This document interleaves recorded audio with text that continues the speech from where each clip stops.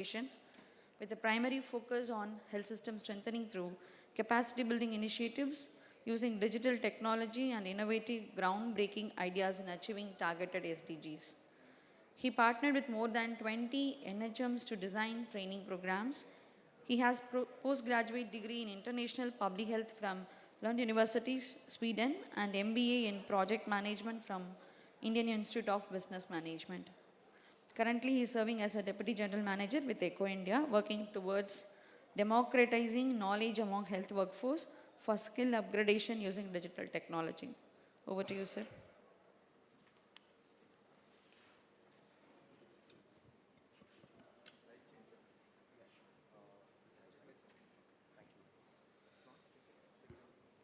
Hello. A very good morning, everyone. So, first of all, I would like to, thank the DPH and PM for giving me this opportunity to stand in this esteemed dais and, talk about a little bit that I've been doing and about the works that you've been working for the last few years.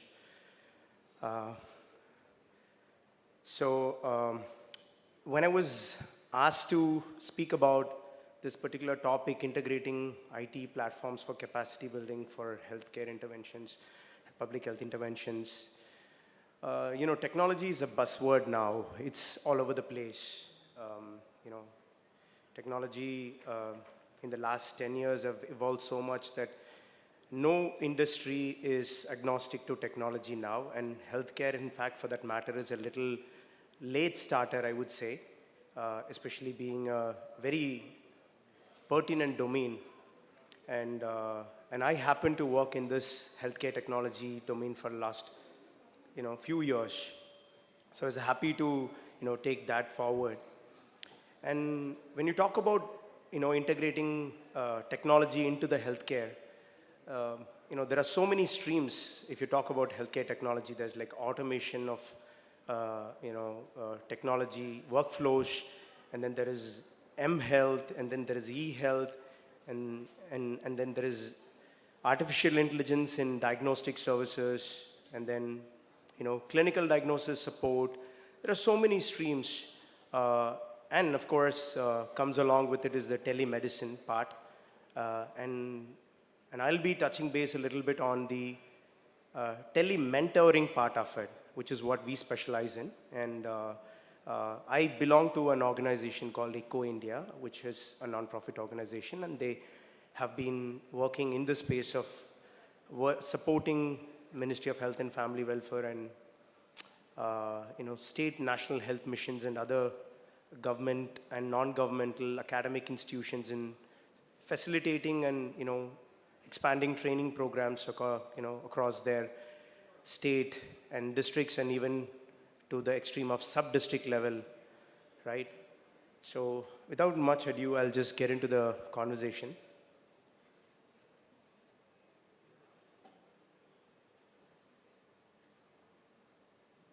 Sorry.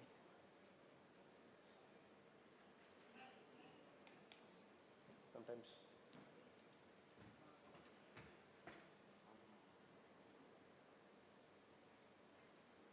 Sometimes the tap helps. Okay. Thank you, sir. Yeah, that was my bad. I didn't turn it on.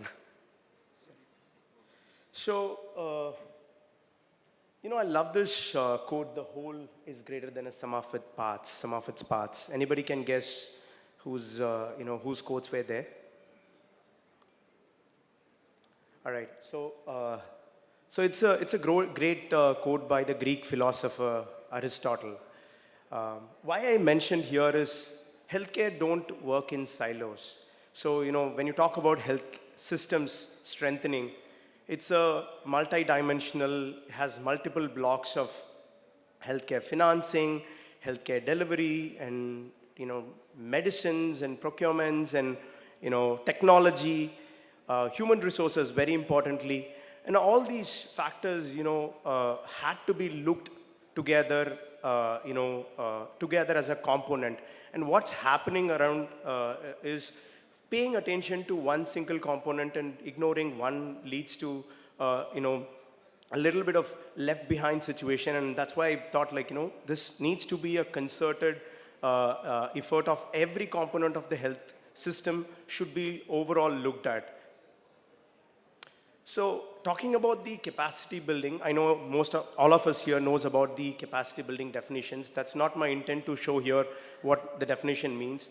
If you look at the definition by itself, the development of knowledge, skills, commitment, structures, systems, and leadership to enable the effective health promotion.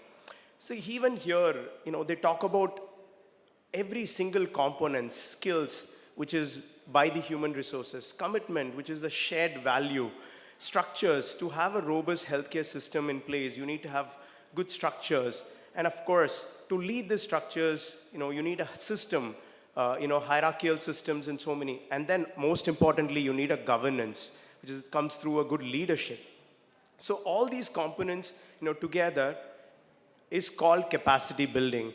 Because capacity building only looked at from the learner's end or learner-centric is not really going to bring about much change. It is a collective responsibility, and to provide a conducive learning, effective learning and training, you need to create this infrastructure and the guidance, and all these happens in a most cohesive and collaborative manner. Right? That's what both the important definitions from World Health Organization and World Bank pretty much mimics.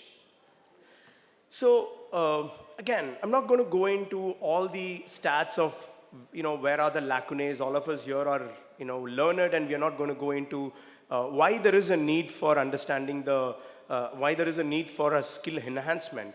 It's no brainer. There is one doctor supposed to be for 1,000 population, but unfortunately here, this data is taken from the WHO's database. It says there's a lacunae of half a fold, or maybe lacunae in the healthcare system or healthcare providers. That means there's going to be an overload in the system. So naturally, the system will be kinked and choked and leading to a lot of, poor quality of services. And another important facet, while we are here in the DPH, I'm very happy to say this, or, not happy to say this, but I'm here happy. But at the same time, the country is serving to 70, the 30% of the population lives in the urban areas, while 70% of the doctors and 65% of the entire country's bed serves only to a 30%. I mean, look at the equity part of it. I mean, healthcare, we talk about, in the universal health coverage, we talk about affordable, quality, and equity healthcare. I mean, here only we are missing out the important link. So I think there should be a little bit of a shift in the approach, and I'm very happy that now that DPH is playing that important role of empowering the last mile and also, focusing their interventions towards a larger population, right? And again, this is no-brainer. Everybody knows this. And ideally, a system, supports majority of the population, mainly for the preventative and public health care. And then comes the primary care, and then the secondary and the tertiary care. But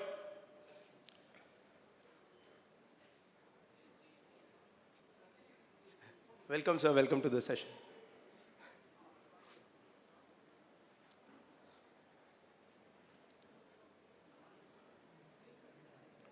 Thank you.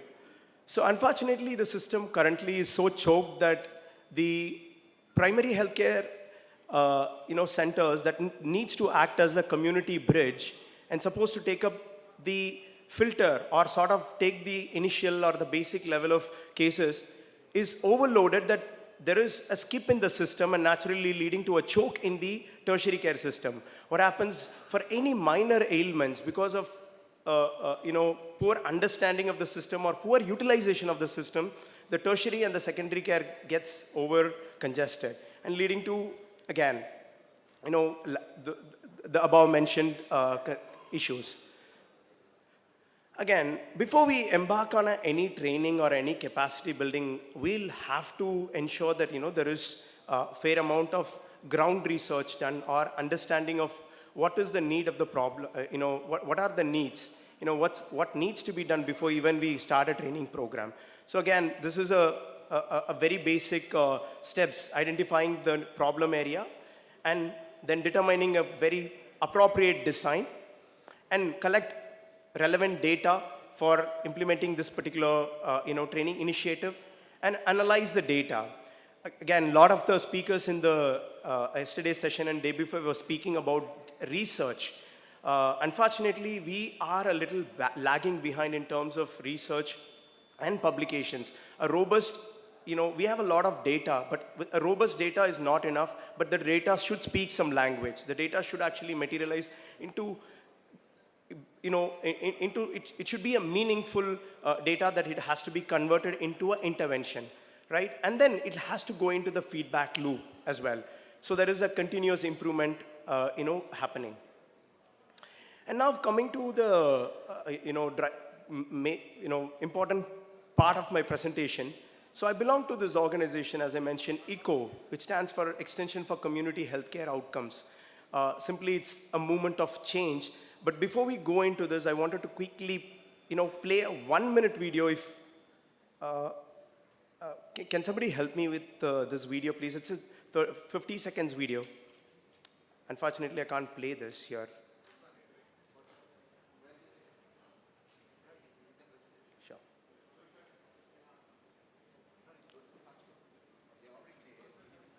No, just it's a video.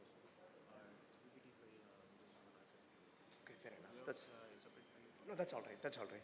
That's all right. Yeah. So I'll continue. I'm sorry.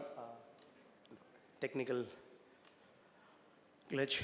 So what is ECO, Extension for Community Healthcare Outcomes? Simply, they wanted to mobilize knowledge and make the knowledge, democratize the knowledge from specialists to the primary care physicians, or for anybody for that matter in the entire healthcare cadres. A knowledge should not remain in silos. And to mobilize this organization was, established. And I'll talk a little bit on that. This movement was started by an Indian doctor called Dr. Sanjeev Arora. He's a liver specialist, hepatologist.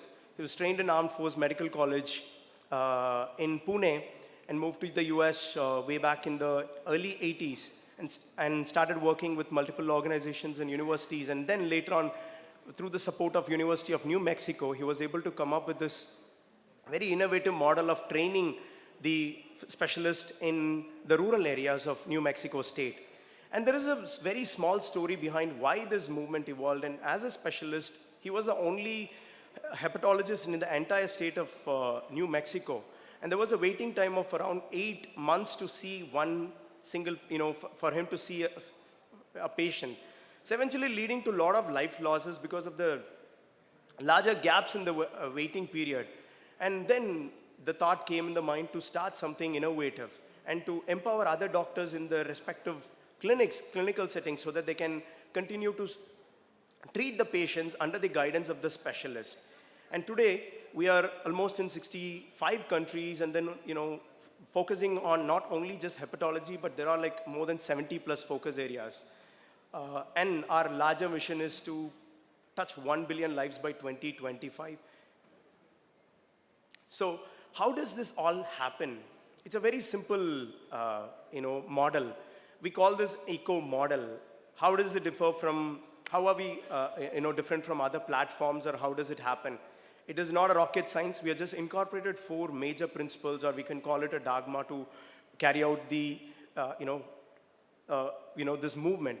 So we call this the ABCD model. A stands for amplifying, the effects through the technology. And here in this case, it could be any technology, whether it's web-based services of, video conferencing platforms, or anything that can help you in, exponentially increase the reach and scale of the training, trainings that are undertaken.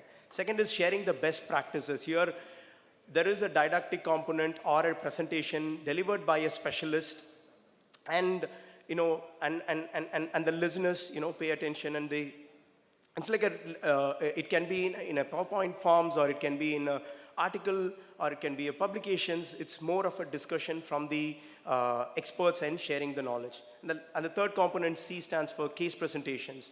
And this is a unique component where the cases are presented by the learners that are the participants. They come up with their real life cases. They share their concerns on the field, and they talk to the experts. And experts share their knowledge. And not only experts, the fellow participants who have dealt this problem in the past are also sharing the knowledge and how it was dealt from their area of practice, right? So there is a cross-learning happening between the expert and the spoke, and between the spokes and the spokes. So that's what we are trying to create, a learning loop in the entire system. And the third part is the web-based database for monitoring the outcomes. All these happens in a database, and that's where the platform comes, right? We developed in-house a platform. We call it, a platform for community of practice. It is not an application. It is not a software. It is a web-based portal where entered this platform and are using it, including the Ministry of Health and Family Welfare. And using this platform, you create a database of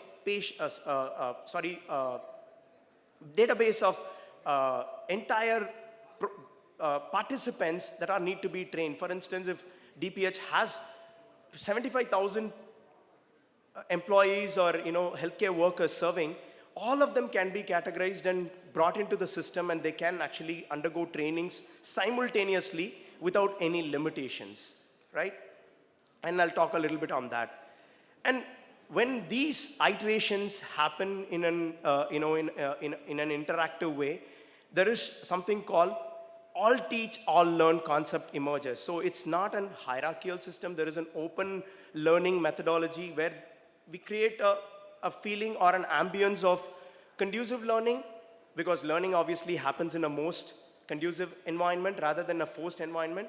So naturally, when everybody shares the knowledge, all teach, all learn happens, right? And that's the intent of this entire knowledge democratizing movement. And talking about the platform, we call this an iEco platform.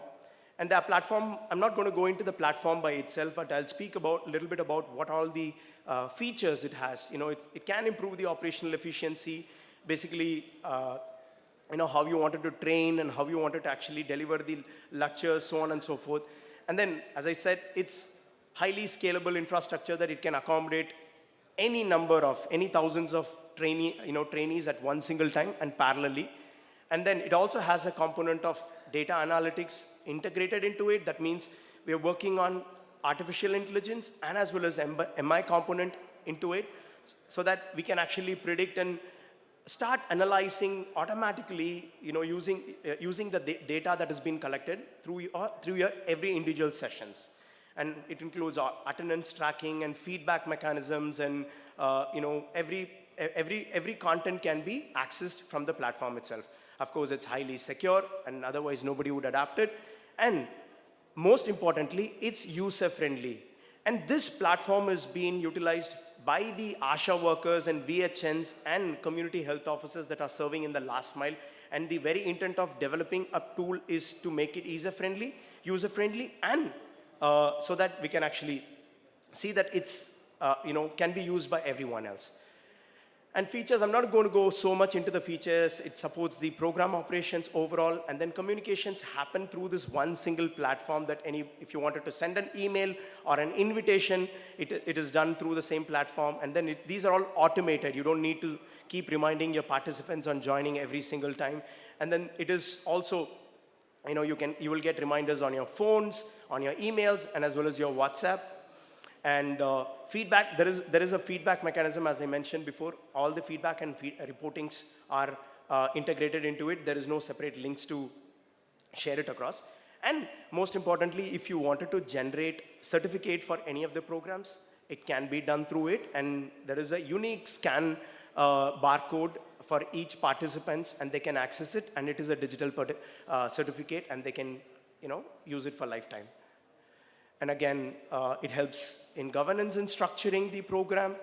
who gets to see what. Admin has a limited access, a participant has a limited access, and what us as a platform provider has. So there is a structures and there is also privacy built within. And again, to substantiate our work, I wanted to say that there are more than 500 publications undertaken using our platform. There are like more than 400 organizations part of our eco movement across the globe. As I said, more than 65 countries. Currently, if you look at it, from the year 2000, there has been an exponential growth in the number of publications. Every year, the organizations have been publishing on the incremental effects of using the eco platform, right? So that's just to substantiate that there has been, if there has been increase in the uptake. And then it's not limited to any specific areas. The publications comes from various field of expertise. I think this is one of the research paper published by NIMHANS. And NIMHANS is one of our very old partner. They've been training more than 8 different cadres of healthcare workers using our platform. And at least for more than 6 years, they are on the platform.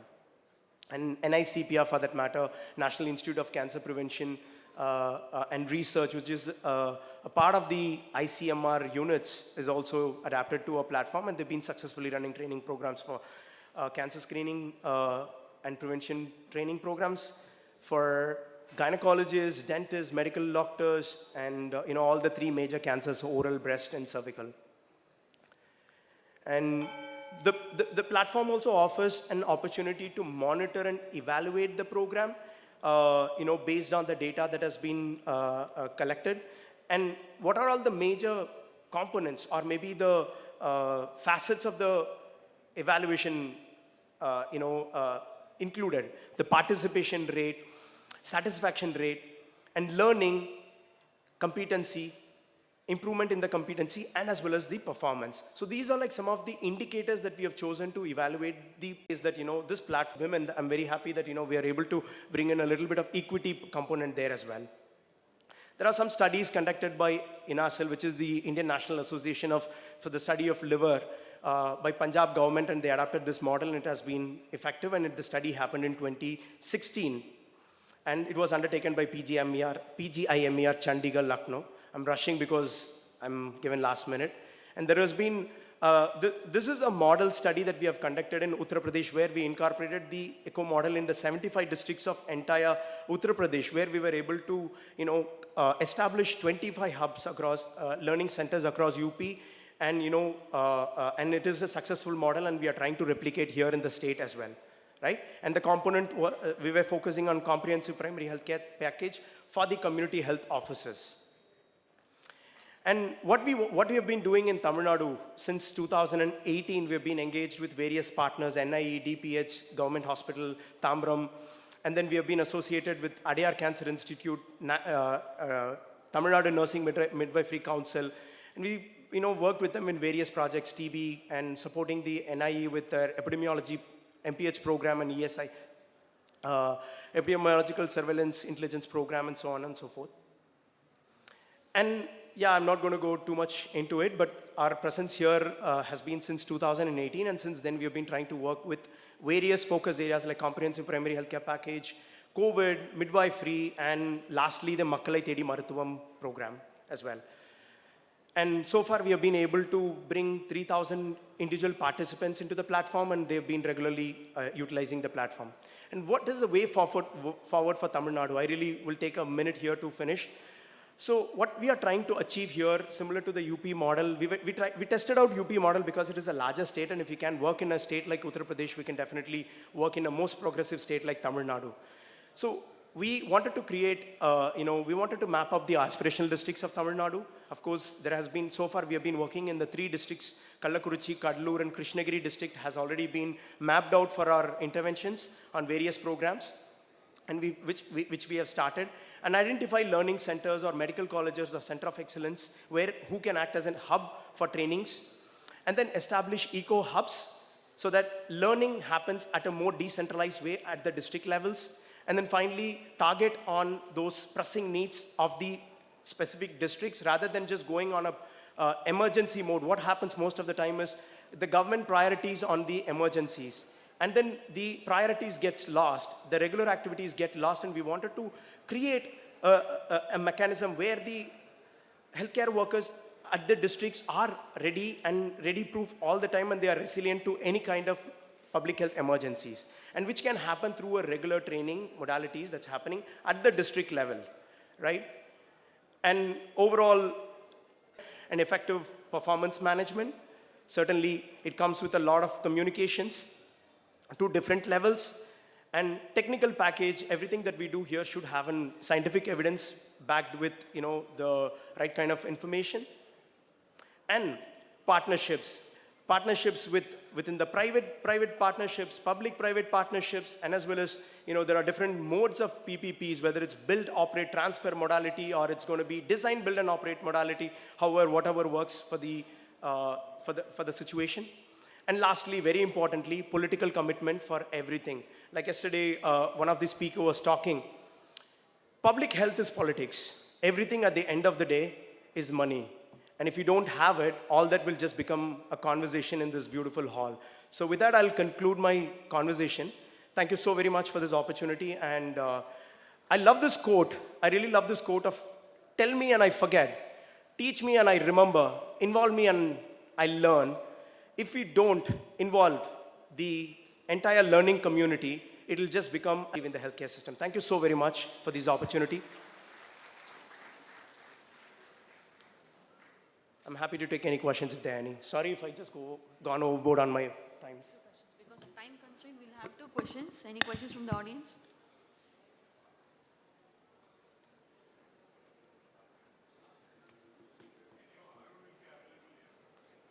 Yes, sir. I'm at your service anytime. Okay, please be. Thank you. Thank you, Mr. Arun Kumar Selvaraj, for sensitizing us on the ECO projects and explaining the ways and means of utilizing the provisions in the platform for training and telementoring. Now I request our Joint Director, Communicable Diseases, Sampath sir, to felicitate the speaker with a memento.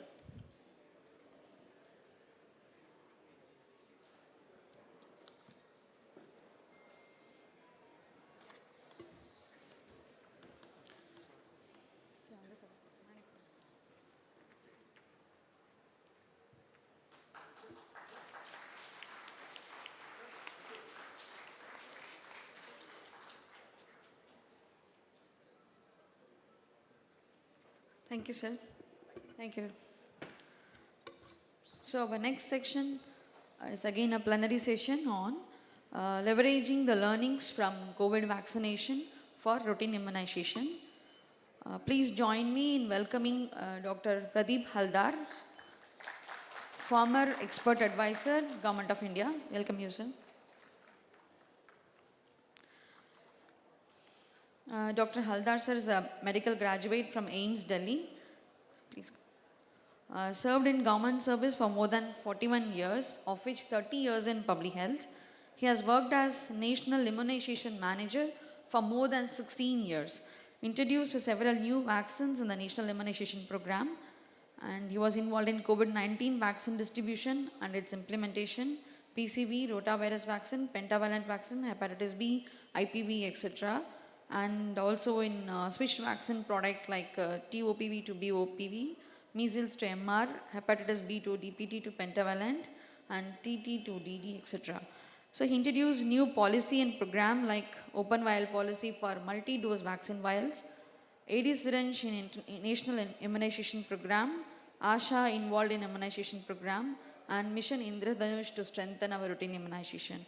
And SAR has published 16 papers in various international journals, and now and he has been honored as the Measles Rubella Champion by Measles and Rubella Initiative, a joint venture of American Red Cross, CDC Atlanta, UNICEF, and United Nations Foundation and WHO. We are happy to have you, sir. Over to you, sir. Switch on also. Yes, it's on. Yes, first of all, I thank the organizers for giving me the platform to speak on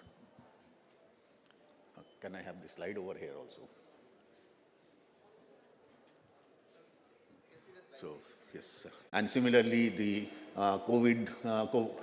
the other vaccine, that is AstraZeneca vaccine, the COVID-19 vaccine of Covishield, was also approved for clinical trial, phase 1 and phase 2.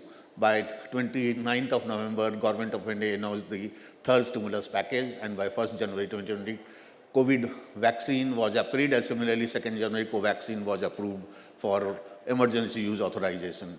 Simultaneously, we could see that the health system preparedness response to all COVID management was there. The NECVAC, the National Expert Group for Vaccine, constituted in August 2020, and the operational guideline for COVID vaccination started preparation somewhere in 2020 mid, and by December 2020, the operational guidelines was also been issued to all states.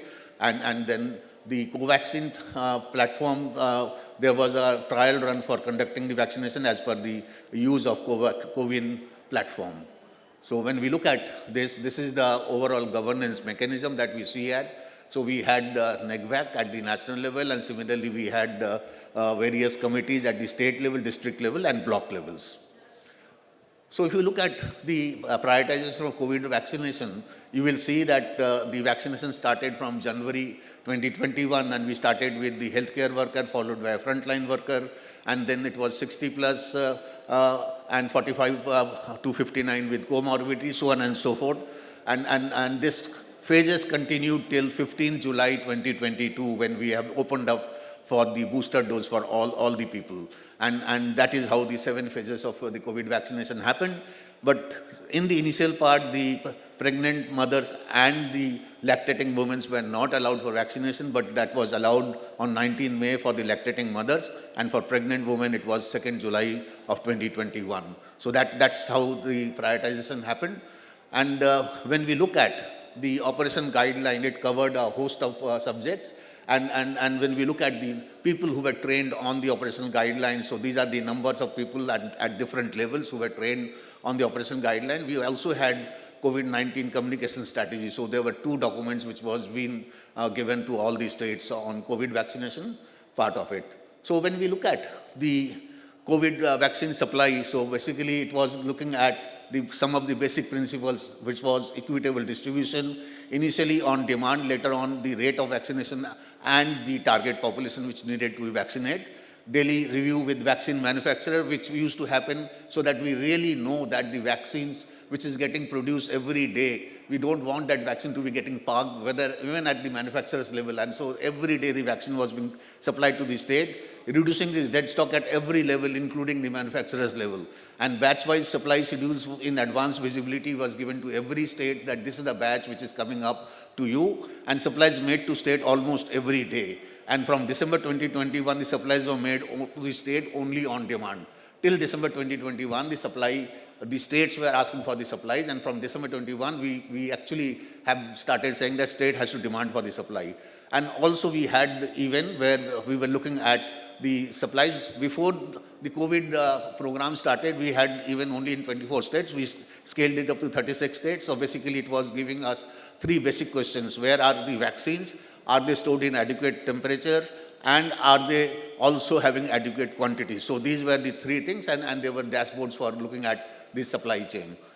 This is a very interesting slide. So if somebody looks at it very carefully, you will see that from January 2021 till October 2022, we have tried to show you 2 lines. One line is the supply of vaccines, which is in blue color, and second, the orange color is the coverage data.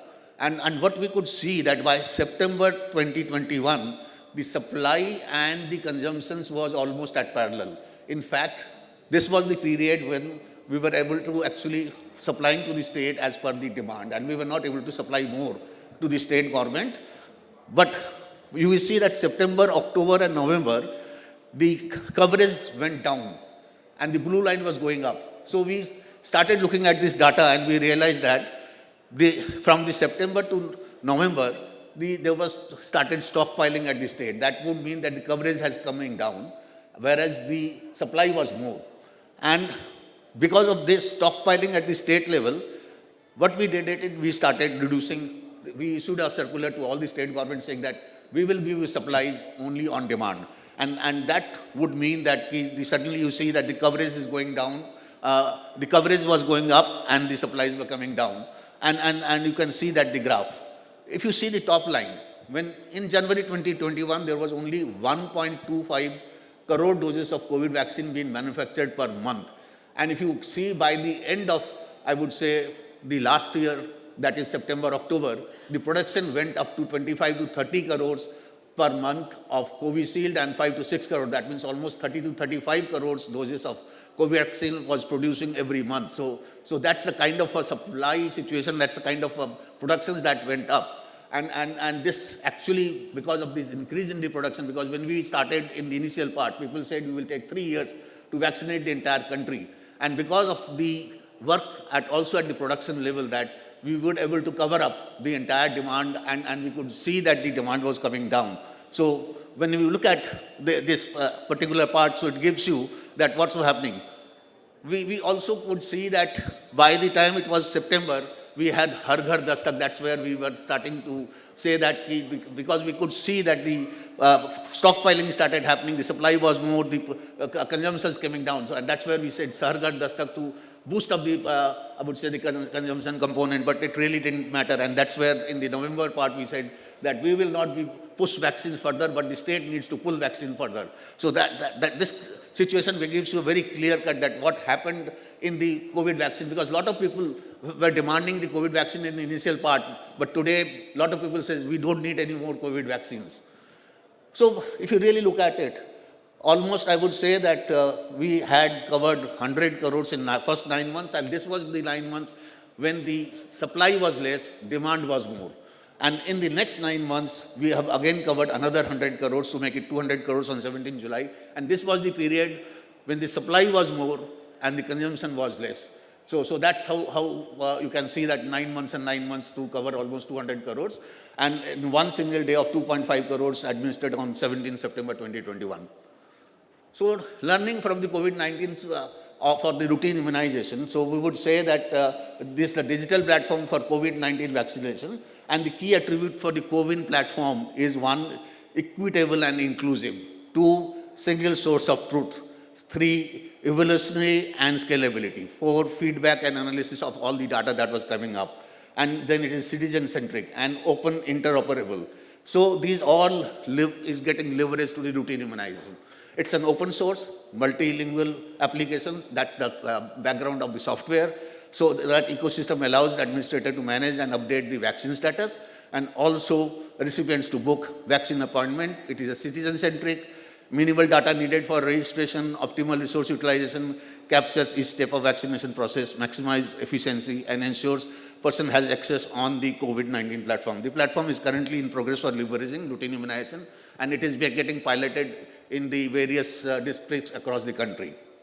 And the key takeaway on COVID platform is that we have an existing database. And for example, when we will be planning for the HPV campaign, which will be from 9 years to 14 years, we already have a database of 12 to 14 years. This is a database which will be very, very helpful to identify who are those girls who needs vaccination, and it's already a name-based database that we have in the COVID platform, and that could be leveraged when we are going for the campaign. Similarly, it is a citizen-centric, it's a blended registration and convenient in slot booking, track vaccination schedule, and install digital certificates. So I would say that it will also help us in vaccination of the pregnant and lactating women, and these are the various openness that we are looking at near to the home, prioritization of school teachers and staff, vulnerable groups, and international travelers and foreign. So these are all the features of the COVID platform that is there, and this will be used when we are leveraging this platform for the routine immunization. And we could also look at the other key takeaway from the COVID platform is that it's tackling the digital divide and low internet connectivity, and it was a self-registration and toll-free helpline to book the appointment, and leverage with different platforms like Umang and Arogya Setu. And similarly, health workers could upload in real time as well as flexibility in low network areas. So these were all which was a takeaway from the CoWIN platform, and uniform access across private, public, and fixed mobile services, the vaccine stock management, the real-time dashboard, and robust system of handling the billion visits that was there, the architect. There was a lot of visibility which was coming up with the COVID platform that we could see a live how many vaccination centers today is working in the on the COVID vaccination center, the number of people who have got registered, the vaccination dose administered, the split between the first dose, second dose, and the total number of doses which is covered. And this was getting refreshed every time at the national level. So these are the various data that we could see at the national level, and it could help the hospitals, the vaccinators, the policymakers, the citizen, everybody. It was helping them out to plan out the program. So demand generation and communication engagement. So there was a helpline number, and these are some of the collages that you could see. The AIMS Bhatinda, which is vaccinating there, the BSF force, which is there, and then your mobile clinic and mobile units, which was there. It's even in the boats, we were having the COVID vaccination center on the camel top, and tea gardens and boat awareness.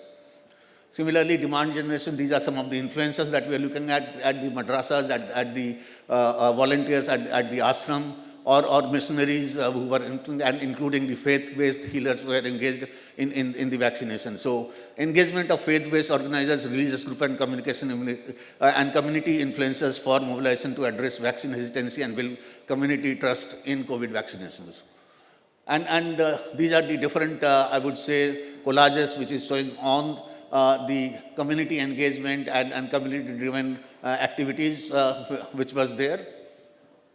So the opportunity to leverage various assets for routine immunization is just prior to COVID-19 vaccination introduction plan, India scale up of even from 24 to 36 states, so that we have the visibility of routine immunization through the event system, and now it is an advanced version of event system which is being implemented on all the states. Strengthening the cold chain space, and which was prior to COVID vaccine introduction, so we have looked into it. And this strengthening of cold chain space actually would also help us in the introduction of new vaccines. And some of the new vaccines which may come up in the future is one is HPV and second is TCV. These two new vaccines may come up, and this strengthening would help us in faster introduction. And then connectivity, the internet connectivity, especially in the remote areas and hard to reach areas for health infrastructure and other activities. An augmented workforce of staff, nurses, and medical college was used, and they could be leveraged for vaccination in the routine immunization, and then the implementation of standard operating procedures for supply chain and demand-based consumption supplies. Because whenever we talk about the target-based supplies, and then we see that there are stagnation of vaccines because of the target, they said, well, people did not turn up. And when you actually supply demand-based supplies, then you know that whatever is being demanded or whatever they are consuming, you are supplying to them. So the stagnation of vaccines, when you do it through demand-based supply consumption-based, that optimizes the supply chain. And then integration of SafeVac part of it, which today was at the district level. We also want to do that AFI management below district level for reporting the AFIs. The other opportunities for various assets of RI is that strengthening the governance mechanism for citizen-centric policies and quick continuous updation of the guideline based on the emergence evidence, and then intersectoral coordination. In COVID, we had almost 19 ministries which has coordinated, and we would like to have those kind of a coordination, and capacity building of the health worker for blended modalities of training.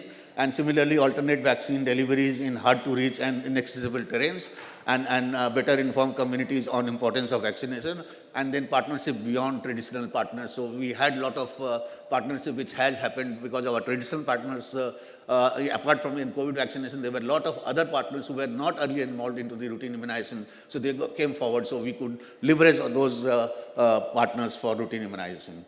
So thank you very much, and giving me this platform again.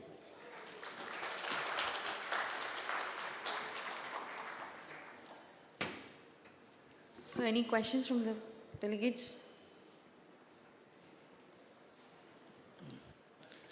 Yes, sir, please. Mike.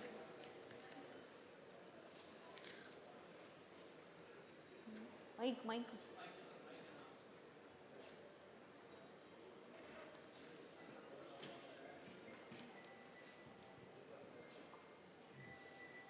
Hello. Thank you very much. This was an excellent presentation and showcasing how India has won war against COVID-19. But I would like to know that what was the wastage of vaccine and what was the amount of that vaccine which was actually wasted because of oversupply or storage deficiencies? Sure. So let me say, why do you have a wastage? You have a wastage because you have a multi-dose vial, which has 10 doses, and you don't have an open vial policy. Open vial policy would mean once you have opened, you can reuse it again and again and again. But once you have opened, but if you don't consume it within 4 hours, you have to throw away the vaccines. The question is that there is a trade-off. Trade-off between once you have opened it up and there are only 5 people, there is not 10 people, so you don't vaccinate, you say go back, and then only when 10 people are there, I will vaccinate. And if 10 people does not turn up by the end of the day, then you will be vaccinated next day. That would mean that there is a missed opportunity to vaccinate. On the other hand, if you vaccinate, you throw away 5 doses. So this wastage is because of multi-dose vial. These wastages are not because somebody has kept in the cold chain and it has been frozen, or it has been exposed to high temperature and that's why the vaccine got wasted. So open vial policy, if it is not applicable in a multi-dose vial, there is bound to be a wastage. But what happened? We started focusing on the wastage also because, as you remember in my slide, first 9 months I said the supply was less, demand was more. So we started asking them that please add these, because at the national level, we are not vaccinating. The vaccination is happening at the COVID vaccination session sites. So you evolve a system whereby you don't deny as well as you don't waste vaccines. So initially we were having a wastage about 2%, 3%, but as we started monitoring and governing, we have started seeing that people were vaccinating more than the doses. Why? Because whenever you have a vaccine vial, it claims 10 doses, but it has 10% additional vaccine. Why 10% additional vaccine? When you inject a vaccine, the hub of the your syringe and the needle is a portion where vaccine will be left over even if you vaccinate. And then the last drop also will remain in the vial. To compensate for that, manufacturer claims 10 doses, so we say that you are able to draw 10 doses and deliver 10 doses. And to do that, they give 10%. So what people started doing it is that they were actually started using that 10%, so they used to give additional 1 dose. So many of the session sites actually started giving 11 doses out of 10 doses. The end result is, at the national level, if somebody is wasting, somebody is gaining it, the end result is almost nullified. So by the 3rd, 4th month, the wastage was almost negligible.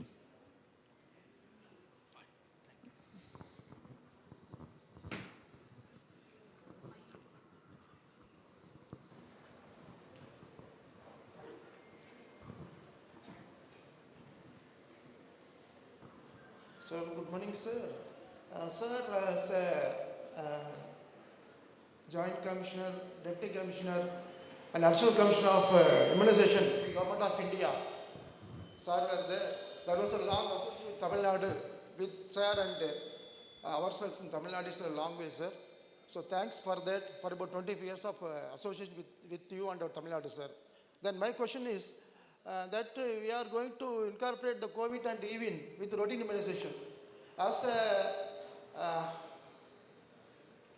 consultant or when you were as an additional commissioner, to the Government of India, have you recommended anything for the incorporation of routine immunization with Tamil Nadu, sir? See, first of all, I would say that when you're looking at the supply chain, you really need to understand that your demand and supply should match. And if your demand and supply is matching, then I think so you are optimally utilizing it. How does your demand supply match? Demand supply has to match right at the vaccination session site. And no storage point, what we call it cold chain points, should be storing vaccines more than what they require. And this will be happening when you have the event or advanced event system in your place. So you have the visibility, and you also, if you link it up with the CoWIN platform, so because on one side you have what vaccines and at what quantity lying at each of the cold chain point, on the other end, you have a digital platform wherein you are able to link it up with the consumption component. till now we had HIMS, we had other digital platforms where we were able to capture the beneficiary data. The MCTS, etc., didn't had that kind of a data quality or that kind of a database, whereas the RCH portal and others were not giving you the collated numbers. So today, things would happen because sometimes you know that even in the stores, they want to keep the last oil. Why? Because my store will look empty. So I want to keep last oil. Why do you want to keep last oil when there is a demand? But as a storekeeper, I don't want to keep the last oil because my store will look as something is there. So that's not what the supply chain should be. Supply chain should be supply and demand. And linking up CoWIN and event platform will really give you a good management, even at the state level or at the national level, because you will have the total visibility of what's happening and who is keeping it and who is not keeping the vaccines.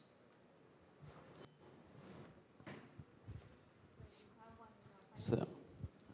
Good morning, sir. I am Dr. Bharanidharan, Deputy Director, Health Service, Chengalpattu, sir. So I have a doubt. All the vaccine, we have got a vaccine vial monitor, VVMs.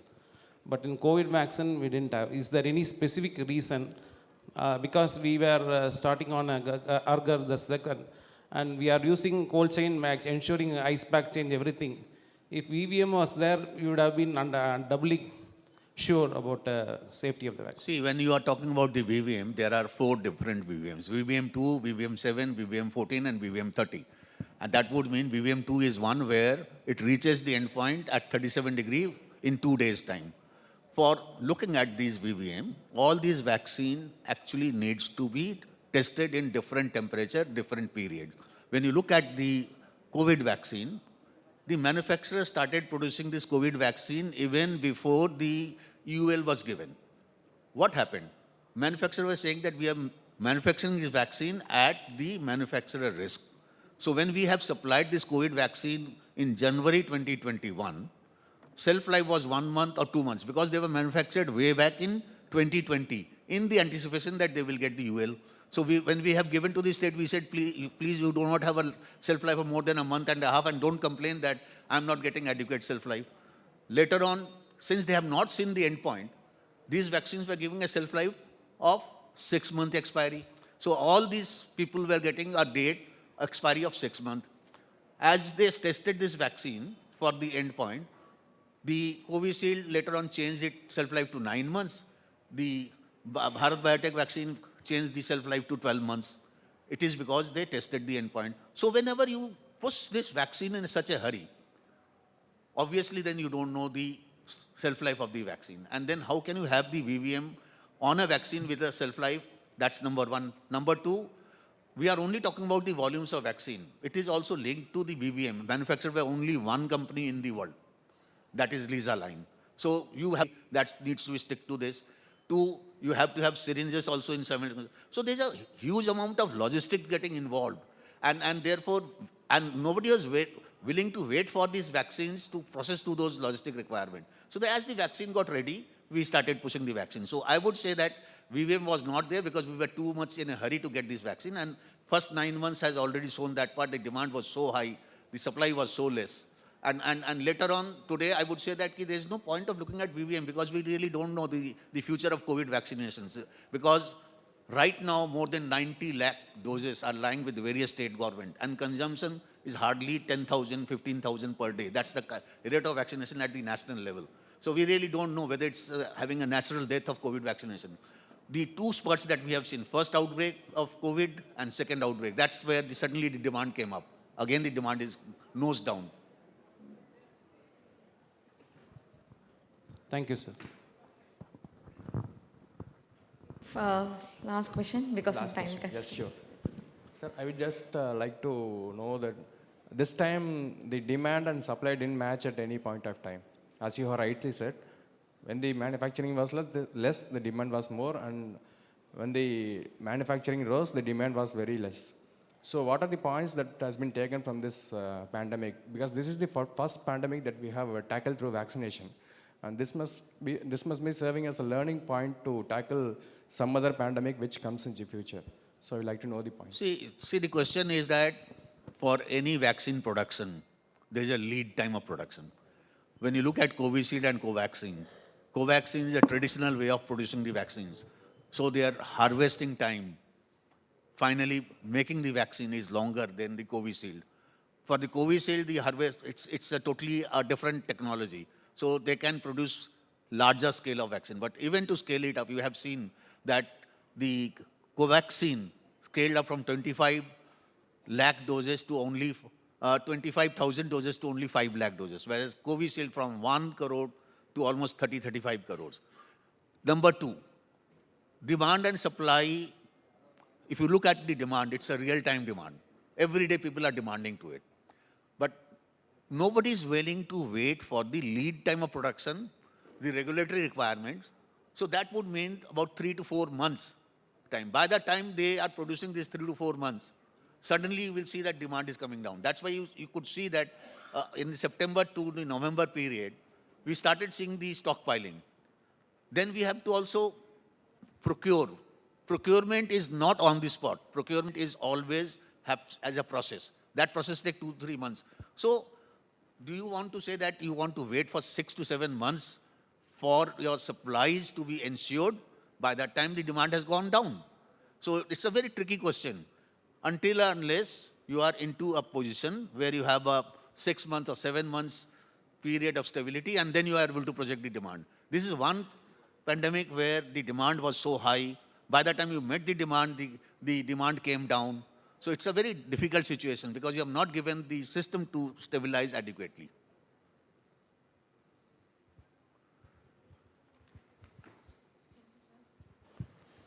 Thank you, sir.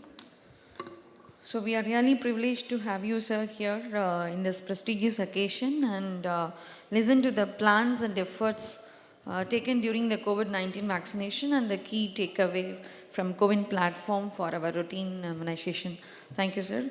Now I request our Joint Director, NCD, Dr. Krishnan, sir, to felicitate the speaker with a memento.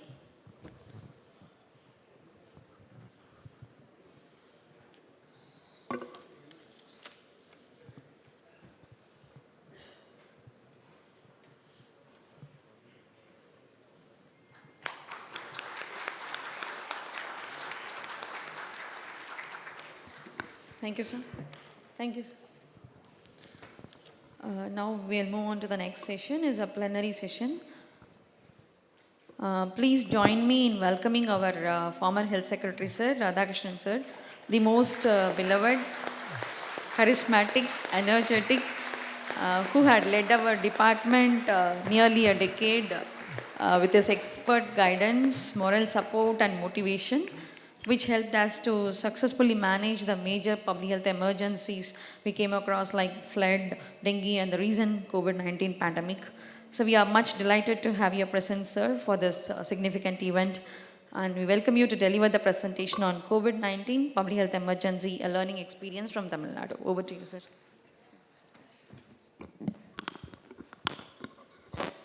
A very good morning to everybody. Very difficult to start when we know everybody. From Dr. Selvanayagam, topmost person, to the bottommost person. I think we have to go back to Vivekananda, the great, our Indian thing, start by my dear brothers and sisters. And I really mean it because, I think 1/3 of my career, I have been associated with health and most importantly, within health, with public health. Okay. The second challenge which I have is that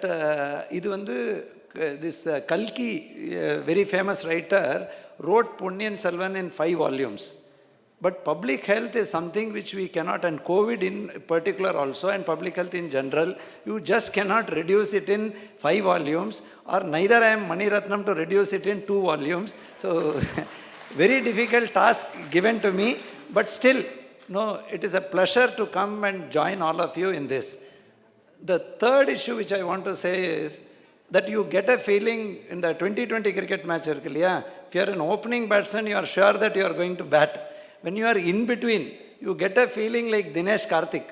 Very little time to do. When we have to go and bat, we don't know. Time is only 20 minutes also. So with all these compulsions, I will start with a poignant story before I start the presentation. This goes back to 2015 flood. Sitco Nagarla, I was also going along, we were knee deep in water. One single lady, she was walking around with a medicine kit and a disinfectant kit. She didn't know me. I asked her, "Ninga yaruma? Who are you?"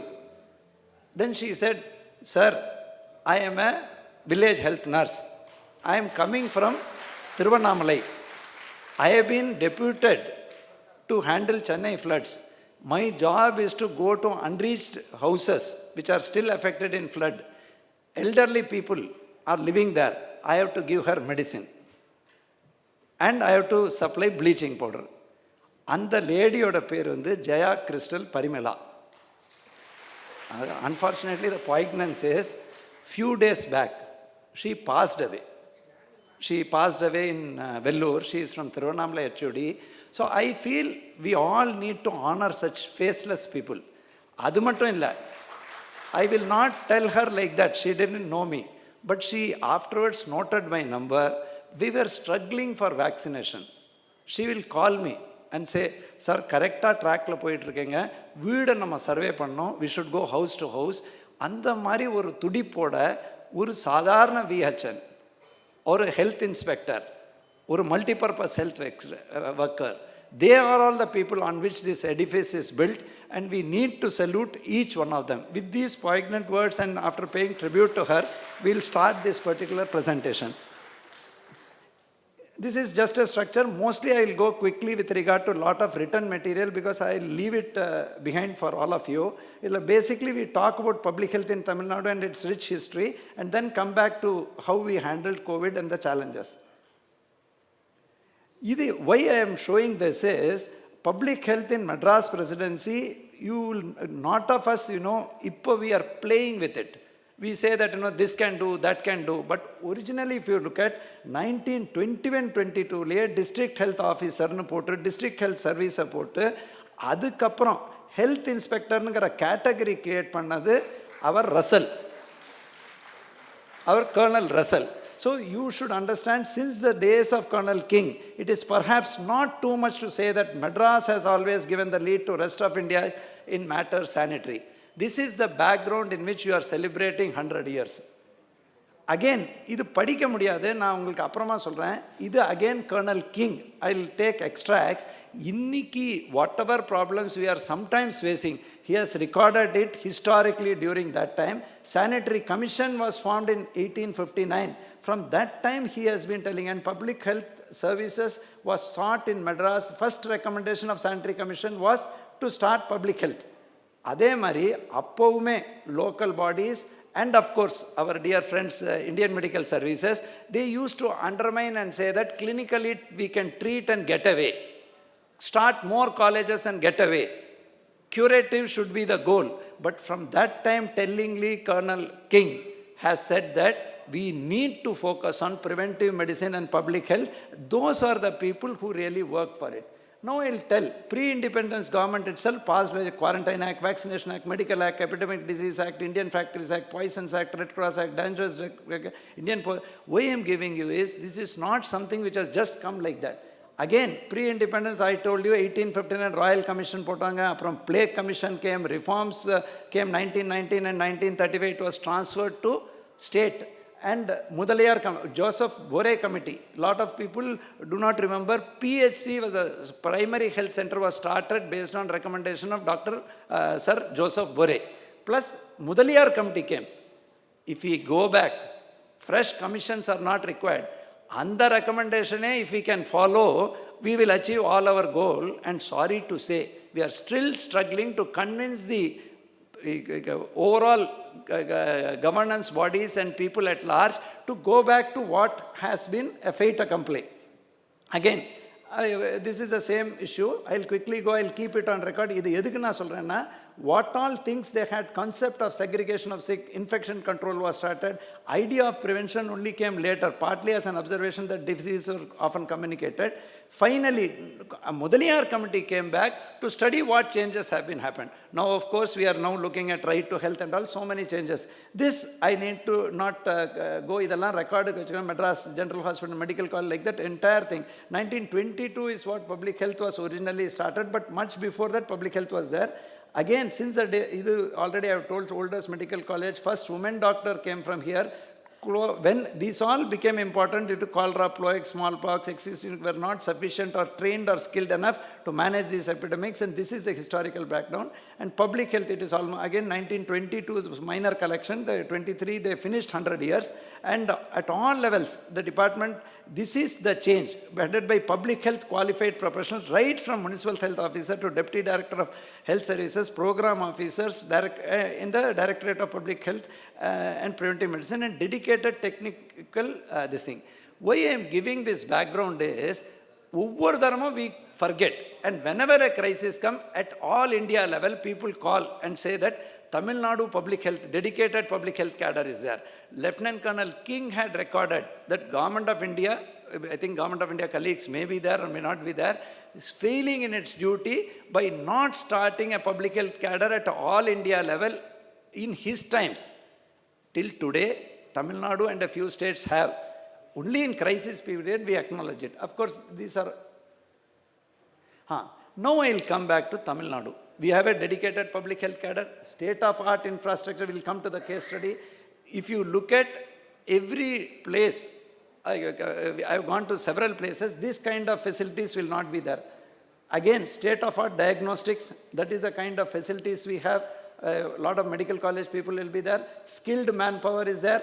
These are almost 1.2 lakh on regular basis. Another 40,000 posts on contract basis is available with us. The bottom line is public health and preventive medicine, secondary care, tertiary care. This recommendation came in 1946, Bore Committee. Tamil Nadu is classically following it, but then what was the challenge? This is where we come. Case study of handling COVID in Tamil Nadu, building and preserving a resilient health system. This is the focus area. This I quickly because number of slides all of us are converted, but this is a place where we cannot leave anything. Okay, Tamil Nadu had a very good effort like India and world in tackling many things like epidemics after devastating flood, Gaja cyclone, swine flu, dengue, Zika, neighboring district, Noro, Nipah, now monkey flu or tomato flu, anything we are capable of tackling. Capacity, but what happened in COVID? Challenge in capacities, RT-PCR testing lab, ventilators, oxygen bed, oxygen PPE, setting up of this thing, containment, challenges of lockdown, this all were there. I had one chief secretary called as Gyana Deshigan. Tamil Nadu number 1 or 2 in all this we used to claim. One day he called me in 2015 or 15 if I am correct. You have only 7 RT-PCR labs in government and 14 in private for swine flu. Shouldn't you develop public health lab in each places? These are some of the telling comments. What is the scenario? As on date, 64.5 lakh, total deaths 66 lakh, India 5.3 lakh deaths, Tamil Nadu 30. Today as we stand, after overcoming 3 waves, but behind us 38,049 deaths are there. COVID infections are still rising in some countries such as China. This is the position. Was first noticed 2000, idallam we will take it on record because we need to record. Tamil Nadu had already under Public Health Act notified. Before, let us remember and acknowledge Public Health of Tamil Nadu is before the national lockdown. Public Health la ivanga notify panniranga the lockdown. Second, lockdown and its enforcement. Again, nationwide lockdown was done. Then this is the kind of picture, because many people are very quick in forgetting what happened. This, of course, that time I was CRA. In the Mari, we were in health department. We were going these scenes. Now, if we look at, it's a bad dream. It's a bad dream. But actually, these things happened. This is a kind of triple layer blocking. Modalla nama casual outom. Adukapram triple layer blockages were there. And again, Wuhan city, from live animals were being handled in a market. From there, species to species pochu. Novel coronavirus, this anyway, it is for record. Then first wave, we went, it was a very long kind of wave. Lowest we came to 438 in February 20. Then second wave, lowest we came. Second wave was the worst because of Delta, respiratory infections came. Third wave, we kept, second wave lowest was 597. Third, Omicron. Again, we went, the second wave we went up to 3 lakh. One day we had over 500 deaths in second wave. First wave, 100 odd deaths. Again, now, yesterday our figure is almost into single digit. This has happened because of all of you. நீங்கள்லாம் தான் பண்ணியிருக்கேங்க. அதை நீங்கள் புரிஞ்சு உங்களோட இம்பார்ட்டன்ஸை நம்ம record பண்ணி இதை பண்ணோம். Okay, no this I'll challenges என்னாச்சுன்னா, again, public health, COVID did pose a challenge to the world. Lesson for all of us is not to lose focus on preventing, as one cannot only depend on treatment alone. Tamil Nadu had, in the peak period, 1.8 lakh to 2 lakh beds. And in a peak period, we had oxygen beds almost 50-60,000. But 6 crore population, 7 crore population, will we have bed? That is where everybody asks us, containment, they did lockdown. If we had not done lockdown, we could not have done it. Ideal situation. Biggest challenge is we need a ready, willing and able workforce, and which can easily be place systems and infrastructure and backup options. Ideal option is to have workforce or excellence. Tamil Nadu by and large quickly responded. However, the challenge is that initial stages, many healthcare workers, including those who directly deliver care and services, report that they often feel unprepared to effectively handle. Here we need to also thank that first nurse who treated in Stanley Medical College, but nobody was willing to go on to handle the first case. Similarly, you see doctors, nurse, lab technician, trained microbiologist, RT-PCR and diagnostic lab technician, health inspector, public health side, multipurpose health workers, sanitary workers, volunteers. You also need infrastructure, consumable. This all is required. இப்போ நம்ம இங்கே பேசும்போது அது தெரியாது. Again, transportation problem, lockdown. How do it? The safety of self and family member, caretaker obligation, personal health issues, lack of personal preparedness, lack of confidence in medical facilities, ability to expand, insufficient training, unwillingness to report work. Inga Dr. Raghunathan irukkaru, GH 50% used to be absent, 55% with regard to cutting edge workers. Type of, I'm talking about those who are sanitary workers. Type of disaster may also be a potential barrier for healthcare workers. If it is a flood, tsunami, they handle. No, you have just captured what all we did. Surveillance, fever survey workers put on, doors of people used to come, if you remember. Doorstep testing, fever camps, screening, single window system for lab results, triage field-based, we divided COVID care center, COVID health center, home quarantine, zero delay transfers, COVID health centers, auction, symptomatic case management, accelerated COVID vaccination drive, enforcement, quarantine and isolation, lockdown and mask and information education. The slide itself is evidence enough to show the need of public health and clinical personnel and needed to respond for the disaster. Very tough to capture. All these things. In fact, we will be meeting the screening centers. Key strategies, extensive testing, contact tracing, early diagnostic, protocol-based clinical management. நம்ம எல்லாம் இங்கே இருக்கும்போது ஒன்றா think பண்ணோங்க. Beginning, we are in denial. I think we need that media sensitization. I still remember swine flu in May 2015 or 17, 15 if I remember correctly, 10 cases we told in May. It is official. 10 deaths in swine flu. அப்படி இல்லாமல் we need to sensitize people about testing பண்ணால் positive ஆகிடும். More positive will come.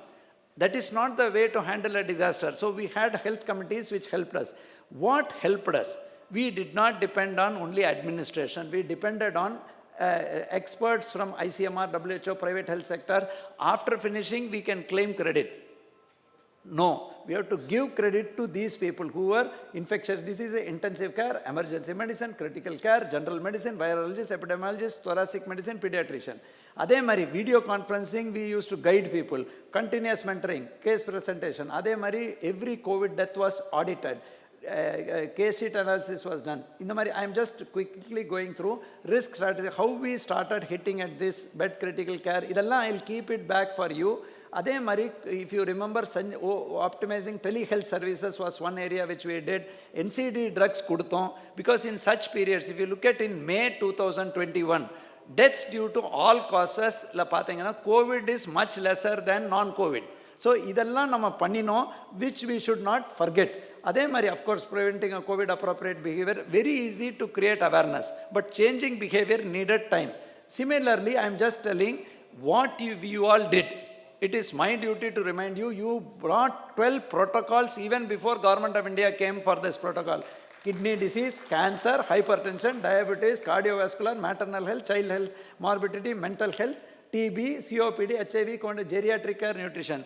Hats off to doctors and public health specialists in Tamil Nadu, NHM, State Health Mission for doing this. ஏன்னா இதை நம்ம வந்து I personally feel உங்கள் லைப்ரரியில் இதெல்லாம் document பண்ணி apart from this வைக்கணும். ஏன்னா அடுத்த வரக்கூடாது. Next disease should not come. But if it comes, you should have a fallback option. It should not be limited to implicit or tacit memory. Implicit memoryனா அந்த டைமில் பணியாற்றுறவங்களுக்கு மட்டும் ஞாபகம் இருக்கக்கூடாது. Then maternal health, you did mentoring for which Government of India appreciated you. Mentor பண்ணி ஃபோனில் mentor பண்ணுங்க. Dialysis services are biggest problem. People cannot go for dialysis the second. போனா they cannot go 3 times, now they will go 2 times, and அப்படி போனா 1 hourக்கு பதிலாக 45 minutes. That is the kind of challenges dialysis had.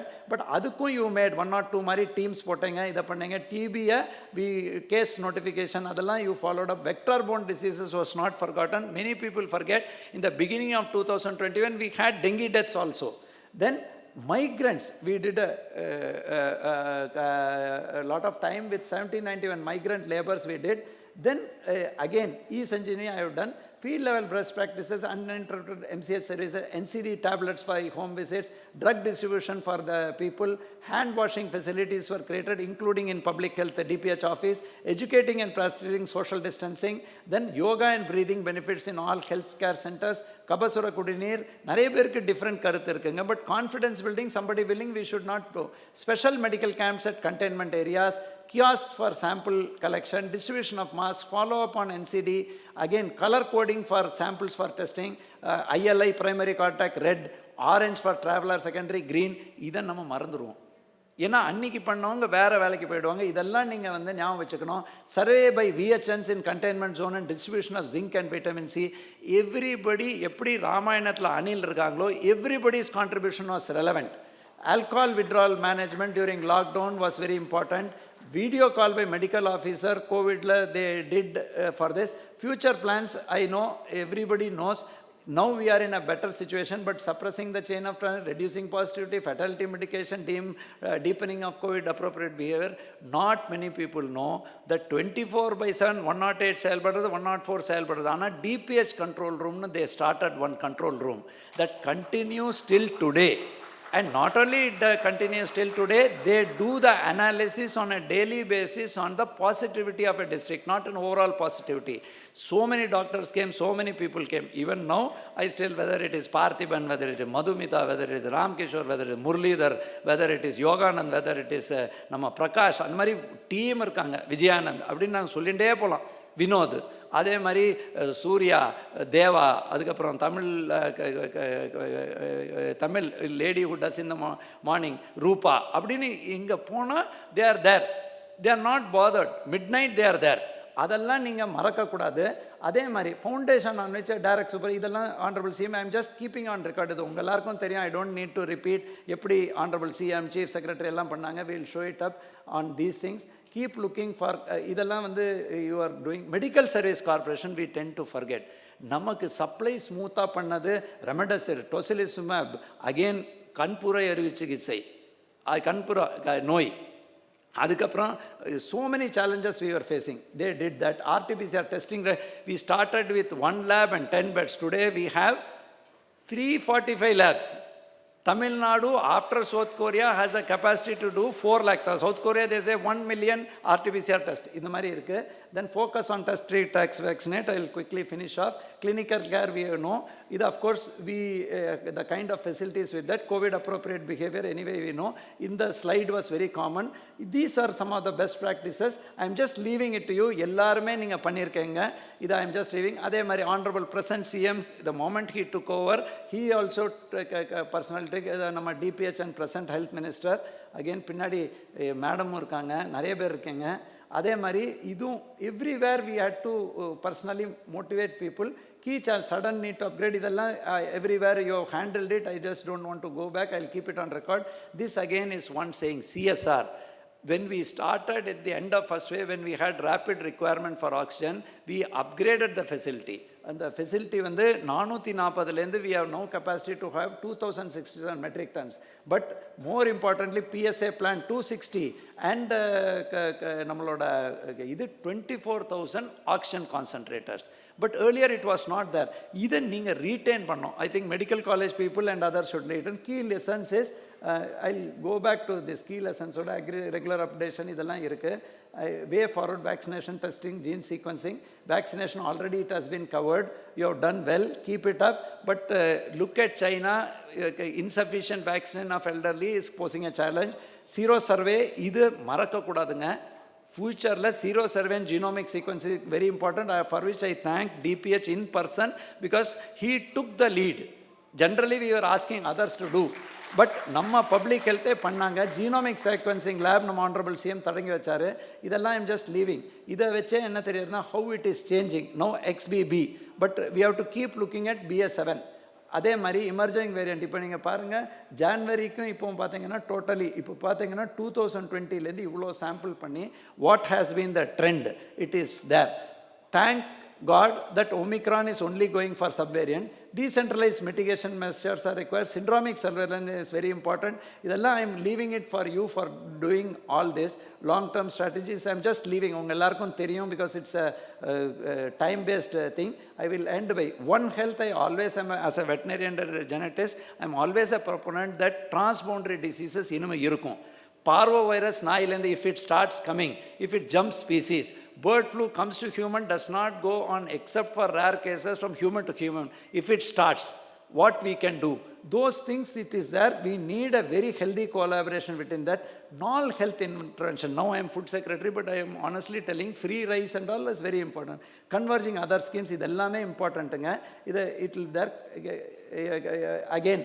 NEGVAC, Tamil Nadu had the honor of being a member of NEGVAC from the beginning. At the honorable PM level, CM level issues are there. I will just end by snapshots of public health and clinical measures which are taken. Again, these are some of the major works which our honorable CM, PM, DPH, everybody has done. Present Union Health Minister has come. I'll end by saying, future scenarios, this is the last slide.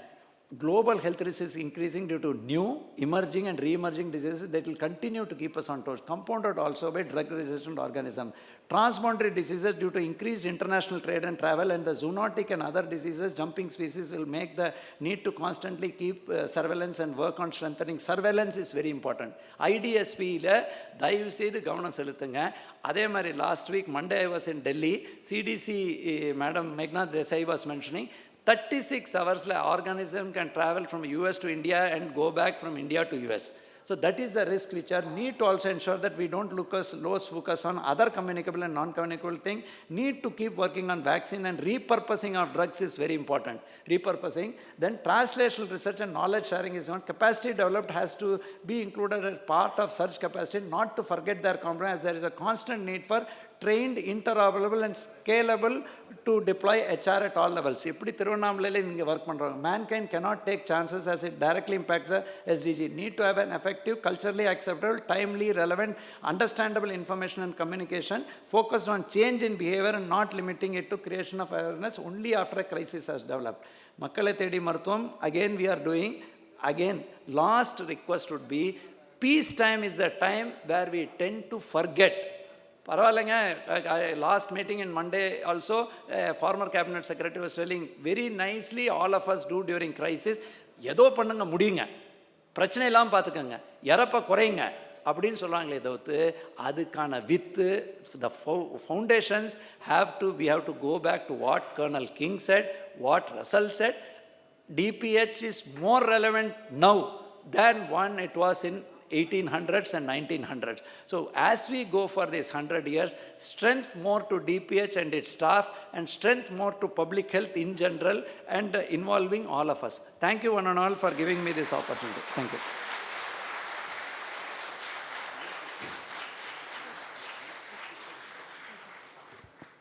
Few questions, one or two questions from the audience.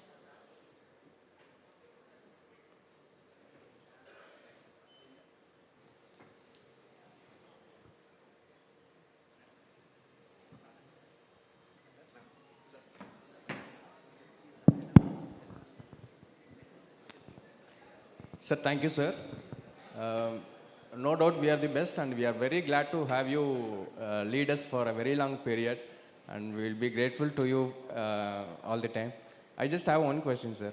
Sir, regarding surveillance, we are doing best, but every time a new disease, new virus emerges, be it Zika or COVID, the state of Kerala, they detect the virus for the first time. It doesn't mean that the virus is nowhere else in the country. The problem of declaring it first and bringing it to the public, that we are not able to make it. So, where are the areas that we have to improve? Thank you, sir.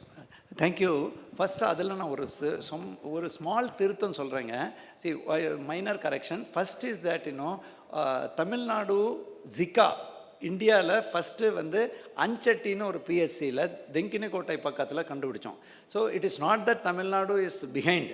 Tamil Nadu also detected. அதே மாதிரி HIV AIDS when the entire world was country was in denial. First thing was Suniti Solomon வந்து MMCயில் பண்ணாங்க. Leishmania again ஹிஸ்ட்ரியை பார்த்தோம்னா இங்கே தான் Donovan and லீஷ்மேனியில் one of them did it. The problem is not that Kerala declares it first.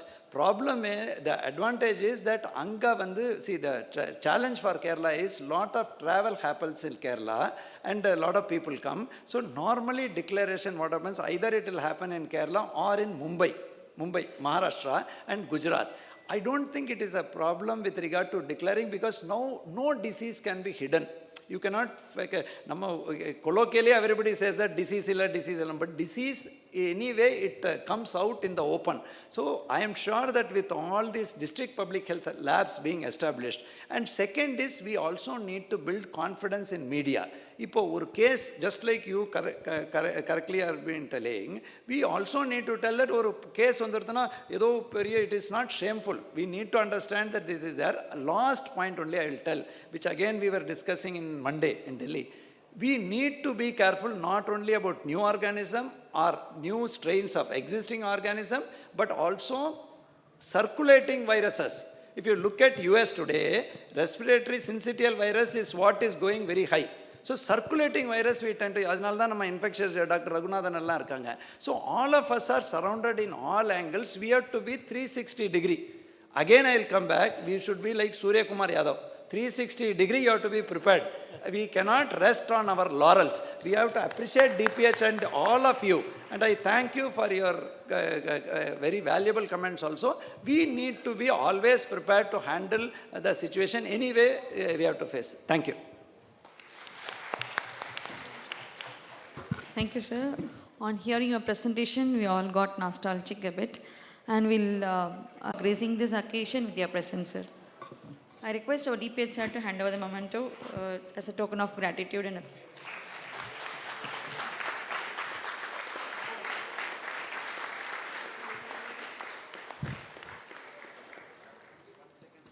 yes, sir. I need to also, Dr. Sampath இருக்காரா? கொஞ்சம் குயிக்காக வாங்க மேலே, சேகர் வாங்க. See, they are doing, நீங்கள் DPH நீங்கள் வாங்க, நீங்கள் தான். See, DPH is doing another beautiful exercise.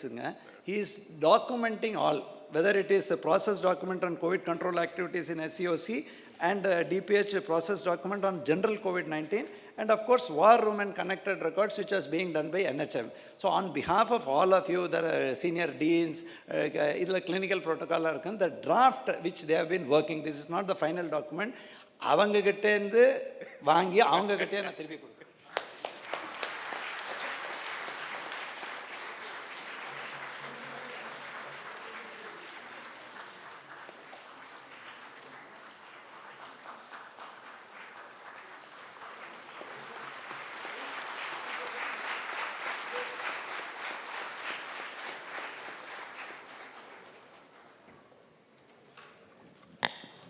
Thank you, sir. Thank you, sir.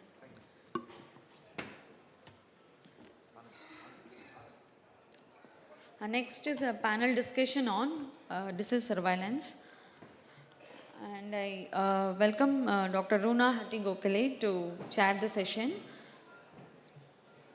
Runa Hatti-Gokhale has completed medical residency training and holds US Medical Licensing Board certification in internal medicine and preventive medicine.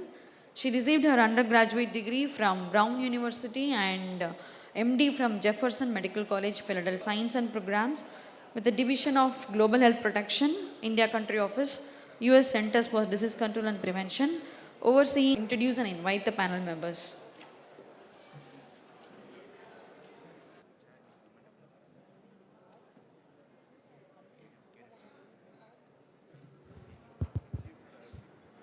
Thank you so much for the introduction. Firstly, I want to congratulate Tamil Nadu DPH on executing such a fantastic conference and also on completing 100 years of public health excellence. I'm very excited for this panel that we have. We have some wonderful speakers speaking from a diverse experience in surveillance. I'd like to call them to the stage one by one. Captain Michael Friedman is a global public health specialist.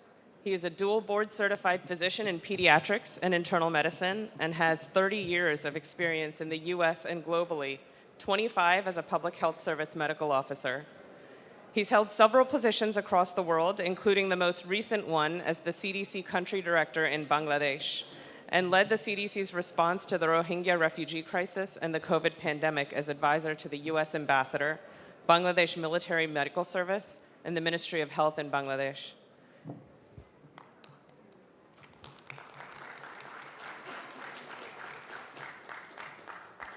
Our next panel member is Dr. Venkata Raghava Mohan, the head of department and professor, Community Health and Development, CMC Vellore. Dr. Mohan is a professor, having finished his master's degree in community medicine at CMC Vellore. He trained in environmental and spatial epidemiology during his MPH at Tufts University in the US. Since 1986, he has managed GEAR and also has helped set up the Vellore Health and Demographic Surveillance System for over 150,000 individuals. Currently, Dr. Mohan is an investigator of Dr. Asha is the sub-regional team leader for the World Health Organization. She completed her medical degree at Gilpak Medical College and an MPH in Kerala as well.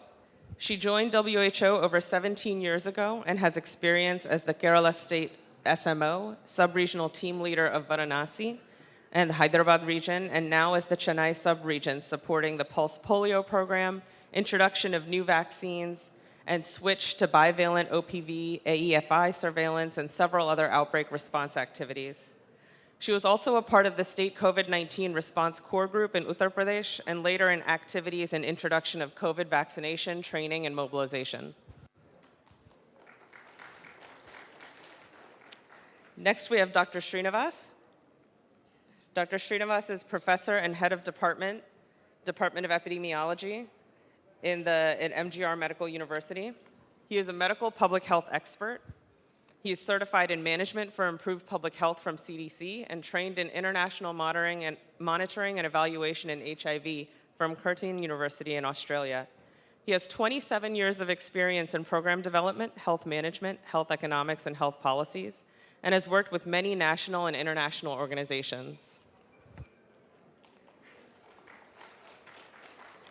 And finally, we have Dr. S. Raghunathanan, who's professor of medicine and chief IMMU at Rajiv Gandhi Government Medical College, Chennai. He serves as the state nodal officer for poisoning, AEFI, COVID-19, is a master trainer for many programs, including ART training program, non-communicable diseases, and training programs conducted at IMCU and toxicology unit. He was also given the Tamil Nadu Medical Council Award in 2021 in recognition of the exemplary medical service that he provided during the COVID-19 pandemic.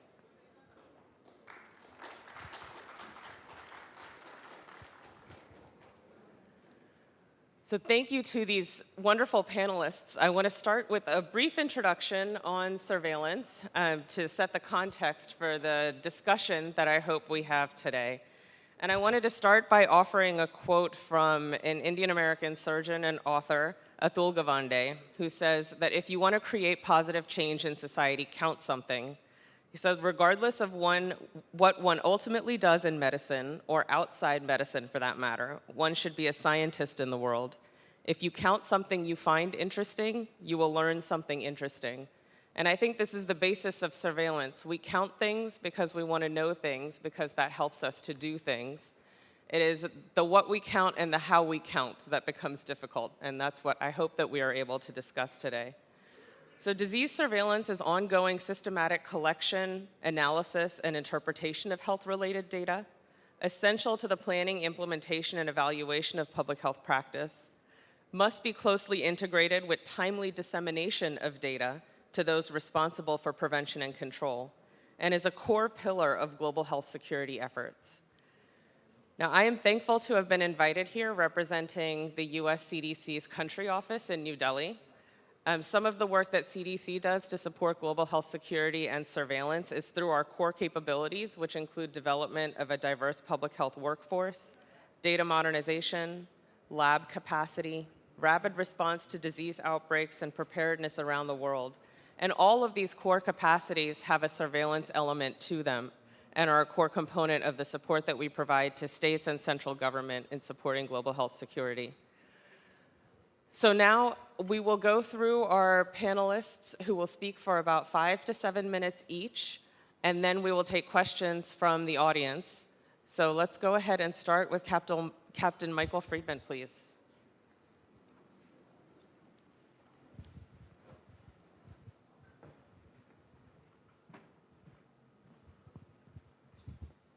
Hello, yes, good morning. Good morning, everyone. I'm Captain Michael Friedman. I'm really happy to be back here in Tamil Nadu. I served here from 2004 to 2008 with CDC and working closely with the Tamil Nadu government, and it was a wonderful experience helping the HIV program here and other health system development. And like I said, it's great to be back. Next slide. So I only have 8 minutes, so I'm going to be very quick. What I'm going to try to get across to you all is that the most important part about public health and surveillance is asking the right question. Everyone jumps to collecting data and analyzing it, but the most important thing is asking the right question. Okay? We don't spend enough time thinking about that, and that's what we're going to talk about the next 7.5 minutes. So we're going to challenge ourselves regarding the next generation of public health surveillance, and we're going to focus on key questions facing our health system. That's great, thanks. So disease surveillance is a tool, okay? It's not an end result, it's just a tool to answer key public health questions. Again, what are those key questions? Okay? And how do those key questions help us spur real action? These are the things that we have to really think about from a broad level. Okay? So to turn this into reality, I've decided to list out 10 key questions facing India and the world. This is from my perspective. Each of you, I think, could have your own list, and you actually should think about what your list would be, because it's a very good exercise in public health to do this brainstorming. So my first question is, why is it so hard to maintain healthy lifestyles these days? It's a simple question, but it is one of the most challenging questions facing the planet right now.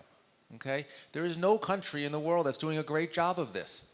We're getting more overweight, we're becoming less active, we're sleeping less, and we're maintaining poorer social networks. Okay?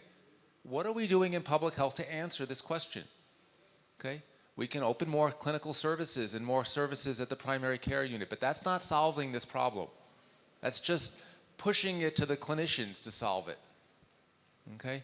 There are cohort studies from around the world that says if you do these 6 things, eat more vegetables, exercise 3 times a week, sleep 7 hours a day, stop smoking, drink less, and have strong social networks, most important thing on this list, you will live 10 years longer than people that don't have this. 10 years. There is nothing in the health system that will make you live 10 years longer, except for this. Next question. Okay? How can we best prepare for and address the coming epidemic of mental health disorders? COVID opened the door to this. Okay? I don't know about India necessarily, but I can tell you the rest of the world suffered greatly in COVID, and not necessarily because of infection. Yes, there were people in the ICU, it was terrible, it was miserable, with lack of oxygen and all the other issues. But more people suffered from mental health issues during COVID than anything else.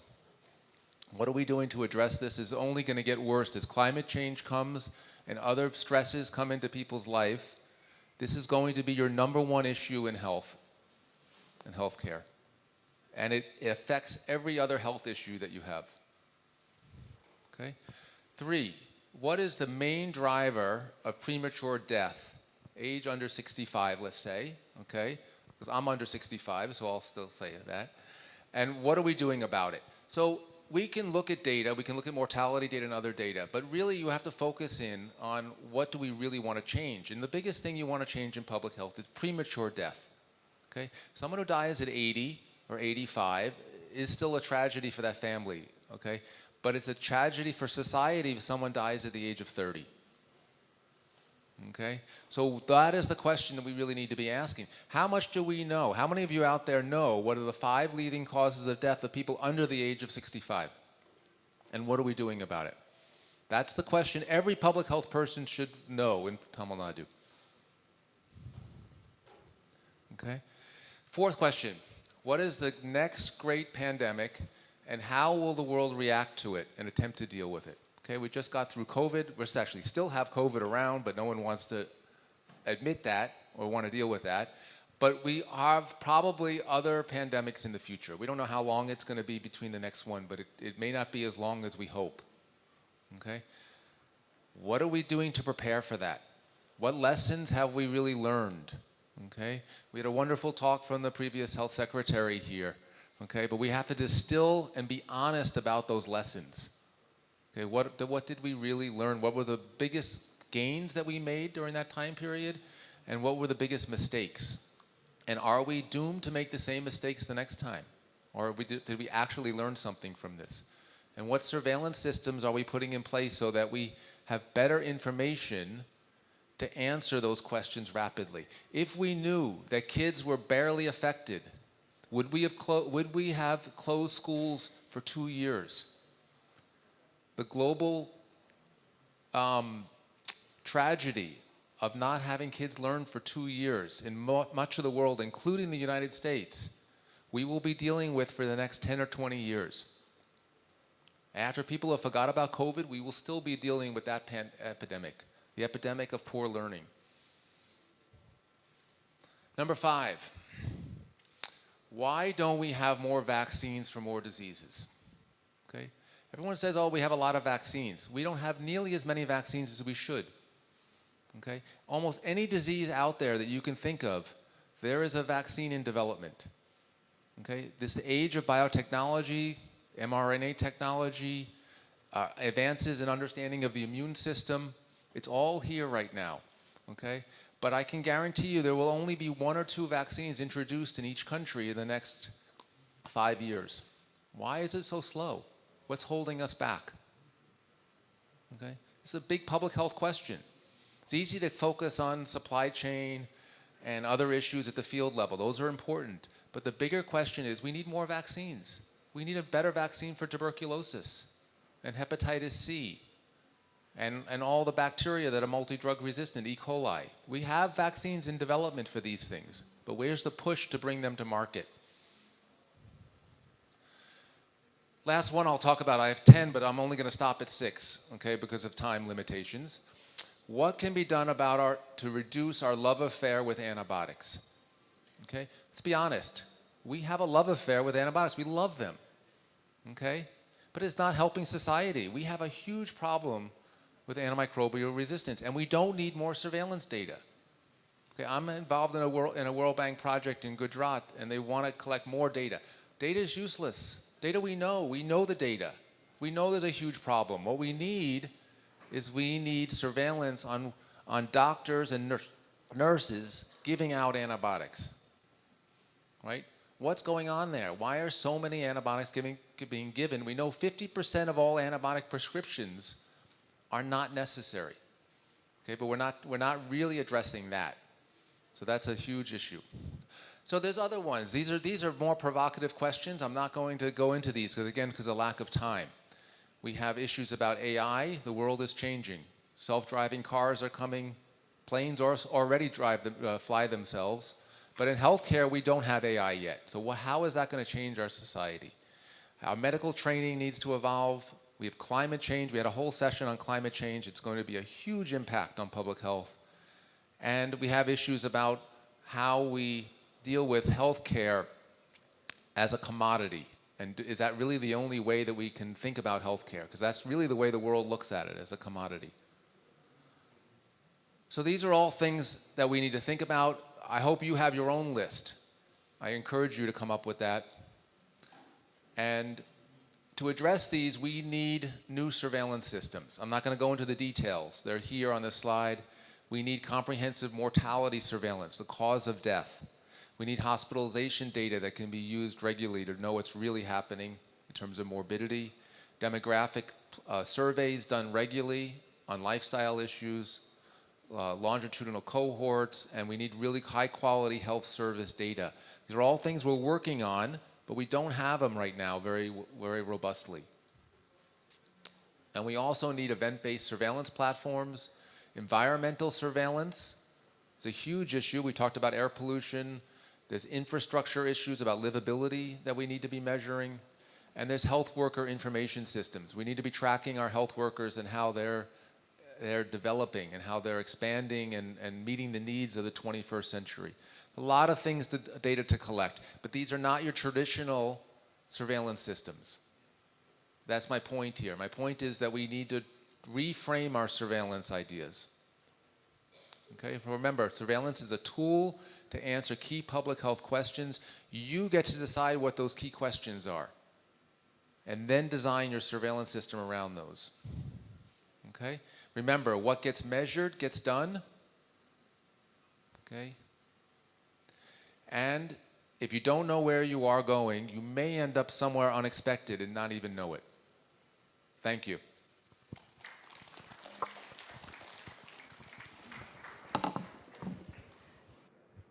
Thank you, Dr. Friedman. I think we will hold questions for the end after all panelists have had a chance to speak. So I am going to go now to Dr. Mohan.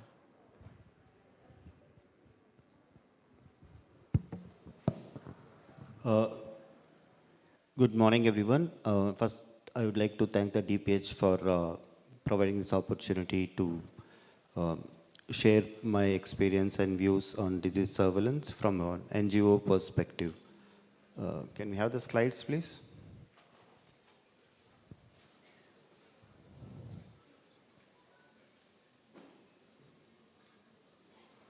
Okay. So I represent Christian Medical College, Vellore, which is an academic not-for-profit private non-governmental organization. So I will be, during this session, very briefly, I'll be sharing, it's a constantly changing group of people, trainees who come in at various levels, stay, and then they go on, especially when there are no simplified case definitions which are available and complexity of definition of reporting. So most of the clinical cases go unreported. To strengthen that, we obviously need more trainings, more frequent trainings in place in any institution, and that means more resources, manpower, and a whole lot of other things. And also, even though IDSP emerged as an offshoot of an earlier existing non-communicable disease surveillance program, now that there's still a lot of NCDs which are not part of IDSP, especially cardiovascular and related diseases. And occupational diseases are almost always neglected, mainly because lack of specificity in diagnosis, and I feel that most of us are not trained well enough to pick up these occupational hazards or occupational diseases. Hence, I think the emphasis is more on laboratory-based surveillance. It works well in settings where the labs are well established, or the diagnostic procedures are available, and especially in smaller settings like secondary care centers or even primary care centers, lab-based surveillance is a huge challenge, having the right resources. So even though we rely mostly on lab surveillance data, we still should remember that we are only looking at the tip of an iceberg and we don't get the full spectrum. Looking at community-based surveillance, from CMC, we have been involved in community-based surveillance for almost like 35 years, starting with the initial polio control program and ad hoc surveillance for our RHD, typhoid. Recently, we have looked at typhoid and SARS-CoV-2. So, as an NGO, our role is not very clear. It may be for research purposes or project-driven surveillance, but actually there is not much of a buy-in into the public health system, what an NGO can do or an academic institution, how could we contribute to what is already going on in the public health system. Usually we end up with having many parallel systems, duplication of efforts, which can readily be avoidable. And especially this trust and respect both within the community and between the stakeholders, public and private, is very, very important. Again, there's a need to have a system in place to look at the validity of data which comes from all kinds of surveillance systems. So we also have, like Michael mentioned, we also have a couple of health and demographic surveillance systems established and running some over 3 decades and some over a decade now.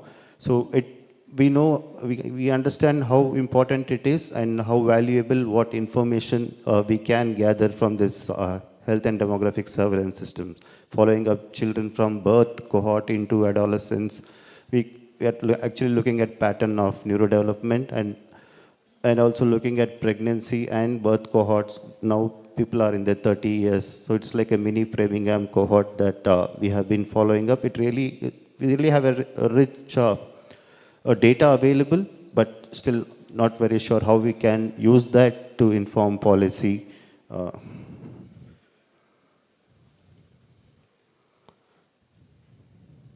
Okay. Quickly looking at existing public health surveillance systems, we have the IDSP, which is the topmost. Over the years, IDSP has now integrated the vector-borne disease control program, diarrheal disease control program, and vaccine preventable diseases and zoonosis. But again, there are still standalone vertical programs. The AIDS control program, TB, National TB Elimination, or the RCH, they're still separate portals. And I actually feel that it should be efforts to integrate them to have one common platform. And outbreak investigation, there's still lack of clarity on how should be done, who all can be involved, what is the role of academic institutions, how can we help the public health system when there is an outbreak in a community where we work. Probably those things can be defined or made easily available for private sector to contribute. So, and I seriously think a One Health approach is needed, especially now with when all the diseases from animals or veterinary sources, the chances of them affecting human populations are now increasing. And environmental surveillance is again an important component. We have been involved in environmental surveillance, especially for polio, typhoid, and AMR for the last 6 to 7 years now.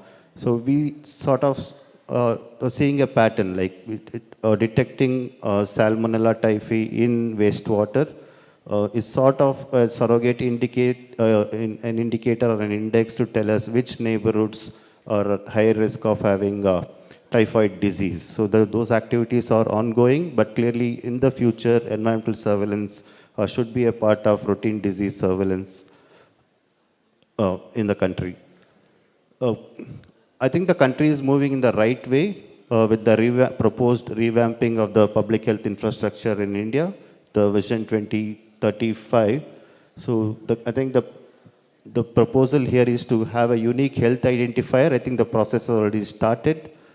to have a real-time, predictive, and responsive tiered approach, starting from wellness centers to PHCs to community health centers to tertiary centers. There is a big drive to use the data science and health informatics and AI. So probably in the next 15 years, we'll see most of these things happening in our country. With respect to participatory disease surveillance, one excellent example which we all have used is the Arogya Setu app during the COVID pandemic. So I think that was a very important achievement which we have made. But one thing we should be really aware of and should take into consideration is the patient privacy and confidentiality issues when we go the digital way. Some of the stumbling blocks, what we think mainly are like non-availability of simple, clear case definitions. Sometimes when we try and report accurately, there may be an excess number of cases which are reported or a less number of cases which are reported. It will have its own consequences, external pressures and so on. Again, suppressing information to avoid the consequences of over-reporting is itself a challenge by itself, especially for what we have faced during the COVID or any other dengue outbreaks. We also, there seem to be some instances where this blame game happens in private-public partnerships.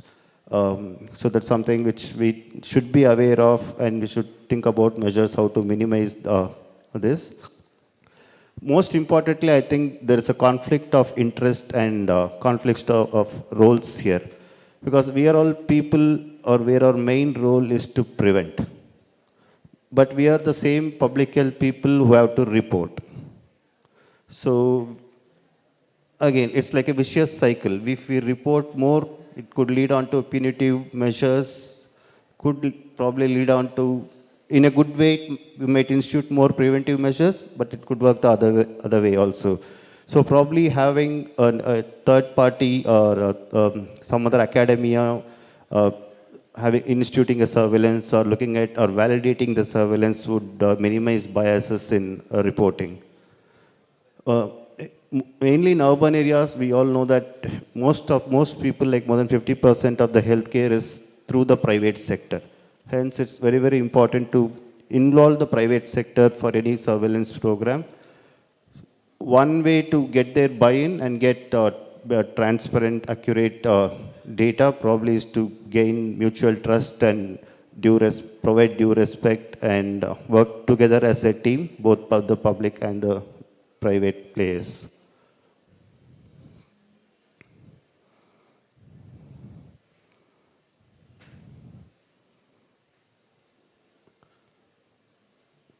Okay, from the COVID pandemic, at least from our institution side, we were really happy with the way we worked with the public health authorities in the district. Excellent response and cooperation.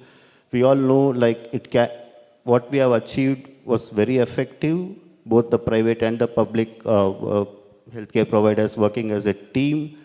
But what we noticed is, I was primarily involved in analyzing the COVID data for the Vellore district. So what we noticed was during the first, second waves, we sort of relied on too much data collection, like on days of hospitalization, oxygen utilization, whole lot of clinical variables, which nobody has, at least to my knowledge, nobody has even analyzed till now. So a lot of data has been collected, but not used. So I know it was very difficult at that time, especially during the first wave, on what to collect and what not to collect. But probably learning from the first wave, we could have used our resources more effectively to handle subsequent waves. That's one learning point. And especially the responses, the lockdowns definitely created a lot of stress, stigma among people, and under-reporting of a lot of cases from both the public and the healthcare providers. There is scope for improvement. We need to encourage accurate reporting from all the stakeholders, both private and public. One way is to motivate, probably to provide recognitions, simplify the reporting process.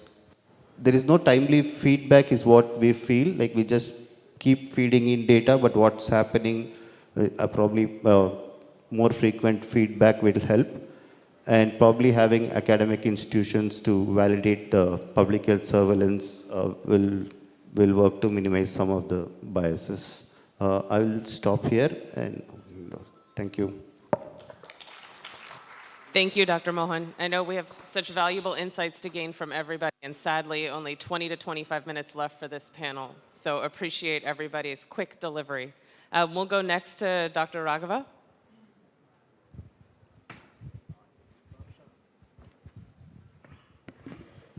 With permission of the chair, I just want to request all the participants to keep silent. பின்னால் இருக்கவங்கள பேசிட்டே இருந்தீங்கன்னா கண்டிப்பாக முன்னாடி யாருக்குமே கேட்க மாட்டேங்குது. So வந்து உட்காரவங்க சைலண்டாக வந்து உட்காந்து அங்கங்கே எங்கே இருக்க இடம் இருக்கோ அங்கே செட்டில் ஆக பாருங்கள். Please do not make any thank you.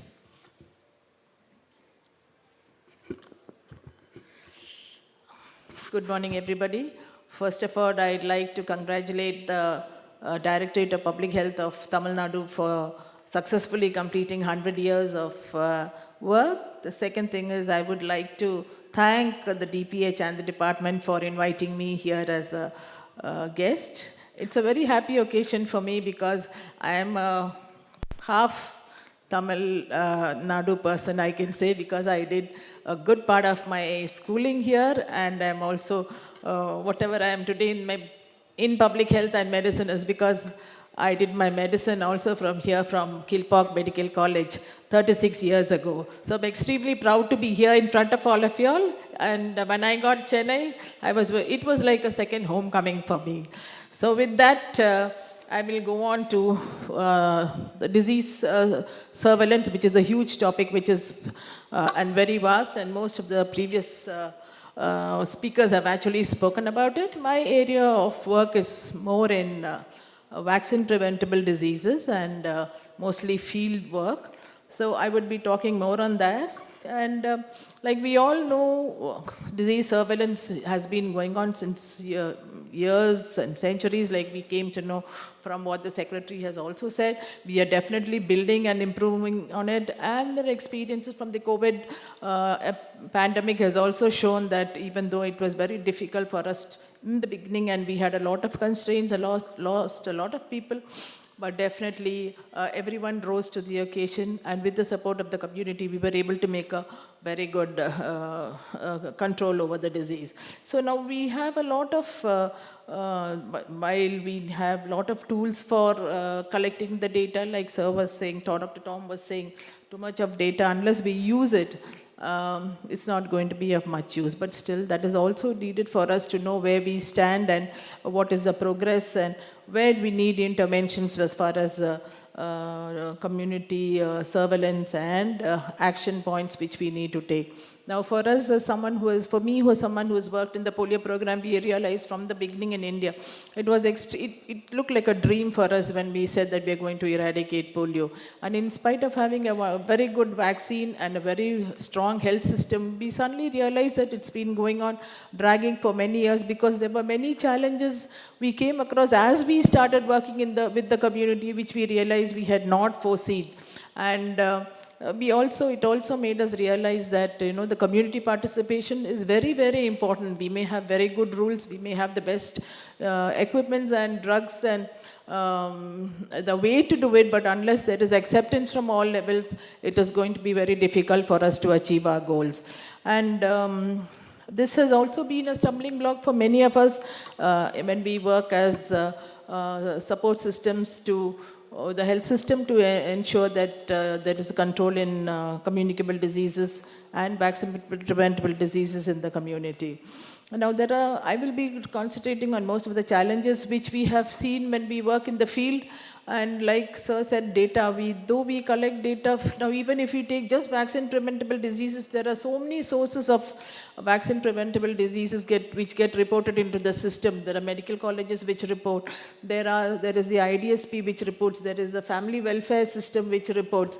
And besides that, we get media reports, people from the community reporting, and lots of other parallel systems which pharmaceutical and pharmacy department, they report. So when we come to it finally at the level where we have to collate and look at the data and take actions, we are finding it extremely difficult. So that is one of the things which we need to streamline in such a way that we have a common system of reporting and we have access to common data so that we can concentrate, identify, and also have targeted interventions. Then psychological issues, which are something which we have not really looked at much, but the pandemic has really brought it out for us. And not only the community, like Sir said, who had the COVID disease, us healthcare workers, many of the healthcare workers were actually very much affected with the issues they saw in the field, the struggles they had to manage, staying away from family. Even in the isolation wards where when we had initially COVID patients, we had a lot of young boys and patients running out of these institutions because they were so scared to be there, because that was the fear which was there initially, and police had to come and catch them and bring them back. So we have faced a lot of very, very difficult situations in the past when we tried to tackle these diseases. So also when we went to give polio vaccination to some of the remote areas and certain places in some of the states, we have realized that there is absolutely no acceptance from the community. I mean, everything was looked at with mistrust because of certain rumors which we spread there. But we were able to slowly and steadily overcome their apprehensions and, move ahead. And finally, it was a big achievement for us that we were able to eradicate polio from India so much early. No one thought that we will do it. India would be, they always thought to be the last country which would eradicate polio. So even recently now, after the COVID pandemic, we had difficulty with vaccination because of the lockdown, and then people were scared to come even after we started the sessions in many of the states. Parents were unwilling to bring their children out and take vaccinations. So the vaccination coverage had actually really gone down in many places, with India having the largest number of children who were left out due to the COVID pandemic, which we have actually caught up very well now and we are taking it. But that has created a pool of children, and now we are having globally a lot of measles outbreaks.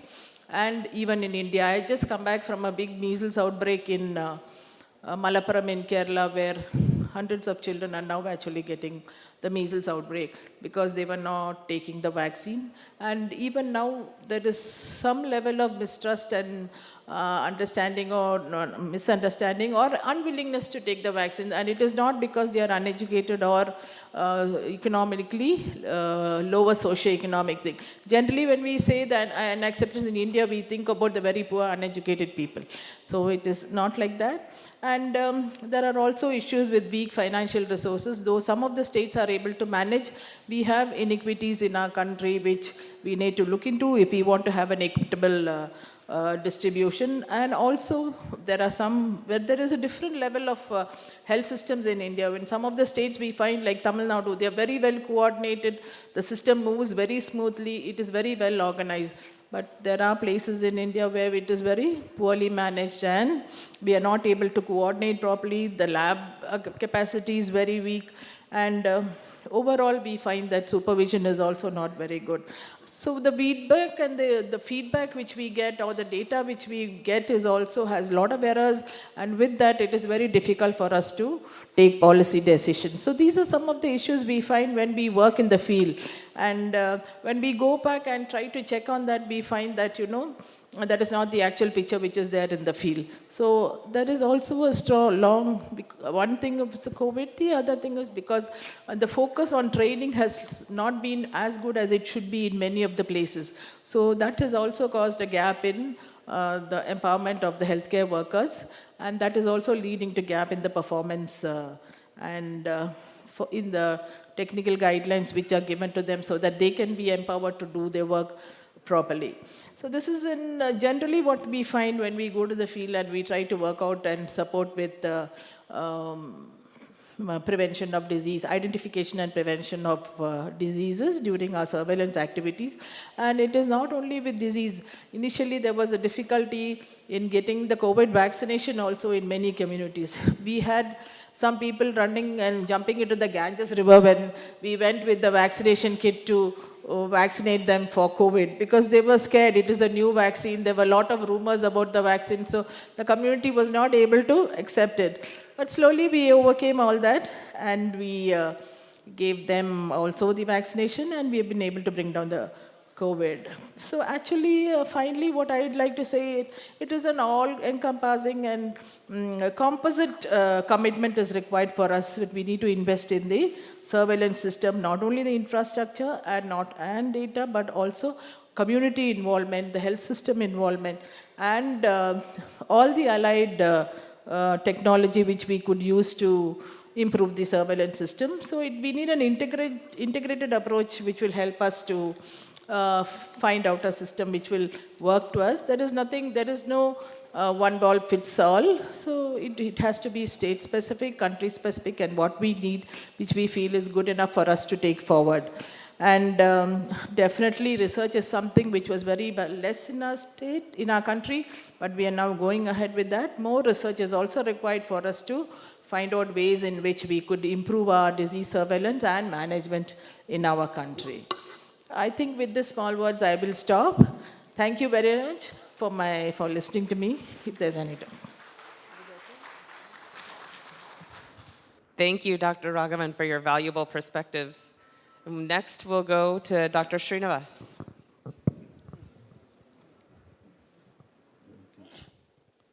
So good noon, and to save time, I will avoid showing my PowerPoint. I'll not go to the slides.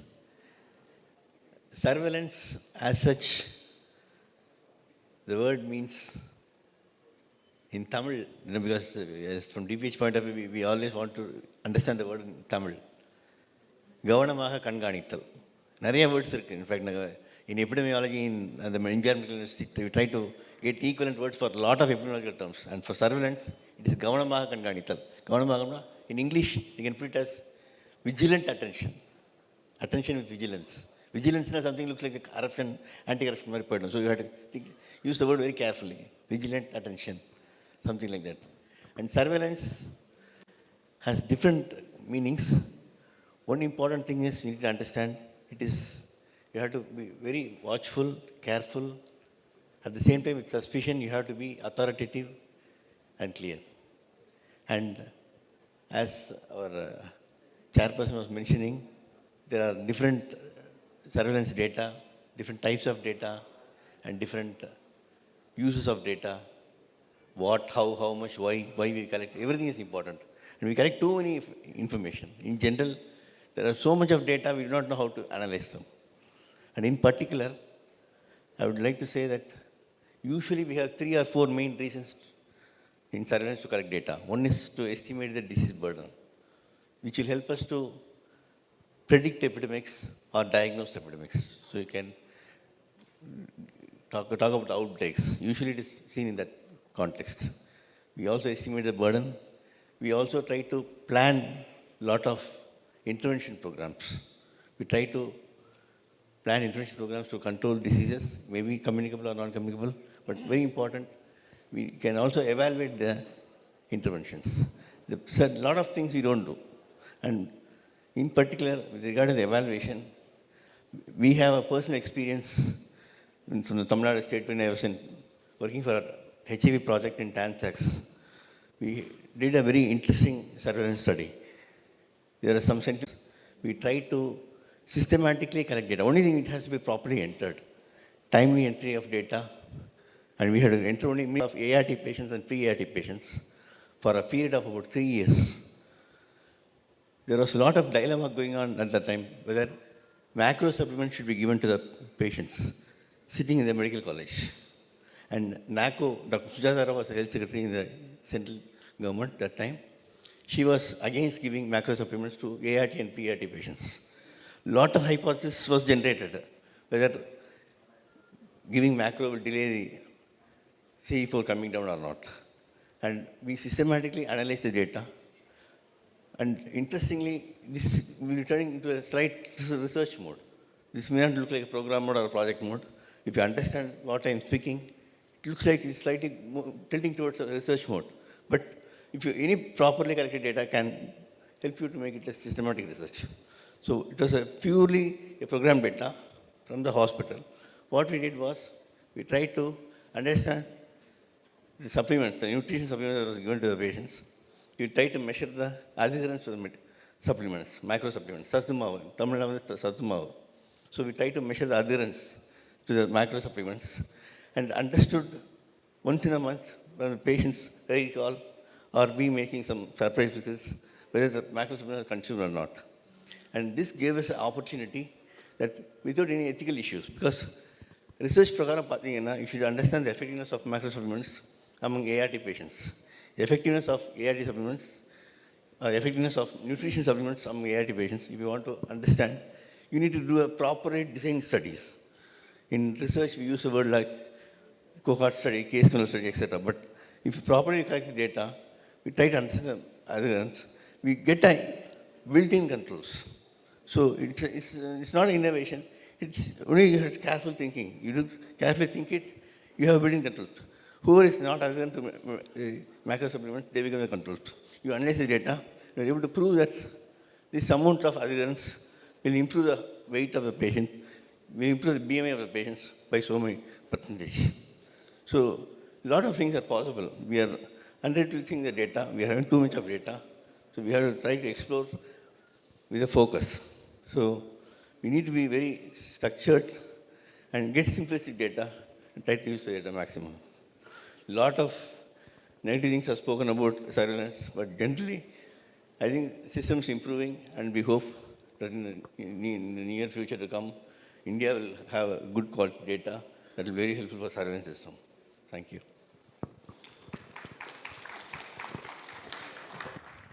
Thank you, Dr. Srinivas.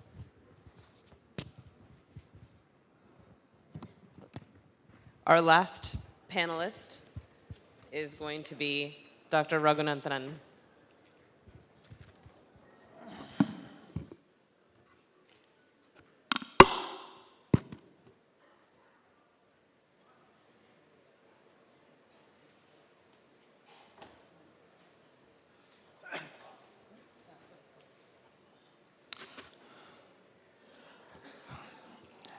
Good morning. Respected Director of Public Health, Dr. Selva Vinayagam sir. Respected additional directors, joint directors, deputy directors, and the family members of Public Health of Tamil Nadu. Respected chair, my co-panelist, and ladies and gentlemen. First of all, I thank our the Director of Public Health and our respected Director for giving me this opportunity to stand before you and share some of my experiences coming to the topic of surveillance. Basically, I'm a clinician, physician working in a medical college in a tertiary care hospital. But my association with public health started very long back. In fact, I am very much interested in tropical medicine. After working with public health system for so many years, for more than 2 decades, I am very proud and privileged to call myself as a public health physician than a critical care physician. After completing my MD General Medicine in Madras Medical College, I was working in a primary health center near Banruti. It is called Varayur Block PHC for 3 years. So some of my friends were used to laugh, why after finishing MD you are working in a PHC for 3 years, why can't you come? I said, if at all I will come to medical college, I don't want to go in the middle level. So I patiently waited for 3 years. Then only I understood the relevance of public health or primary care in today's context. India needs more primary care physicians than specialists. That is my humble view out of my own experience. Coming back to my close interaction with the system, I was working in KMC, then I was promoted as Deputy Director of Medical Education in the DME's office. That time, Dr. Padmanabhan sir was the Director of Public Health, somewhere in 2007. Then only dengue issue started. So we used to have frequent meetings in our secretariat and under various leadership of secretaries, ministers like that. So in a lighter way, I used to say our health system had three or four faces like Brahma. One in the front, on the sides, and all the four were looking at each direction.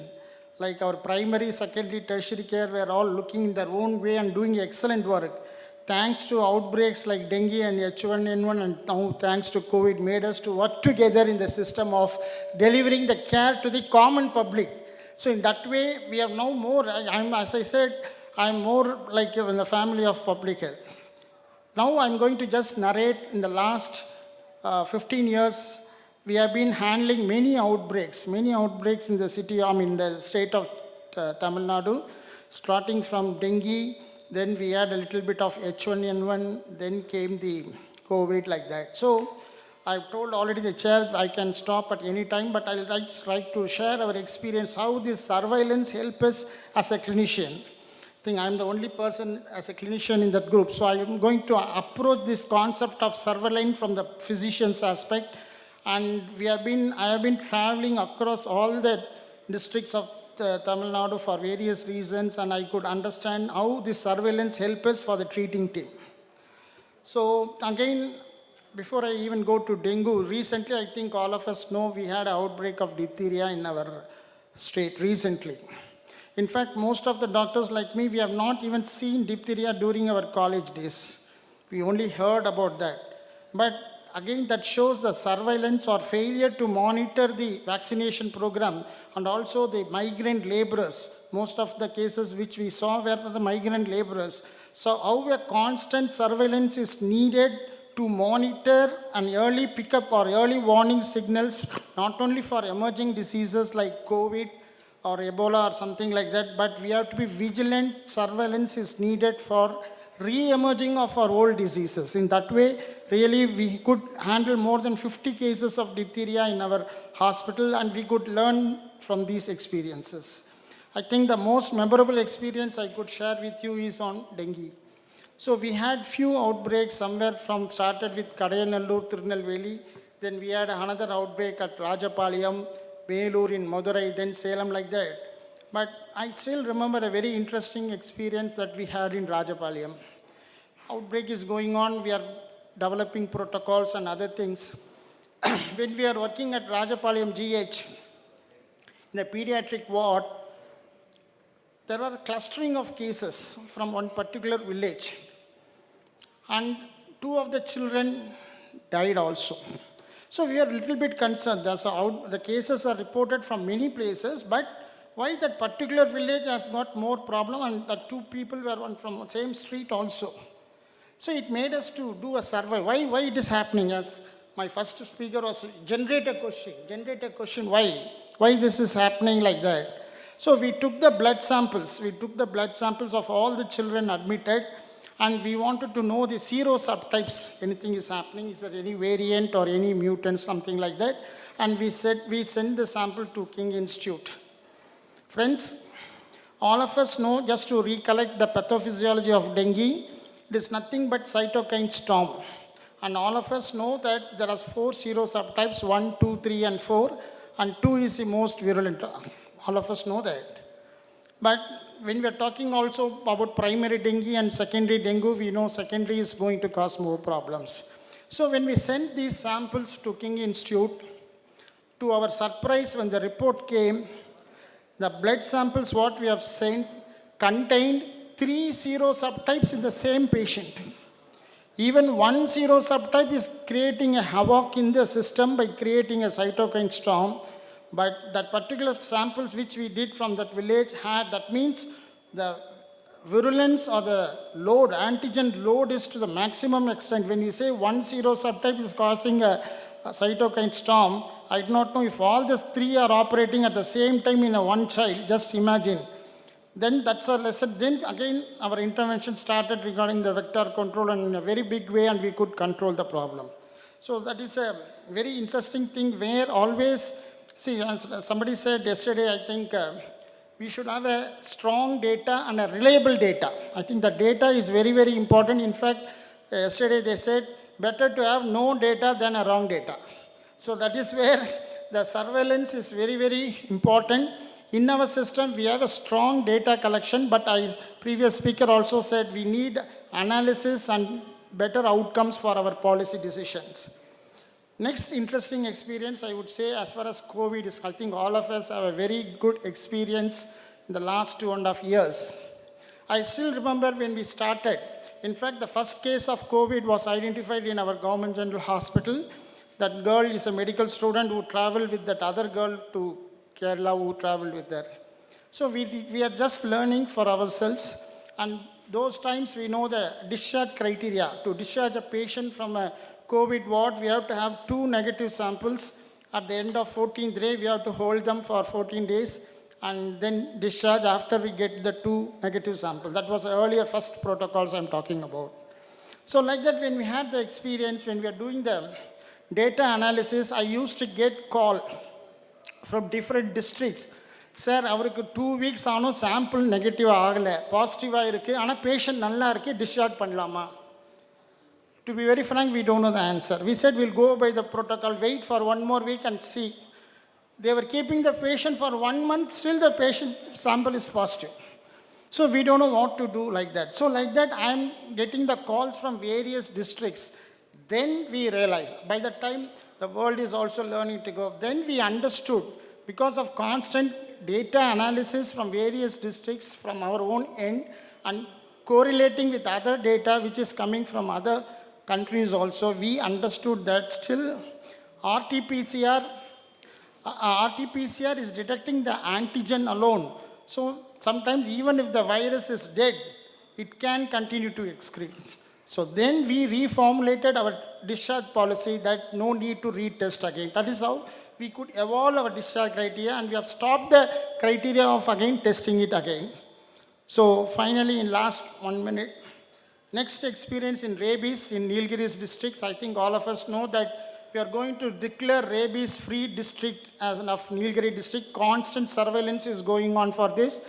Recently also I was there in Nilgiris district, and the team is doing excellent work there, and I am sure under the leadership of our DPH sir, we can declare as per the WHO guidelines and other things.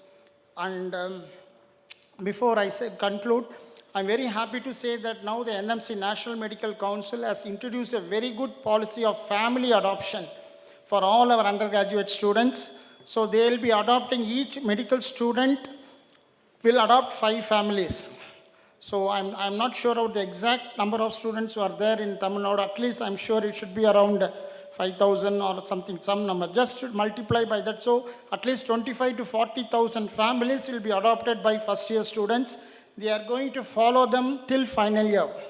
So 5 years surveillance is possible in all medical colleges. We have got around 35, 37 medical colleges. So I request DPH sir to take this in coordination with our system so that we have a strong database of this 30,000 families. So at the end of 5 years, we'll have a very strong data of a holistic family approach, which will again help us in deciding our families, deciding our health protocols and treatments.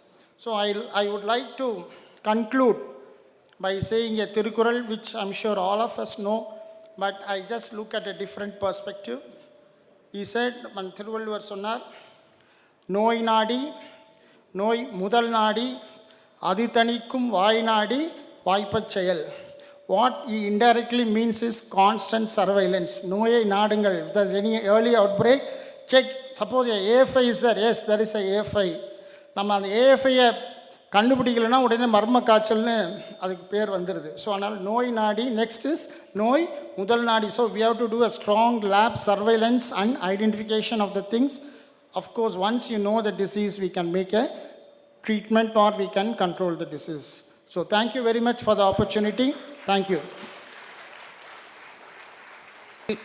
Thank you, Dr. Raghunathan, and thank you to all of our excellent panelists.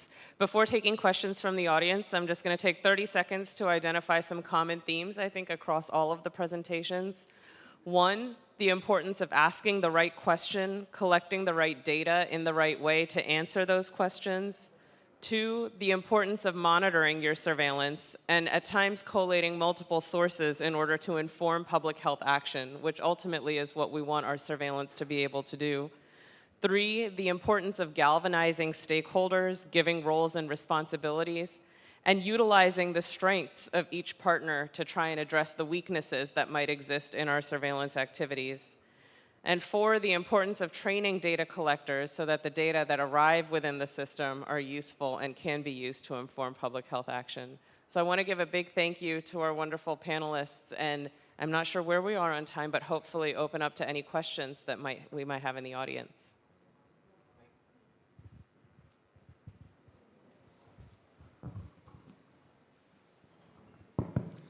Good morning, and thanks for the chair for having these wonderful sessions being organized. I'd like to have some questions for Mr. Venkataraman Mohan, Doctor. I think we talked about what to ask in future about the questionnaires and how to monitor the surveillance, and examples from polio, started from polio, measles, and Sir also elaborated about dengue and everything. But the basic question of surveillance is still there is a certain questions needs to be answered. As Sir clearly mentioned that there was a lacuna in reporting of the cases as well as the hiding the cases. So these points yet to be answered a lot, because since I was in this department for more than 30 years, since my entry into the services, this question is still remaining as a mystery. So what is the reason for this and how to overcome this issue? I think this is the problem which is existing not only in our state, not only in our country, it existing in all across the globe. Any diseases get reported, it becomes a political issue. The other parties take it as a bigger thing. Similarly, administrative also, they want to hide the cases. Not administrative means techno administration and administrations. So how to overcome this? Is there any possibility in future? Because without doing that, whatever we are going to talk, it's going to be a misery. Because not reporting a case, hiding the cases, then how to overcome all these and how to initiate the disease control?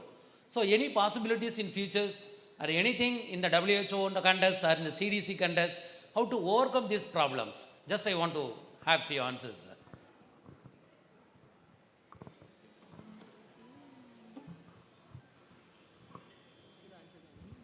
Yeah, if any of our panelists want to take that question, please go ahead.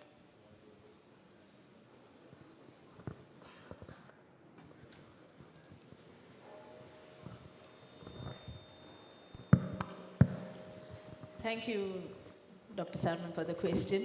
I'm taking it because I'm taking the question because you have said about WHO. Now, this is a perennial problem, like you have said, all over the country, and probably globally also. But we can talk only from the country experience. There are many reasons for that also. Though majorly we have overcome this in many of the vaccine-preventable diseases, but this situation exists. Like you said, there are a lot of reasons for that. One main thing is the political pressure, because everyone wants to display their state as a model state which does not have any issues. The second thing is the health workers, for fear of repercussions that may come if they report the cases. And the other middle level supervisors, because they don't want to be pulled up because they have bought out something which they feel is because of some deficiency on their part. Now, for this to be solved, there has to be a reply or a solution from the top level itself.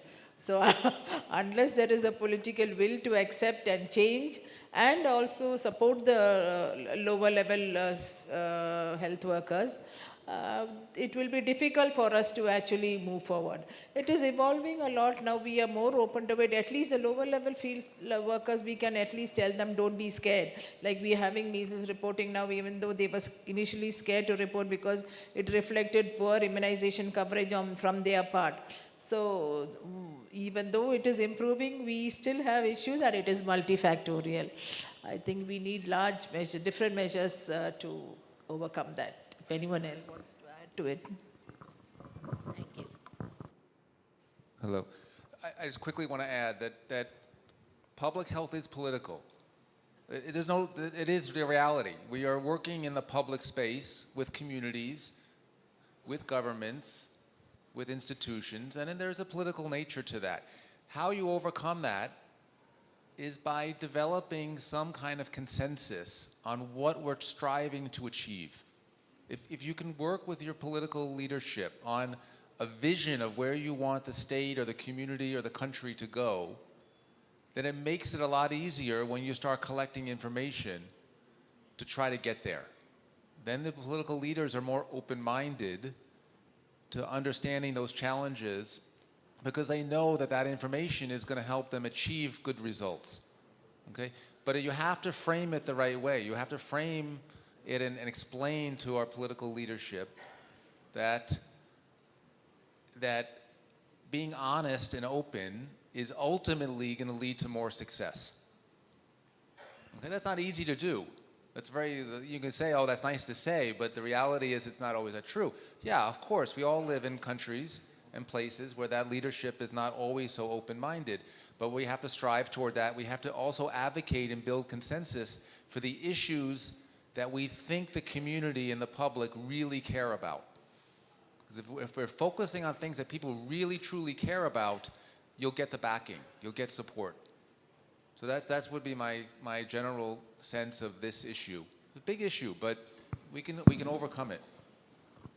Just I add one thing. We are talking about surveillance from human aspect too. I think there should be a strong animal surveillance and bird surveillance also, and vector surveillance. I think even outbreak of dengue can be predicted 3 months in advance if the vector density is going. So like that, when you're talking about surveillance, it's a holistic. Now we talk about One Health. So surveillance among the animal and the vectors also needs relevance in today's context.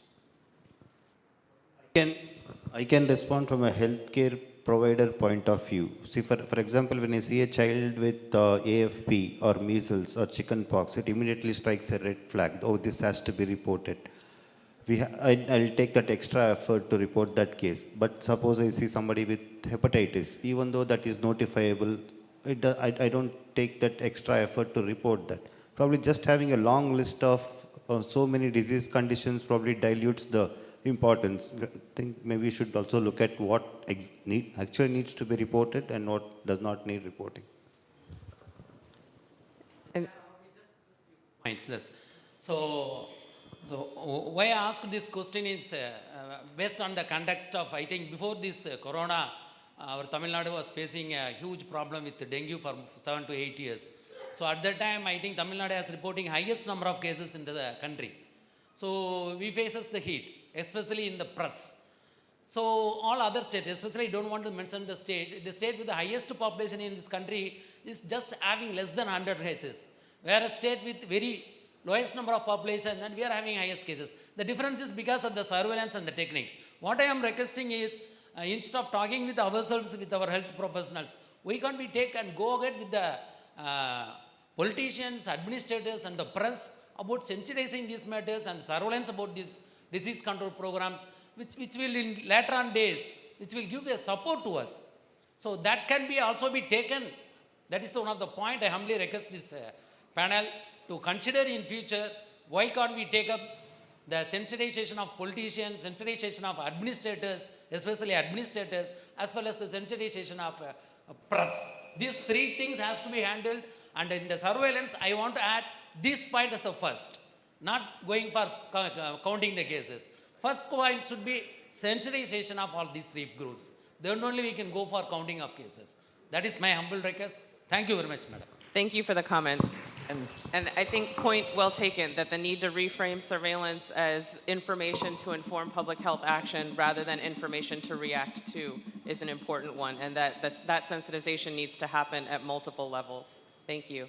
I saw another question in the front here. Please.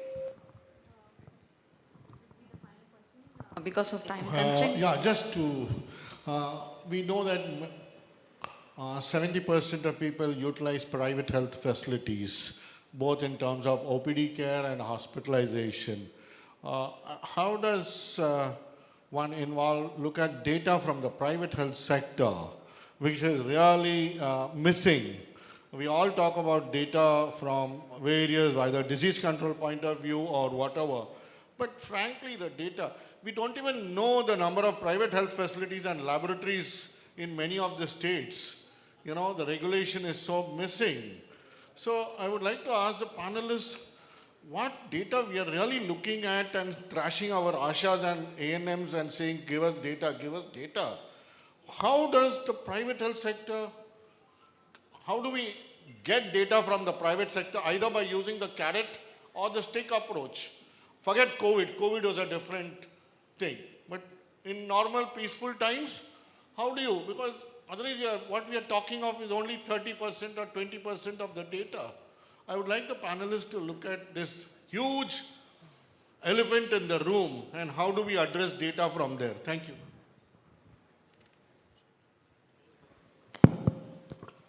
At least I could say what is happening, and maybe Director Sir can add. If we have a strong link with the CMCHS, insurance hospitals are there. So we get the data directly from these attached most of the hospitals from there, and also our field level workers go to the clinics and get some data and also getting entered into the system. Maybe Sir can. Sir was with insurance before, so he knows the complete. Sir, thank you, sir. Just a few seconds only. So the point one which we're talking about with the government on the political setup, definitely the surveillance is now accepted by the politicians. With the COVID experience, they very well learned that only if we notify, identify, we can prevent from spreading to others. The contact tracing we could able to establish. Now I am very clear that unless or otherwise it's missed somewhere in the ground, the politicians are not preventing us from notifications. See, we need to tell them very clearly, this acceptance has come for COVID, we'll do it for other. With regard to the data from the secondary data, in fact, it is from the insurance, we are trying to collate, sir. In fact, we are trying to put everything under integrated IHIP portal, where we are matured enough to more than 80 to 90%, including the private sector. Very soon we can have a better data on that. We'll do it, sir. Thank you.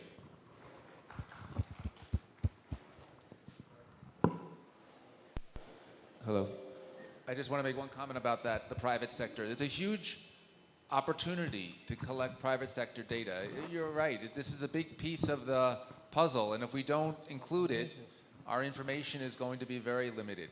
And the take-home messages for this over many years of trying to figure this out is, one is, you've got to develop systems that are easy for the private sector to do.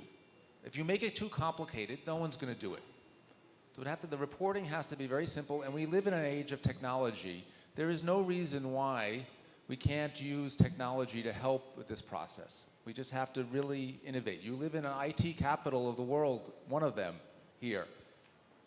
Do some public-private partnerships with the IT sector and come up with some good solutions of how this can be reported. Second thing I'll specifically say about laboratory data. There's a huge amount of laboratory data available in the private laboratories. Okay, I know this from Bangladesh, I know this from working in India before, massive amounts, but that information is not being systematically collected and used. That's a very easy way to start. Mandate that information to be collected, make it simple for the reporting, limit the number of diseases, don't collect every single report, but start with only 2 or 3 diseases, and you have the beginning of a system that actually will get information from the private sector. And that will be very valuable, and it will cost you almost no money because it's already being collected. So you don't have to set up huge systems in the public system. This is not the ultimate solution, but it is one Band-Aid or early solution that should be adapted. Yeah. Probably involving the private players in policy making or strategy when the public health system is coming up with strategies involving local bodies like the IMA, IIP, or other private practitioner.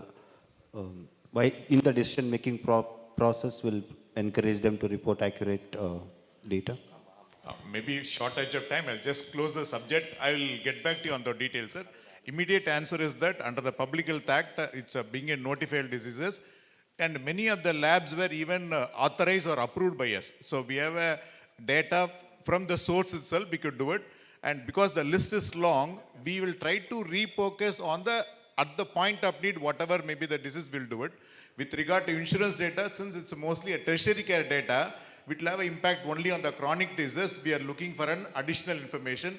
Maybe we'll discuss after this panel, ma'am. Yeah, thank Great. you. I think in the interest of time, we will wrap up the panel. I want to thank the panelists again and thank all of the questions that we got from the audience. Also, I think we have a lot to learn from Tamil Nadu and how surveillance can be done well and can be continued to be improved upon. So thank you, sir, for your contributions as well to this discussion. Thank you, ma'am. Thank you, the panel members. So the discussion was much thoughtful on disease surveillance, on both communicable and a little bit on non-communicable diseases. And also they were elucidating the need and the scope of further strengthening of the public health system for surveillance. I thank the chair and the panel member. Now I request our additional director, Dr. Saravanan sir, to felicitate the chair with the memento.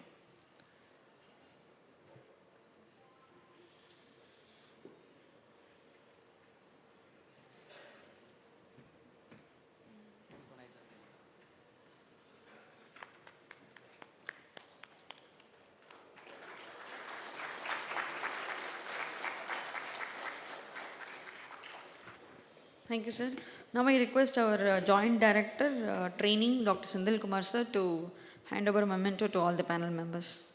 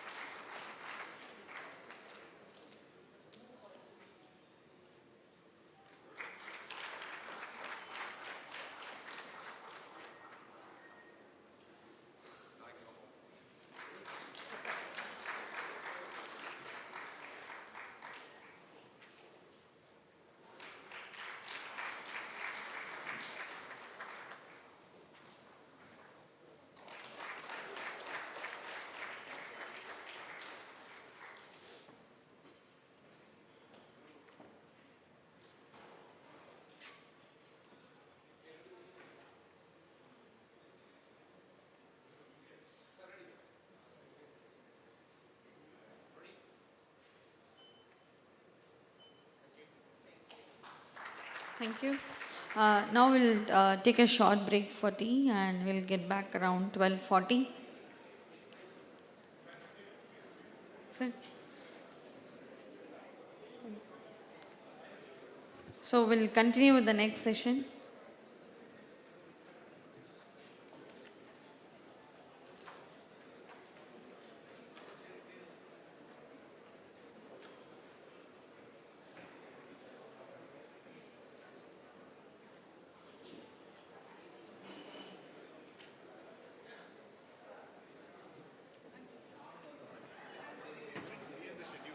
Yes, sir.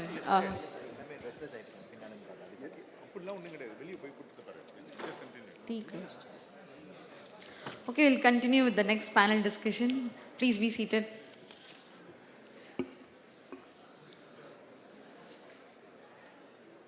So this session is on revisiting the public health strategies for incremental reduction of MMR and IMR beyond SDGs. Please join me in welcoming Dr. Kaushik Ganguly, Social Policy Specialist, UNICEF India. Welcome you, sir. And sir is an economist with specialization in health policy and financing, public finance, climate change and research capacity building in developing and less developed countries. And his current area of interest include health system strengthening, risk resilience, financing SDGs and climate change. He currently works with the field office for Tamil Nadu and Kerala as the social policy specialist for child survival. And he had led policy research in the area of assessing health systems policy and financing, and managed cross-country collaborative research projects in more than 40 developing and transition countries around the world. We welcome you, sir. Over to you, sir.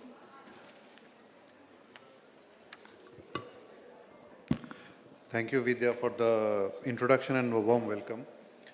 And I have the honorable task of keeping all of you from your tea break.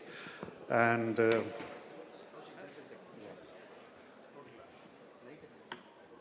mic is working. mic is working.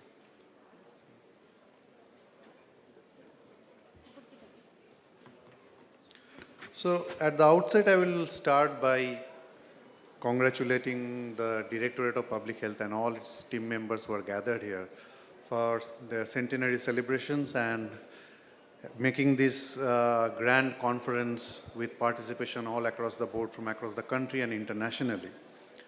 So I'll start with revisiting some of the key achievements of the state to set a context for what we are going to discuss very briefly.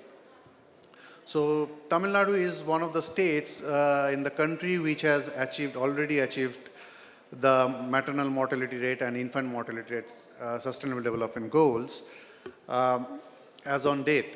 So as per the latest SRS figures, it has reduced maternal mortality ratio to 54 per 100,000 live births and infant mortality rate to 13 per 1,000 live births. It has got a high-level institutional delivery rate in the state, which is almost universal, or close to 100%. And unlike many other states in the country, its percentage of delivery taking place in public health facilities has increased over time from NFHS 4 to NFHS 5. So that is a commendable task and speaks volumes about the state's level of infrastructure, service quality, and commitment to quality of services. And most of all, at least 4 or more antenatal checkups is more than 80%, although I'm sure as per departmental line list, the numbers are more. Availability of MCP card with registered mothers are almost universal. And most importantly, immunization, a very high level of achievements with respect to immunization. This is NFHS 5 figure again, but departmental line list actually averages around more than 90% across all the districts in the state. So having this in mind, it might be worthwhile to dig down a bit to identify some of the last mile gaps and challenges that the state may have to overcome in the coming days to accelerate its reduction of IMR and MMR. So one of the key, Tamil Nadu's specific context mimics middle income country economic conditions and pattern of service delivery and service uptake. So most of the time what we see is out of the total number of maternal mortality figures that are reported, pregnancy-induced hypertension, postpartum hemorrhage, and sepsis constitute around majority of the maternal deaths. Most of the maternal deaths occur in 21 to 29 age groups, and higher share is in primary and second gravida. Most importantly, there are last mile gaps in socioeconomic vulnerable groups where incidence could be higher. Similar, if we look at the infant mortality rates, drill it down, we see again some drill down factors coming into play where you have low birth weight and extremely low birth weight playing a significant role. Neonatal deaths, a significant percentage of neonatal deaths are due to preterm and due to asphyxia, which are causes that are preventable at the community or at the point of care facilities. And what in both the cases of mortality, we are seeing that gradually as we reduce the absolute number of figures to the current level, there is a slowing down in the decline rates. And we need to see, with business as usual, I am sure Tamil Nadu will achieve beyond SDG goals by 2030. But we need to see how a state like Tamil Nadu can move, accelerate the process further. So, few key things that is a hallmark of the state. Even recent national level teams who visited the state during the COVID post-introduction evaluation, CRM and everywhere, highlighted some of the key strengths in the state, which includes availability of state-of-the-art facilities across continuum of care, trained and committed human resources with availability of mentoring, schemes that provide social protection measures at the health level, schemes like Muthulakshmi Reddy Maternity Benefit Schemes, national programs like PMMVY, JSY, JSSK, which provide social protection measures to eligible mothers, and most of all is availability of free drugs and diagnostic services in health facilities. Some areas of concerns include given the vertical nature of programming, which is not typical of Tamil Nadu but typical across the country, there is a danger of fragmentation of services and community level processes getting also fragmented, and need for a focused urban RCH strategy, because Tamil Nadu, majority of the population now lives in urban and peri-urban areas. As per 2011 census, it was 52% of people living in urban areas. I am sure with the next census, the population would have increased significantly. So, some of the lot of people before me, stalwarts, spoke about all these things in different languages. I am trying to put some of these things together as something that can be piloted or tested out in Tamil Nadu. It's preconception care before and between pregnancy has been advocated from long time back. One of the global action report on preterm birth based on it. And a lot of evidence has been generated and put forward for it. And it has been suggested as one key platform where a lot of primary healthcare approaches can come together to deliver certain basic services closer to the community, so that mothers, pregnant women and antenatal and postnatal mothers can have better access to healthcare and is better prepared for their journey into maternity. So preconception care is supposed to influence your underlying factors, intermediate factors at the family level, underlying factors at the social level, and immediate factors that belong to form the core components of the public health system. And if you look at some of these core components, we see in Tamil Nadu you are already doing it. Most of these services are available at different points of care. So is it possible to bring it all under one roof, under one platform, so that, and bring it closer to the community so that it's more accessible to the vulnerable communities? And with that kind of platform, is it possible to see what kind of impact it has on some of the last mile challenges? Existing evidence, although this is based on systematic reviews that are not standardized, randomized controlled trials that are not in the same context, but still it has shown substantial benefits.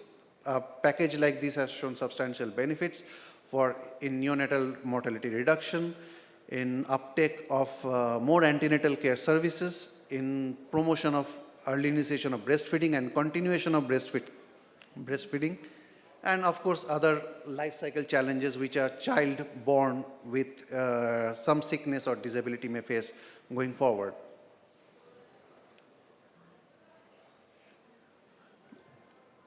What we believe that Tamil Nadu state government is already doing very well, tracking of high-risk mothers, antenatal mothers.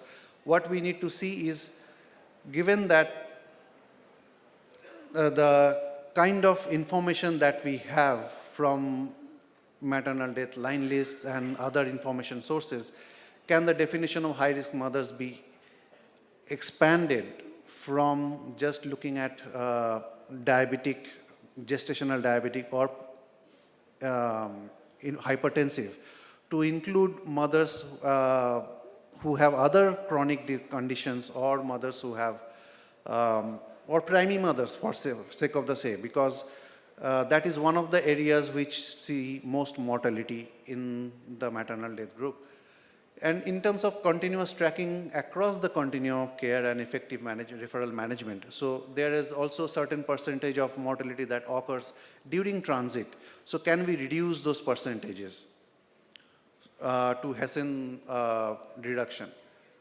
Postnatal care, HbA1c, HbA1c coverage are standard prescriptions that the state is already following, but how we can improve the quality of it at the point of within the community is something that we can see.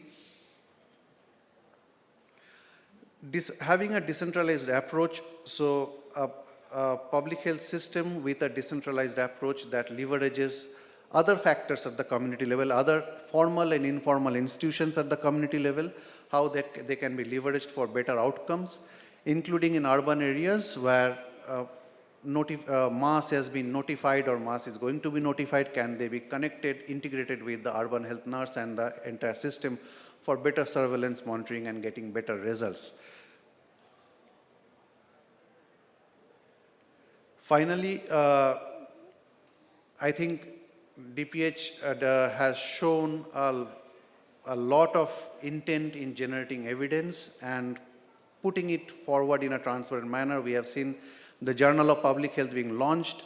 There's a DPH newsletter which puts out a lot of information that the department is taking forward. But there are certain areas where I think some more investment and some more initiatives can be taken in the area of how we use a lot of the panel before me talked a lot about surveillance, and one of the major points that came out is surveillance happens in piecemeal for different programs separately. Can this come together to provide actionable health intelligence? Because Tamil Nadu as a state has already undergone a demographic transition, and their chronic diseases, non-communicable diseases, form part of daily lifestyle. RCH forms a small part of it, but there are interdependencies in outcomes in all the spheres. So can these processes come together to provide actionable health intelligence? Can this health intelligence translate into an early warning system where rather than reacting to incidences, the department can take proactive measures in terms of preparedness and positioning? Secondly, use of supportive supervision platforms that are already there and department is using it. Can these supportive supervision platforms across the board, not just in immunization, where immunization is an entry point, but across the board for everywhere, as means of concurrent assessment and use of those evidence in program improvements in areas.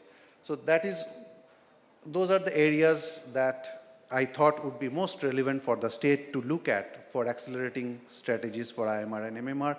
This is a slide from CDC's 10 essential points for public health, which I think the Department of Public Health already has the mandate and the resources to do, and this forms the core.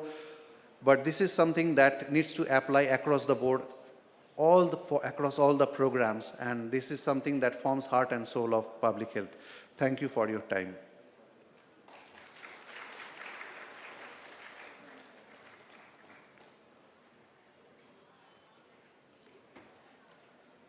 Thank you, sir. Any questions? We can take 2 questions.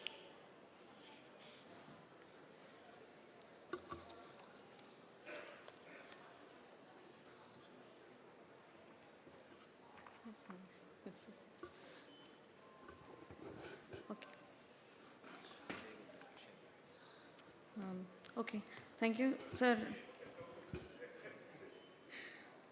So actually, it was a conclusive presentation, and definitely we'll look into your. Sir, please wait. So we definitely will look into your third strategy. Already we have started focusing on the research and evidence-based reports. Thank you, sir. And now I request our Additional Director, Dr. Shekhar, sir, to felicitate the speaker with the mementos.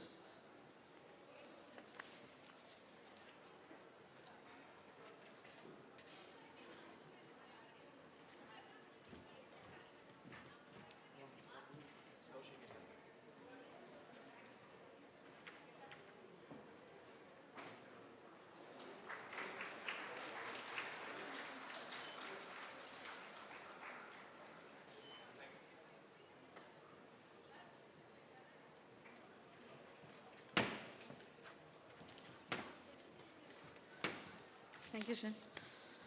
So moving on to the next presentation is on innovations in primary health care, learnings from Brazil. I request Dr. Edson Correia to join the stage, please.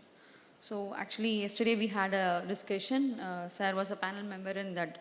Again, for the benefit of the newcomers, I want to say about Dr. Edson.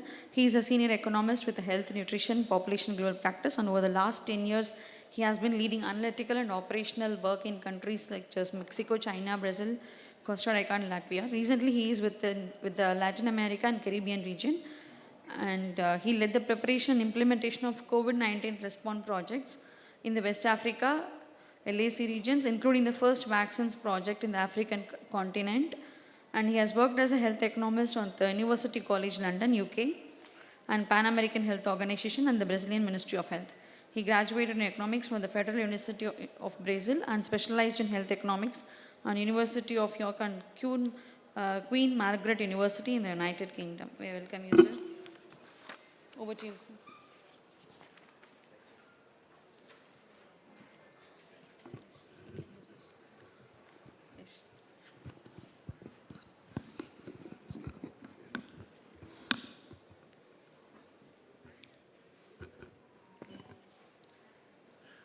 Okay, good morning. Actually, technically, good afternoon. I'd like to say thanks again for the organizers for inviting me to participate in this session and, of course, to this presentation, to make this presentation. I recently moved to the World Bank Delhi office. Actually, was back in July, so it's my first opportunity to engage with the public health community in India. So it's been a great introduction. So thanks for the invitation again. So the idea for the presentation is to share some lessons of the Brazil primary health care reforms. As many of you may know, Brazil has improved primary health care coverage since the creation of the unified health system, which was created in the 1980s, which was part of a major reform in the country, but health was a key pillar of the state's reform, let's say. And one of the achievements was to introduce universal health coverage. So I think in sharing these lessons, also the point I want to make is the importance of primary health care to improve health outcomes, to improve access to service, but also to improve health systems efficiency. Yesterday we spoke a lot about efficiency. We had some examples of Tamil Nadu, or the regional experience. So now we're going to focus a bit also on this aspect of primary health care is the best buy for health systems. And best buy because it improves access, improve health outcomes, and as I said, improve health systems efficiency. And one key also aspect is we discussed yesterday, it's not all about spending more, it's not about how much we spend, but how we spend that. And I hope my presentation is going to make those points. So first, I'm going to give a bit of introduction of the issue of health system sustainability and how primary health care can help to that, and then go more specifically to the Brazil experience. So first, health system sustainability. As we all know, healthcare costs has increased. Many countries face with the challenge of provide services, but at the same time to find physical space.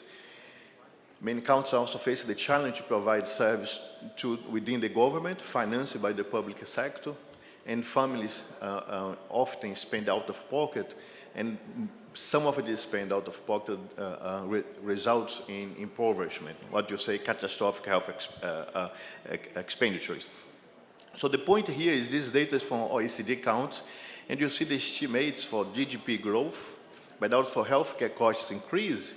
And you see for all or most of the scenarios, GDP growth is below the expected increase in health spending, which tells us that it's important not only to spend more, but how to spend. I have this paper that I like very much from colleagues in the bank. It's a bit old, but gives a very strong message. Is how much the public health spend improve health outcomes. And I want to make that point because, as I said in the beginning, I hope I'm going to repeat a few times today, is It's not only about how much we spend, but how we spend. And I think the first point is primary health care definitely is a good way to spend in health. But then the second point is, and I hope the Brazil experience I'm going to show you, is has Brazil achieved that objective that I mentioned, that primary health care is the best buy? And I think it would have good lessons, but I have a remaining challenge. I just mentioned one that the former presenter mentioned about fragmentation of care in Tamil Nadu. You're going to see that in the primary health care network in Brazil, fragmentation is a major issue. And specifically now that you face the challenge of chronic disease, where we needed to have a continuum of care. No, we discussed that yesterday also, but I'm going to come back to that. But the point being made is, it's not about spending more. It's not only about how much we spend, but how we spend. And the first thing is primary health care is a good investment. No? And then you need to think about how to improve the primary health care service to make even a better investment in health. So this is from the Lancet Commission of Finance in Primary Health Care. And I think that makes very clear the point I'm trying to make here is, of course, spending more, increase health expenditure per capita is in the horizontal side, and you have the UHC index in the vertical axis. You see, as countries spend more per capita, of course you get higher coverage. No?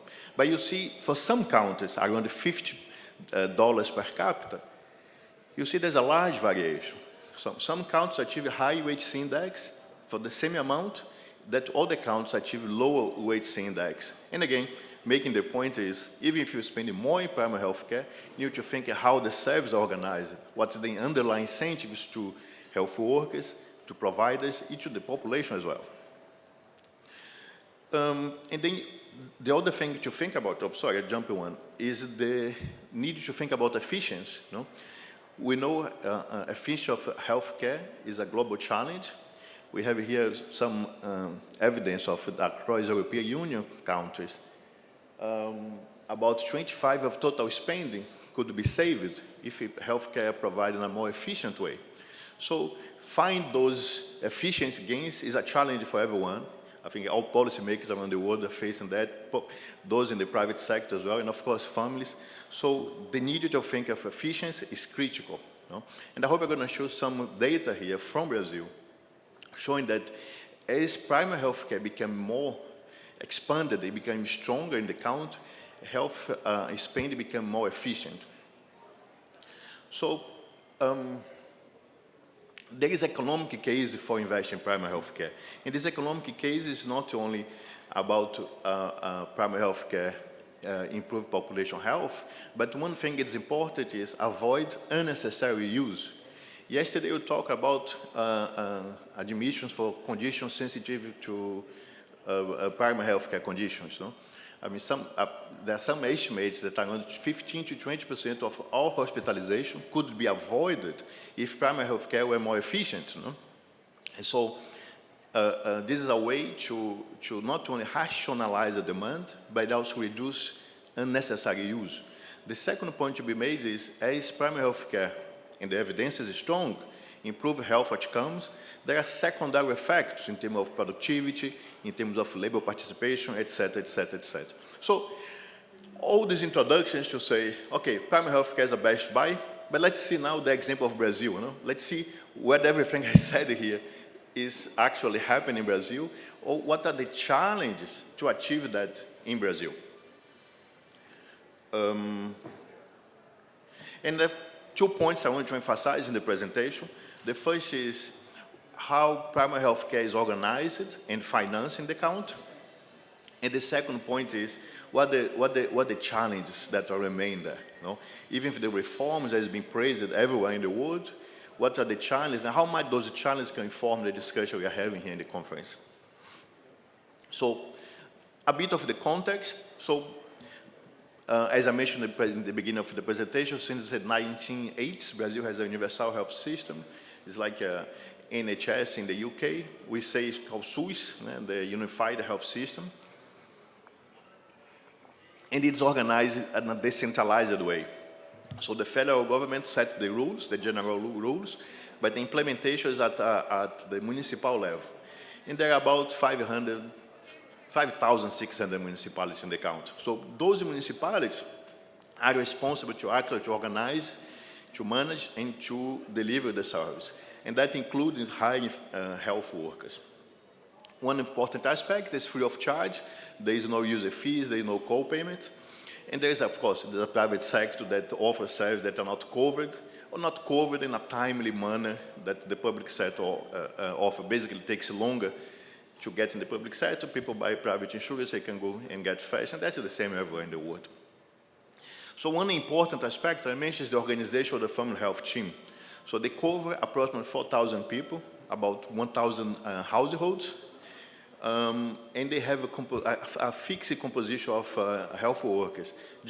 In general, is one physician, 3 nurses, nurse technicians, up to 6 community health workers. And that's everywhere in the country, everywhere in these 5,570 municipalities. You know? So one important thing, 2 important things about how the system is set up is, the first is highly decentralized.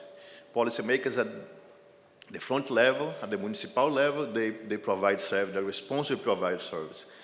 And the second one is uniform, you know, the same model.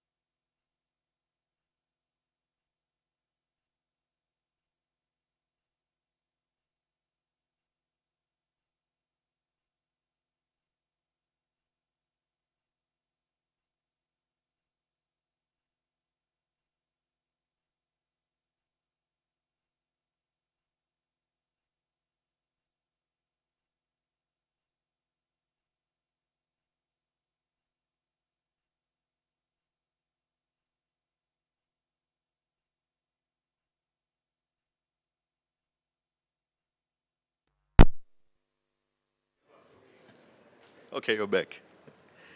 Hello? Hello? Oh, okay, we're back. That was a good break. Okay, so as I just recap, 2 things I said was important. The first is highly decentralized, so it's very much on the municipality level to implement the policies that are set nationally. But the second point is there's uniformity. No? As I said, the composition of family health teams are the same in these 5,000 plus municipalities. No? And the final point is the family health teams, no? This one physician, 3 nurses, and up to 6 community health workers. This team is supposed to be the first point of contact of the health system. However, different from other places like the UK and Canada, they don't have a gatekeeping function. And they're going to come back to that because that's very important in the discussion. So first thing, primary health care spend is a priority in Brazil. No, you see, all the evolution, I'm going to show you some data about that, was possible because funding primary health care was put as a key priority. You see here, comparing primary health care spending in Brazil with some OECD countries, and you see Brazil is close to the average across OECD countries and higher than, higher than many of the OECD countries. No. Of course, there are countries like Estonia and Iceland, Australia, they spend much more. But you see, especially when you look from the mid-income perspective, this is quite remarkable to Brazil. And you see that has an impact in the evolution of the primary health care network.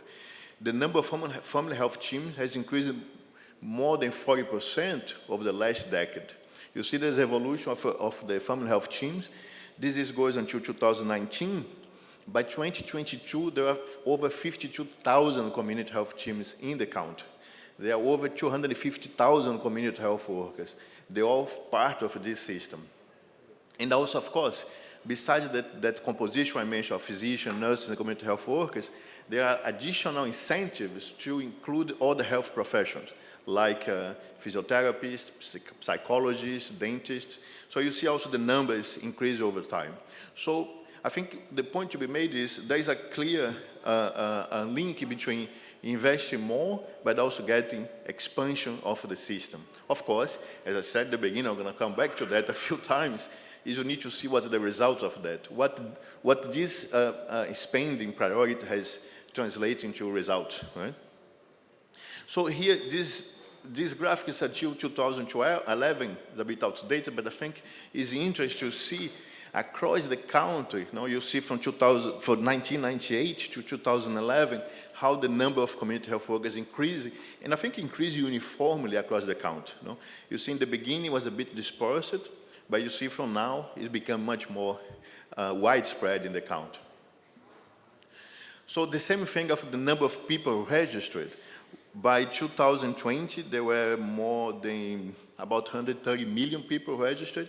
By 2022, there are over 165 million people registered in the family health teams. This is a contradiction because when I mentioned at the beginning, Brazil has a universal health system. It's public and cover everybody free of charge. However, only 165 million people out of 210 million people, of course, the dimensions compared to India is much smaller, but you see only 65% of the population are registered in family health teams. So there is a challenge to expand this coverage, because in principle, 100% of the population should be covered by primary health care service. So the country hasn't achieved that yet, and I think one thing that's interesting to discuss together is what are the challenges to achieve that. And of course, I anticipate one that I believe is the same here, is about the distribution of especially physicians, the availability and distribution of physicians. Yesterday, we had a discussion about that. This is a global challenge. Every country in the world, from the smaller country to the biggest country, they have challenge to produce physicians in appropriate numbers, but also to distribute them in appropriate number. But you come back to that. So, one thing is important to say here is this expansion, both in terms of the number of health teams and the number of people registered in the family health strategy, result in important improvement in population health outcomes. Here we have only 2 infant mortality rates and number of maternal deaths, and you see over time it decreased a lot. There are several the literature example in terms of assessing the impact of family health strategies in health outcomes, in reduction of avoidable admissions, in immunization, etc., etc., etc. I think those familiar with the public health literature certainly have seen. So I would say in general, Brazil is a good example of how primary health care help to improve these population health outcomes. The question now for us, and I think that's an important point for discussion, is how much this system, how much the system is set up today is able to address the challenge of non-communicable disease. Right? I'll come back to that. So another important aspect is the equity aspect. You see here, the green part of the bars are the primary health care access, and the bars are population divided by income quintile. Basically, 1 is the poorest, 5 is the highest income quintile, the richest. And you see the poor, actually 61% of the poor, they rely on public primary health care service to access health care. So there is an equity aspect as well, besides the improving health outcomes. And you see also if you go to the second quintile, income quintile, about 54% of them. So primary health care does have this aspect of transfer results, of solidarity, let's say, of equity, as I put already in the slide. So spending primary health care in Brazil benefits more the poor proportionally. Efficiency. A few years ago, myself and a colleague from the World Bank in Brazil, we did some efficiency analysis, and you took the 5,000 municipalities, 5,000 plus municipalities, and we analyzed efficiency of spending primary health care and efficient spending hospital care. And you see, from my right-hand side, is the average score of primary health care, and the other side, the efficiency score of hospital care. Right? And you see, on average, if primary health care is efficient by 0.63, which means more or less for each dollar spent in primary health care, 6.63 is well spent and 0.47 are wasted. no, in efficiency. But you look at the other side, the hospital care, you see for each dollar, 0.71 cents are wasted in efficiency. So the message here is very strong. Primary health care is use the public resources in a much, much more efficient way, almost 3 times more efficient, on average, of course, because there you see the distribution of the municipalities. So this is a strong message. No? You say, when you look at the efficient aspect, you see that primary health care responded better to the challenge that I mentioned in the beginning of using the resources in a better way. And then there was an interesting find is primary health care is not more efficient on average, but when they look at the municipality, at the municipality level, the more efficient the primary health care, more efficient the system as a whole. So which means when the primary health care is provided in a more efficient way, it is not only makes better primary health care, but to make the whole system more efficient. No? So there is, say in economics, there's spillover effect. No? You improve one, but you have a secondary effect of improving the other level of care. And when you see, you try to look to say, okay, what the best strategy for municipality to spend better, to improve efficiency of, efficiency of primary health care. So the best strategy is having more family health teams. More family health teams means the municipality is going to spend better in primary health care, going to have primary health care net service even more efficient. No? So, but then come back to the challenge I mentioned in the beginning. The main challenge to achieve that expansion is the availability of health personnel. No?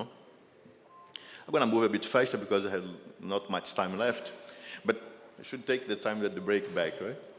So, one critical aspect is the availability of physicians. No? Brazil, as I mentioned before, but that's a common challenge for both low-income counties, medium-income counties, high-income counties, the availability of physicians. Here you see, comparing to peers, both OECD, BRICS, and regional peers, Brazil is more or less, in all cases, below in terms of the average number of physicians available.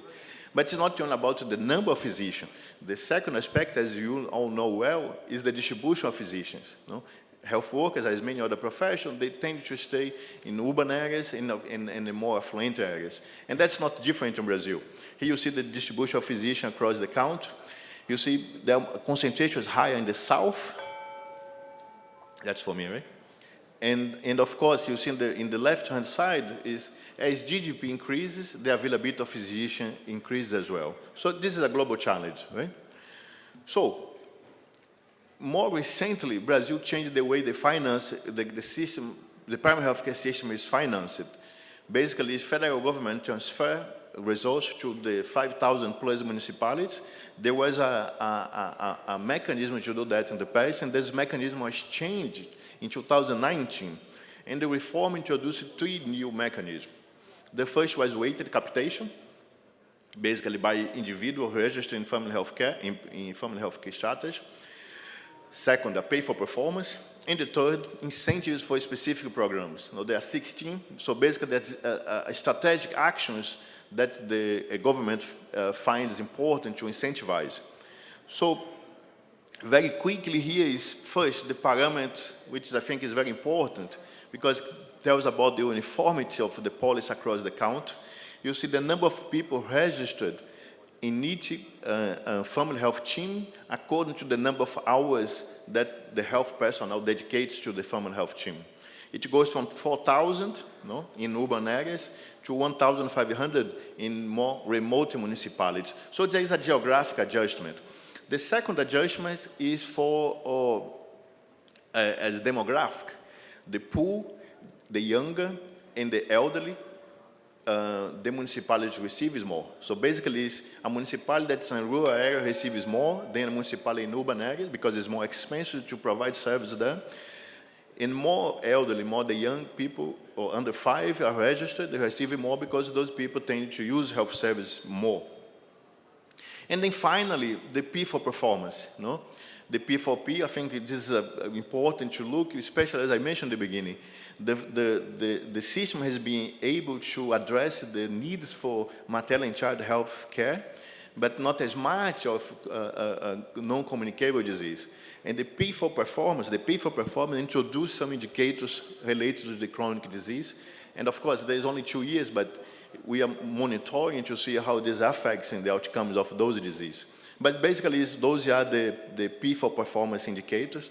They introduced 7 indicators, but the plans across the year include more.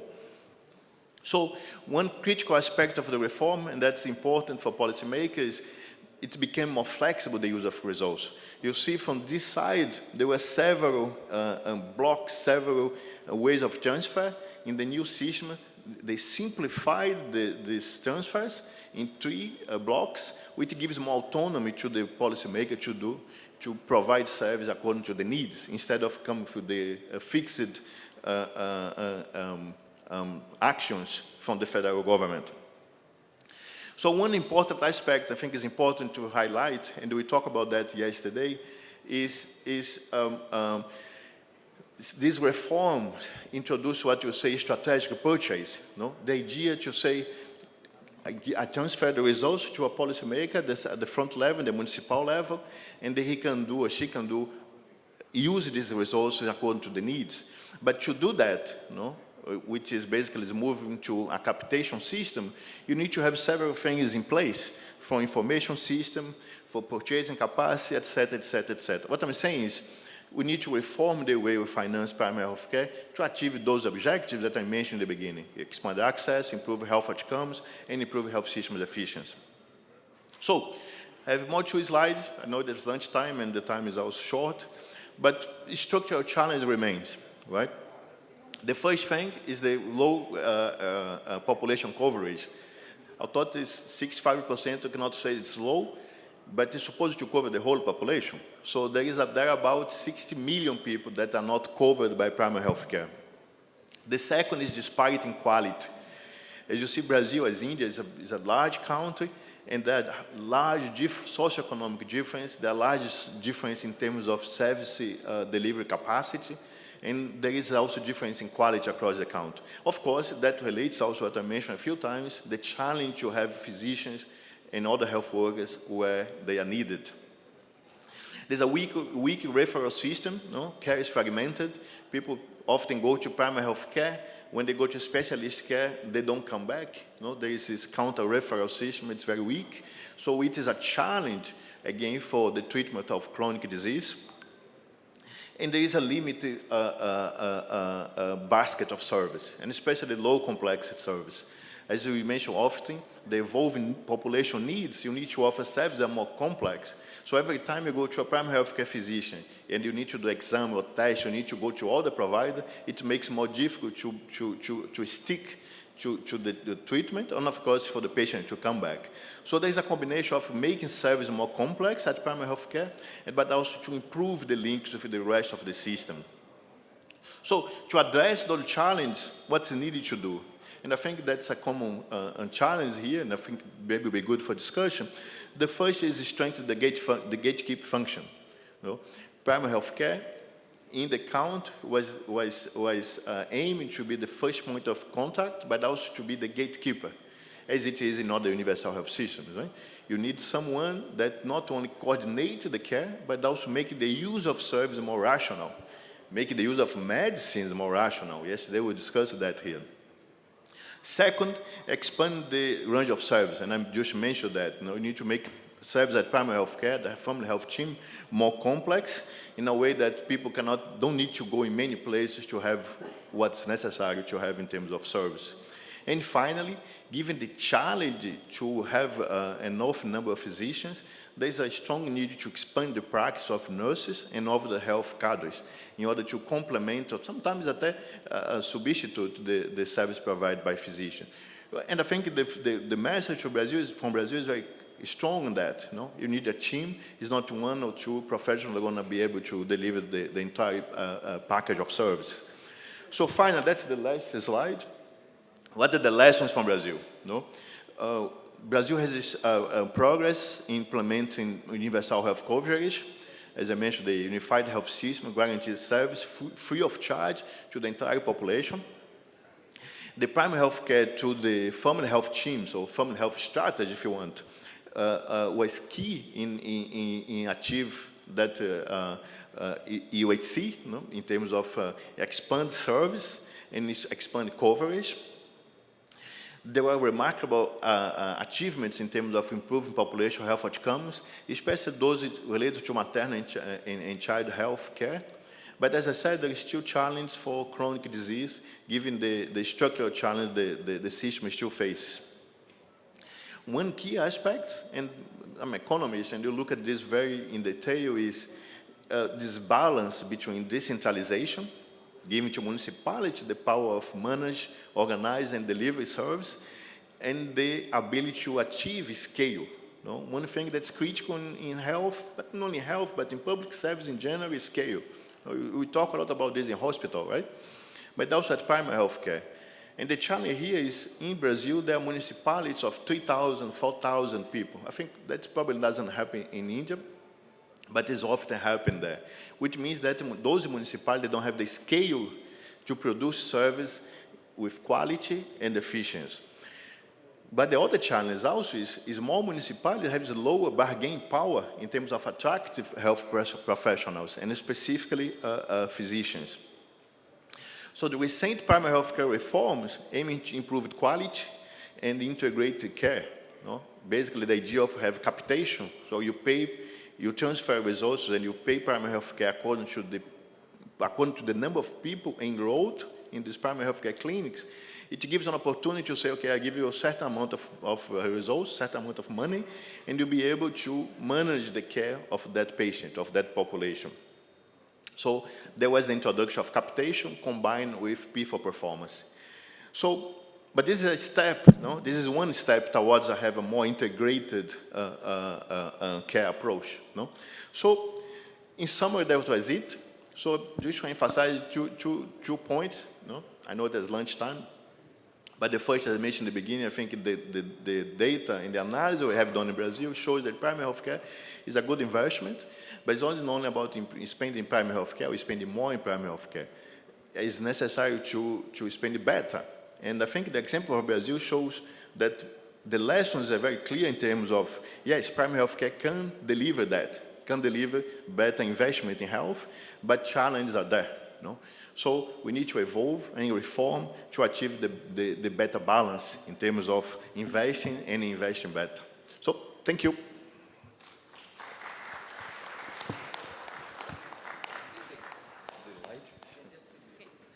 Any questions?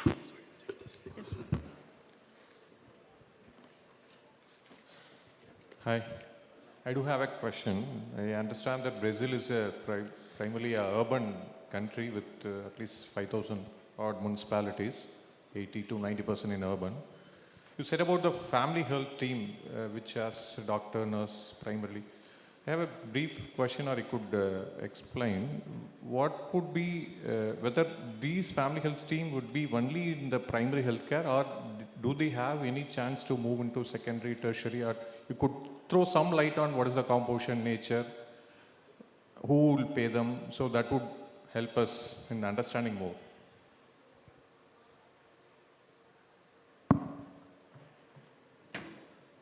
So one more question. Let this be the final question for the session. Mike, please.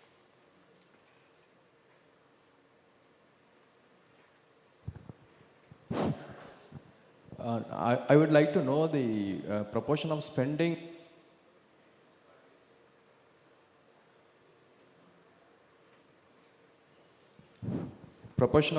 in municipalities and in rural areas, because I come to know that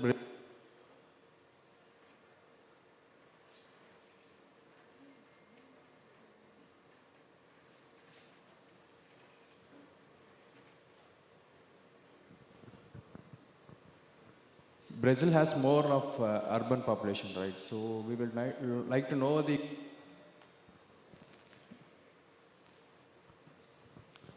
local government spending for the municipalities, the health proportion, the amount the municipalities are willing to spend for health in Brazil.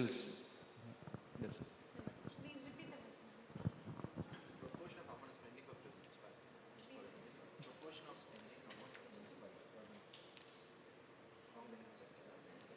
Brazil has more of municipal population. So we would like to know the willingness of the local municipalities, the local bodies, their willingness to spend for health. Because we don't find it satisfactory in India.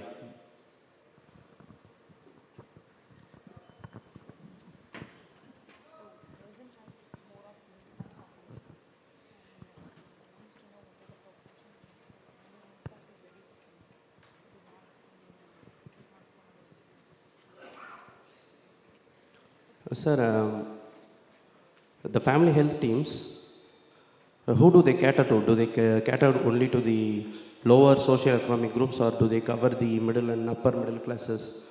Of those who are left out of it, I mean, do the rich people look down upon the family health teams and the services, or it covers the entire spectrum of all people?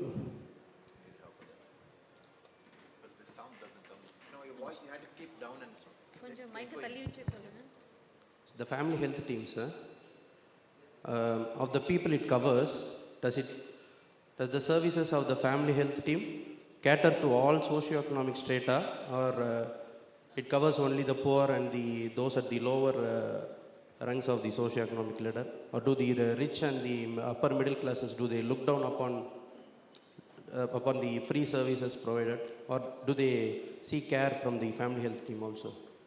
He wants to know whether the family health team, that exercise is followed only for lower socioeconomic status, or it is also applied for middle and high.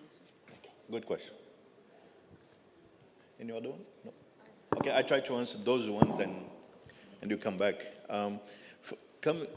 From the last question, it's a very good question because there are two aspects of that. The first aspect is, as I show in one of my slides, that's true that the family health team is the first point of access, especially for the poor.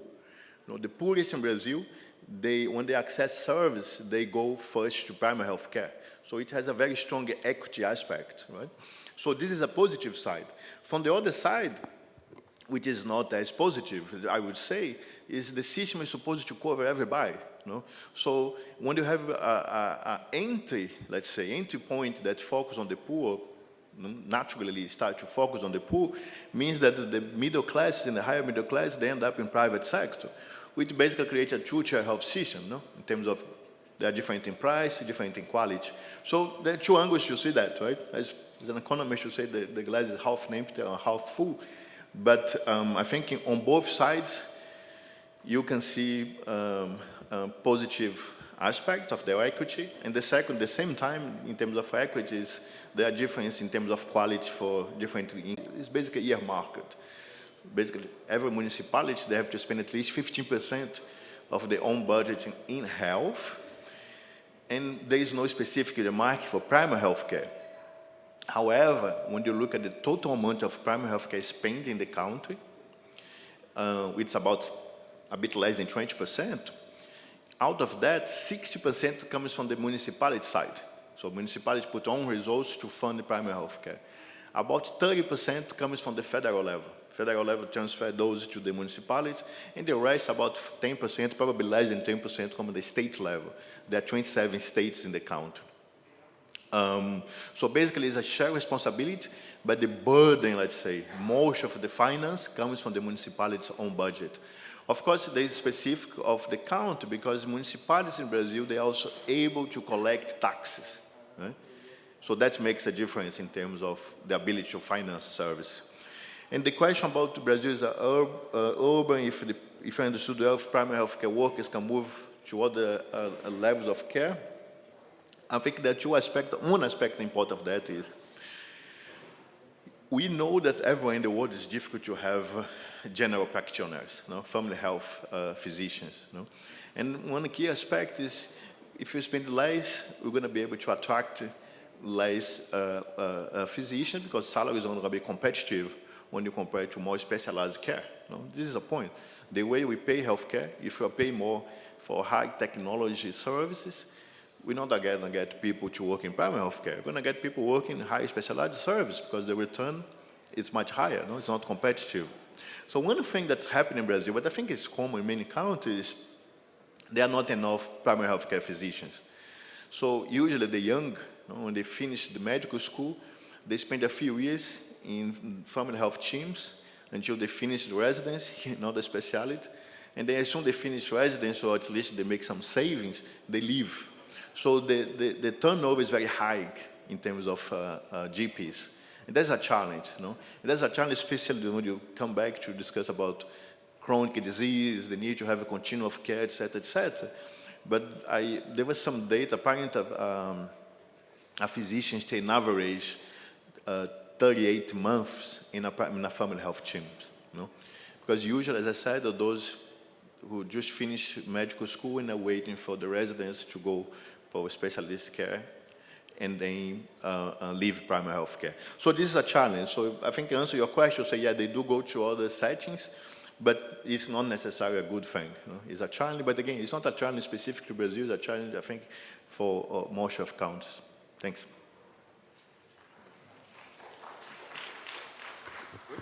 Yes. Fine. Yes.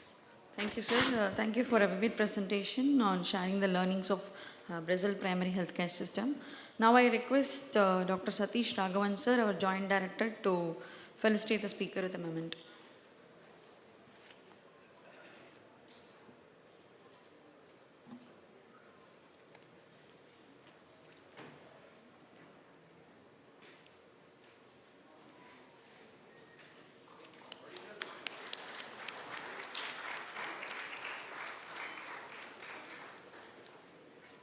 Thank you.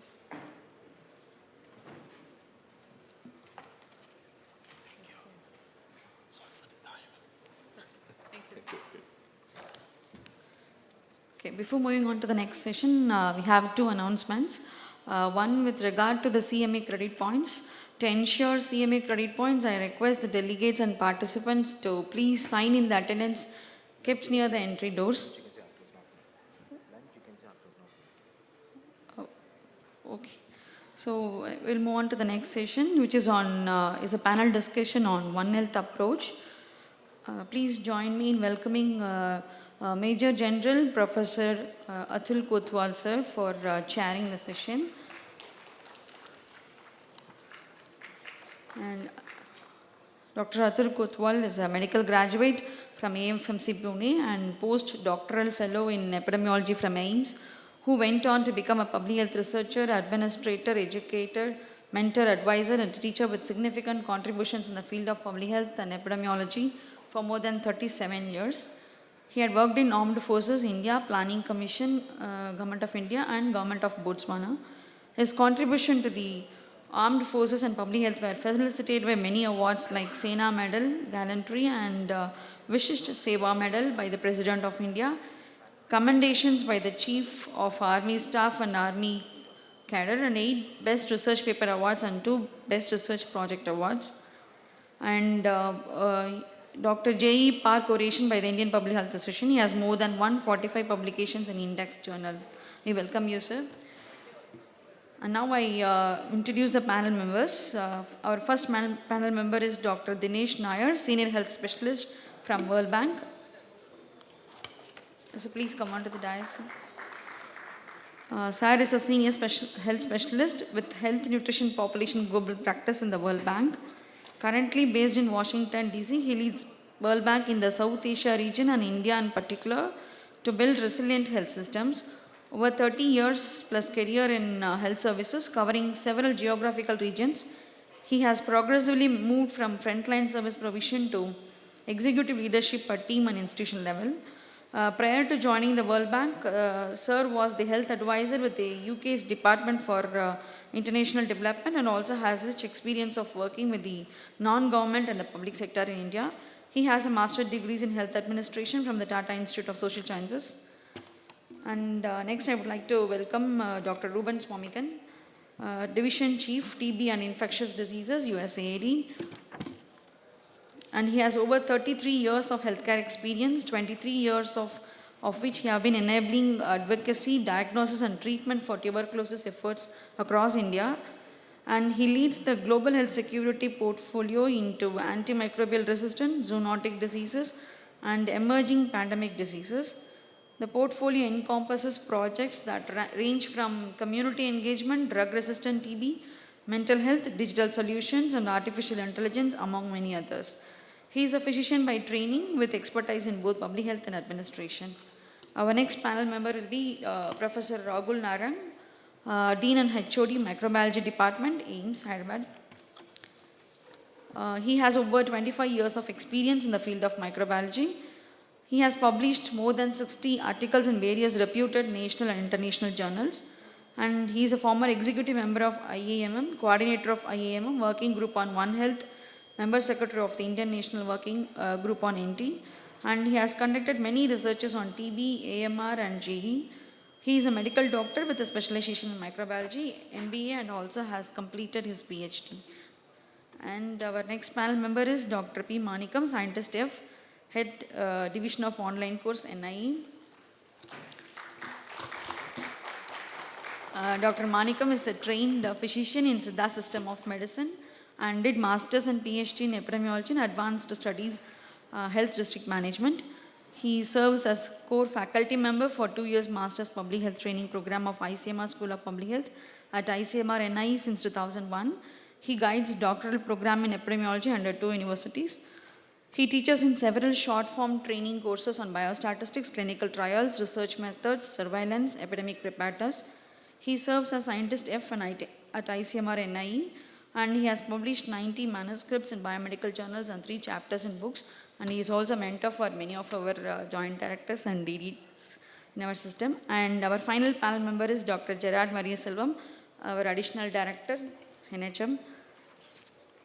Sir has completed his PG in community medicine from MMC and CDC Principles of Epidemiology course, and also a public health leader after having successfully undergone the Public Health Leadership and Implementation Academy for NCD program by the Rollins School of Public Health, Emory University, USA, and has been the State Nodal Officer for the NCD Intervention Program, first implemented Tamil Nadu Health Systems Project, now under NHM Tamil Nadu. Now currently holds the post of Additional Director, NHM Chennai, Tamil Nadu, and his primary research interest on on-community. Thank you. Thank you for the introductions, and thanks, and I once again welcome all the panel members to this team group. Good afternoon, everyone. I must congratulate the Tamil Nadu state as such for organizing this and for the long and excellent history of public health being given importance. The outcomes of that has already been shared, and we all are aware. At national level, when we think about something new or think about anything in new health systems, and even for the communicable, non-communicable diseases, we look towards Tamil Nadu for the learnings, and that's a fact which is officially also being stated. And so that's why, and I must thank the organizers for inviting me here. Being a public health specialist, I couldn't have missed this momentous occasion in the journey of public health. So thank you very much for that. And our panel, though actually we are delayed behind schedule, but I think it's the right time when the hunger pangs are there amongst all of us and we are looking towards food, we must understand the importance of One Health, how it will affect the food for everyone all over the world, because of the linkages between the environment, the climate, the health of the animals and human beings, and also the crops and plants. So that I think they're the right time to decide about this. So even though some have already left in search for food, but those who are keen to understand all the nuances of One Health are here. So the definition, I think I must put on record how it is defined currently, because the concept started in 2003 and 4, and the epidemics, as we all are aware, are there since antiquity. But SARS in 2003 pushed the governments all over, and then we had that Manhattan Principles. So the current definition is that it's a collaborative, multisectoral and transdisciplinary approach working at all levels, local, regional, national, global, with the goal of achieving optimal health outcomes, recognizing the interconnection between people, animal, plants and their shared environment. So the issue is that whether it's climate change, whether it's One Health, whenever we talk of transdisciplinary approach, it takes a lot of effort, the progress is slow, because we all over the world are very happy working in silos and looking at our achievements over there. But then a time has come now, and COVID has been an eye-opener. We are lucky that our country responded positively, not only in the mitigation, not only in all the other efforts, but also taking learnings which were not taken by the world in 2003 for future. So without further ado, I will request all the panelists. So what we have done is, instead of giving allotted time to each panelist, we have tried to string together a series of questions to discuss various aspects of One Health within the allotted time. So I would start with Dr. Gerard now, that if you could elaborate that how the global environment changes impact health, and also when we talk of climate change and emerging zoonotic diseases, how will One Health approach help us to understand and what are the threat of zoonotic diseases and any efforts towards that? You could do it from there.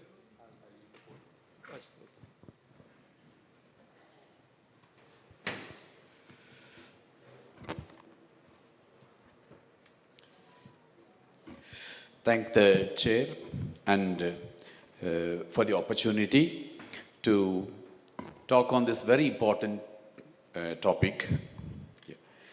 So how does the global environment changes, GEC, impact our health?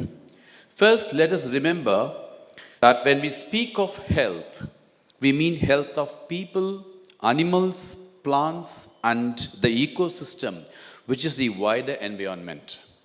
Second, we should remember we all need space on this planet. We are all closely linked and interdependent. We are all mutually inclusive and not exclusive. Any threat to this system I'm talking about needs to be addressed. That is what One Health is all about. Attaining SDG, Sustainable Development Goals, calls for how we look at our planet and our health. Clean water, clean air, safe and nutritious food, action on climate change, these are all very much needed to achieve the SDG. Now, GEC, what is the impact on our health? Talking about human health, globally, each year, 12.6 million deaths happen due to the environment causes. And 2/3 of this, 8.2 million, is due to non-communicable diseases. And the first being the stroke, accounting for 2.5 million, ischemic heart diseases 2.3 million, and injuries another 1.7 million. Unprecedented global environmental changes have happened since middle of the last century. And there is a range of health outcomes which you can see due to this complex web of pathway. So when we talk about this, we have to talk about climate change, the biodiversity loss, which we can see, the loss of greenery with our own eyes, fresh water depletion, tropical deforestation, over-exploitation of fisheries, ocean acidification, soil degradation, changes in the nutrient in the soil, which includes your nitrogen, phosphorus, and others, and environment getting loaded with persistent toxic substances. When we talk of climate change, its ramification and impact, we have to understand in a very holistic manner. Climate change means the change in the mean climatic conditions and extreme weather events like heat waves. Especially it brings changes in the microbial ecology, the host, animals, vectors, and pathogen multiplicity, which leads to emerging and re-emerging infectious diseases. What are the direct effects? The direct effects you can see with your own eyes, with your experience in terms of injury, death, stress, disease risk. With the environment, what is the effect? You see the glacier loss, melting of the ice, sea level rising, altered surface water, reduced food yield, ecosystem damage, property loss, etc. What has happened to the society? The social disruption. Livelihood gets affected, shortage of prices, people can relocate, etc.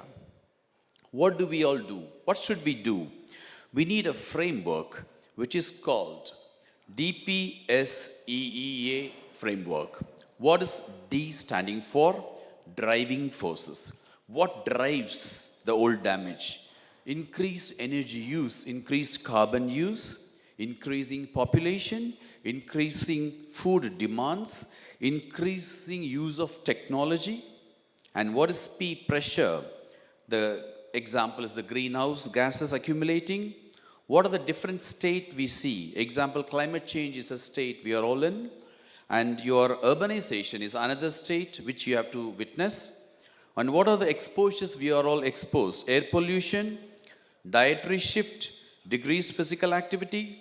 And what is the effect on us? What is the effect on our own human health? Cardiovascular diseases, diabetes, undernutrition, or it could be obesity.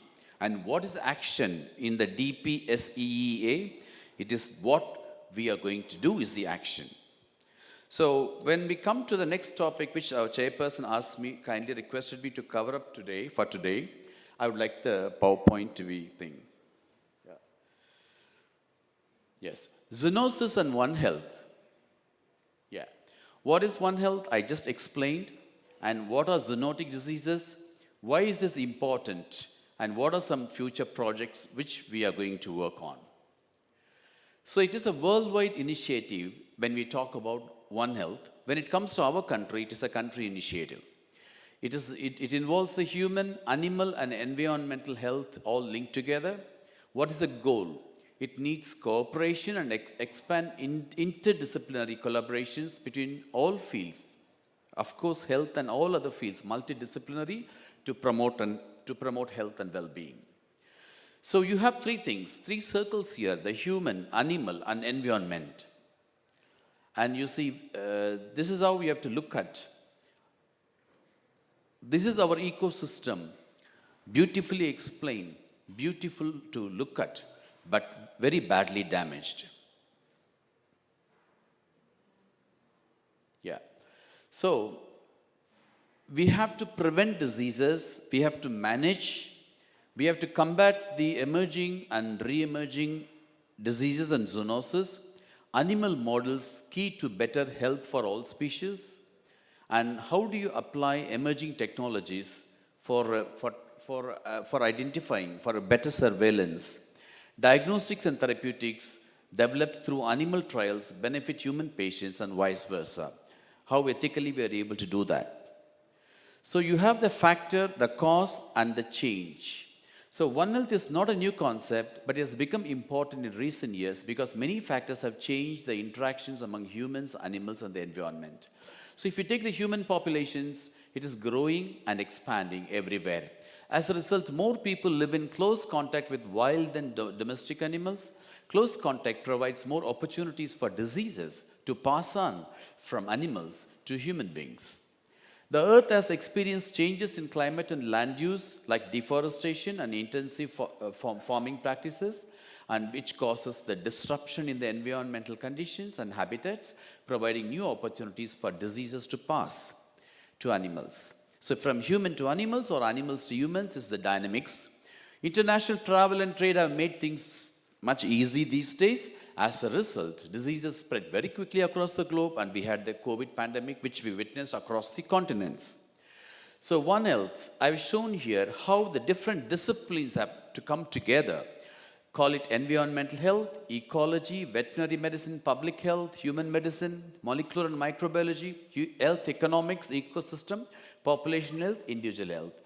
So the population health depends on the individuals, population health depends on the ecosystem. So the different kinds of things which we have tried to show. And in zoonotic infection, depend on different things, our biothreats, it affects the global health, food safety, and when it comes to infection, bacterial, viral, vector-borne parasite, and AMR, antimicrobial resistance, were a very important area. So in interventions, we look at vaccines, therapeutics, vector control, surveillance, and sanitation. So as I said, the dynamics of transmission between animals to human and human to animals, and 61% of all human pathogens are zoonotic. And 75% of all emerging pathogens in the past decade, they have been zoonotic. So why do you think this is true? We interact with animals on a daily basis in our daily lives. We raise animals for food or for enjoyment.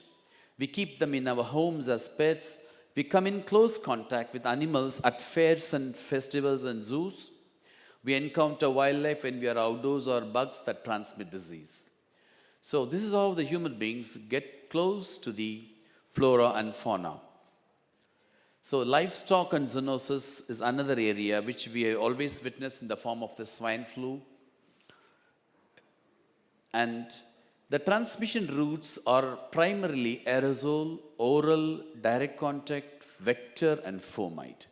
So all these things are the channels how the human beings contract the infection. So direct contact in terms of bite, scratch, contact with the infected tissue like rabies and Q fever, indirect food or waterborne like Salmonella E. coli, aerosolization, inhalation, contact with respiratory droplets, vector-borne like mosquitoes, ticks, fleas. All these we know very well in our own system. So in prevention, education and outreach is very important. Proper hand washing and hygiene, which we all witnessed in COVID. Stay safe when handling food. Prevent bites from mosquitoes and ticks and other parasites. Stay safe around the pets and livestock.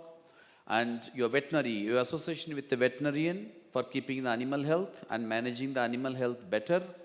And to be aware of what is a zoonotic disease, both at home and you travel, and how you can contract a zoonotic disease and how you prevent it.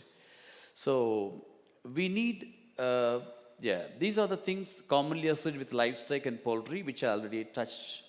And those who are at risk, they should know who are at risk, and those who are deceased, you should know what to do. And I end this small discussion with a note that we have to come outside the sphere of health in order to address the zoonosis and to promote One Health.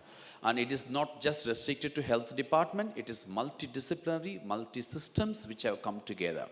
So the stakeholders have to come together. A strong foundation has to be laid between the stakeholders, without which we will be only understanding the concept but not making any progress. So in order to make an impact and a real impact in the society, it is really very important that we come together and take up this One Health as a concept for our own future, for my future, for your future, and for all our future generations. Thank you.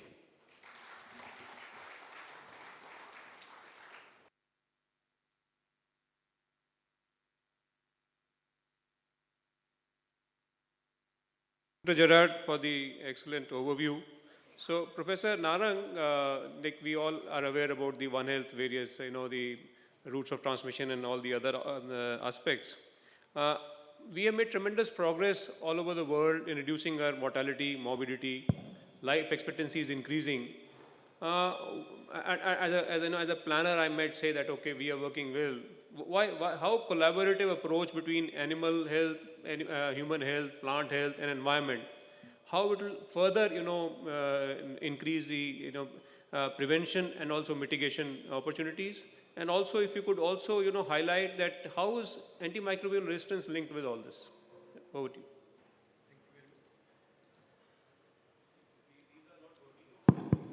Thank you very much, sir. Yeah, no, it's working now. I'm thankful to organizers for inviting me here. To answer your question, I'll take back everybody to 2011 when Dr. Kotoch, as Director General of ICMR, sent an email stating that we should start working on zoonosis. And in 2014, under chairmanship of Dr. Gupte, he's sitting here, task force was formed between ICAR, that is Indian Council of Agricultural Research, and ICMR to start work on One Health. So that was the first step. And I remember first year we fought with each other and nothing happened. But after that, sir, we worked in Maharashtra for 3 years for a project, multiple projects, and then there was another project in Shillong. After that, when I joined AIMS BB Nagar, so there we actually established a multidisciplinary approach for One Health. And since it's an example, I would like to share it with you. So we are working on human health. IVRI is working on animal health. Then there is another institute of ICR, that is National Research Center on Meat, is working on food safety. CCMB and CDFT are environmental partners, and there are multiple experts who work with UN who are in our team. So actually our transdisciplinary team that has started working, and we have started even submitting proposals to ICMR and various other organizations. So if we go worldwide, sir, it's a WHO OIE, that means World Organization for Animal Health, UN, means the Food and Agriculture Organization, and United Nations Environment Program. So all four quadripart the agreement is there. So here at local level also we have done such agreement, and that's how we believe that One Health approach can be used to tackle whether these are infectious diseases, including zoonotic diseases and reverse zoonosis, AMR, or any other aspect of health that can be tackled, sir. Your second question is on AMR and One Health. Sir, for long many years we believed as microbiologists that human medicine is using antibiotics and they are using them irrationally, and that led to drug resistance. However, when we started working with other partners, we understood that 60% of drugs that are produced are used by these animal farms, poultry farms, plant growth, as well as aquaculture. And if we go by different drugs, or even high priority drugs and highest priority drugs, they are also used, including third, fourth, and fifth generation cephalosporins, fluoroquinolones, aminoglycosides, even penicillin, including rifampicin, they are used. And the purpose they are used are, number one is to fatten the animals, that is for growth promotion. But then they are also used for prophylaxis, where they want to prevent the disease, and they are also used for metaphylaxis, that where they want to control the disease when they feel that one of the animals in the herd is infected. So, and if we say go by international laws, sir, OIE and WHO, they do permit use of certain drugs that can be used for disease prevention in animals. OIE per se permits lot many drugs for use for disease control and prevention for animals. Nobody permits drugs for say, growth of the animals, but disease control and prevention, they are used. And same is the case with aquaculture and even for plants. In India, if we go, sir, then in poultry, there was a study in New Delhi where they found that out of 6 drugs, at least 2 were present in 17% of chicken samples that were used, and they were found in their muscles and kidneys and liver. There is no law in India that prevents lacing of poultry feed with antibiotics, even though we have a law that says that colistin cannot be used. So life-saving drug colistin cannot be added, but other drugs, they have been added, and then they go from hospitals, they go to the environment, from poultry, animal farms, again they go to the environment, and then there is pharmaceutical industry that by accident or otherwise may load these drugs to the environment. So we know the point sources, sir. However, when it goes to the environment, then it goes to the lakes and rivers and soil, and then it becomes non-point source, sir. So to tackle such, what India is following is a National Action Plan for Antimicrobial Resistance, and all states are also have to form such plan. And main thing is, sir, if we can prevent infection at first instance. Second is if we can reduce the use of antibiotics. And the third is if we can have control over the counter sale of antibiotics and stewardship for human health as well as animal health, then probably this can be tackled. And in, sir, like I said, we are working with different partners. So we are running a project with all our partners. We call it Preventing Resistance Against Antimicrobial Agents Through Awareness, Accountability, and Networking. We have named this project as Praman. In Telugu, it says evidence. And in Hindi, it says evidence, and in Telugu, it says we have to do this. So that's what we are doing there. And at national level and state level also, people are working.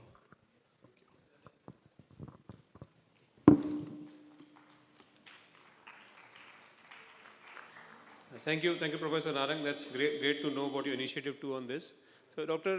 Dinesh Nair, just one quick question from you before I come to the other question from you again. What is your perspective of how food security is linked with One Health overall?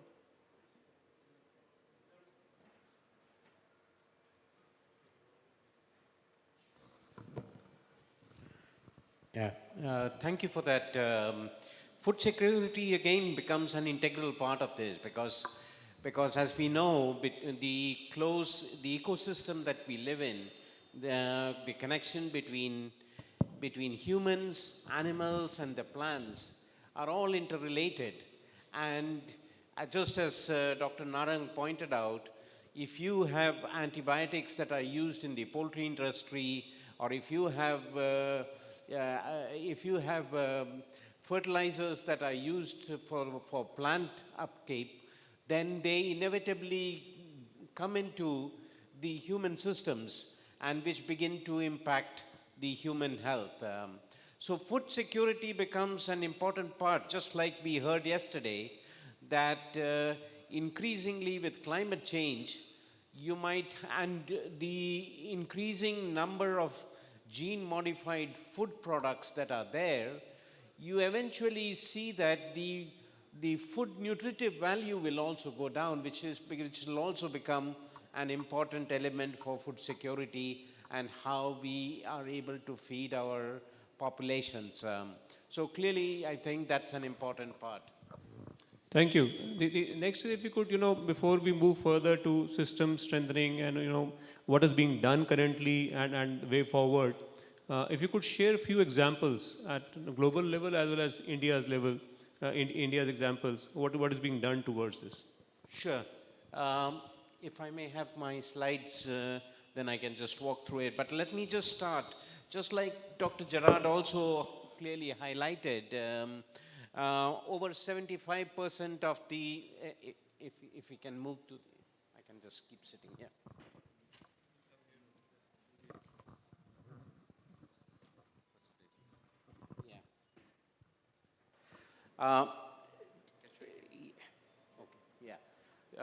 Just as Dr. Gerard pointed out, almost 75% of the emerging infectious diseases are basically have their origin in animals. COVID, we don't need to highlight further because clearly we saw the huge economic impact beyond the human impact that has been there. Pandemics have costed the global economy over $490 billion US. If you look at the new emerging diseases, you have more than 6.7% of the new emerging diseases that are coming from as part of this, the transmissions between zoonotic diseases and humans. So now, if you have to look at it clearly, if we want to stabilize the emerging pandemics and improve our health security, clearly One Health programming becomes an important element for us going forward.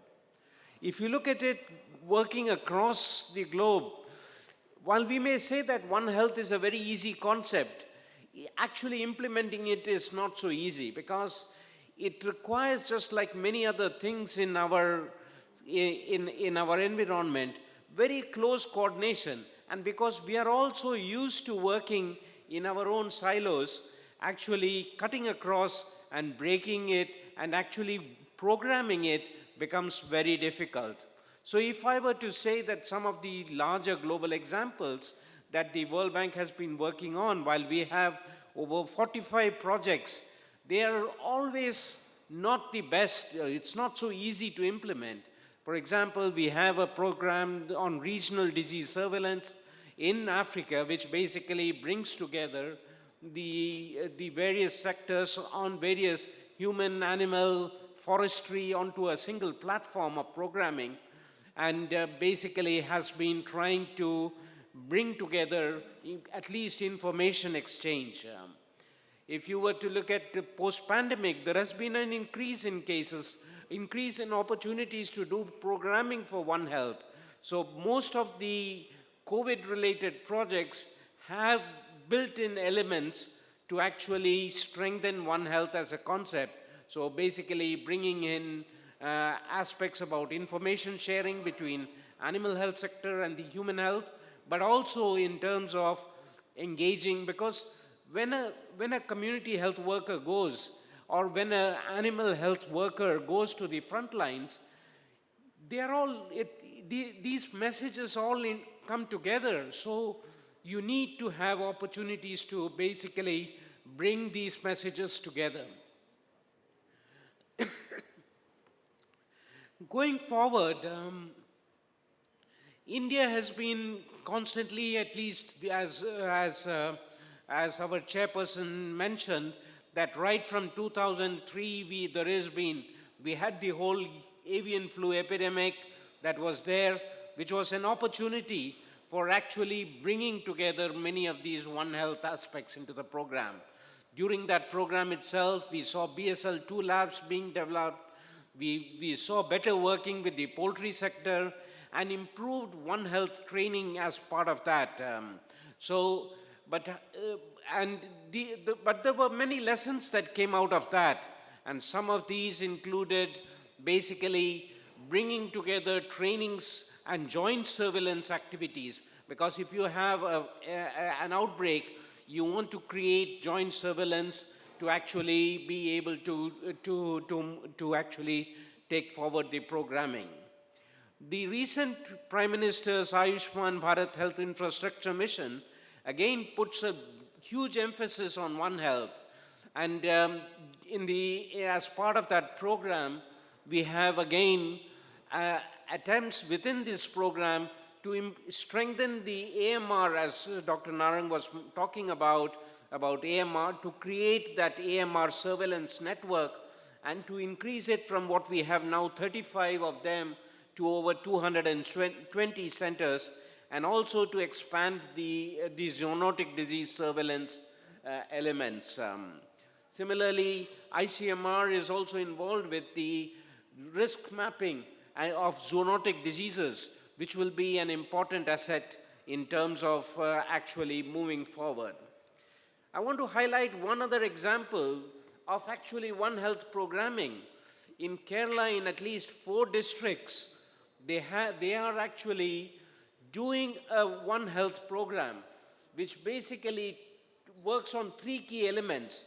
Basically, community-based surveillance, so basically bringing community health workers, Kudumbashri and everybody together.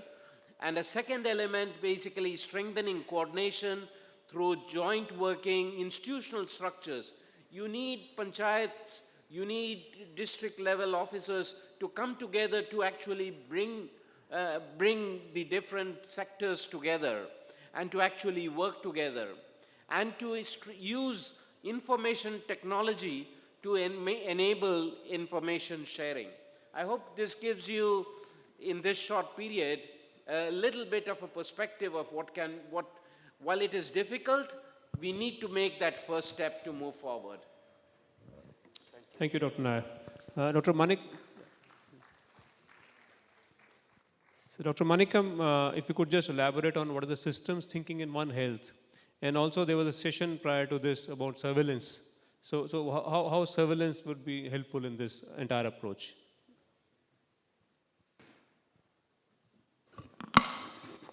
Thank you, Chair and fellow panelists. I don't know whether, when we introduce new terms, like for example, the systems thinking, whether we add to the dictionary of, misused words. For example, the word incidence is commonly misused.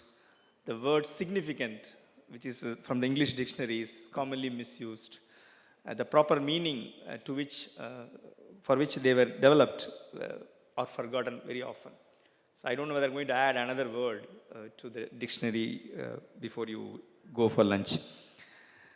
And One Health is also another term which is, like public health for different people mean public health. Public and health, public plus health is public health for many people. But then we know what is public health as stakeholders in this business. In terms of implementing One Health principles, there are a lot of challenges, whether it is a developing country or developed country, doesn't matter. Across the globe, there are several instances. You have seen examples of World Bank funded projects, and within India, for example, what Professor Rahul Narang illustrated, there are examples of One Health projects.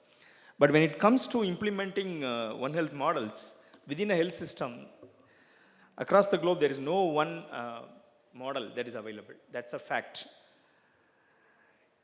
Within a context of a larger health system, if One Health has to be plugged in, even at in the district level in the Indian context, it requires a lot of efforts. It's a complex scenario.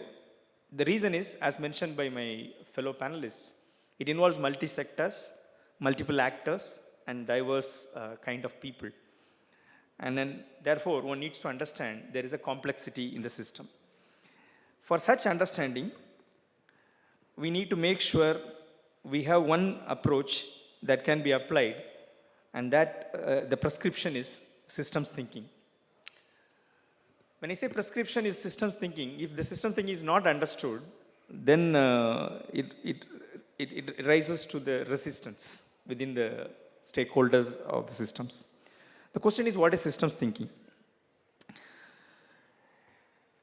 It is not expected within few minutes we will know all of aspects of system thinking, but the objective is to remember this keyword while thinking and planning as fellow colleagues in public health. It is primarily a way of thinking in approaching a problem and designing solutions. And it is often applied when the role and the influence of the actors and the context are still unclear. And I think in One Health, we are also still unclear, and we are beginning to learn, which is the case with One Health. So systems thinking involves understanding connections between the parts, the interactions between the parts for one purpose, and we need to understand that change in one part or connection affects other elements. That's the basic thing. It's not about individual factors, like what we normally do in an analytical approach when we do situation analysis or when we use statistical approach to identify individual factors. It is about identifying changes in one part, how it affects others. For example, in the context of One Health, who is affected, who is impacted, who are the responders, who are the other stakeholders needs to be characterized. We need to understand when and where in terms of One Health related outbreaks, first case occurs, where it is spreading, how it is transmitted and who is affected and how it can be managed, how serious is the problem. We need to understand what are the implications for human, animal and environmental. There is one such example in the Indian context which I came across in Gujarat done by Sandhu Lyasoband. He has used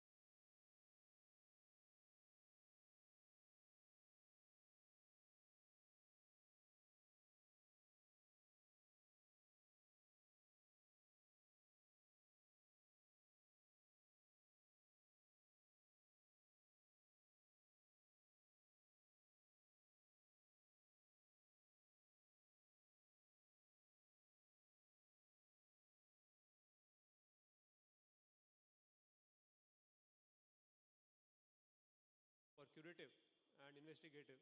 So what do you think is their role, in the One Health approach as such? And I think on the digital health, the ABDM, where they're looking to be the backbone of integrated digital health infrastructure, right? And digital is probably the way forward now, right?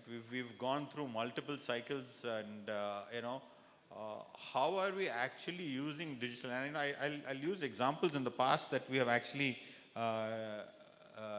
commonly encountered. I think one is supply chain management, where we use digital. Many of your peripheral healthcare workers use tabs to be able to record and report on data. We have now these RT-PCR labs. They're connected digitally so that you are able to ensure that there's no service breakdown, or if there is, then you can ensure services. And you're also able to know if any machines are being underutilized, so that you can move the machine to a place where utilization is more required. So, things like that. But I think moving forward now, you have genome sequencing. That's the new kid on the block. That's what everybody is talking about. But again, manpower, trained manpower, capacity to utilize all of this, right? Do we have that? And so again, as the health infrastructure starts putting this in place, please ensure that you all are looking to see, okay, how do we get trained manpower to be able to use this? Also, I think digital connectivity has dramatically improved, right? And the cost of digital connectivity is a pittance, especially in India. And I think we are not making the best use of that. The opportunities are tremendous, right? And it's extremely it's an acknowledgement really to the system that's actually trying to use these various methods. A couple of more points. I think one on environmental surveillance, and I'm talking about as we move into other areas outside of health. We've started looking at wastewater and sewage water to try and predict or use those tests to be able to understand, what are the pathogens that are there and what is it that can be done to be able to help the situation. Also building subnational dashboards and analytics really helps in taking the information down to the last level, right? So I think yesterday somebody mentioned that we have tons and tons of data, but we're really not using it as much as we should. And really, the tons of data is actually moving upwards. And when it moves up, they are not really in a position to send the information back down. So really, if you could do it at a subnational level, and then it's actually used where the data is actually being collected. And I think that's crucial. And I think finally, you got to give to the government of India, we've started now building centers of excellence for artificial intelligence in health. And we started looking at least two sites that I know of, one the All India Institute of Medical Sciences and the other in PGI Chandigarh. But how do you now take artificial intelligence and institutionalize it as part of both clinical management, not so much in public health as yet, but we are already there. We already started using it in TB that I know of, right? In looking at cough sounds, we're looking at loss to follow up, enabling treatment adherence. So I think there are a number of ways where digital is going to be crucial, and I'll want you all to keep an eye on that and see how best at your level you all are using digital health to be able to move forward the needle in the One Health space. Thank you, sir. Thank you, Dr. Ruben. So all the 4 pillars of Ayushman Bharat, AB PMJ, AB Health and Wellness Centers, AB Digital Mission, and also PM Abhim. So they're all, I think, these are approaches where we're trying to interlink with the central sector. And Abhim also has the central sector component, which talks about the regional NCDC and NIV labs, and they will be linked with the district public health labs, which are coming from the CSS component, and also block public health units. So that's a major, paradigm shift from our approach, which was as compared to earlier. As I mentioned earlier, the fact that we look towards Tamil Nadu for our learnings, and the health system has to be resilient and effective to have, to change course and start thinking beyond what is going on right now. So, Dr. Gerard, I would like to know your views that how this One Health approach could be incorporated in Tamil Nadu public health systems.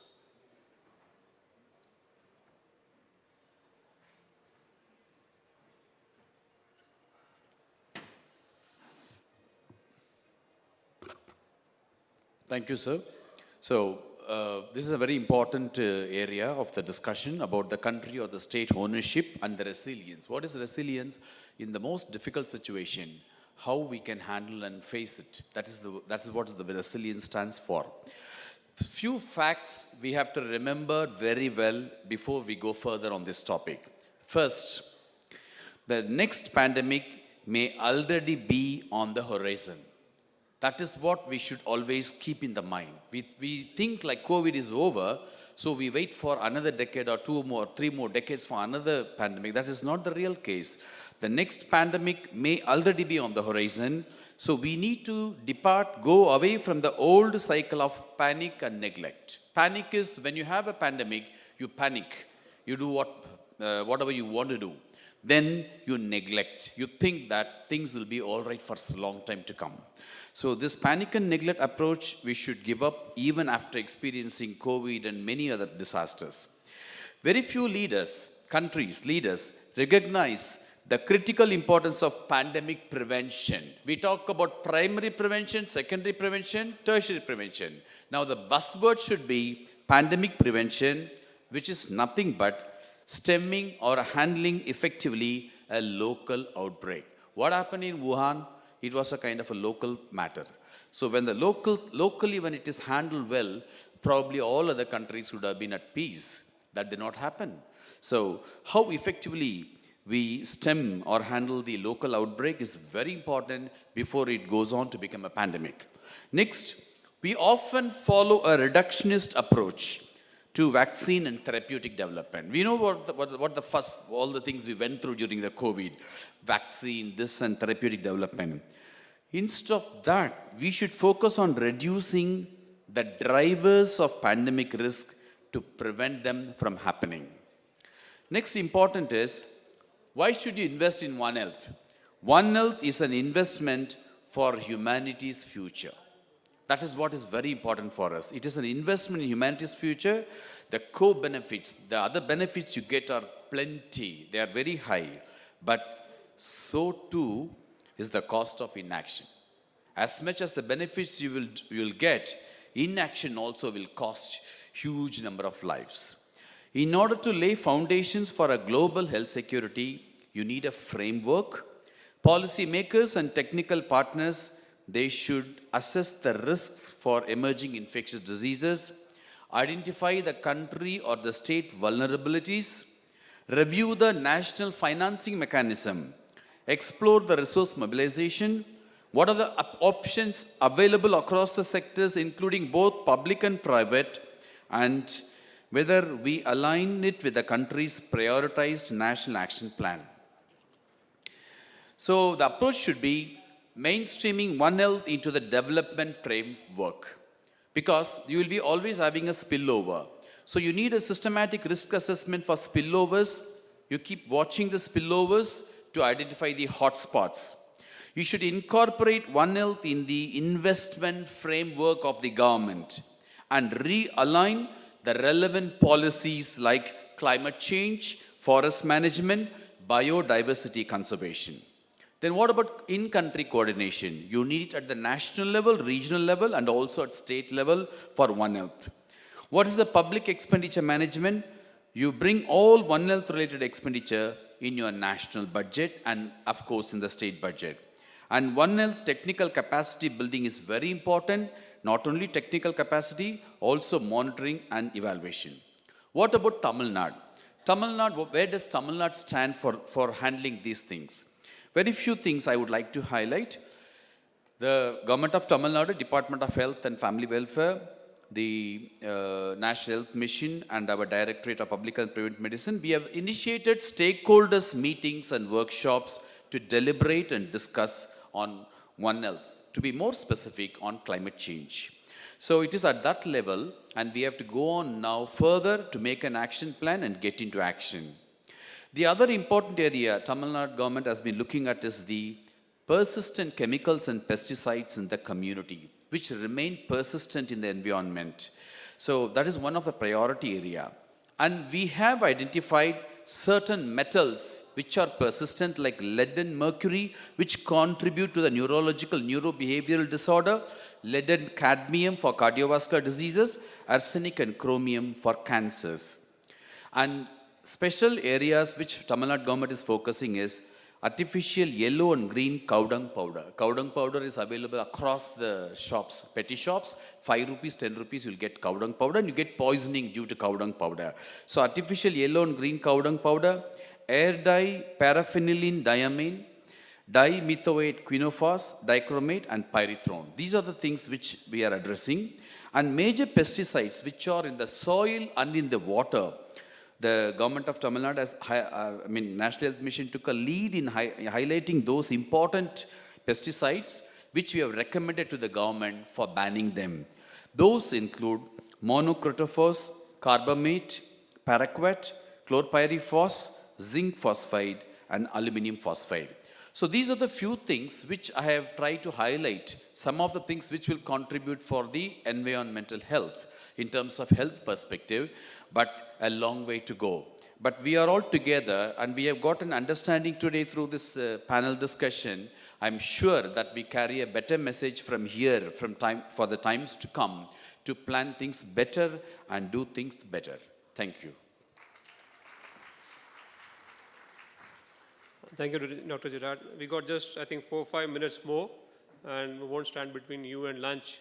So we all, just read the subject of zoonotic diseases, and also, we are not interested in learning about the agriculture and crops and all when we are in medical schools, where they're doing MBBS, MD, or even MPH. So Professor Narang, if you could, highlight how to popularize this, how to bring it into the mainstream of teaching, education curriculum, or even discussions and all at least.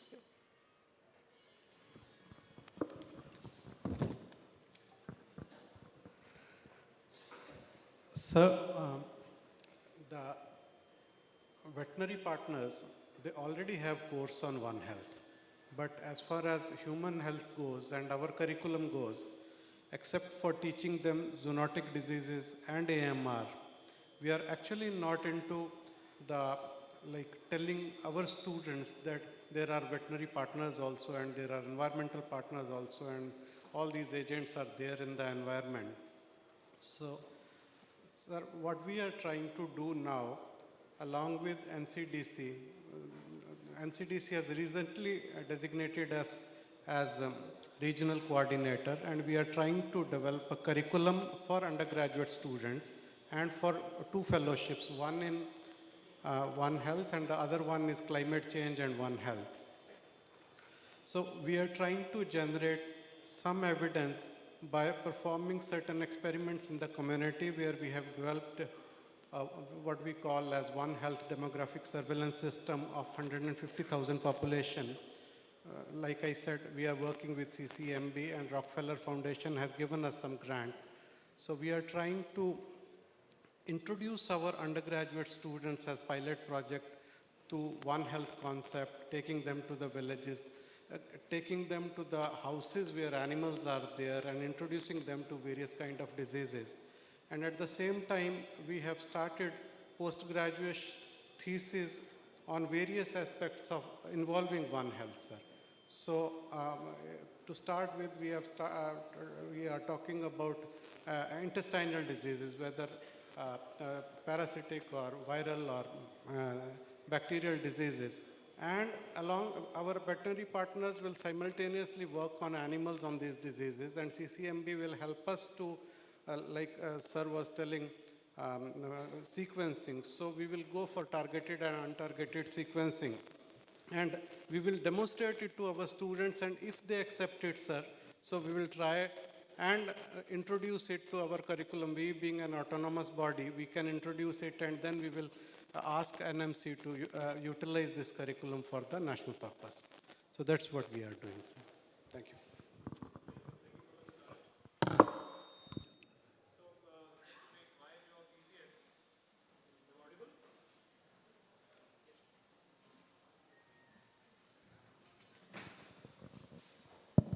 Okay, this is working now. Okay.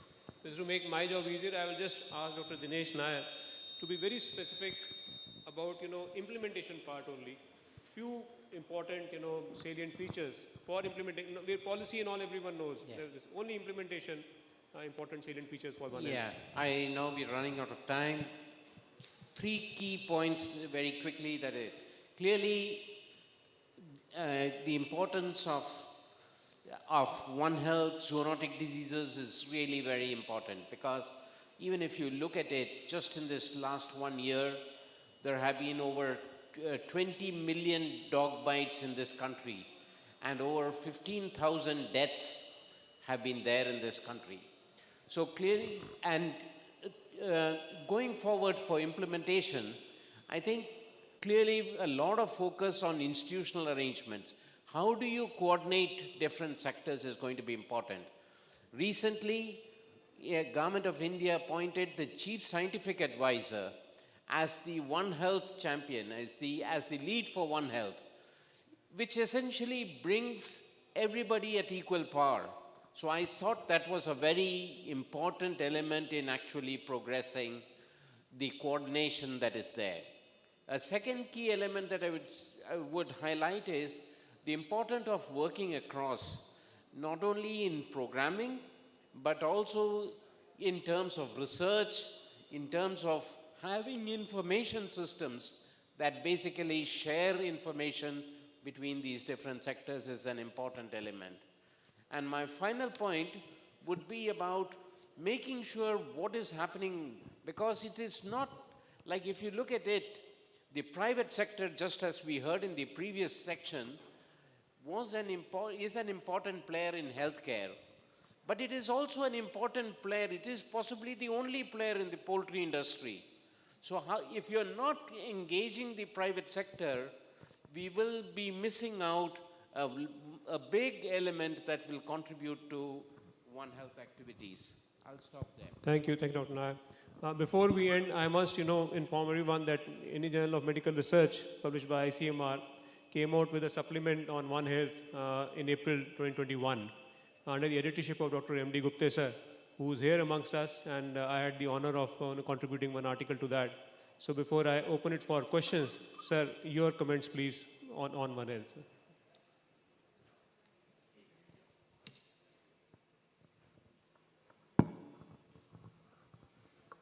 Thank you very much, General Kotwal, for giving me this opportunity. I have a couple of points. Today, if you look at One Health, it's concentrated essentially on prevention of pandemics, early detection and prevention of pandemics. And the tripartite agreement that we know of WHO, OIE and FAO, they are concentrating only on 3 areas, bird flu and influenza. They also look at AMR and rabies. What we are doing over here, you have gone much beyond these areas and trying to cover the entire atmosphere or entire ecology, the way we are looking at. This is most welcome. So that's one important point.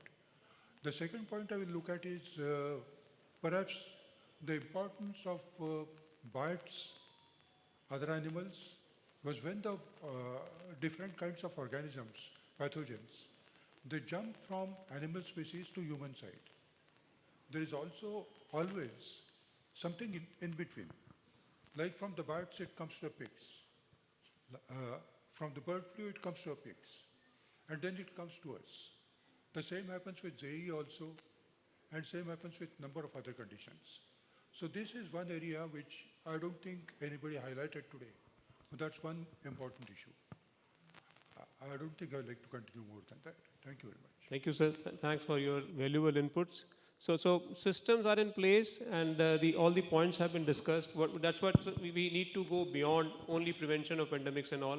Since it is transdisciplinary, we need to involve the community, the block level functionaries, the PRIs, urban local bodies, and we need to have not only that, like national, international level we already discussed, state level, but need to go beyond and have regional committees probably at each of these levels to get integrate and work together and understand the importance of each other. Then only I think we can achieve our importance of One Health as such. Yes, please. Sir, just a minute. Sir. Actually, when you are talking about One Health approach, human-animal interface needs much attention from public health perspective. Already, sir has mentioned about dog bite. So like that, dog bite and snake bites are the important challenges of public health. So in our state of Tamil Nadu, actually I am the state nodal officer for poison management, and our state is the only state where we make available of anti-snake venom, anti-rabies vaccine and immunoglobulin provided in all primary health centers, including the, of course, the secondary and tertiary care, and it's provided 24/7 free of cost. So that's a thing we have initiated, and also we have been training our doctors and nurses on the management of bites and stings. Already it's going on, and Dr. Bhushan sir has also, we had a collaboration with the Government of India in implementing this program and developing this protocol, just for information. Thank you very much for this. Anyone? I think it's time for lunch, and rather delayed lunch. So I thank all my panelists, fellow panelists, Dr. Nair, Dr. Ruben, Dr. Narang, Dr. Manikam, and Dr. Gerard. We couldn't cover the entire scenario and couldn't go in details, but within the limited 1 hour period, at least we tried to highlight all the points, and thank you to you all. My job was very easy. It was just to ask you questions and all, and you all covered everything. And thank you, Gupta sir, for your addition, value addition to this.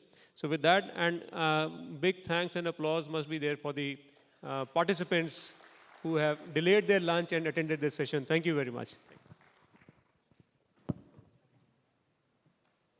We can take one question from the audience. Any questions? Okay, thank you. Yes, Mike.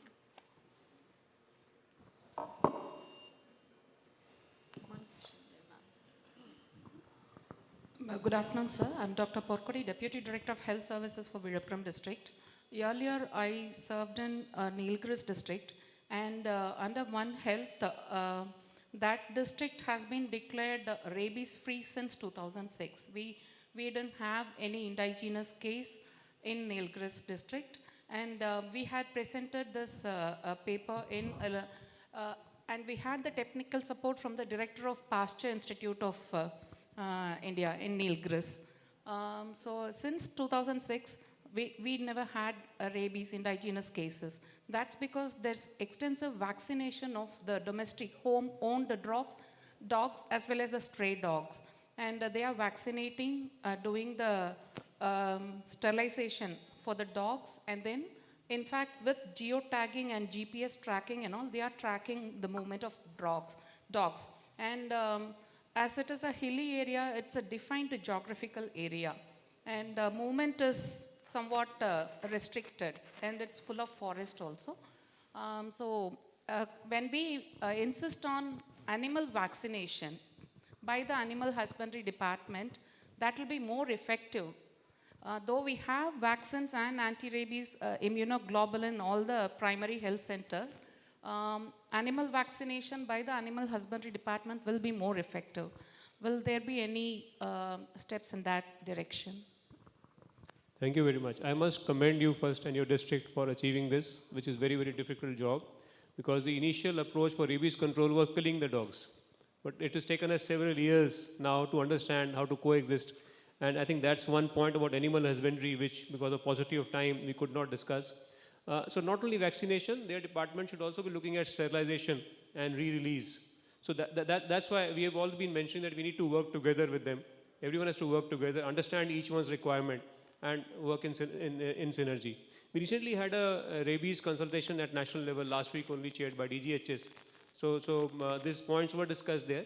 And but I think no one discovered about your district's achievement, which I think I'll carry home when I go, and I'll come to DGHS about your district as such, and try to learn something more from you. Thank you very much.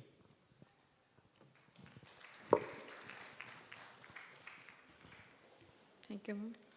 So the discussion was exceptional and enlightening, and starting from the definition of zoonosis to how prepared a system should be with the infrastructure, data management, and integration of health and non-health department and agriculture, etc. And so we have to go a long way to reach the stage of prevention of pandemic, and we will move towards it.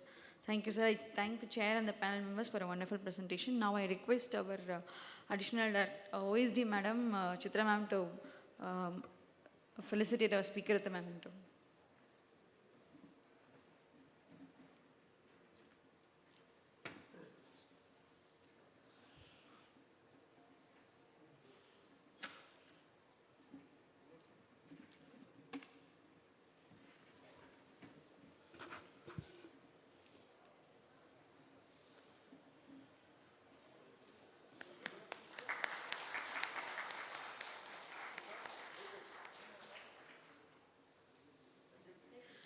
I request our OSD sir, Dr. Vadivelan sir, to honor the speakers, panel members with a memento.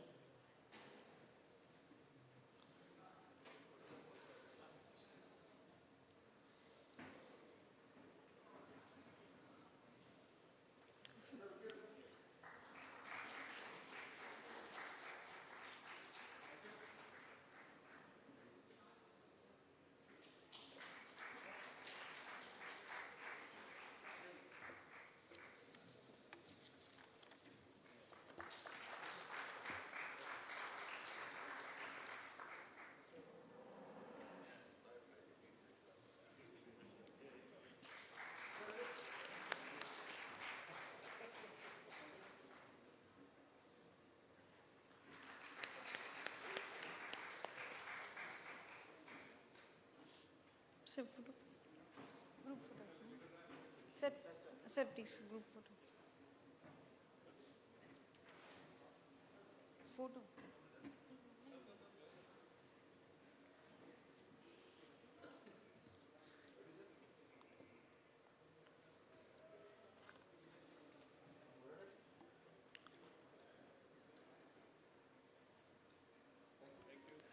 Thank you, sir.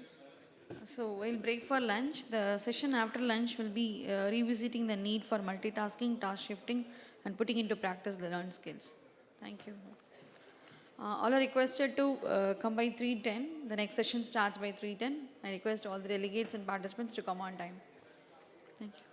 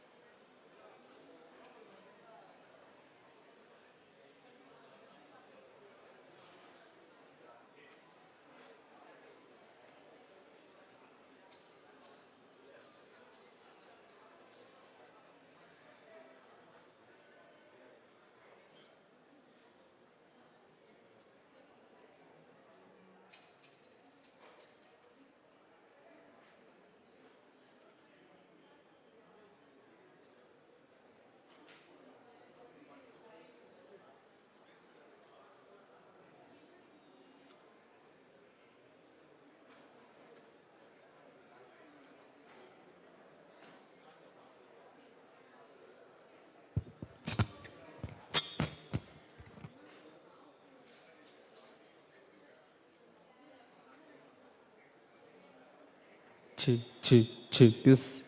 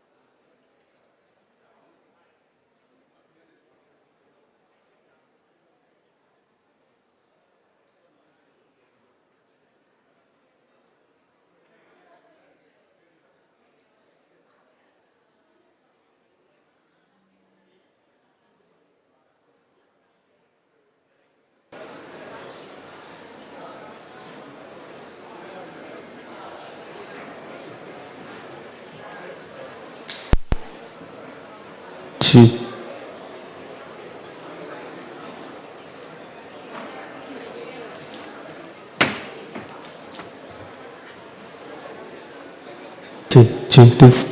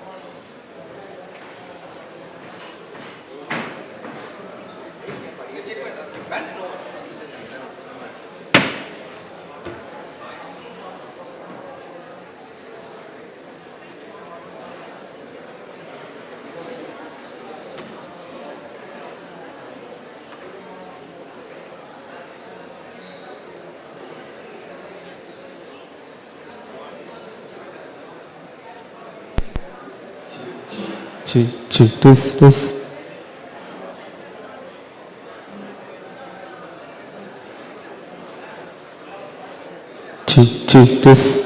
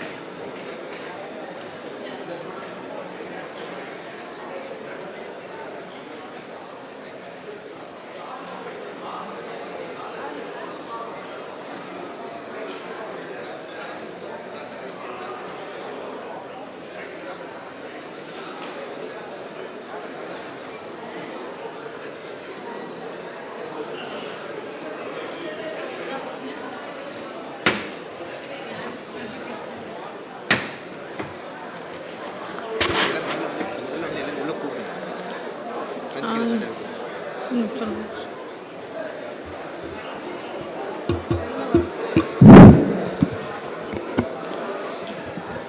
request all the participants to just call your friends back to the auditorium.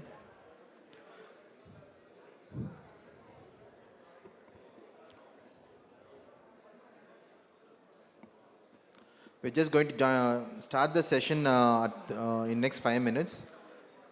So request all the participants to just call your friends to assemble back to the session, please.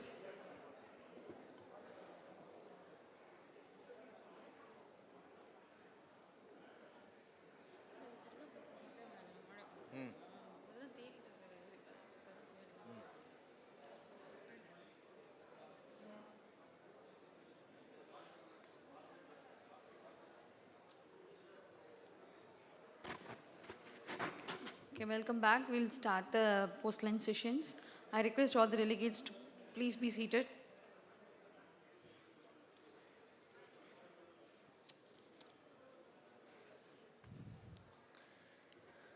And we'll move on to the panel discussion we have on PPP model in public health.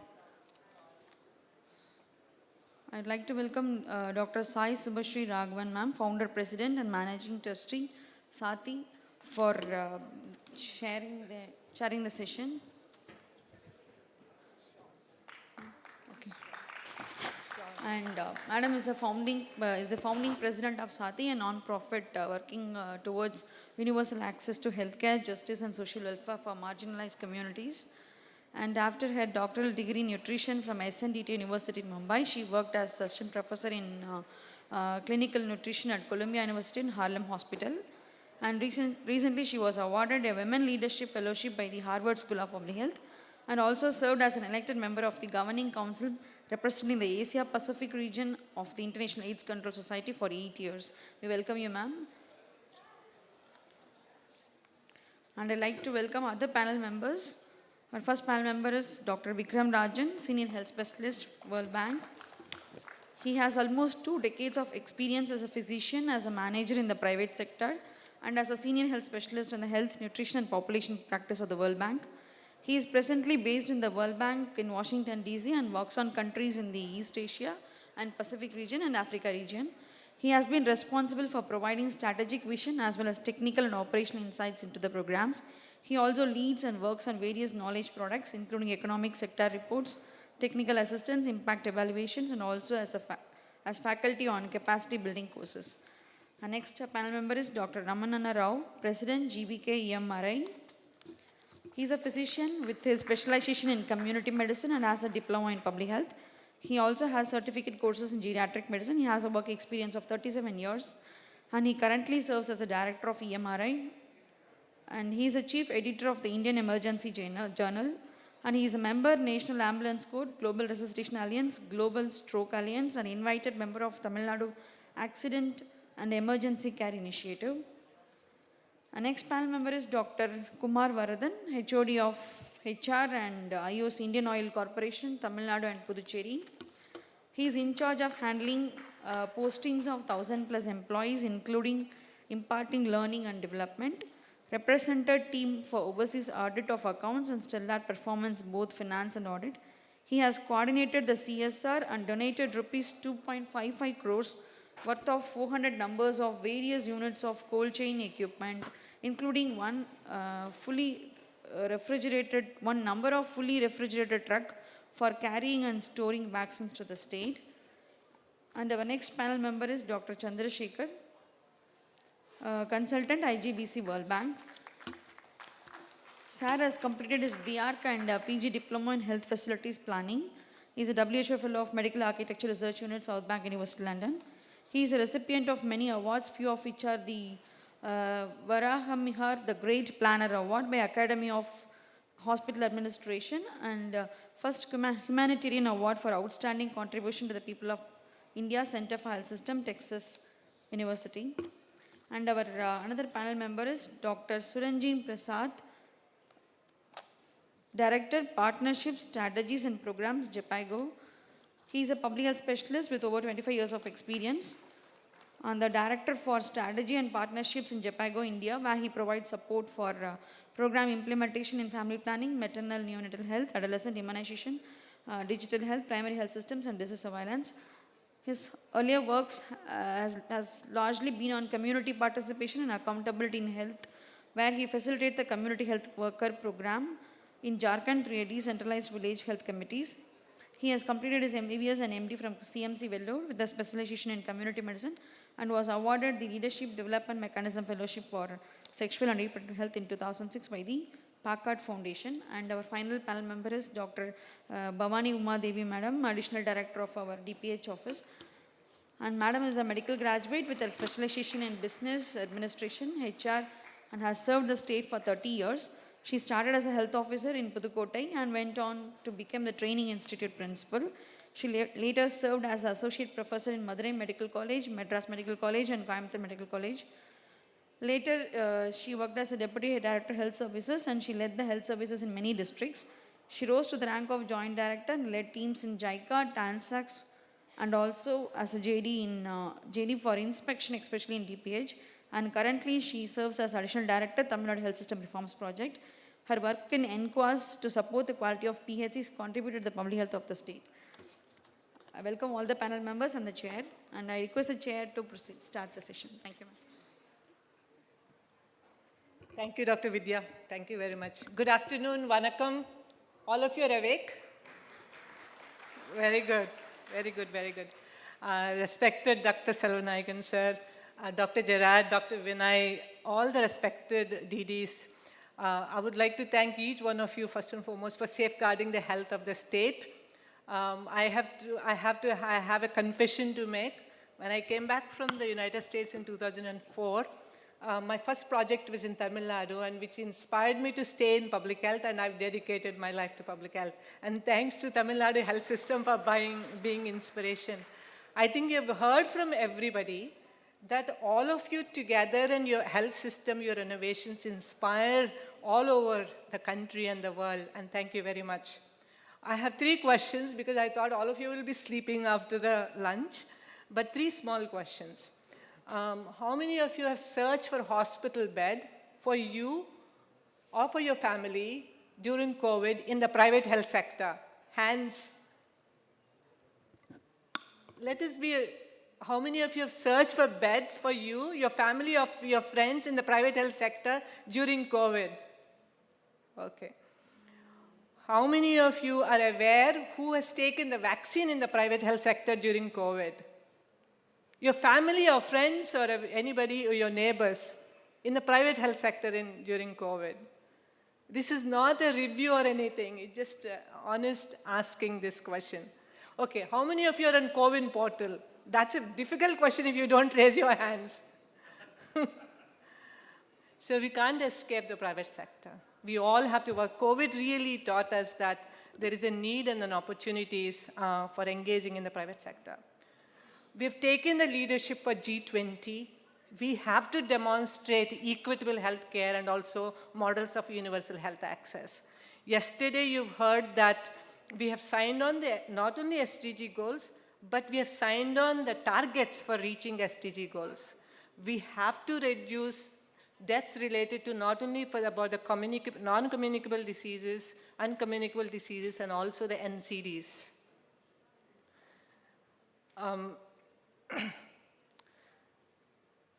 Is the private sector outside the country?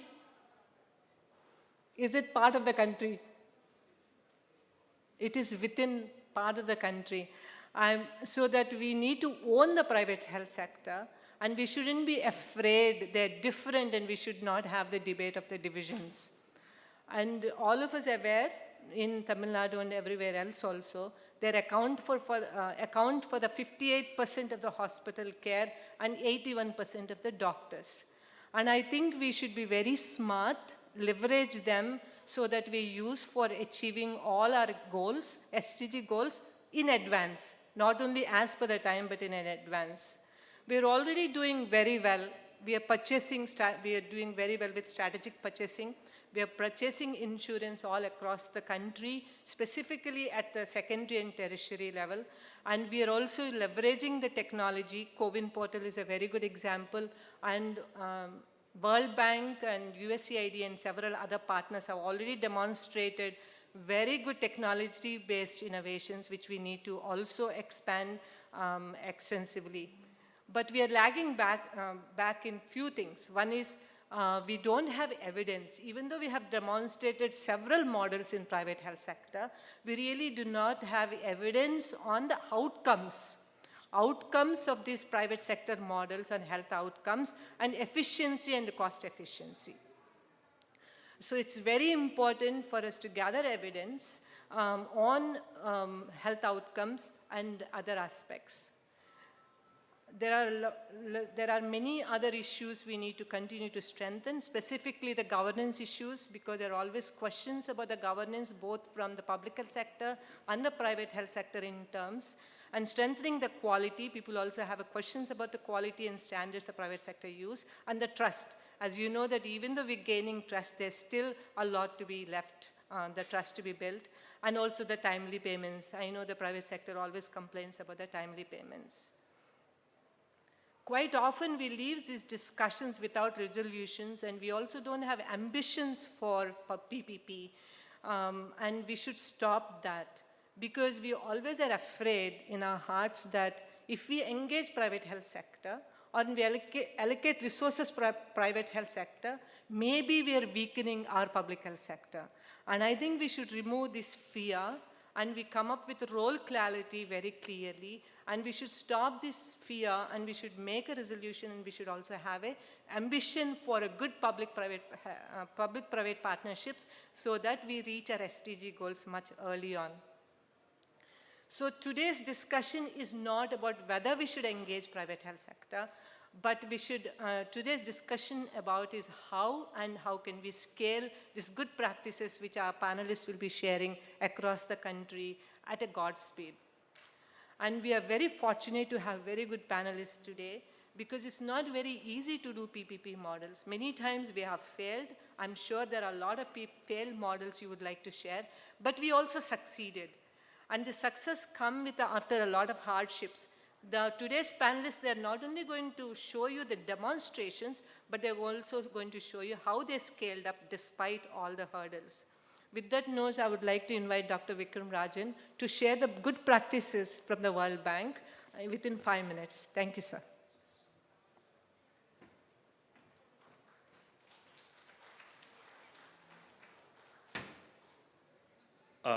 Thank you very much, Shubha, for setting this stage. Vanakkam, everyone. Good afternoon. I'm coming back to a place where I began working with many of my friends below in 2005, so it's great to be back here. So before I start, I'm going to focus this on 5 key lessons for private sector engagement or PPPs that we have learned from globally. It's a very difficult topic to cover in 5 minutes, but I'm going to leave some thoughts with you all the same. So I want one volunteer from one of you young people in the back, right? So I want one volunteer who's going to stand up. I have a question, very simple. Actually, nobody? Or do I need to nominate one of you? Nobody? No, none of the young people have some, hot blood? Come on, stand up, one. Volunteer, I have one question. You can't be so scared. This is not an exam, right? Okay, which one of you, can tell me, why did you join the Tamil Nadu health system? Why do you want to be a part of the health system? Okay, there's no one. That's anyone? Okay, no one. Okay, there you go, sir, since the young are not speaking. Could you give a mic, please? You're young. I have been served in the public sector, and at that time, our TSSR may be a junior. Right. I have been worked under Dr. Samban David, a famous man who has made almost 6 lakh questions for each anatomy physiology. so that the Tamil Nadu health system, the post-graduation is very good, at par with any NHS or any USS. Now I am the part of the chest also. I have got the best award, Parliament Award, by 3 NHS, single man, 2 pages of biodata. That is because of TSS. Superb. So thank you very much for that. Give a round of applause. So basically, he joined, like many of us, to actually improve your health system. So the first lesson for you is, when you think about private sector, don't look at PPPs as a silver bullet or a cure or a panacea for everything. Health system goals drives private sector engagement, not the other way around, right? So always think about what you want to improve on the left, and then you have methods which you can use, and then strategies which you can use to engage the private sector. And that can be about, constraining sometimes the private sector, regulation like the National Clinical Establishment Act. It could be harnessing the private sector using PPPs. It could also be expanding the private sector like digital health or all innovations that can take place. So that's lesson number 1. Remember, health sector goals should drive what you want to do with your engagement in the private sector. I'm not going to get into a lot of details, but you can use a whole range of reasons why you want to do PPPs. 2, this is the second lesson. You go to, I used to have a different picture on this. It used to be the 6 blind men and the elephant, right? So PPPs can be interpreted in very different ways. So depending on whom you talk to, you go talk to somebody in Ministry of Finance or an infrastructure person, he will have a very small view of what PPPs is, mostly focused on infrastructure development with services, which is fine. Then you go to talk to a health systems person, they probably think, services is what private sector engagement should be about. So it's a bit of a wider outlook. And you go in sort of the global health dialogue, it then starts becoming things like social, how you just engage with the private sector. So none of these definitions are wrong, but it's important to know that when you speak to different people, they have a different method of thinking. So if you go to the Ministry of Finance person and start talking about social franchising, they will never see it as a PPP. So it's very important to do the third thing, which is actually define a PPP. And what you need to see is that, again, there is a tendency to think PPP is privatization. It's not privatization. A PPP is when responsibility lies with both partners. The private sector may implement, but the public sector is the one that actually remains and retains the final responsibility for delivery. And this is a very important thing. And what that actually, and the second point on this is that you need to, and Shiva was alluding to this before, you need to look across the entire PPP cycle. So it's not just giving your hospital away and say, take care of that hospital. But you have to think about what is going to be the arrangement. What are the services that you're going to provide? What are the kind of investments? What is the time period? How do you share risk? You can't completely throw the risk onto the private sector or expect the public sector to take all the risk. And then you need to have standards as well as payments, and payments ideally linked to performance. So these are some of the essential conditions that define a PPP, irrespective of how wide you want to make that ambit. I'm not going to get into the detail, but just to show you, there are very different types of PPPs. Again, coming back to slide number 1, depending on what your country or your state or your district needs, you can choose between anything ranging from non-clinical services to actually infrastructure and services, PPPs like hospitals, etc. So and you have a whole range in between, whether it be management contracts, you have clinical services, clinical support services. So there are several examples from this across the globe. We don't have details to get in, the time to get into it right now, but basically saying this, enough experience around to learn from them. And the fifth lesson, and I think this is very important, we always think about private sector capacity when it comes to PPPs. We don't think about public sector capacity to manage, design and manage those PPPs. This is something extremely important. Without that, and in fact that has been one of the key reasons for failures for PPPs across, so I would say public sector capacity is key for its success. What you see is that as your PPPs become more complex, the responsibility or the capacity of the public sector to manage that also has to increase. So ideally, you don't want to start with a full concession, greenfield hospital with services kind of PPPs if you have not even managed a non-clinical service outsourcing type of PPP. So there is a value chain in that. And so that is my last slide. Nandri, thank you. And I'll just, just leave you with some examples. We were talking about climate change in health, just showing you the range we can do, medical waste management in Lesotho, Africa, to Andhra Pradesh radiology. So this is, sort of support clinical services to, there was these new hospitals in Mexico, and then to, dialysis services, and the list goes on and on and on. But I'll just stop there. Thank you very much, Nandri.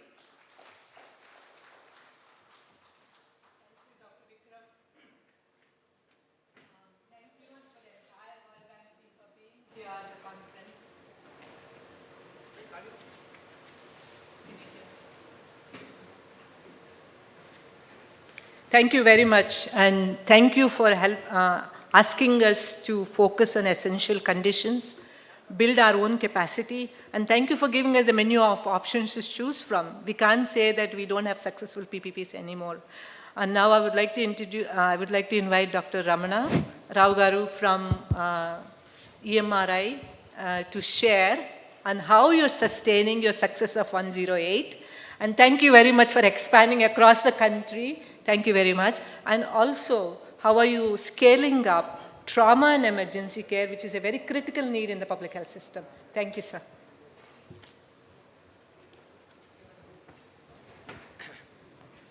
Thank you, organizers, for giving this opportunity to share our experiences. I also want to add that, I'm from Tamil Nadu. My place of birth is T Nagar, 1956. I'm a public health student, and I'm a part of the PPP's reasonably successful project in India.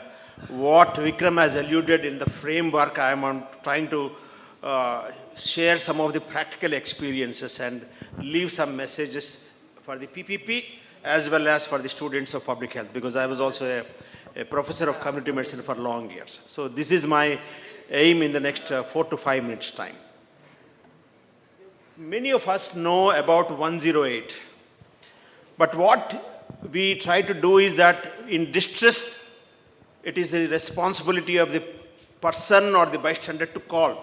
The rest of the responsibilities we take. That was the first principle we have adopted. Second is we have done a proof of concept for about 1 year. Then state governments have started shaking hands with us, and it has become a public-private partnership. So problem statement and a problem solution are very, very important. And we have created in the post-independent India, when there were no organized ambulance services, we had an opportunity to create that. We always felt that our ambulances had got 4 wheels. One wheel is leadership, the second wheel is technology, the third wheel is innovation, and the fourth wheel is research and training. So we believed in that. When we approached more and more state governments, they welcomed it as an area which was earlier not being given priority. It was started with NRHM, now it is considered as one of the successful stories of the National Rural Health Mission. This project is successful because we have accepted that the state government has got the ability to reach these services to the last mile to entire population. So what we did in terms of our collaboration is we have identified technology to locate precisely where the emergency is coming. We used a hotspot technique to locate strategic location of the ambulances, and we have created a discipline of pre-hospital care or EMS on evidence-based medicine, which was not there. We have also said that after 48 hours, we will make a phone call, see if there is any guidance from them out of the experience, or else are they happy with our services or not. So feedback is one thing, and we made it transparent so that a dashboard is available with the Office of the Principal Secretary, government, so that technology will tell us in a very transparent manner, particularly when we are using public health funds. This is a framework we have adopted an end-to-end. The moment distress call comes till the patient is handed over within the golden hour, particularly using the 10 minutes, what is called platinum 10 minutes by our paramedic, so that the patient would be put into the right patient to the right hospital or an appropriate nearest hospital. With this, we started in 2005, and with support of many state governments, we have covered almost 20 states.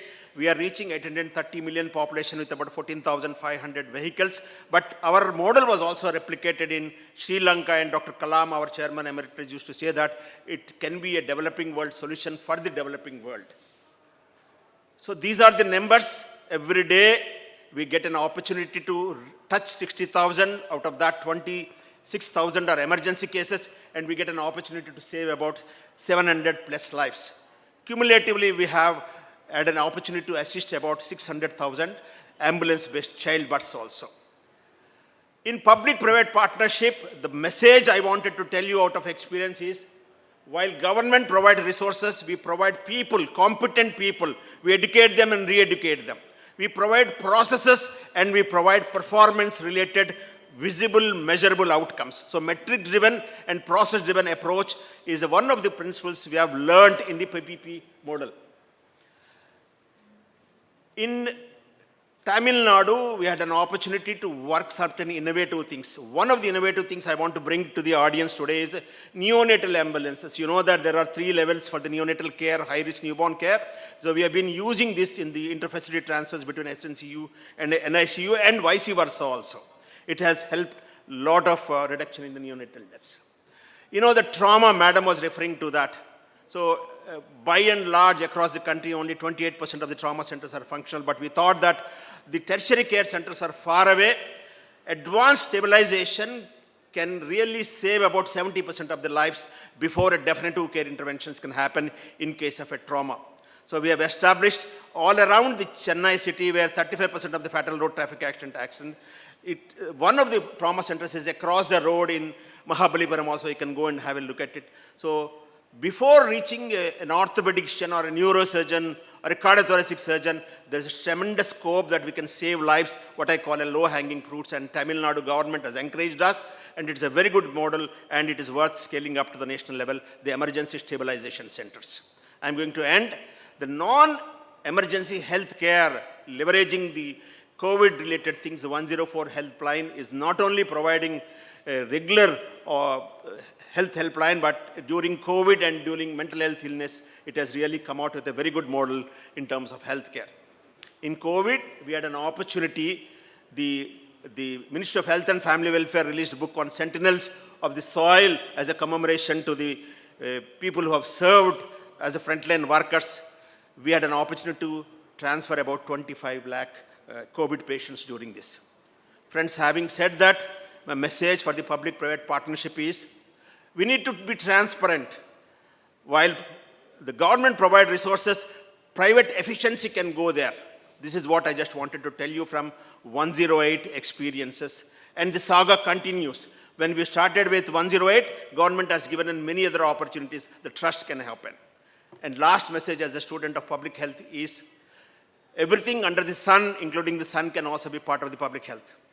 But my humble request to the young public health students is, everything of something is possible. So you try to identify what your heart is very clear. You want to work in non-communicable disease, you want to work in mental health disease, identify area and then work on that. I'm sure that you would develop a specialization and you would be able to contribute on your own as a public health specialist in terms of conceptualization, in terms of implementation. Thank you so much, madam. Thank you, sir. Can you hear me? Yeah, thank you, sir. Thank you very much for creating a solution for the world, not only for our country, for the world, and also your impressive use of technology for improvement of quality and also outcome tracking. And we will certainly advocate with NHM to allocate additional funds to scale up the new trauma care and emergency care, which is a critical need. Thank you, sir. Thank you. I would like to invite Dr. Chandrasekhar to share your experience of engaging private sector in strengthening tertiary care in PPP model. Thank you, sir.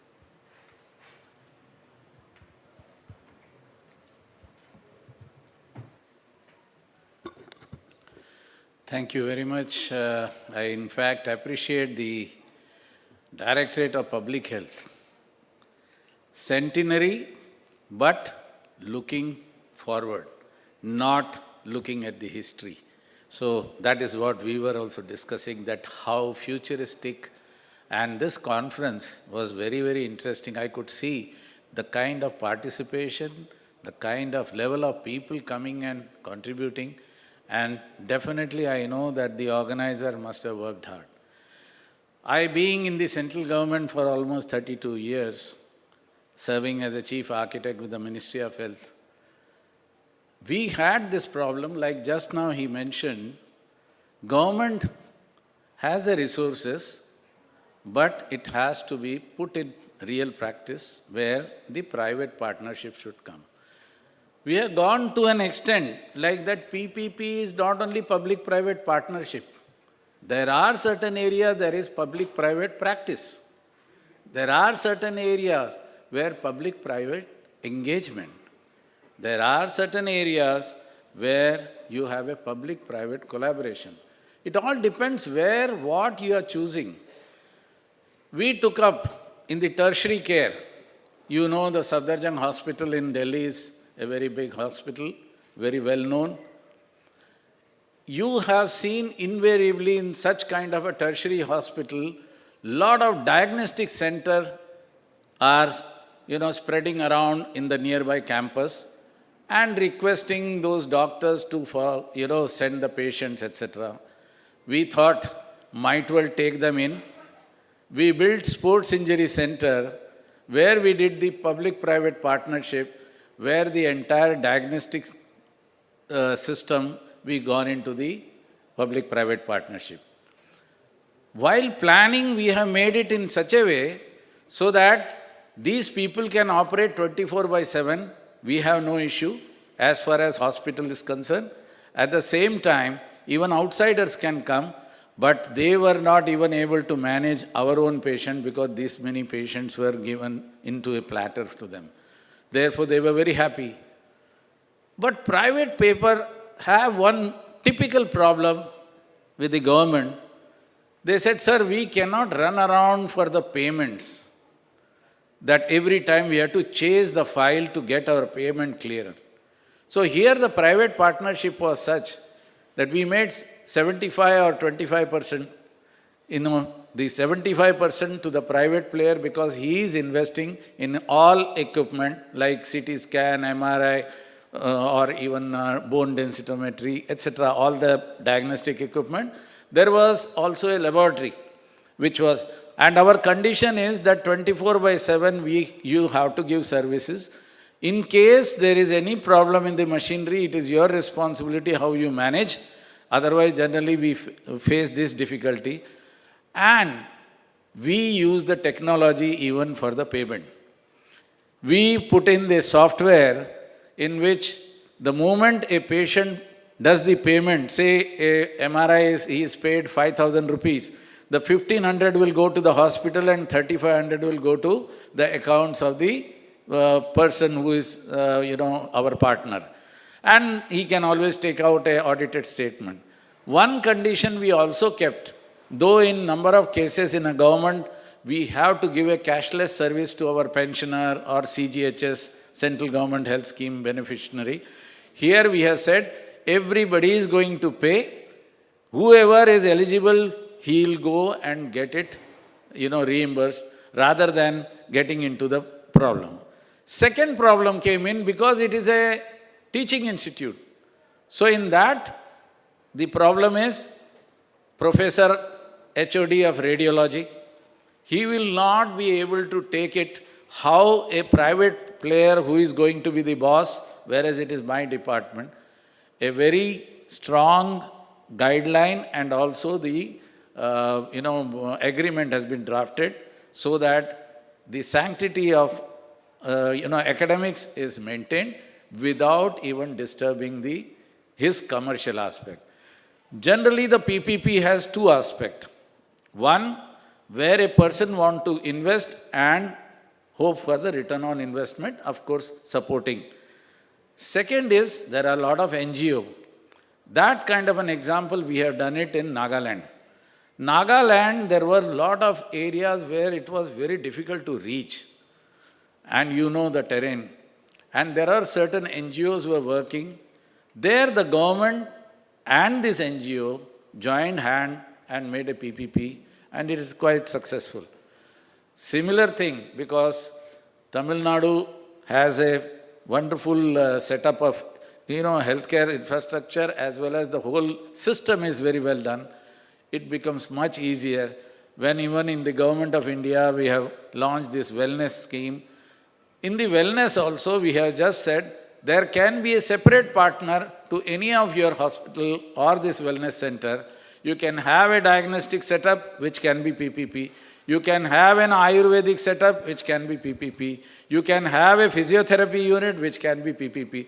You have variety of module. The planning has to be done in such a module that you can give individually and you can make a collective wisdom. This is how we could see that even in the tertiary care, how we are able to achieve, and it was done almost. Surjit, to you, private sector, we always think that they're not regulated.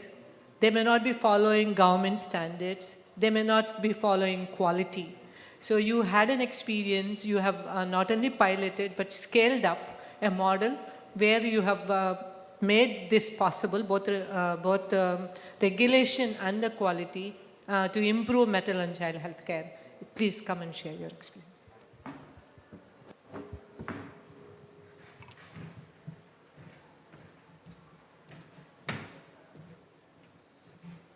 Welcome everyone, and thanks a lot for giving me this opportunity to come here.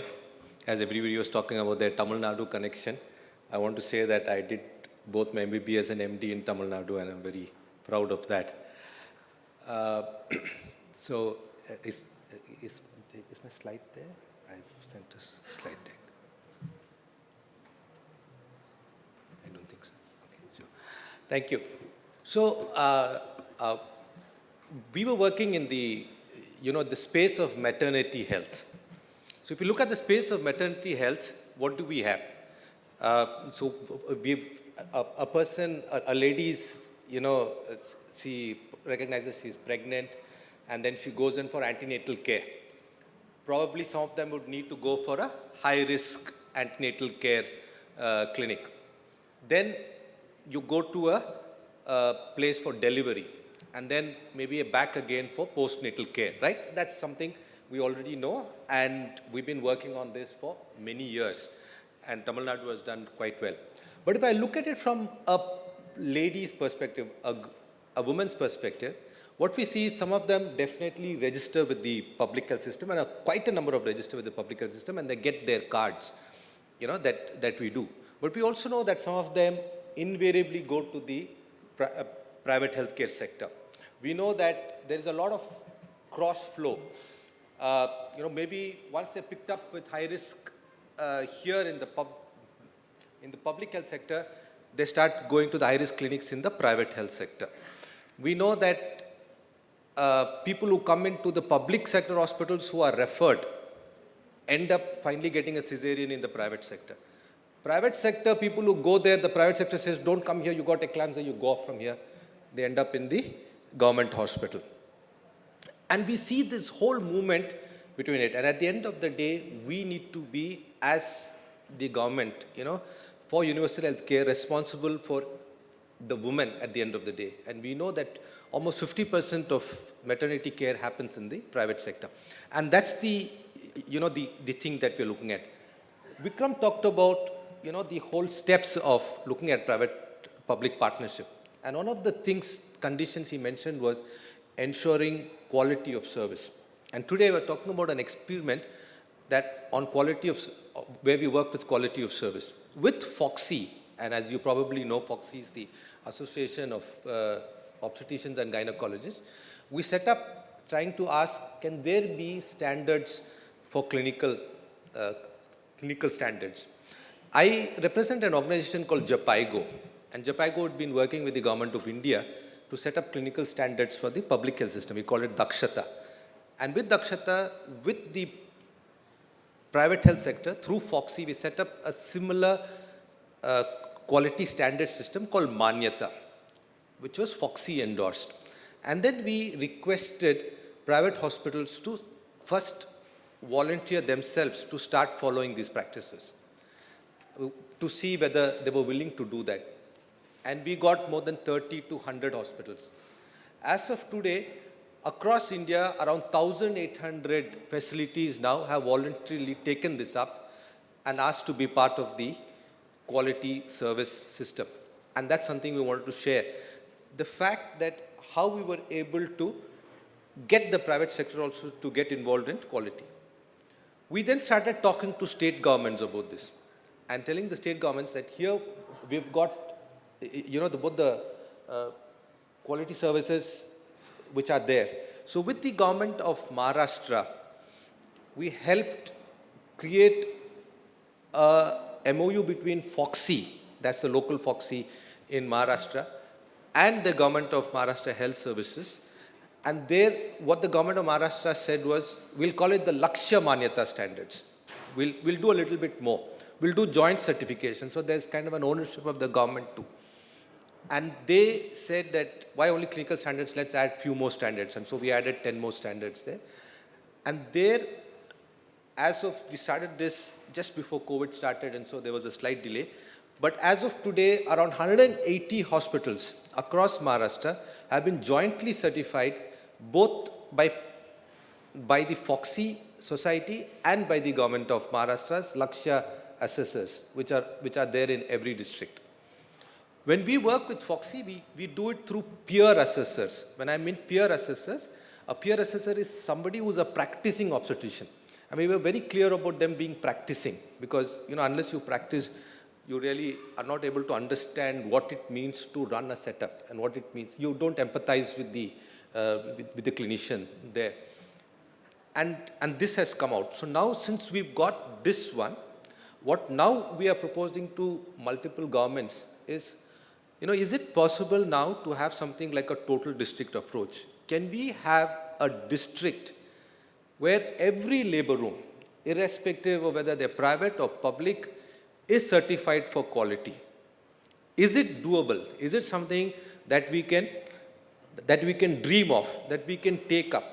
If I tell a district, can I say in my district, I know that every labor room is certified? Interestingly, the model which we used with FOXY was a very sustainable model. What we did, and even till today, the 1,800 facilities were totally paid for by each of the private sector facilities. So FOXY collected 20,000 rupees for the whole certification process. Earlier, JAPIGO used to provide what we call the quality improvement support. Now what we did, we set up 10 hubs across the country, and these 10 hubs now provide the quality improvement support. And we have a package for doing that. And they again charge money. So in the sense, it's a kind of a sustainable business model built in. So in the sense that it doesn't really need an extra, fiscal allocation from the government, but rather just, bringing it into the system. Another thing what we realized is for this to become more, for Manyata as a certificate to become more visible, we are at this moment tying up with NABH, which is the National Accreditation Board, so where that would become a formal thing. So NABH and FOXY have now signed an agreement to work on 100 hospitals, and hopefully with that it will come in. Yeah. So this is just a kind of a story I'd like to say, and I want to ask you all, if I really am looking at from the woman's perspective, as a public health practitioner, I would like to see every place a woman walks in, she should be able to get quality service. That should be my thing. If you have a telecom regulatory authority, which ensures that you have portability between services. Today I have Jio, tomorrow I have this. I also feel that a woman should be having portability. Today I have a high risk problem. I should be able to go to anywhere, and collect service. And we should be able to, as a government, see that they are able to go wherever they feel that, they could go and get service. Thank you. Thanks a lot. Thank you, Surjit. Surjit, there are two things. One is, first and foremost, thank you for that ambition of the district level approach where the women, whether they go to public health sector or private health sector, receive minimum quality standards as per the minimum standards laid out by our own government, and we all honor that. And that is like really amazing, and thank you for that ambition. And I think we should certainly expand this for bringing quality on in other services provided by private healthcare. Because as you know, there are 7 lakh or 8 lakh registered Ayush providers who are providing care in the country. And we always doubt about the quality they provide. And I think these are some of the models we should expand so that we have quality services available as per our government standards and norms across. Thank you very much for that. I would like to invite Dr. Kumar. You said you're an Akshay Patra for Tamil Nadu health system. So I just want to know, why did you make a decision to be Akshay Patra for Tamil Nadu health system to fill the gaps? What gave you the confidence in investing in Tamil Nadu health system? While you explain that, please also explain what is the impact or outcome, not impact, but outcome you're achieving through your investments, and why are you investing year after year, and how can you inspire other CSRs? Thank you, sir. Thanks, Madam Subhasri. Respected Secretary, Madam Pila Rajesh, respected Director Dr. Selva Vinayagam sir and his team for giving this opportunity and a great occasion, respected dignitaries and on off the dais. It is indeed my great pleasure to represent Indian Oil Major, Indian Oil Corporation. IOCL made its purpose for the business clearly as per published in the annual report. It has mentioned that Indian Oil is committed to create an efficient and sustainable supply chain of meeting the energy requirement for the nation as the first part. Secondly, creating the value for the organization and its stakeholder and uplifting the community in which we are functioning. The purpose of the business is very clear that Indian Oil says India is first and Indian Oil only second. Indian Oil believes the service to the needy and service to the nation are primary aims. Indian Oil believe in building the community and handhold the same through our CSR, especially on healthcare. This year, Pan-India target for the healthcare is 60% of our total CSR budget, and I'm happy to say that I being spearheading this Tamil Nadu and Puducherry, I've taken the major share of achieving 80%. That will boost overall achieving the All India target of CSR in healthcare. I'm very happy and immensely pleasured to spearhead this activity of Tamil Nadu and Puducherry and witness the happiness on the face of the people whenever I do the CSR project, benefiting the CSR beneficiaries. Sustainability of these projects is the main aim before taking the CSR project, and for this we periodically conduct impact studies involving Deloitte's Madras School of Social Works, etc., etc. So many NGOs we tied up for taking forward. As Dr. Chandrasekhar was saying, the whole strength of the panel depends on my presentation, where how I serving the public through my PPP schemes. And the first slide I want to go.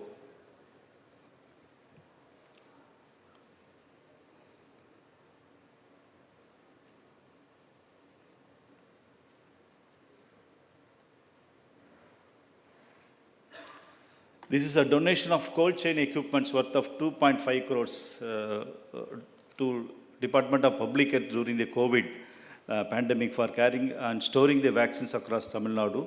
We have given 400 numbers of cold chain equipments consist of deep freezer, Iceland refrigerator, Iceland refrigerator, then refrigerator truck specially made carrying the vaccines across Tamil Nadu.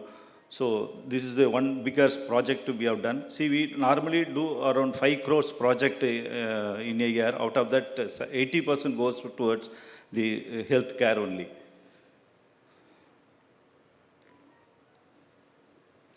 Next is with regard to the malnutrition, there is huge deaths happening when the babies are delivered. So we tied up with the Swaminathan Trust, where we have provided a Nutri Garden to the pregnant woman for 1,000 days nutrition at Chengalpet Government Hospital at the cost of 45 lakhs.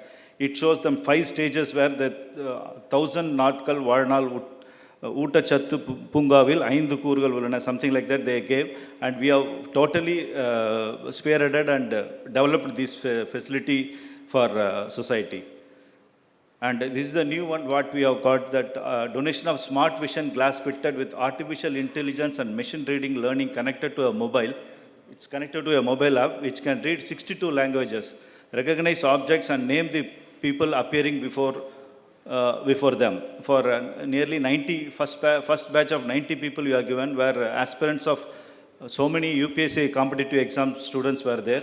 So some of the pictures which I am showing, which is around 27 lakhs worth. I am showing very little only. Provision of RO plant to support hemodialysis machine with the UPSC support. See, hemodialysis machine has got a facility. So many CSR projects are doing hemodialysis machine only. But whereas with respect to the water, they don't have a purified water to do that. So especially one of the hospital in Puducherry wanted this to be happening. So we made a purified RO system, and that we connected to the hemodialysis machine. And this is a recent one where we have trained the transgenders community, where those community has been neglected in our society. We specially brought them and trained them as a remote pilot and to do the operations of spraying the larvicides across the river bodies, which is in, we have donated 12 lakhs worth drones also to Greater Chennai Corporation, which CM is waiting for the date to inaugurate that. And that is being operated by the transgenders who are trained under Indian Oil CSR. This has fetched us the national award also. And we have provided a human milk bank at Dharmaburi Government Hospital at the cost of 20 lakhs. And recently the Deloitte team, as I was telling about the sustainability and the retention and the impact study of our CSR, been done by our Deloitte team, who have been selected through a PT. And they are inspecting our CSR.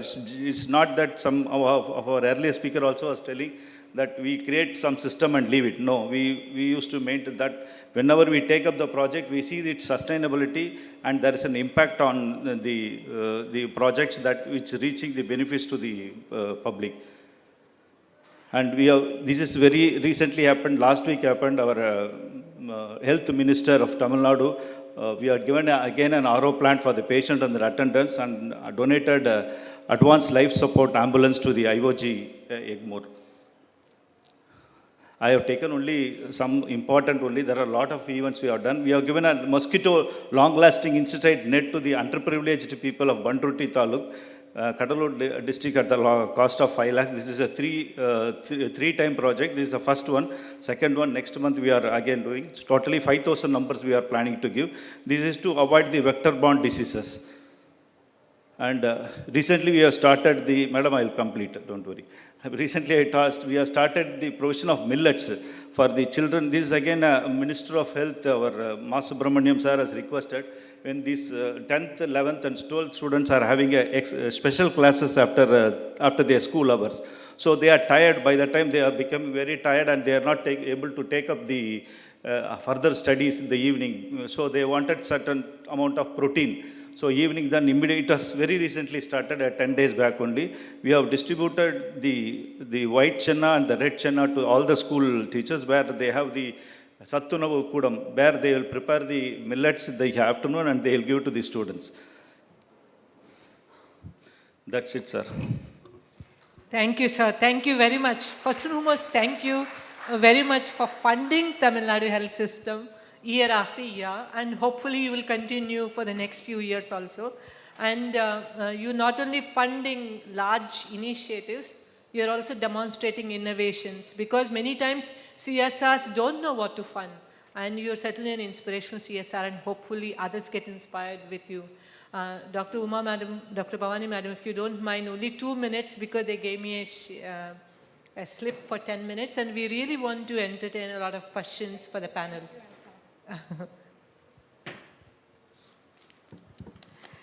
Good evening, and thank you, sir, for the opportunity. And public-private partnership, we are engaging private persons and private companies and all in our department in many of our health activities. For example, we have 385 MMU units, mobile medical units, run by our government, and apart from that we have 20 units. It is given to the public-private partnership, and they are all running good, and their performance is also good. So the government is very much happy with the MMU performance of the PPP.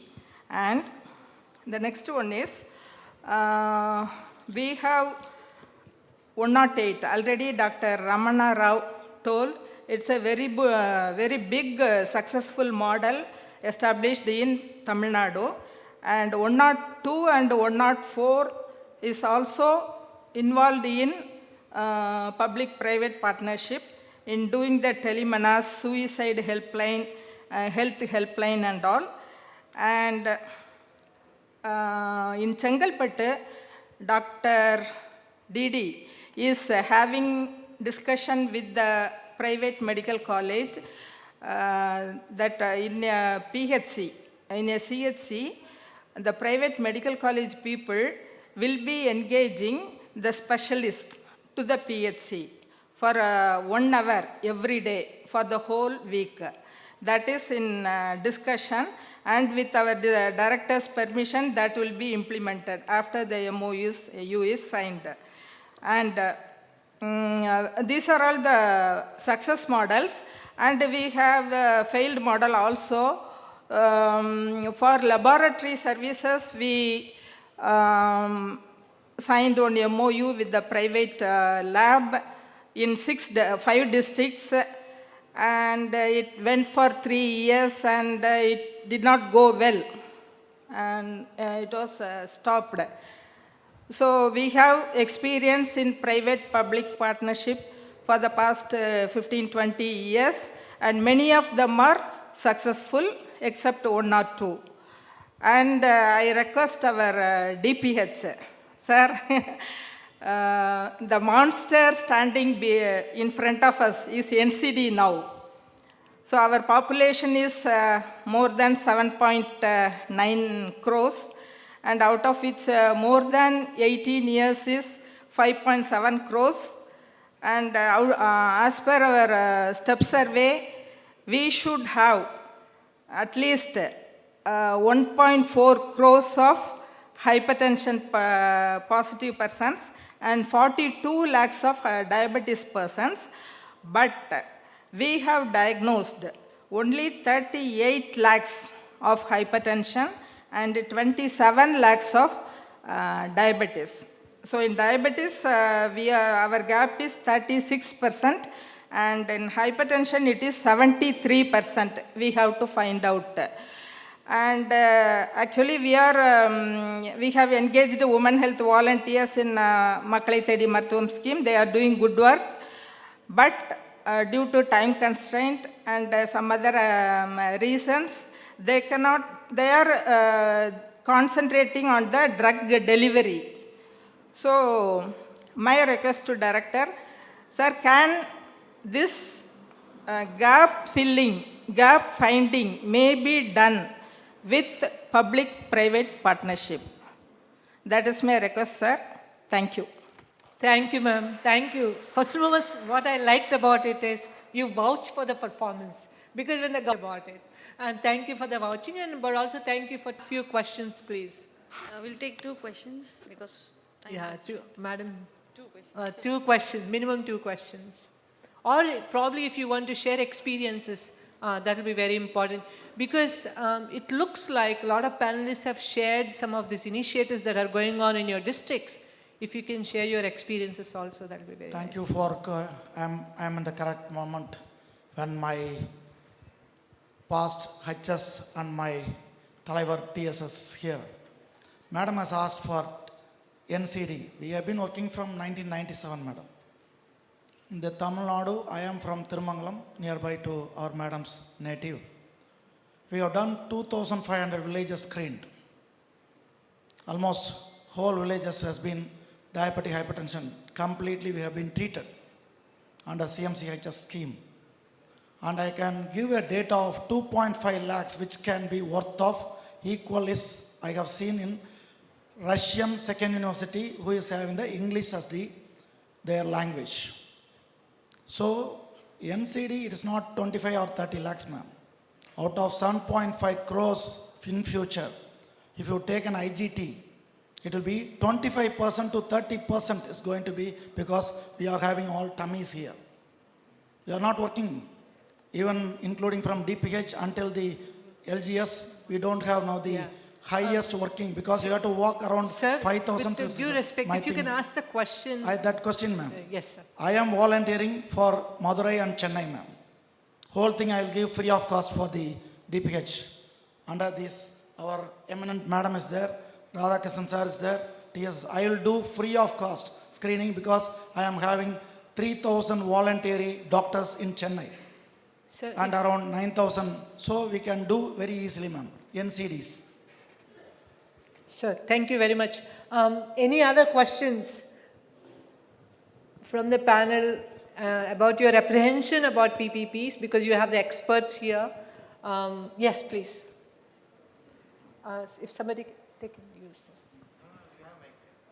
I don't need this.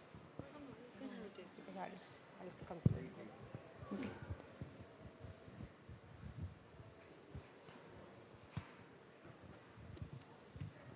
Good evening to everyone. My question is to Dr. Bhavani ma'am. Ma'am, you said about WHVs and how they are delivering drugs to the people. But as we all know that these hypertension and diabetes are because of it's a lifestyle disease. Why can't we open a lifestyle modification centers for free, or why can't we open how can we collaborate PPP with that?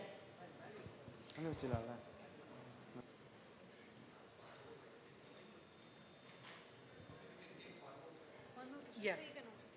Yes. We are all busy with treating the disease. Why can't we prevent the disease by changing their lifestyle? We are not concentrating on that. Thanks. Can I add one more question, sir, so that you can answer?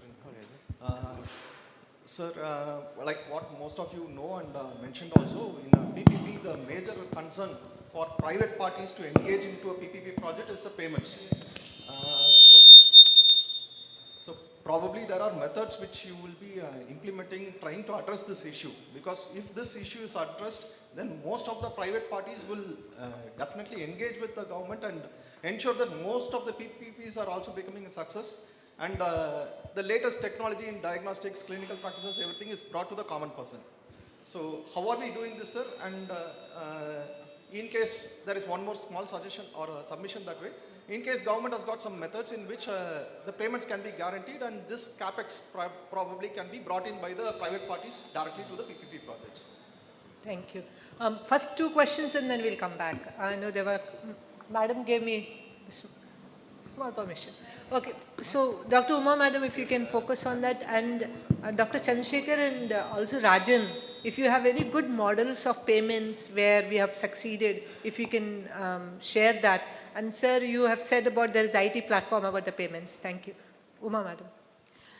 Actually, in NCD, what we are doing is not that we are giving treatment, right? We are screening all the above 18 people, both female and male, and we diagnose and the diabetics and hypertension, and we do the CA cervix via testing so that cancer cervix may be diagnosed earlier, so that we are doing the early screening, right? Not that we are giving the treatment. And in most of the community health centers, we have the NCD park, right? There we can do the exercises, physiotherapies. Number 8, walk in 8. Right? Do you understand what I say? 8 pathway. And through our doctors and nurses, we are giving IEC about the NCDs, right?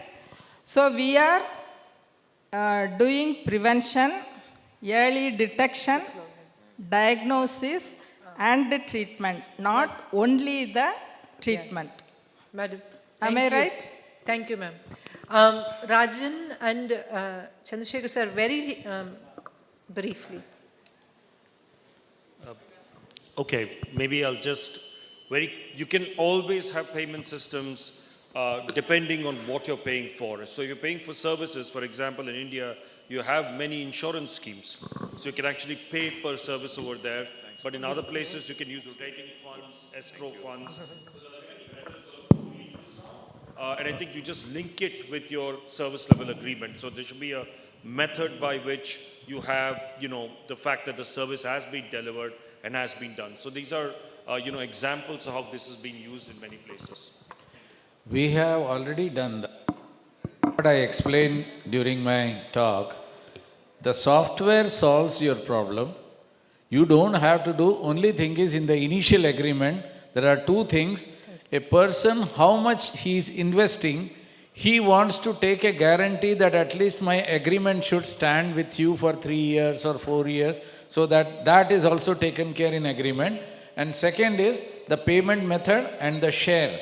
And I mentioned this, that particularly in the government system, some of the cashless and credit facilities are there. There you have to segregate that. Once these things are taken out, you will be through. No problem at all.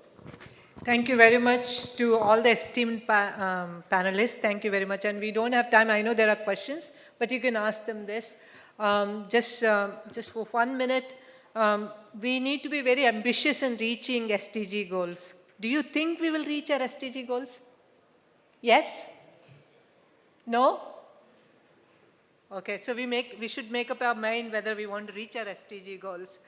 And we have to make sure that our PPPs are tied to health goals. When we tie our PPPs to our health goals, there will be no confusion whether we want public-private partnerships or not. And we need to share the good practices, not only about what, but also how part of it, because many times we don't implement them because we don't understand the how part of it. And we certainly should advocate with NHM for expanding this and including this in the PIPs, which is upcoming PIPs. And we need to vouch for the performance where it is good performing and also admit failures and improve the payments mechanism. Thank you very much for this opportunity, and thank you for the panelists once again.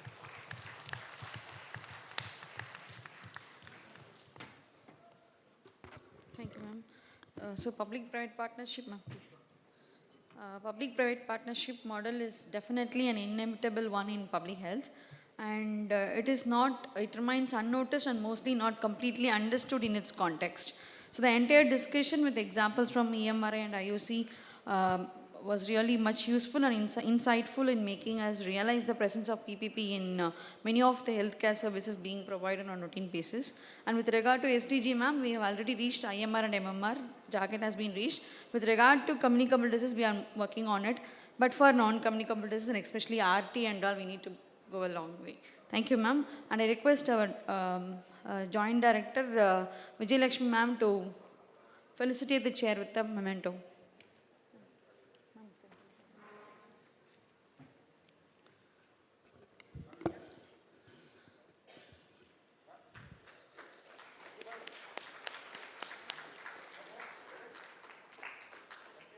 And I request our Joint Director, Dr. Suresh, to honor our speakers with the memento. Thank you.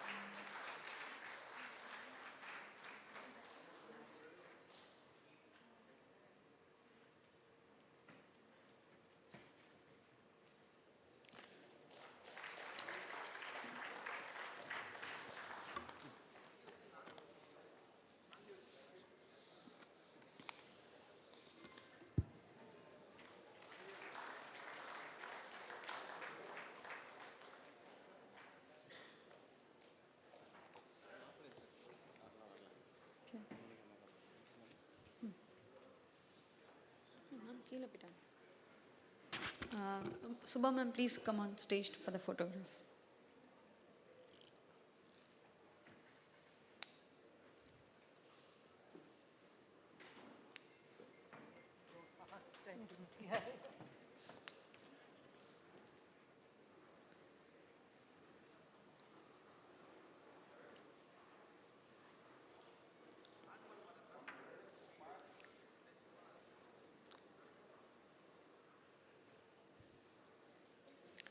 Thank you. Thank you, sir. Now we will move on to the next session, a plenary session on galvanizing multi-sectoral resources for achieving public health goals. Please join me in welcoming our former Health Secretary, ma'am, Dr. Bila Rajesh, ma'am, who is a committed and dedicated officer and with us during the initial phases of the recent COVID-19 pandemic and guided us in preparing our system to face the pandemic. We welcome you, ma'am. Ma'am is an IAS officer of 1997 batch. She is a medical graduate from MMC and she started her career as Assistant Collector of Bhojpur in Bihar and has served as a Commissioner Town and Country Planning Tamil Nadu and Commissioner for Medicines, Health and Family Welfare Chennai and Principal Secretary to the Government of Tamil Nadu Health and Family Welfare, and predominantly well known for her dedicated services. And now she is a Principal Secretary and Commissioner Land Reforms Tamil Nadu Government. Over to you, ma'am.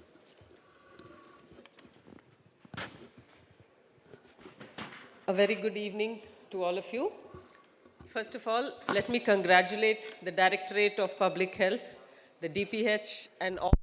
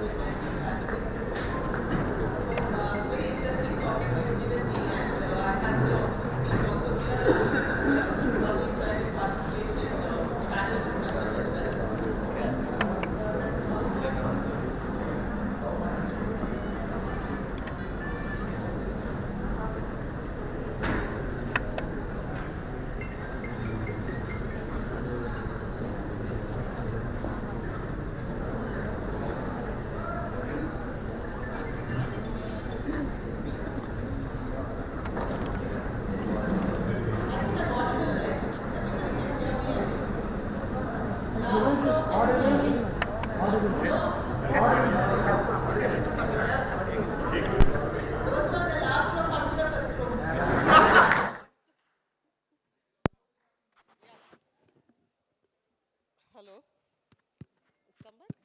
Yeah, so to begin with, what exactly is multi-sectoral?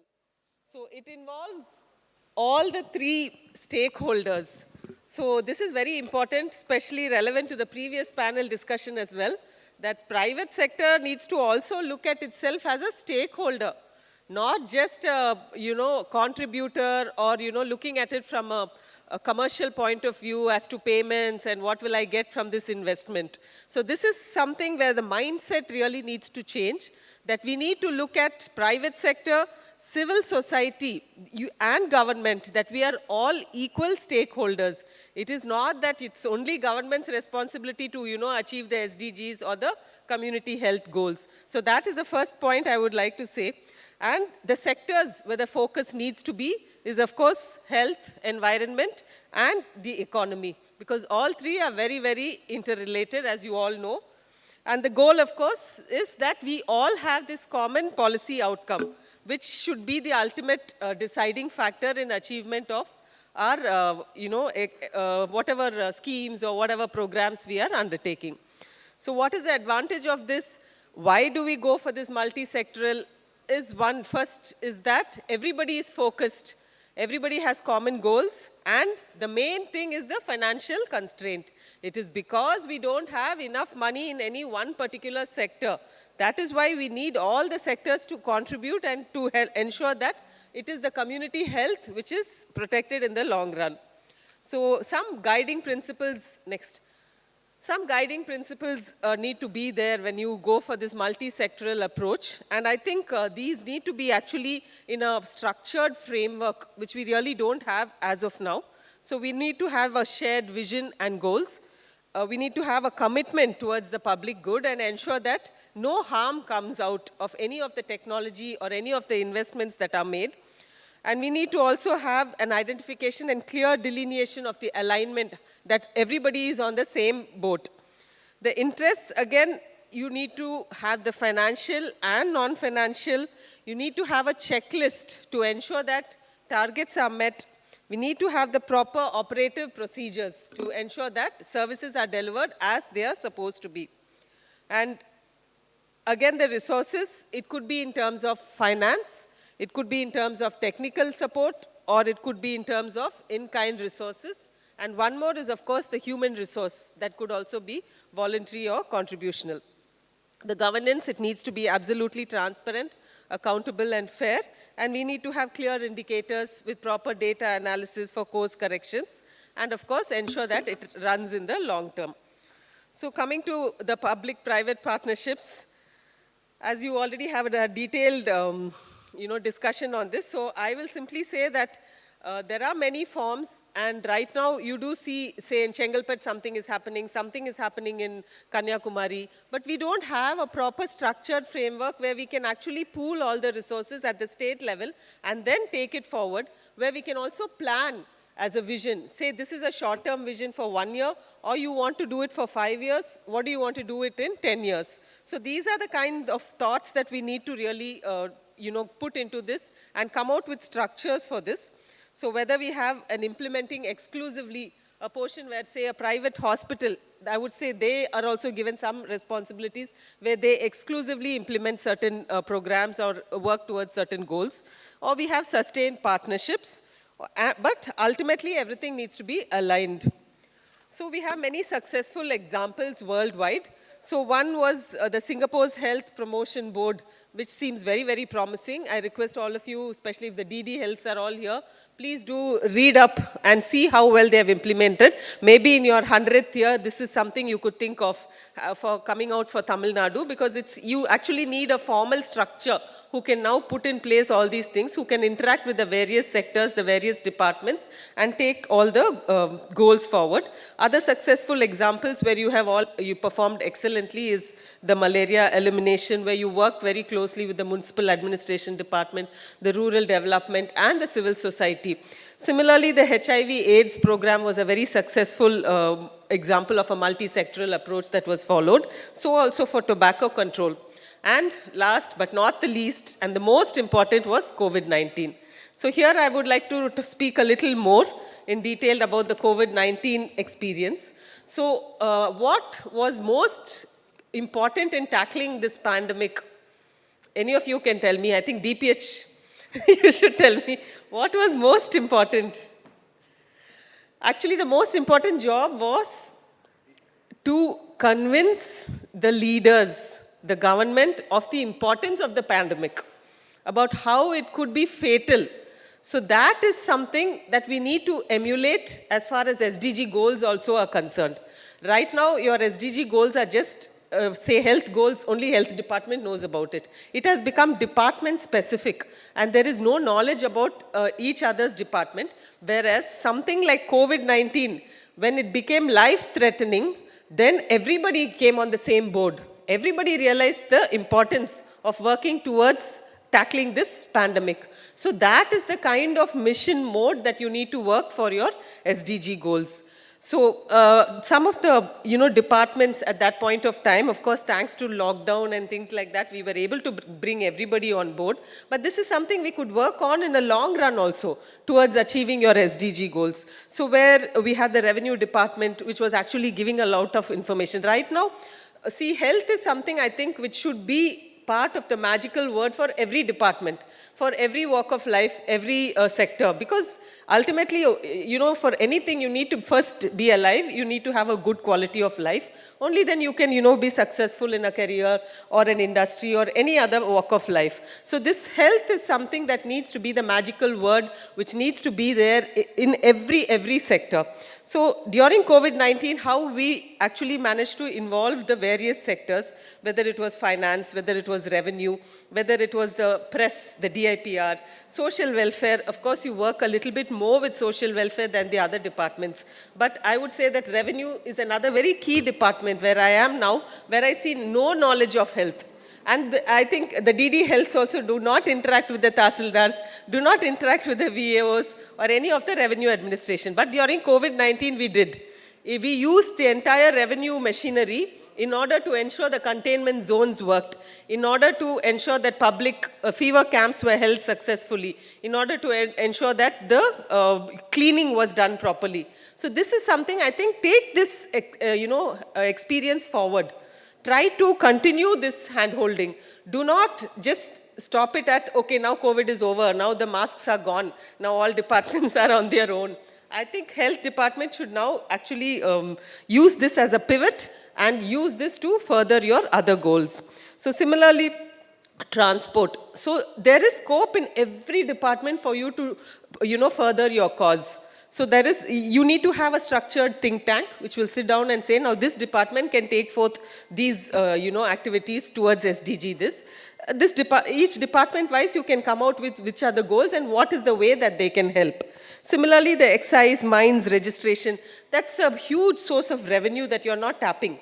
So just like private, public, you need to also tap the revenue from other departments. We do work with, I think, TASMAC, and maybe the home department, little bit of the road traffic, they give some funding. But I think these are other places where you also need to look for funding. Excise, mines, even registration. Everybody who comes for a property registration. So during COVID-19, I had the experience of again going there. So we ensured everywhere there's a wash basin, everyone wears a mask, everyone maintains distance. So can you not do the same thing for your SDG goal now? You can do the same thing when a pregnant lady is coming, ensure that she gets the information about MMR, about what is her high risk, what are the tests she needs to do, so also for children. So develop small modules that are relevant to the common man who come to a particular department and ensure that it is implemented and it is propagated. So also the industries department, I think industries I'll come to in detail again. What we also next? We also failed to use some of the resources, I feel. So during COVID especially, we could have actually used a lot of the sports and youth welfare. We had a robust set of sports persons whom we could have actually used. But I think we didn't, we failed to use them. Similarly, these are all the departments, the tourism, HR&CE, labor department, planning department, even the taxation departments. We failed to use all these resources. I think you need to use each and every one of these in order now to achieve your SDG goals. Next. Again, you need to have clear demarcation that what are the activities you need to do at the state level in terms of working towards convergence with all the other departments, having a proper policy framework. See, health is an overarching. If you want to achieve your SDGs, you cannot just sit inside health department and say, I'm going to achieve my SDGs. You need to have convergence with all the other departments. You need to have other policies also, towards your own health, especially when you look at, mines, those are areas where you can easily, go towards achieving your target of your pollution and hazard and occupational health. But I see occupational health, I don't think has still come in a big way in Tamil Nadu. You do have a few mobile vans and all, but the policy, I think, is still not yet formulated. So these are all targets in your 100th, centenary celebrations. Maybe you could come out with a white paper on your way forward and what all you need to do in the years to come. And like I said, that main thing is to actually have joint planning and joint implementation at the state level, so also at the district level. Again, there are few DD Healths who know the collector, and there I am telling you the MMR and the neonatal mortality will be less. And where the DD Healths don't interact with the collector, then again you will not have your SDG goals being achieved. So again, it is all a question of convergence. It's all a question of going forward, establishing a nice rapport with the other departments, especially with the district collector, ensuring you're part of that, Monday morning grievance meet where all the public are coming. So try to leverage all the activities at the district levels also towards health goals. So also at the block level, now, Tamil Nadu again has a very robust local government, and here again you could play a big role in terms of training them on health goals, training them, because they are actually the cutting edge, and you need to interact with those academies, you need to train them better towards achieving your goals. So the regulatory framework for the government focusing, you need to have a framework first. What are we going to do? How is it we are going to achieve our SDG goals? Not only within the health department, but outside. And again, I must say, within the health department also, it is only after COVID-19 that public health came up in a big way. Otherwise, it is the DMEs and the DMSs who usually dominate the health sector. It was only when there was a community health, there was a pandemic, then everybody got to know about this robust health system that we have in the form of the Directorate of Public Health. So we need to have a budget allocation also done in a scientific manner, which I think a health department should take the initiative and put this forth, that this is the population today, this is the kind of diseases we are facing today, this is the prevalence rate of NCDs, and based on that you need to get a budget allocation. And this budget allocation need not be only from government. Again, I would say that private, and don't look at private like looking to government to get payments, private also should have a stakeholding in this.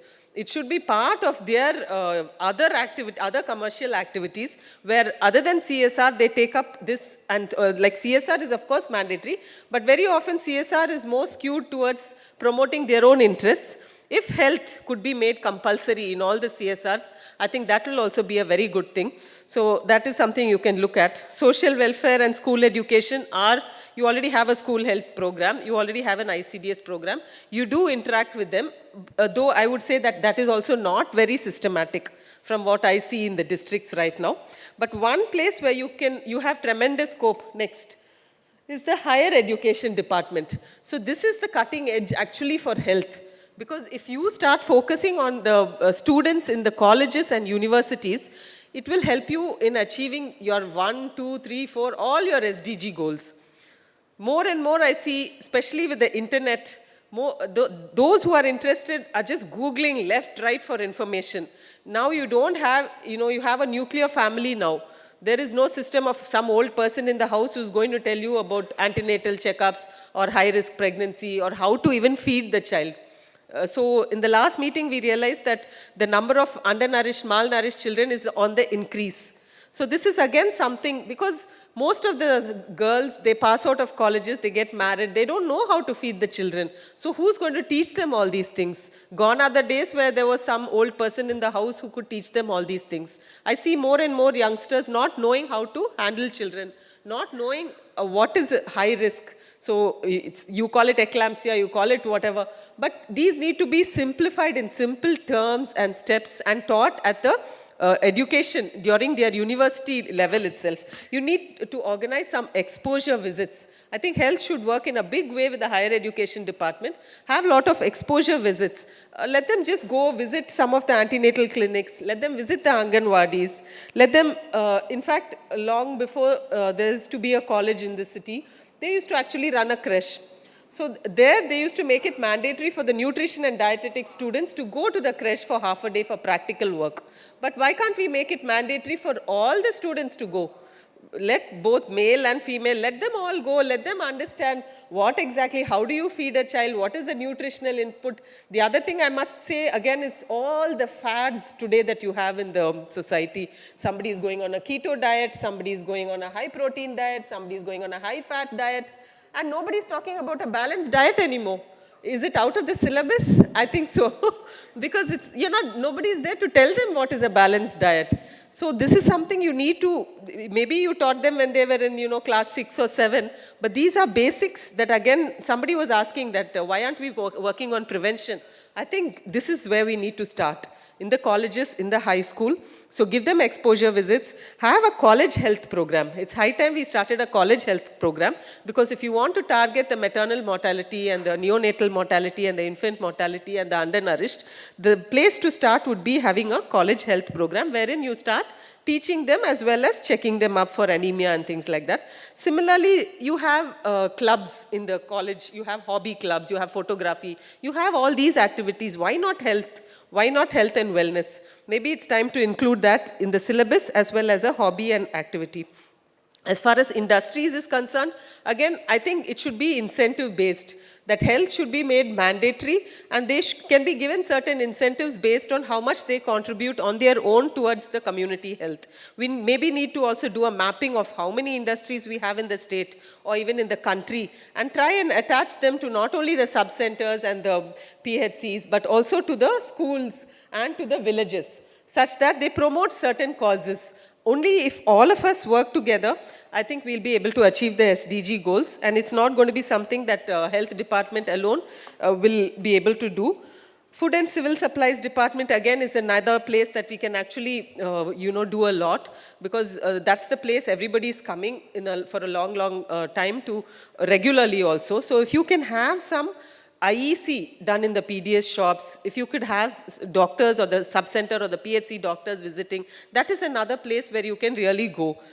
And like I said, revenue, the department I come from, nobody knows anything. So it's high time you came there and also gave them some. Every time there are meetings, every time there are state level meetings, I think health department should have a short presentation on, basics that you need to tell people regarding community health.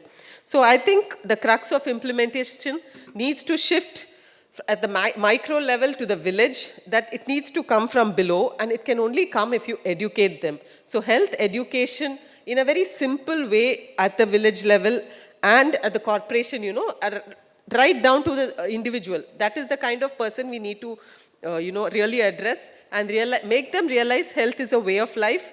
It is a mindset and something that we need to implement constantly. So thank you very much.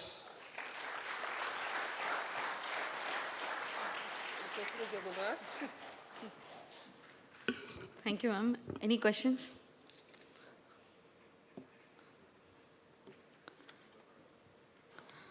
Okay. Ma'am, thank you very much, ma'am. So, in fact, madam is the one, when the COVID sets in, you are the one who created the base for us to ride on, ma'am, including the creation of infrastructure, all those things. Within a, really, thank you very much for that, all the effort, ma'am. Definitely, the way in which you address us to work with other department will bring a way forward, ma'am. Particularly, the concept of working with higher education is really good, which we never thought of it. We'll definitely take it forward, ma'am. Thank you very much, ma'am. I'll take leave. Huh? Yeah.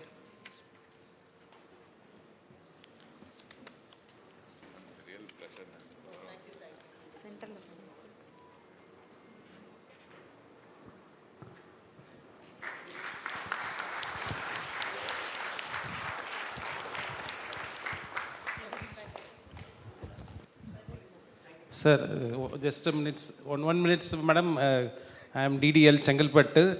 So we were working in EOC when you were the health secretary, and you were talking about the balanced diet. So you were very much worried about our food at the time, lockdown time, and you made a very good food arrangement, kappa, chakka, kandari, for all the people who have worked in EOC. Thank you very much, ma'am.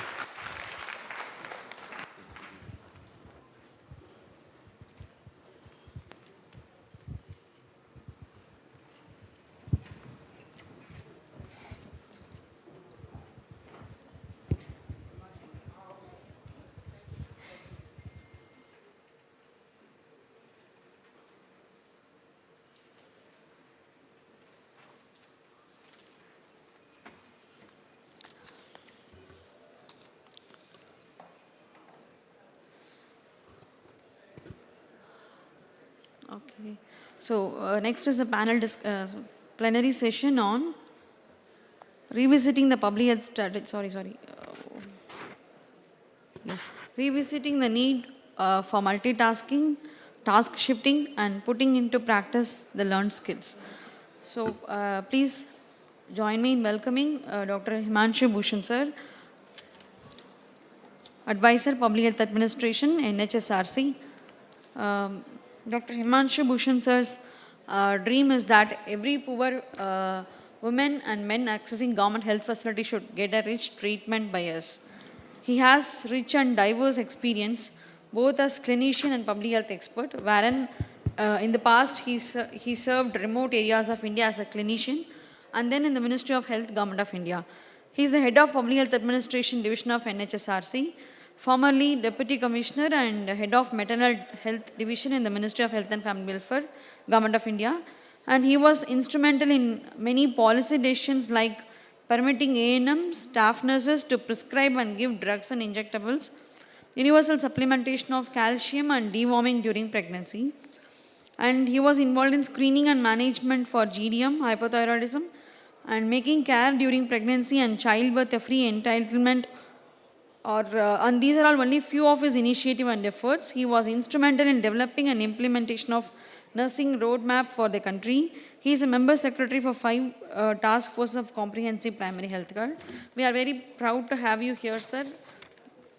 We welcome you on the dais, sir.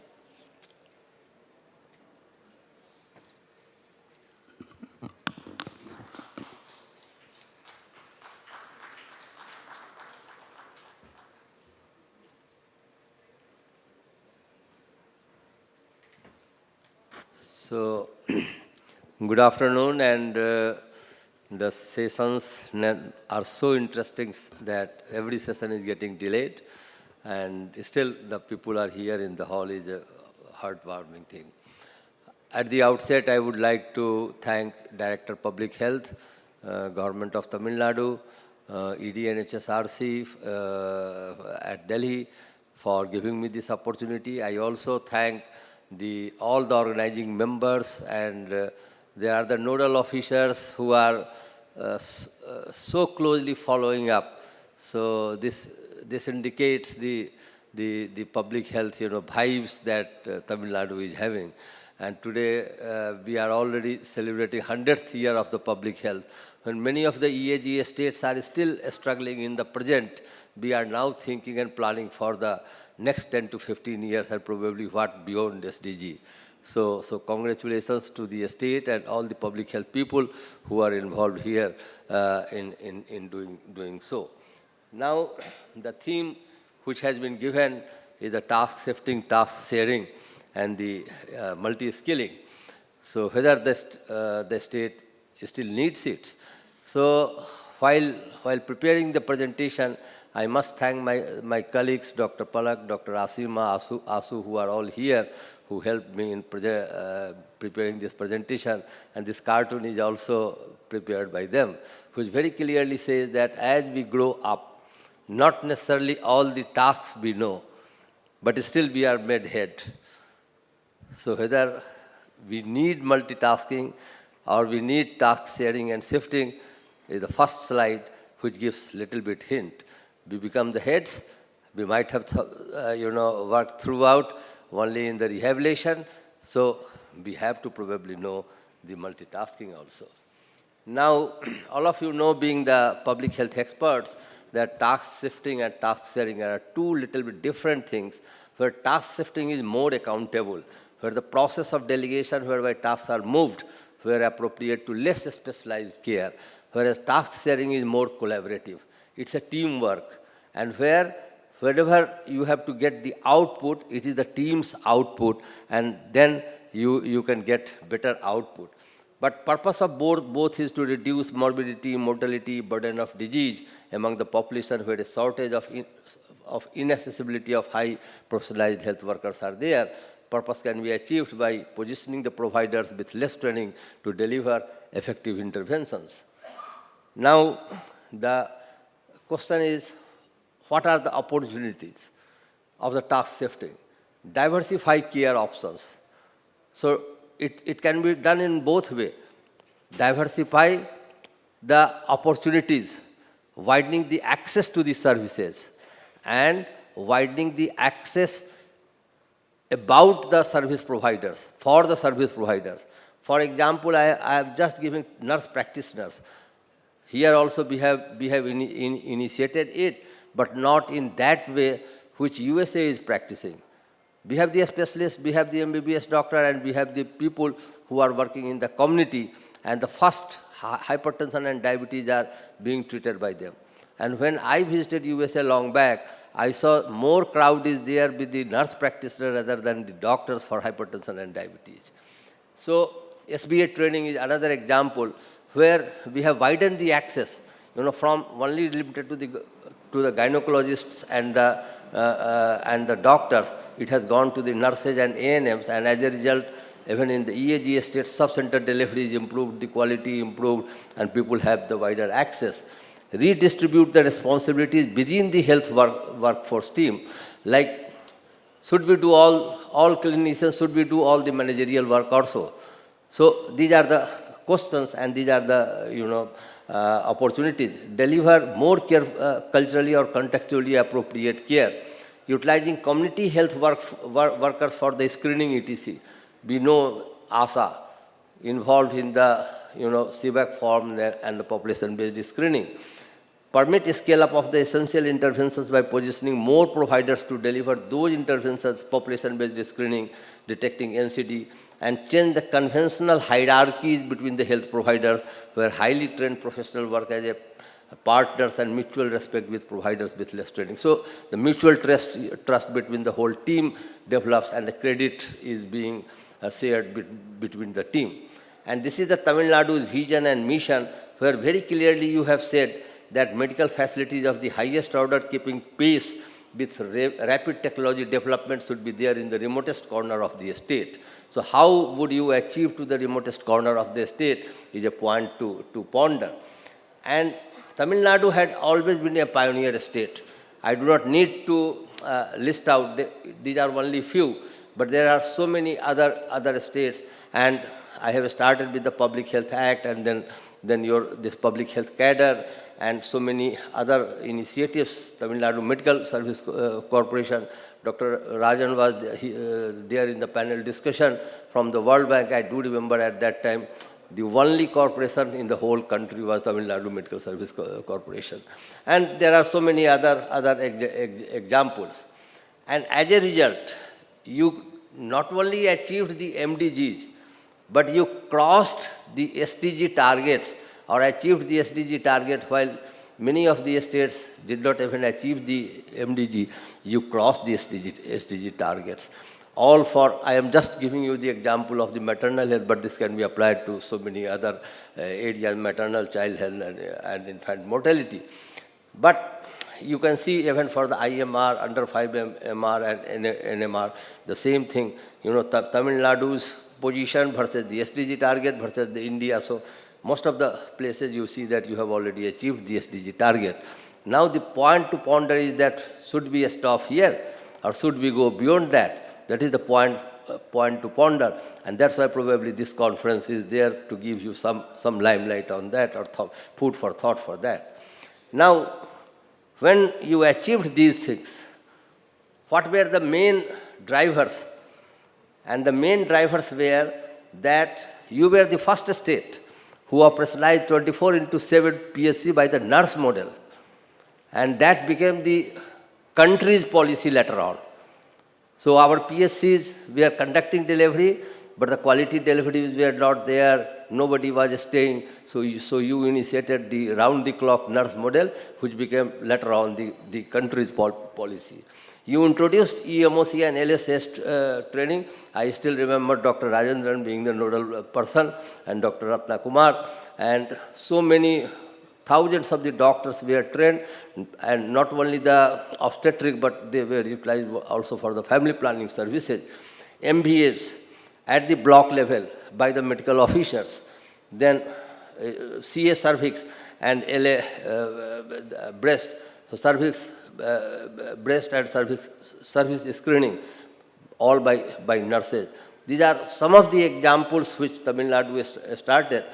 Maternal death audits, where collectors were doing the review, where the community was, Tamil Nadu was the first state again, where community was involved during the collector's review, and the model of Tamil Nadu's maternal death review ultimately, went to the national level also. And I do remember Dr. Padmanabhan at this point of time, when he sat in my room in Nirman Bhavan, and we developed the national policy on the maternal death review.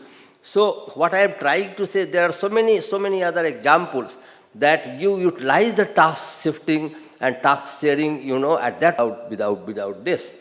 Now, what is the current situation and how you should think about it is the point that little bit I have tried to put it here. 4 ANC checkup, of course, it is the most, all the data are from the NFHS, maybe little bit 1 year old or something like that, but then still a statistic is a statistic. 4 ANC, you are still at 79%. Now you see your deliveries at public health facilities, 54%, at private 45%. I am not saying yes or no. I just want to, put this at your end, what you need, what you want, what is your thought. Do you want 54% public and 45% private? Why I am saying so? Just try to see it here. The out-of-pocket expenses in the private, 26,000, 23,000, vis-a-vis 3,000 and 2,000 at the government health facility. And just before that, or in the next slide, I will show you the out-of-pocket expenses of the state. So what I am trying to convey here is, it is the time that you have to think that where you want to go, and whether you want to shift some of the deliveries from private to public. You want your C-section rates to be same.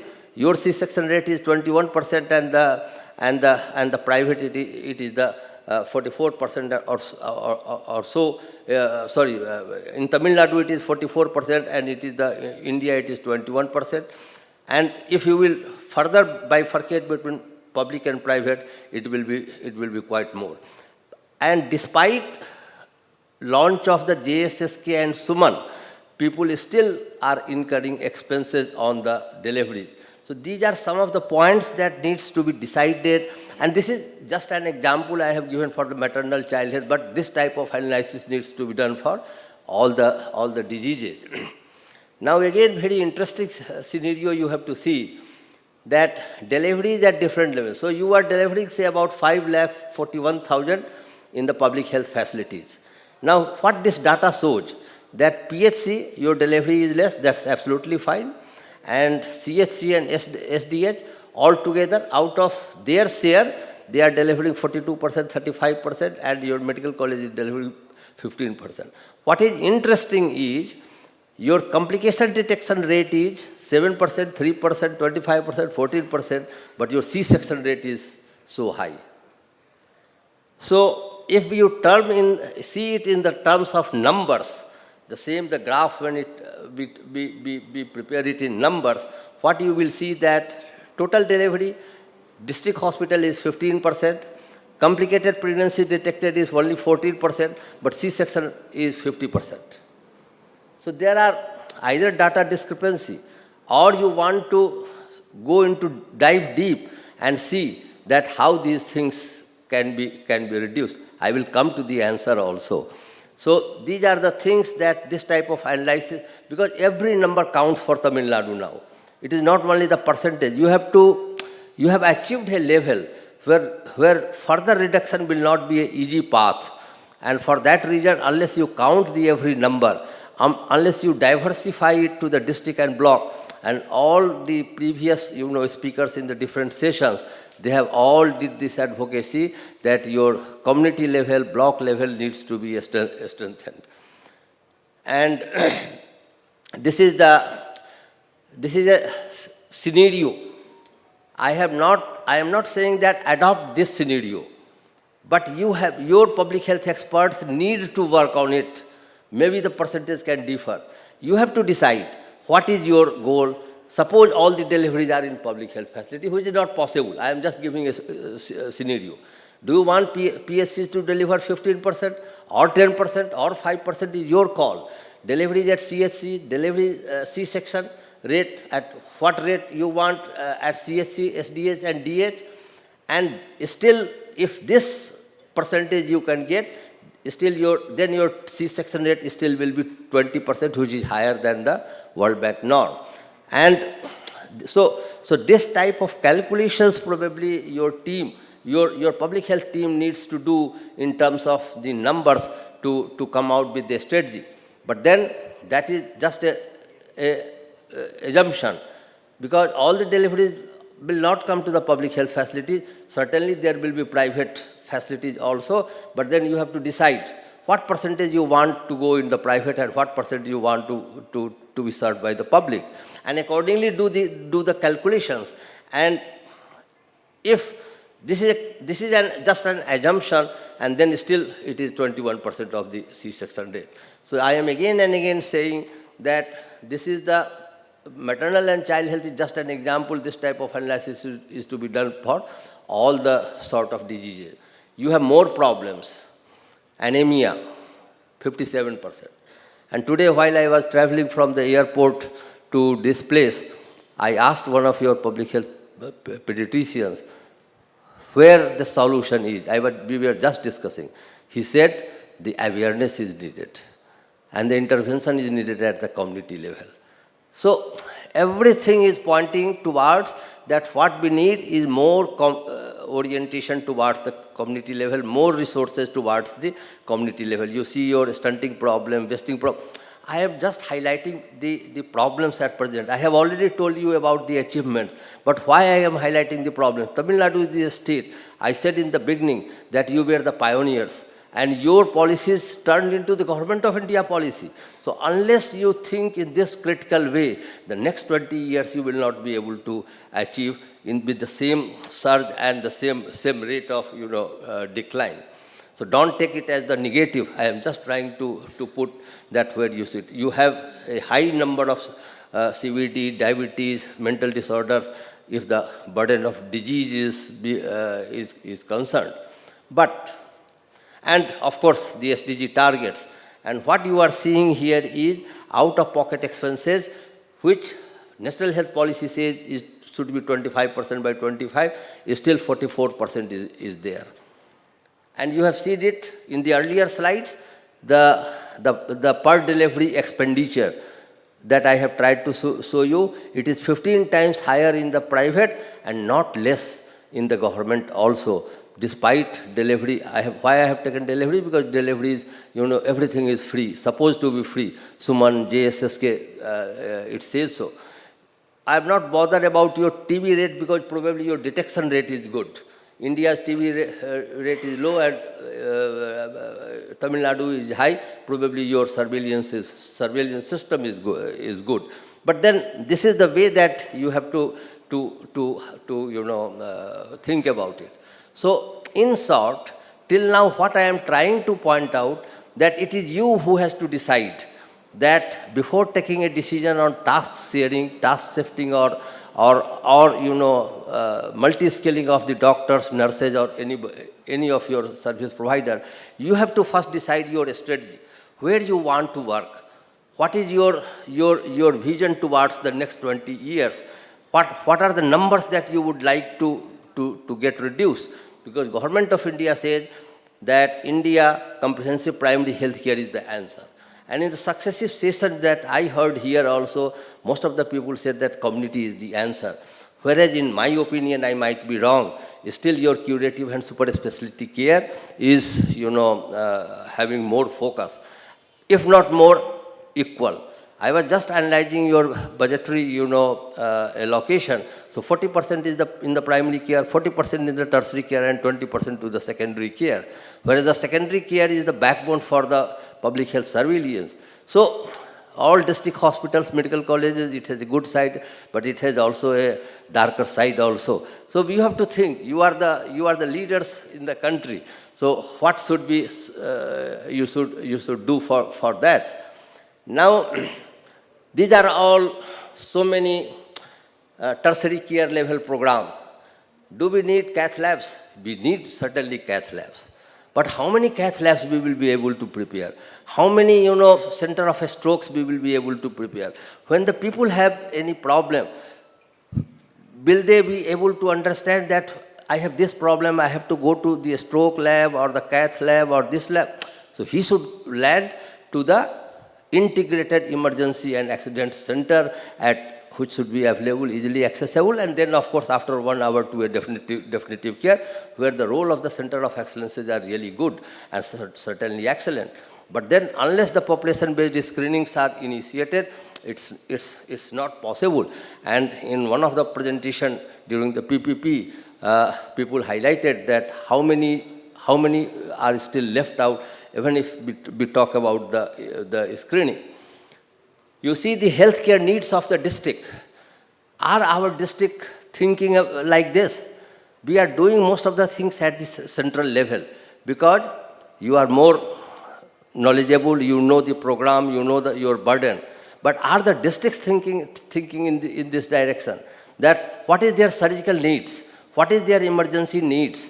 I mean, somebody very, very enthusiastic says, launch this program. That's very good. It's a good initiative. But this should be thought by the district.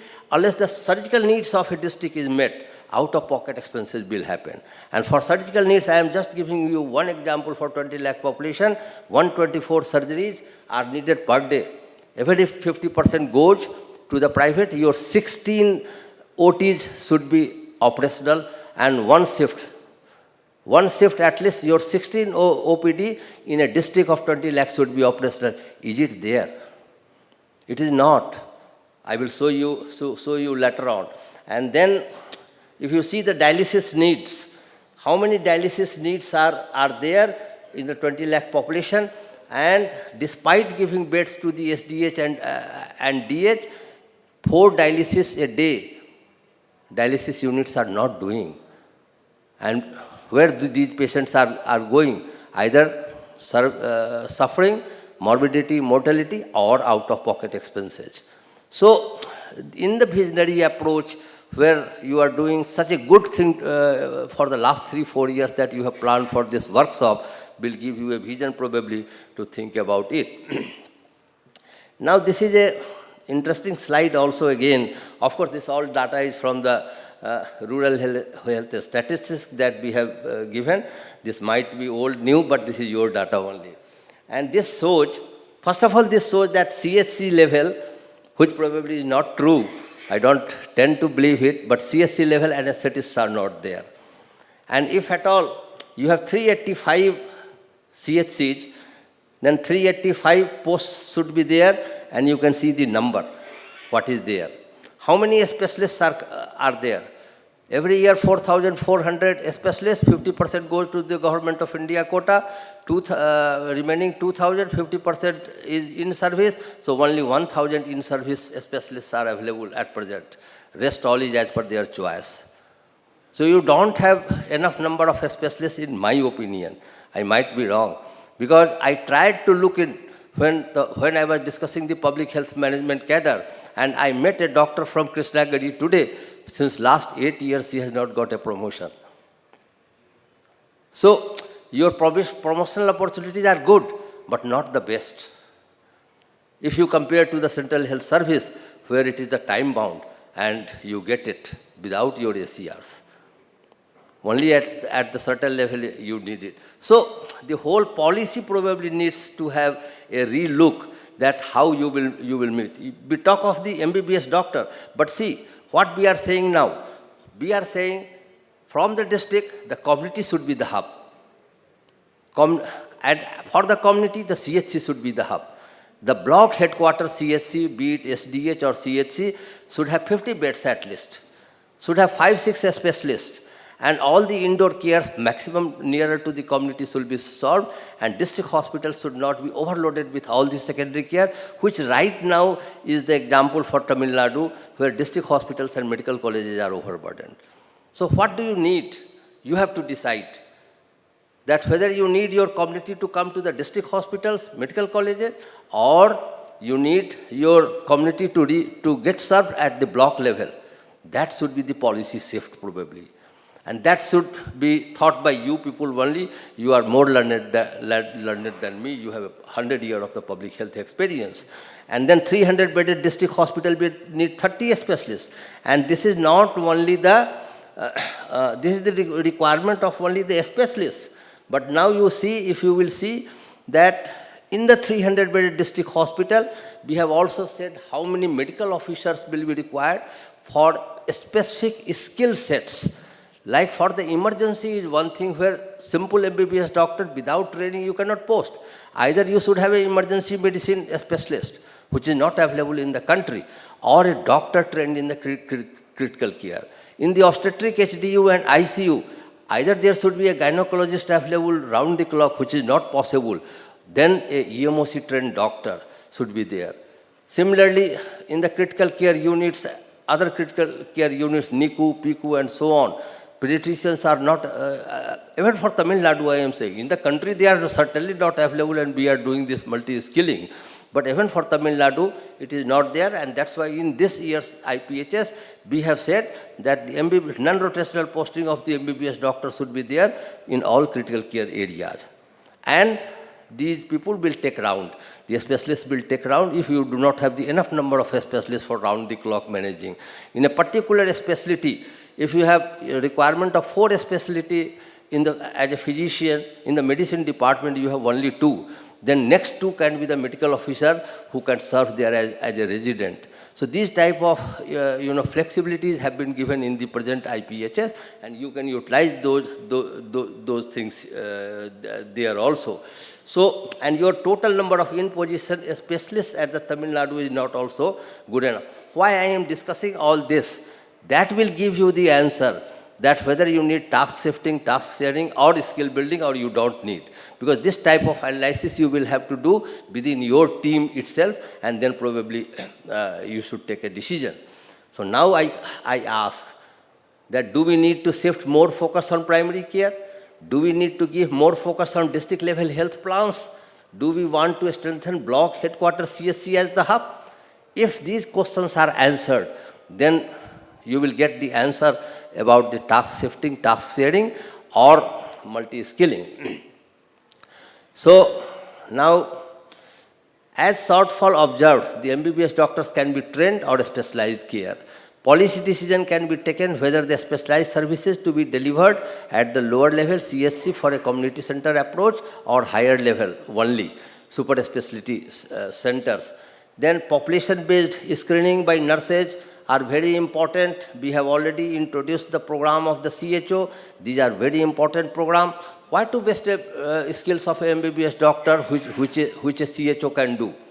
If a trained nurse can do the same thing, there is no need for the medical officer to do the same thing. And they can be utilized better. Midwifery-led care units, training nurses for doing preliminary examination, like in OPD in the IPHS we have said, that every OPD will have the nurses who can do BP and pulse and so many other things before it goes to, and that saves time. Augmenting nursing skills. So, task shifting for management roles like supply chain management, financial management, recruitment of human resource, these types should go to the management cadre, not to the clinicians. So there we going to probably try task shifting, task sharing, triage, emergency facilities, the nurse, triage nurse, EMTs can be, employed. This is one example I have, there can be a number of more examples. Public health surveillance, forecasting, epidemics can be done by any, at the lower level by the trained personnel. Of course, at the higher level, at the block level, we are now doing advocacy, and we have sanctioned posts for the epidemiologists. So these are the tools, some of the tools, latest tools, which will probably help you in taking this decision. Indian public health standards, public health management cadre, aligning visionary approach beyond national health policy and going beyond SDG. If you can utilize these tools, probably that will help you. And the take-home message is, state needs to prioritize more investment in primary health care. You still have 44%, you should have more investment in primary care. Rather only 40%. District-wide analysis of health needs of the community is needed. Comprehensive district health action plan is required, and block as the health hub for both clinical and public health services should be there. HR policy reform is more HR policy reforms are needed, and tertiary care should be more for the super specialist services, teaching, training, capacity building, clinical mentoring. Clinical mentoring should be there. Medical college should guide to all the secondary care facility, to all the clinical services. That role should be augmented. Generating research, evidence, these things should be more for the tertiary care. And to conclude, what I am saying, that the state has still to traverse a long and tortuous public health journey. What till now you have done is a tremendous job, and if you want to continue this tremendous job, then every number will count for reducing not only the burden of disease, but other public health challenges also. To achieve universal health coverage, the state needs to take policy decisions to further widen the affordable access to quality public health service within reach to the community, and task sharing, skill building, and task shifting are the low-cost interventions, mostly gives good output if utilized judiciously. Thank you so much for giving me this opportunity.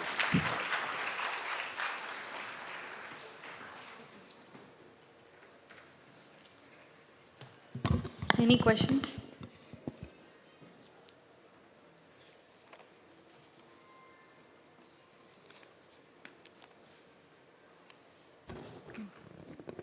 Okay. Thank you, sir. Thank you for a vivid presentation. It's really an honor to hear from you about our Tamil Nadu public health system efforts and successes and achievements through task shifting and task sharing strategies so far. So we thank you for for sensitizing our public health managers and yes, sir. Only one query, sir. Sir, the IPHS standards of which you are oriented, so what is the potency in it, or how we can take it forward? Now, this will give us a real take care of your infrastructure, HR, quality, service delivery, all. How we can build this into our district plan? If you can analyze it, it will be good, sir. So tomorrow at 10 we have this session. So here only. So I can save the time here. You can, if time permits, I can tell it here right now. But probably on the same topic tomorrow from 10 to 12, there is a session, and that's why. Then we'll discuss in detail tomorrow. Thank you. Thank you.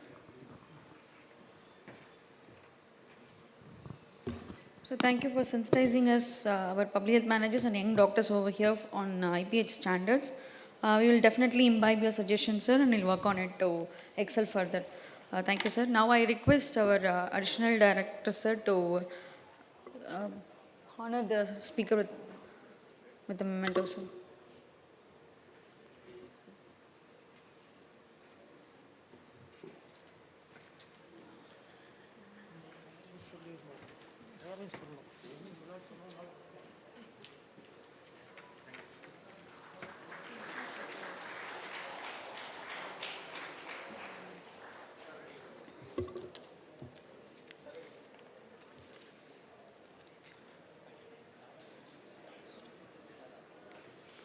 Thanks. Thank you. Next session is on enhancing managerial capacity and soft skills among primary care professionals. I would like to welcome Dr. Sanju Thomas Abraham, Managing Director, Tamil Nadu Apex Skill Center for Healthcare. He has 22 years of healthcare and skilling experience in countries like UK, Kuwait and India. Currently mandated by the Tamil Nadu government to understand and deliver the new age skilling and training requirements. And he has conducted a nationwide market gap analysis for training and skilling requirements, which was funded by UK India Education Research Initiative. And he is a dentist who has specialized in hospital administration, and he has completed masters in clinical services from University of London. Over to you, sir. Thank you very much.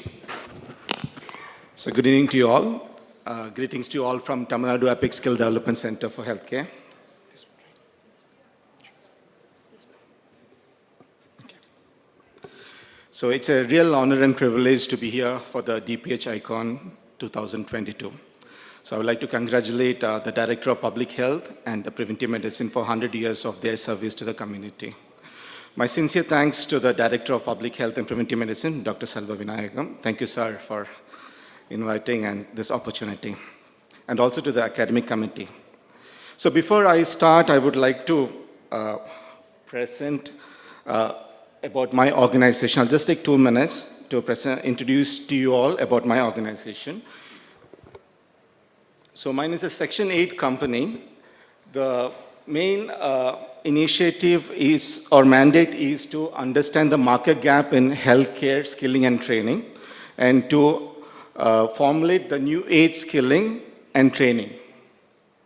So until now, we have trained almost 8,000 candidates. We have 100 training centers across Tamil Nadu, and 100 hospitals have signed with us. And we aim to have 500 hospitals as partners by the end of this financial year. So our presence are there in 14 districts. We'll be present in almost 20 districts by the end of this financial year, and all the 38 by the end of next financial year. These are the few courses we run. We have courses for the nurses, for the doctors, and the other courses for the public. So we run lots of simulation-related programs, and we have a focus area of training programs. For this financial year was on gynecology and geriatric care, and next year it would be on ophthalmology and mental health. The USP of all our program is we have regular on-site or in-person training programs, but all our training programs have a simulation-based module also. And along with that, we have a sign-up with IIT Madras, so we are integrating technology to it. So our training programs are in-person, simulation-based. Also, we have VR and AR training modules for all the training programs which we are running. And for the first time in India, we are going to have an experiential learning center along with IIT Madras that will be in Chennai. So this has lots of advantages having experiential center. Most of the training will be on a VR-based training. So it will give a real-life experience, a clinical scenario-based training to all the people who will be trained. So now coming to my topic of enhancing the managerial capacity and soft skill among primary healthcare workers. So the term care workers is very close to me. If you literally look at everyone is a care worker, care deliverer. Maybe people care about themselves or their friends or their families. But as healthcare workers, we are really different. We care about others. So that's what we are. So all healthcare professionals should be educated to deliver patient-centered care as members of an interdisciplinary team, which should emphasize on evidence-based practice, quality improvement approaches, and informatics. So there are 5 core competencies which a professional should have. One is we should be providing the patient-centered care. So we should identify, respect, and care about our patients. Respect in the sense of values, the preference, and the needs of the patient. Caring in the sense of relieving the pain and suffering of the patients, and to identify the need for the continuous care, listen, and to clearly inform and communicate and educate the patients. Also, we should continuously advocate disease prevention, wellness, and promotion of healthy lifestyles. The second competency is working in an interdisciplinary team. So to integrate and to work in a team is a challenge. So we should ensure that the care is continuous and reliable, for which working in an interdisciplinary team is very important. And we should always employ evidence-based practice. So integrate best research with clinical expertise, and for optimum care, to participate in learning and research activities to the extent feasible. Also, we should apply quality improvement. This would help us to identify errors and hazards in care. Also help us to understand and implement basic safety design principles such as standardization and simplifications. So understanding and measuring the quality care in terms of structure and process will have outcomes in the sense of relation to the patient and community needs. And designs and test interventions also will help us with the quality and objective of improving the training.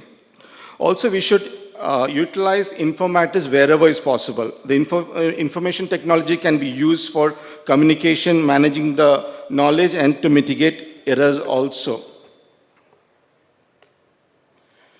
So the management in the primary care professionals, there are five aspects to it, which is planning, organizing, staffing, directing, and controlling. Coming to the first aspect of planning, it is the first management function and all our functions depends on it. So planning is nothing but forecasting what is the need for the future and setting an objective for the desired results and developing strategies and to achieve those goals. It can be in the sense of data, the knowledge, the experience, anything like that. Second is organizing. This function is very important to implement the plan effectively and efficiently. So formulating the organizing structure clearly defines the scope in which we should clearly define the scope of opportunities and responsibilities and relationships. Another important factor is the staffing. We should follow this suitable place concept. We should have the right personnel for the right work, who should be trained and who should have enough knowledge and skilling in it. And then directing. Directing is a very helpful function for achieving the organizational objective. It can be motivating the subordinate or leading them or selecting the most effective communication method. And finally, controlling. Controlling is nothing but monitoring the activities to ensure achieving them as planned and also correcting them whenever is required. And the three management skills what is required is technical skill, human skill, and conceptual skill. Technical skill in the sense is to deal with the ability to apply specialized knowledge or expertise. And human skill is the ability to work with and to understand, motivate, and to lead others. Conceptual skill is the mental ability to analyze and diagnose the different situations. For managers, it is ideal to have all the three skills, but every manager should have a mix of all the three skills together. So now coming to communication. Communication is very, very important. I think most of us lack here in the communication. So I would like to bring in two stories which I would love to say everywhere I go. One story is about an elderly couple who was waiting for the report outside the doctor's office, where the nurse comes in and gives the report in front of all the other people. The husband and wife both are there. So nurse comes and says, "You have cancer." When we see a generation, an elderly generation, for them cancer means a death sentence. So unfortunately, instead what happened is the elderly man was struck. He didn't have anything to speak, but the lady fell on the ground unconscious. So that's the lack of sensitivity, and it's very easy to communicate in an empathetic or a sympathetic way. So I have a contrast to this. Last week we had a council meeting in Narayana Hridayalaya, and Devi Shetty was excusing us every 5 minutes and going and checking on the patient. So we had a whole family coming in with a small child, few months old, and he spent 2 minutes in looking at the report and 3 minutes in talking to them. They were all crying as they walked in, and very nicely he said, asked about where they come from, their details, and then they said, "Okay, your child has a hole in the heart, but we have the best care over here. I'll entrust you to this doctor who is the best in the field." And they went out smiling. So that was the contrast of communication, the communication skill. So the success of the management process depends largely on effective communication, and 80% of the managers spend the time in communicating. So any idea, no matter how great it is useless until it is transmitted well, and no group can exist without a proper communication. So there are six components for communication or good communication. One is the ideation. Ideation is the person who sends the idea or has the idea, has the information, sends that idea and decides to share with others. Second is encoding, converting that idea or the communication using a symbolic form, which can be speaking, writing, gesture, or anything like that. Third is the transmission, using the channels which is available, which is selected by the sender. And fourth is receiving. A person who is aware of the situation receives this particular knowledge, decoding the particular message, the message as interpreted by the receiver, and finally the response or feedback. The feedback is so important to understand if that particular message has been clearly transmitted. So the whole success of communication process mainly depends on the receivers understanding the communicated messages. And there are different types of communication, which is vertical, horizontal. The vertical can be the downward communication, that is from the high up to down, from the manager downwards. There can be an upward communication in which the lower level people have been encouraged and motivated to speak or give their opinion. And it can be a lateral communication between two different managers. All these three levels of communications are very important. And there can be a couple of barriers to communication, which can be semantic barrier, psychological barrier, organizational barrier, and personal barriers too. So the principles of effective communication is that ideas should be clear before we communicate. Second, the sender should clearly communicate to the receiver. And always we should be aware of the tone in which we communicate, the content and the language of the message, which should be very simple. And we should ensure that we have a proper feedback to see if they have understood our message. And the feedback mechanisms are so important to ensure proper interpretation of the message. So coming to communication, I'm not going to talk in length of communication. My communication would be on communicating people with disabilities. I think we have a challenge here to communicate people with disability. So when you talk about people with disabilities, a person who has a physical or mental impairment that substantially limits one or more major life activities. So the person with disability can be either your co-worker, the employees on one side, and the patient or the bystander on the other side. And we should be aware that disability can also be silent disability, like bipolar disorder or a chronic fatigue.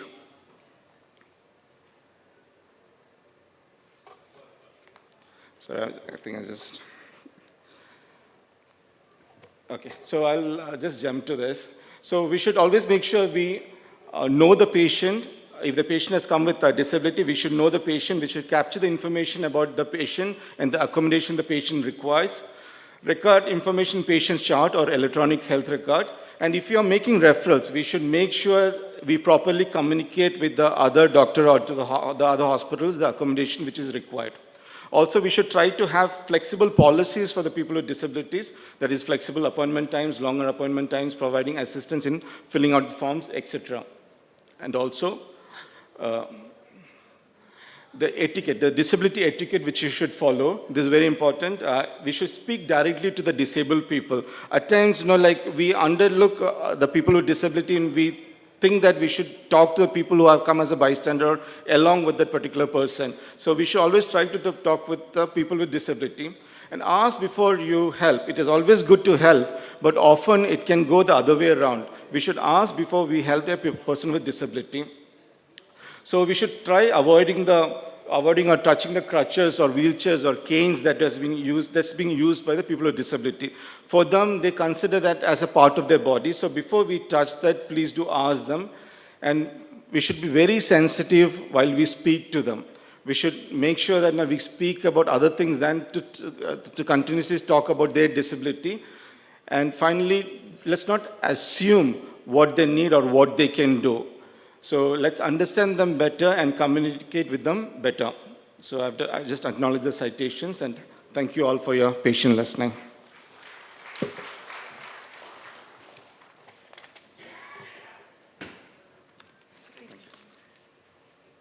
Any questions?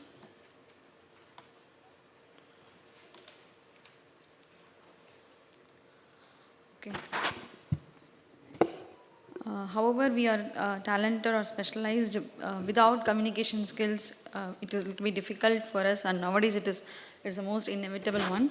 And thank you, sir, for reinforcing the same message with your presentation.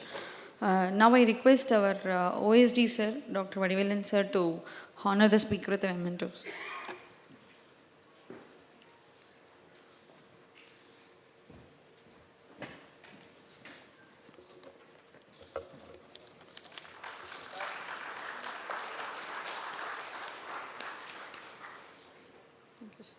Thank you, sir. Thank you, sir. Oh, so we have 2 more sessions for the day. One is, now we'll go to the panel discussion on achieving disease elimination as per Sustainable Development Goals, TB, malaria, filaria, measles, rubella, tetanus and rabies. Please join me in welcoming Dr. Mohan D. Gupte, founder, director, retired.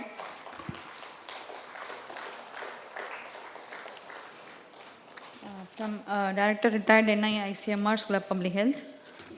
I welcome you, sir. And sir has also been a former chairman, WHO Technical Advisory Group, Leprosy, and former chairman, Institutional Ethics Committee, IASCR and KEM Pune.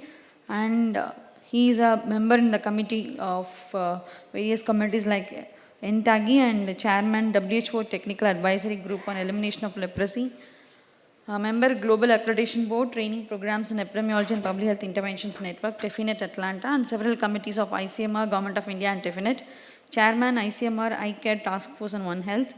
Member, National Technical Board on Nutrition, Niti Aayog. And he has assignments like WHO Epidemiologist for Smallpox Eradication and Principal Investigator for Multi-Arm Leprosy Vaccine Trial, Uniform MDT and several WHO Coordinated Multicentric Trials. And consultant at WHO Headquarters, consultant World Bank, coordinator for Tsunami Medical Relief.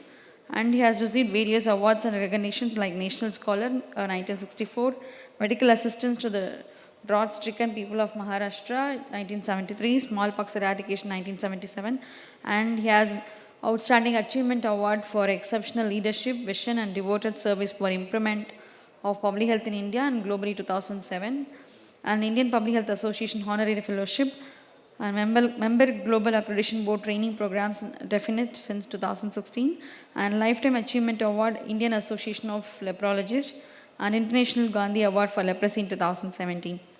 We are honored to have you here, sir, and I request the chair to introduce and invite the panel members.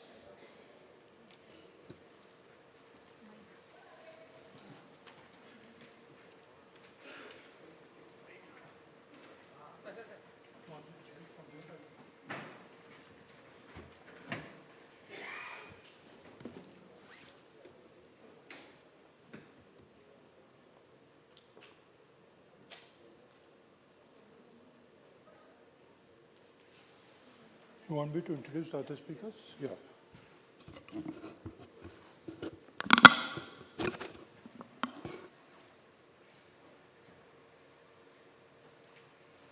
We have 6 different speakers with us. The first one is Dr. Shyam Kumar Sriram. May I invite him to come to the stage? He comes from Ohio University, Athens, Ohio. He is assistant professor over there. Please, sir. Please take your seat. Dr. Nirmal Jo is the regional director, Government of India. Dr. Padma Priya could not make it to this place today. She has requested her colleague, who was directly involved in tuberculosis control activities, and Dr. Sriram can join us, please. Dr. Kannan is from Indian Medical Association. He is chairman of Academy of Medical Specialties. May I request Dr. Kannan also to please join?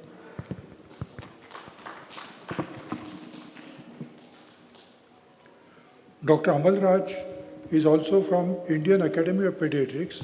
He is president of the academy. Dr. Amal Raj, please. And we have Dr. Vadivelan, Directorate of Public Health and Preventive Medicine, our own person, Officer on Special Duty, Director of Public Health and Preventive Medicine. So we have a galaxy of presenters over here. We have total 1 hour at our disposal. And what I'm going to do is I will give you some background for about a couple of minutes and then request each one of them to talk about specific subject for about 7 to 8 minutes. When it comes to the subject that we are talking of, the sustainable goals, development goals, all of you know about it, but Bill Melinda Gates Foundation comes out with Goalkeepers Report. And this is what we have got for 2020 after COVID-19, which was detected in December 19. It is stated, in the past editions of Goalkeepers Report, almost every time we have opened our mouths or put pen on paper, in fact, we have celebrated decades of historic progress in fighting poverty and disease. This was before 2019. And then he says, in other words, we have been set back. We have seen setback of about 25 years in 25 days or 25 weeks. In 25 weeks, we have gone back because of Corona, because of COVID-19, to almost 25 years. And this is the gap that we need to make up now. And that's what all our colleagues are going to talk about. When it comes to eradication, elimination of disease as a public health problem, there is a definition given by Dr. Henderson. Dr. R.H. Henderson was the chief of smallpox eradication program at WHO. And we have heard also of CDC's contribution in this particular respect in a very, very big way. Henderson defines elimination, since we are talking of elimination, I will restrict myself to elimination, 0 cases but with continuing risk. And the other definition, elimination of disease as a public health problem is reduction of cases below what is considered to be a public health risk. It's a very fluid definition. And you can take this kind of definition to please yourself and to please the community. And that's the kind of thing that we have been seeing over and over again. I will tell you a little bit about leprosy because that's the area where I have been working for several decades now. And what we have seen is, even though we gave the call for leprosy elimination by 2000, and let me tell you that I was responsible in a way for the group which worked for this particular activity at national and a global level. I happen to be Technical Advisory Group Chairman for WHO on leprosy. What did we do? We decided that we will give single-dose rifampicin for single-patch cases. And you won't believe today that when we do surveys for leprosy, more than 70% of our cases are single-patch cases. If you give them a single-dose rifampicin, in a day's time, your prevalence comes down substantially. In addition, something that was done was, we cleared the backlog. In the registers, we had several patients who did not need any treatment for leprosy. They were removed from the registers overnight. In African situation, several countries came to elimination without any activity of MDT. And we have been taking credit that by 2000, we eliminated leprosy. At the global level, it was 2000. At the national level, 2005. If you look at the graph, the way this thing was going on, our prevalence dropped dramatically. Our new case detection continued to be more or less at the same level. And a lot depends upon our activity with respect to what kind of surveillance activity we do. Is it active survey? Is it passive survey? Is it left to people to come and report as and when they feel like? Or because of Corona, there is no service available. All kinds of things can happen. And that's what we have been seeing now, that a lot of cases of leprosy are creeping in. With this background, now I will like to call upon my panelists over here. And the first panelist that I request is Shyam Kumar Sriram.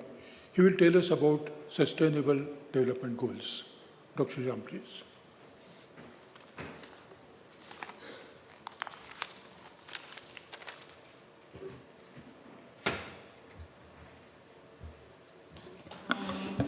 Thank you very much, Dr. Selvavinayagan sir, for giving me this opportunity to be a panelist here.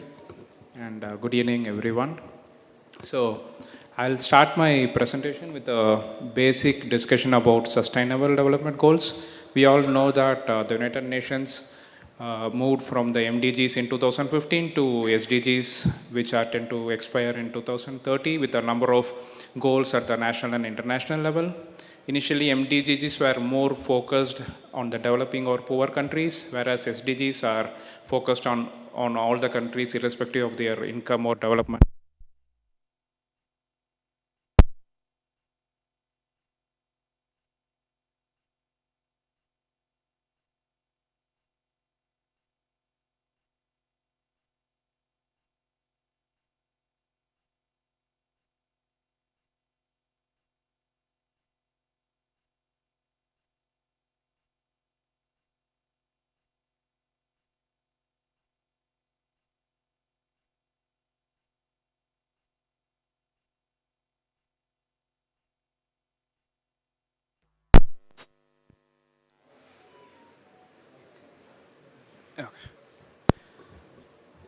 So there are a number of SDG goals that we know of. So can I have the, okay.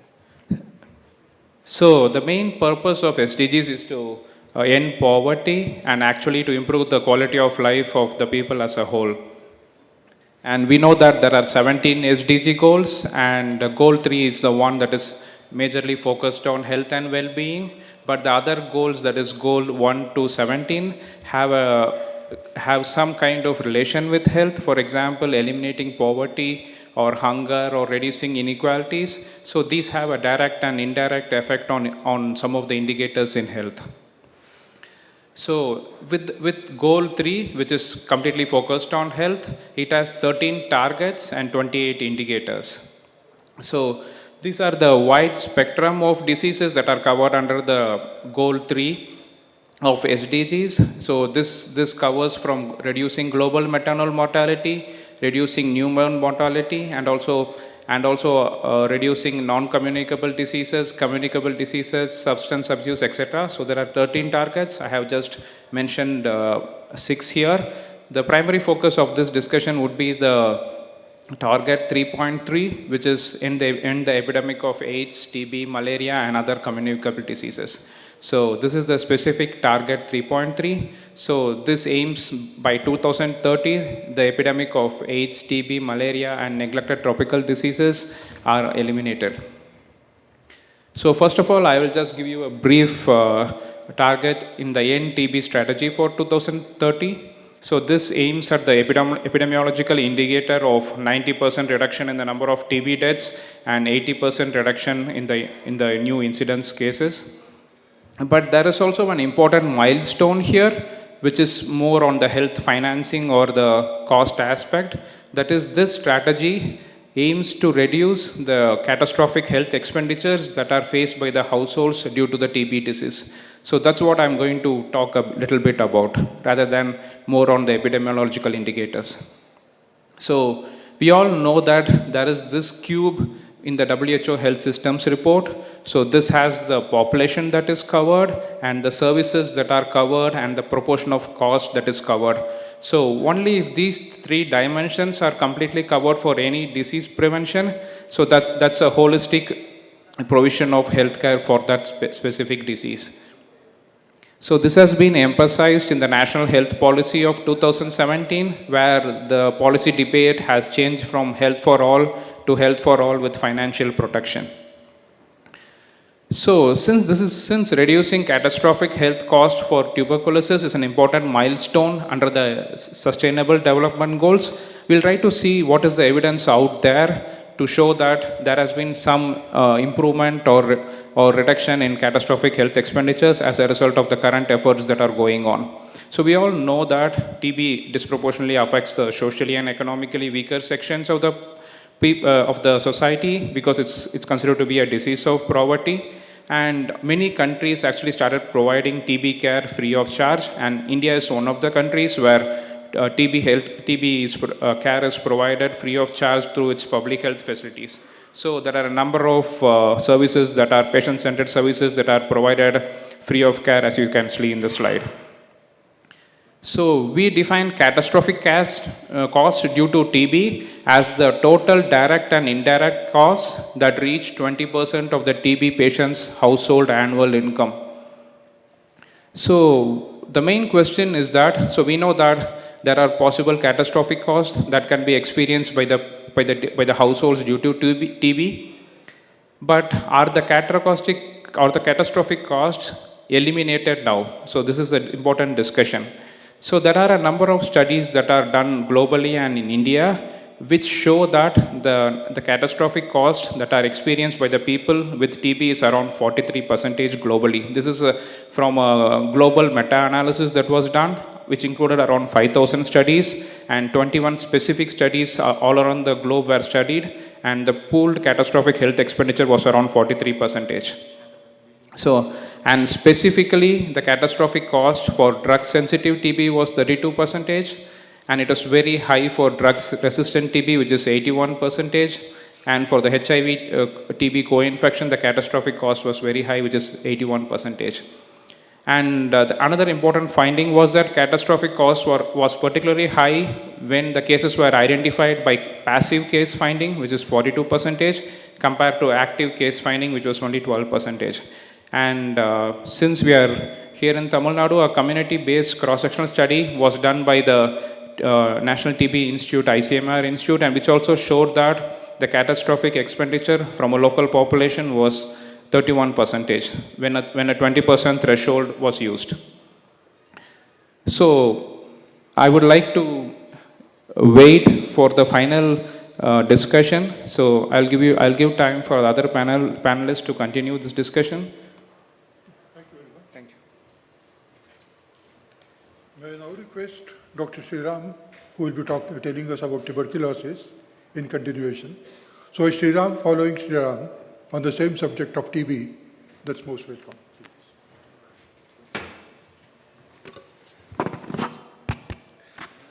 Thank you, sir.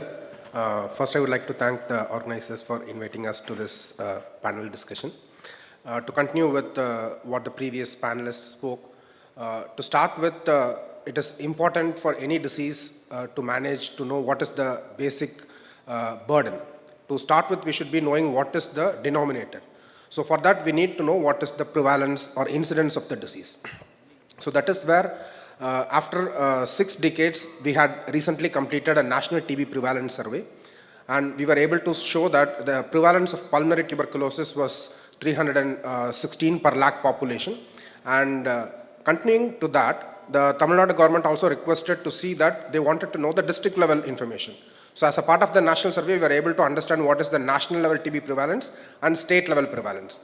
And Tamil Nadu had a prevalence of 322 per lakh population.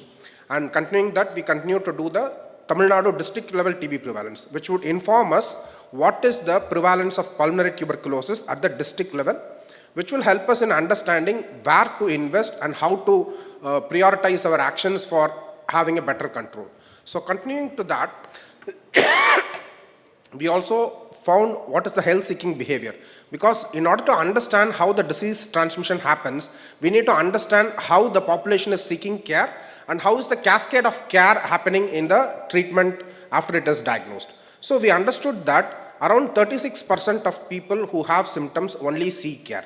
Remaining 64% of the population do not seek care.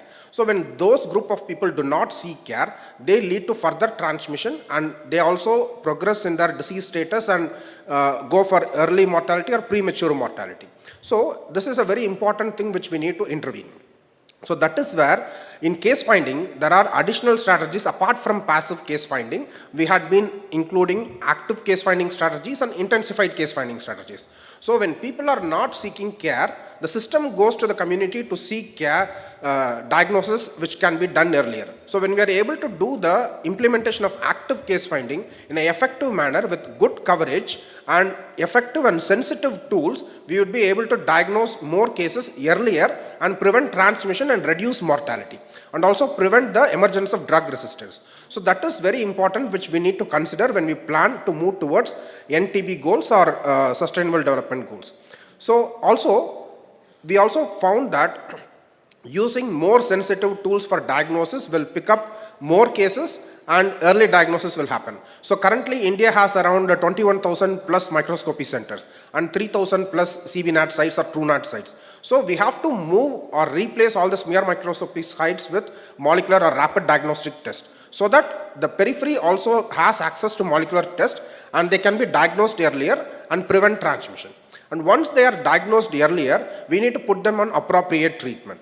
And in continuation with the previous speaker, when he was saying about catastrophic costs, when people seek care, there could be a misdiagnosis or delayed diagnosis. So that is where additional cost happens. So to reduce that, we should have appropriate training and implement a diagnostic algorithm which are more effective, which will diagnose TB earlier and more sensitively.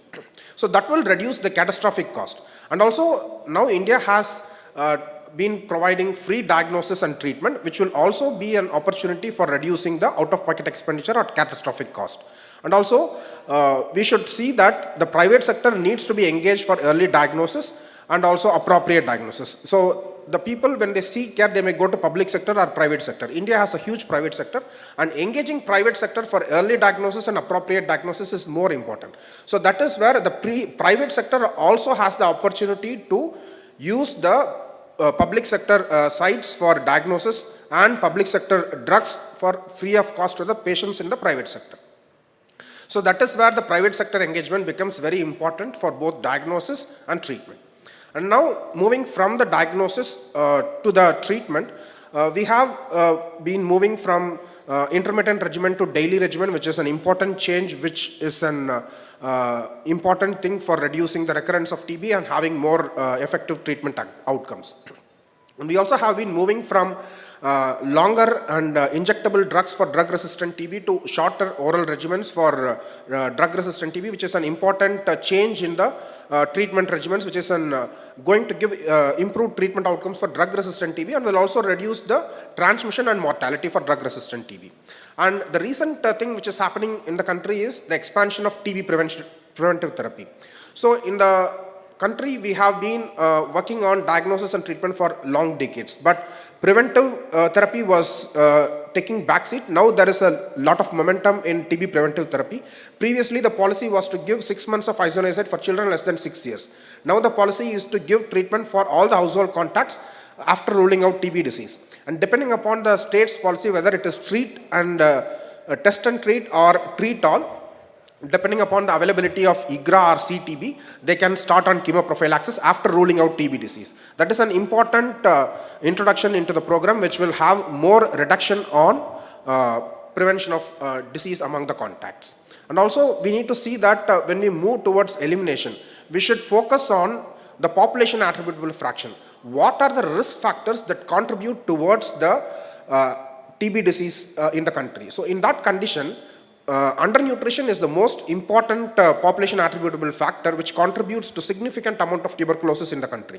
So for controlling TB, we need to intervene the malnutrition. Then only we will be able to get good return on investment. Coming to the next population attributable fraction, alcoholism is the big problem, which is giving attribution to more TB cases. Followed by that is the smoking and HIV and diabetes. So these are the 5 important risk factors which we need to intervene for having a better return on investment. We need to follow this high risk group screening for early diagnosis and treatment and premature mortality reduction. Coming towards the build. So India has been working on the NTB strategy based on the National Strategic Plan. So the National Strategic Plan has 4 pillars, which is detect, treat, prevent and build. So we had been seeing about detect, treat and prevent, and also build is the important component where we are building the capacities of the systems in terms of improving the HR capacity, improving the surveillance, scaling up the diagnostic facilities, scaling up the TB preventive therapy, and engaging the community is an important activity of the build. So here we had been involving various corporate social responsibilities, and multiple line ministries are engaged for building the capacity for screening TB and also including the workplace screening. And we also see that there are multiple programs which are being supported for reducing the catastrophic cost. So now the program is giving Nikshay Poshan Yojana, which is 500 rupees per month for every TB patient to improve their nutritional status. And also there is incentives for doctors or the private sector establishments which notify the patients and which inform the treatment outcomes for the patients in that private sector. And also there is a recently introduced program which is Nikshay Mitra, which speaks about providing support from the community to the TB patients, where the volunteers can contribute their amount either for diagnostic support or nutritional support or vocational support of TB patients for a 1 year period of time. So that will help the community and also to the program to see that more of the patients are able to get support without undergoing catastrophic cost or out-of-pocket expenditure. And the other important thing that we are working on is the TB vaccines. So currently we are having BCG as the only vaccine which is used for preventing severe forms of childhood tuberculosis, which is given at birth. Now recurrence is a major problem where we are seeing that around 15 to 20% of the population have recurrence of TB, and premature mortality is one of the important problems in the post-treatment period for TB patients. So post-treatment follow-up is another important strategy which we need to follow for diagnosing early recurrence of TB and reducing the premature mortality. In terms of vaccines, there are multiple strategies: prevention of disease and prevention of infection.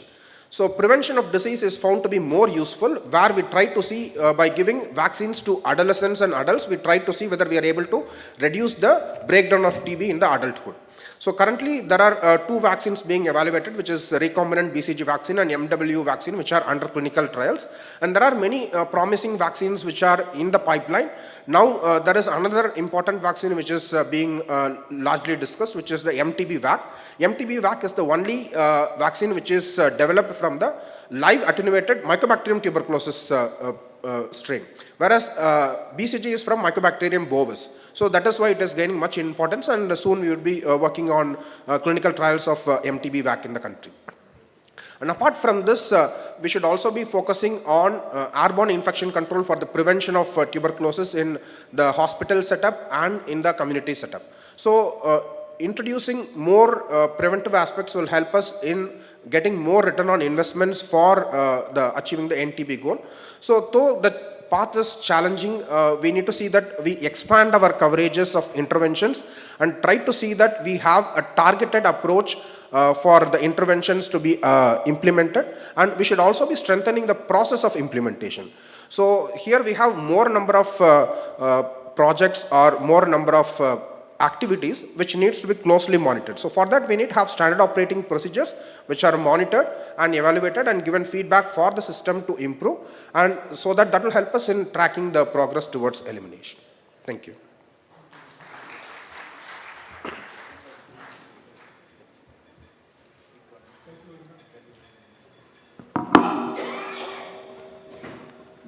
Thanks, Dr. Sriram. We now move on to roadmap for elimination of malaria and filaria, which is also a very important area. And malaria, we have been having several roadblocks, particularly after COVID-19, the fund crunch and so on and so forth. I'm sure we'll learn a lot from Dr. Vadivelan.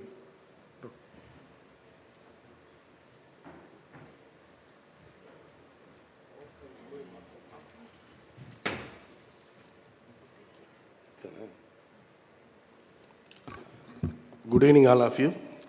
Thank you, sir. At the outset, I thank you all for giving me an opportunity to talk about the activities undertaken for the elimination of malaria and filariasis in Tamil Nadu. As the front runner in the vector-borne disease control, Tamil Nadu is almost in the verge of the elimination of the filariasis and also heading towards the malaria, because of thanks to the hectic activities taken by our forefathers in the public health in the past few decades. As far as the malaria is concerned, in 1990, the incidence about more than 120,000 cases have been reported in Tamil Nadu with few deaths.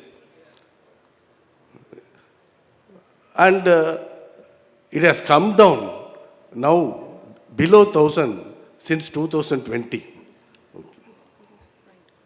Okay. It has come down below 1,000 by 2020, and last year it was reported only around 772. So with these few words, we will go for the presentation. And as per the sustainable SSG, just SSG for malaria, these are all the SSG for malaria, reducing the case incidence by at least 90% by 2030, reducing the mortality by 90% by 2030, and elimination of malaria at least in 35 countries by 2030. For filaria, the SSG aims at eliminate lymphatic filariasis by 2030 through more than 65% coverage of the compliance of mass drug administration. These are the goals for the SSG for elimination of malaria and filaria. As far as the status of malaria and filaria is in Tamil Nadu is concerned, as I already told you, from 1,20,000 cases, now it has come down to 772 only last year. This year also it has come down drastically, and only 314 cases are reported this year up to this date, up to December. As far as filaria is concerned, we have positives from the migrant populations recently, and we have only patients of the deformed patients, 25,000 are there in the field. And regarding the stratification of the malaria elimination is concerned, actually we have category 0 districts. Majority of the districts in Tamil Nadu, about 31 districts are in the category 0. That is in the prevention of re-establishment phase. So these are the major districts actually. In category 1, in the elimination phase, that is the district having API less than 1, only 7 districts are having the category 1. And the activities undertaken in the Tamil Nadu, the ongoing process, actually we are having the robust surveillance, fever surveillance, daily fever surveillance for about more than 3,000 hospitals. We are collecting all the fever details and we are sending it to the field for taking immediate control measures, apart from the active and passive surveillance in the field actually. And the prompt radical treatment are giving all the positive cases, and it's being followed up by all the officials at all the levels. And periodic follow-up smears, mass contact smears, and everything is being taken for all the positive cases actually. And the indicators are also very healthy now. Actually, when we are saying the cases are coming down, the other factors like ABR, API, those are also should be maintained healthy. So our ABR, annual blood examination rate, is we are maintaining around 10% for the last several years. So we are having the API also below 1. So when the ABR is 10, then only the API is reliable. So the API is also, we are maintaining is to 1. Our SPR, slide positivity, is also maintained well and it's under control. So we are also undertaking the IVC, integrated vector control also, along with the other vector-borne diseases like dengue. We are taking the effectively in the field in coordination with the other departments like local bodies, other social welfare and other departments. And regular coordination meetings are conducted in the districts and involving the district collectors and other officials. Next. So malaria, so even though we are having the health indicators and everything is going on well, still we have to streamline, we have to undertake the activities in the future for the elimination. First of all, the important thing is to sustaining the earlier measures. That is very, very important. See, the activities undertaken before 20 years are enough to go for the elimination. That should be maintained. That's very, very important. And other things we have to sustain this parasitical control. The RT compliances to all cases, especially the Plasmodium vivax cases, are very important because PV, 14 days treatment. It's very difficult to make the people to take 14 days treatment. So that is very important. That should be streamlined and that should be followed up. Mass and contact, monthly follow-up smears, everything should be streamlined actually, should be followed up actually. And another important thing, the active surveillance and passive surveillance is only happening mainly in the PHCs. The passive surveillance in the government hospitals and our own government medical colleges are lacking. See, all the fevers are malaria unless otherwise it is proved. That is it is a dictum. So, but still, all the fevers attending the OP in the medical college hospitals are not being taken these measures. That should be streamlined. That is one of the important thing. And another important thing, the health and wellness clinic, we should utilize them for catching up the cases. And other aspect, integrated vector control measures, that should be strengthened at the level whenever the cases are reported. And IRS specifically should be, what is that? It should be done with a quality. That is very, very important.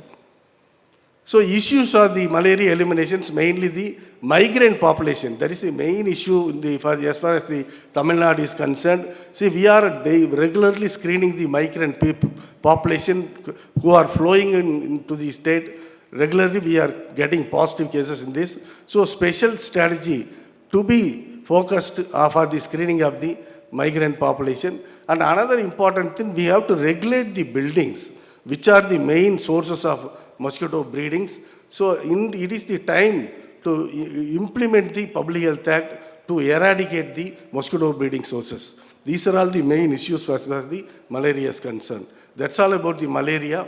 Next about is the lymphatic filariasis. So filariasis, we are having the 25 endemic districts are actually around 28 districts, district health unit districts are the endemic for filaria.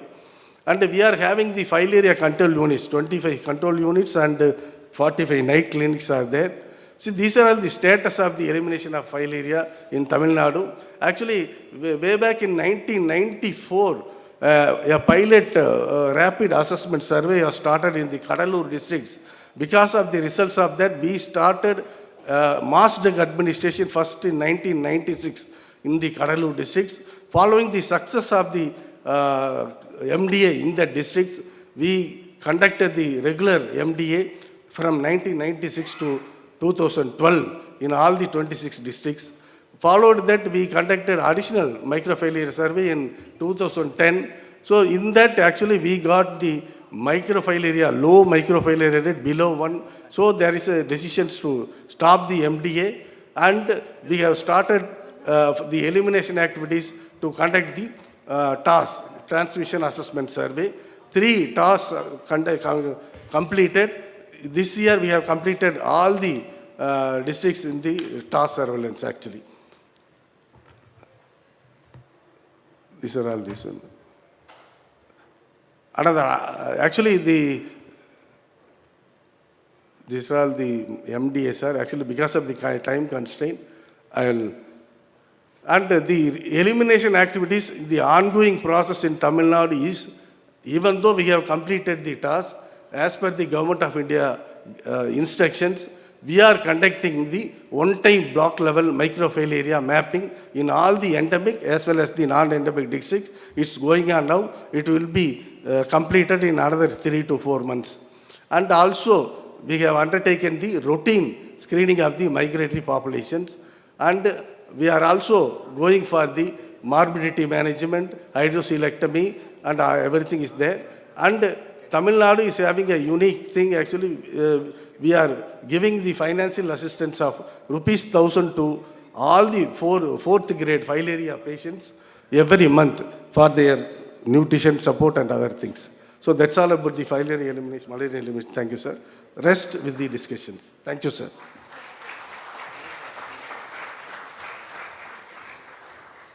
Thank you very much, Dr. Vadivelan.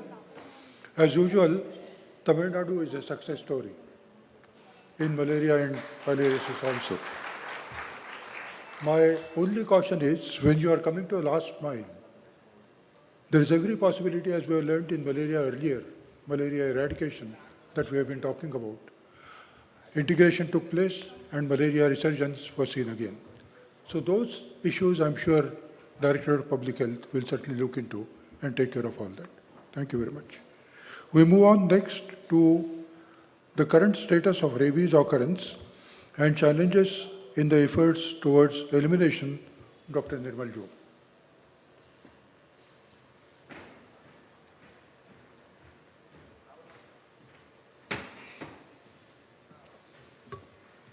Thank you, sir. Good evening to all the delegates here.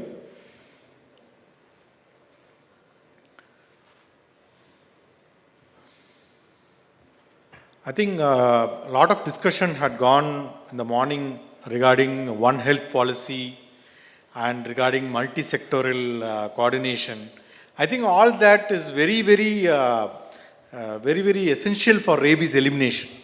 I think that all those policies are actually going to help a lot during going for rabies elimination. As you all know that rabies actually in India constitutes, dogs and cats constitute out of 97 and other animals only 1%, and usually we have not till now reported any bat related rabies in India, but other countries have reported. All states and UTs report except Andaman and Lakshadweep. The main point what we have to remember is 40% of all human bites reported are for children. So this is one very important thing which we should remember. Second thing is we contribute around 36% of the deaths all over India, all over the world, and 65% of Southeast Asia. As per IDSP data, 40 lakh human bites were reported in 2012 and animal bites, and 72 lakhs in 2020. And if you go by the dog bites per million population, if you go by those data, in 2014, around 5 states had more than 20,000 dog bites per human population. In 2015, around 3 states, and 2020, 3 states. All the 3 years, you can see that Tamil Nadu is one of the highest human bites per million, dog bites per million. So this also we'll have to remember. Next is what are the key challenges for us? I don't want to go into the data. I think all of us know about the data. I just want to go into the key challenges for us. Lack of understanding by the stakeholders. I think for a long time we have been thinking only the health department is important for rabies elimination. We have to think now about all the other stakeholders. I will come to that later. Next is lack of priority in resource allocation. That's the second key challenge. Third is in the animal component of rabies elimination, there is actually a bits and pieces effort going on, not a total effort. Third is poor surveillance. Actually, there is a lot of gap in the data validation. If you go via data validation, you can see that there is a lot of gap in both human rabies and animal rabies data collection. The animal rabies also is being reported every year by the other department, animal husbandry department.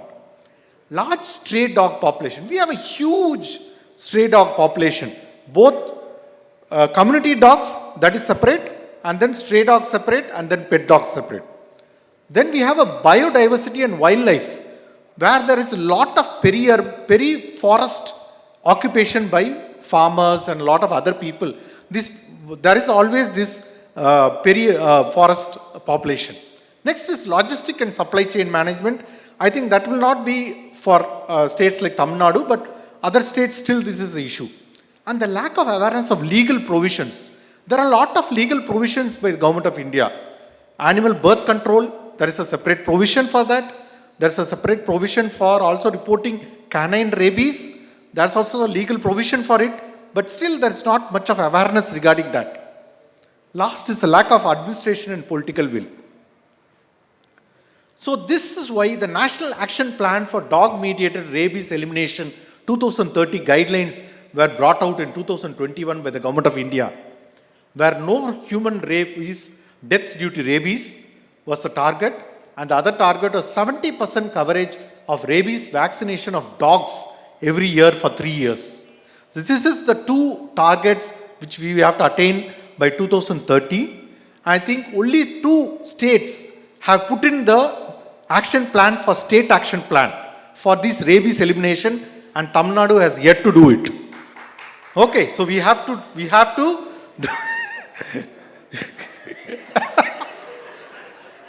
I think they were a little premature. I think only Goa and Kerala has done it. Still, no other state has done it. Okay, so I think this is one aspect where we have to push. What are the stages for elimination, WHO? So stage 1, endemic stage. Stage 2, control of rabies. Stage 3, 0 human deaths. Stage 4, elimination. And stage 5, maintenance. Human components. I think a lot of these components we already are having with us.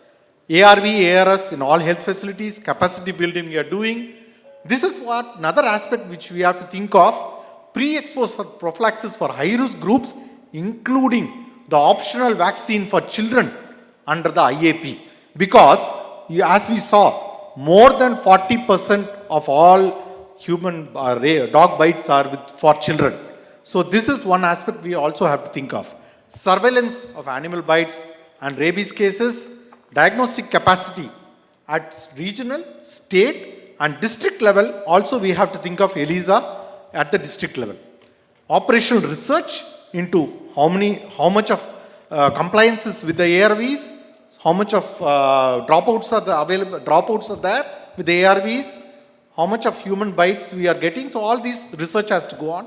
Intersectoral coordination, IEC and PPP model. Next is the animal component. This is where I think most of us are lacking. Most of the states lack because of this. And this is where I thought the One Health component, the One Health strategy, the multi-sectoral coordination will be very much useful in this animal component. The canine population estimation should be done. Second is rabies risk zone mapping. The risk zone mapping of mild, moderate and severe districts should be taken, should be mapped out, and these districts should go in for canine population vaccination.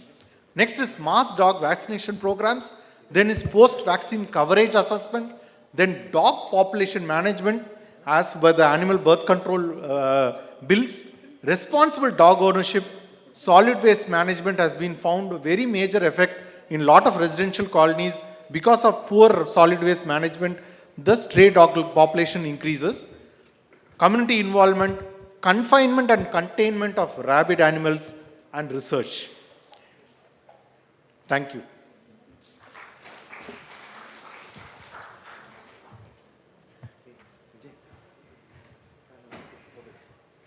Thank you very much, Dr. Nirmal Jo, for a very interesting presentation and very thoughtful presentation. Lots of actions need to be taken. And I'm quite sure General Kotwal, myself, and some of us who are involved in this One Health related activities are very much pleased with you for taking up a holistic view of the entire situation. We now move on to Dr. Amal Raj. He is going to tell us about measles and rubella.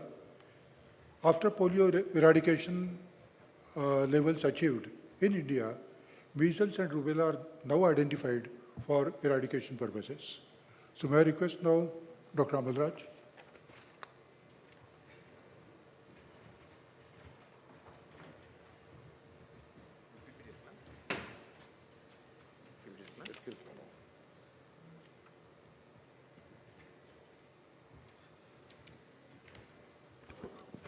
Good evening, dear friends. At the outset, I would like to thank Director Selvanayagam sir, Director of our DPH, and I would thank Dr. Vinay for inviting me especially, and also my chairperson and my co-panelist. At the outset, I bring greetings from the IAP, Indian Academy of Pediatrics, Tamil Nadu State Chapter, for making me also part of this wonderful scientific extravaganza. So, friends, actually, the topic which we are going to discuss is regarding MR vaccination. When it comes to MR vaccination, it just takes me back around, we have to go back by around 5 years, the task which we faced at that time. It was actually a very fascinating journey because prior to 2017, Most of the vaccines which we were, the vaccine which was used to control measles was an isolated measles containing vaccine. I'll go to the slide proper.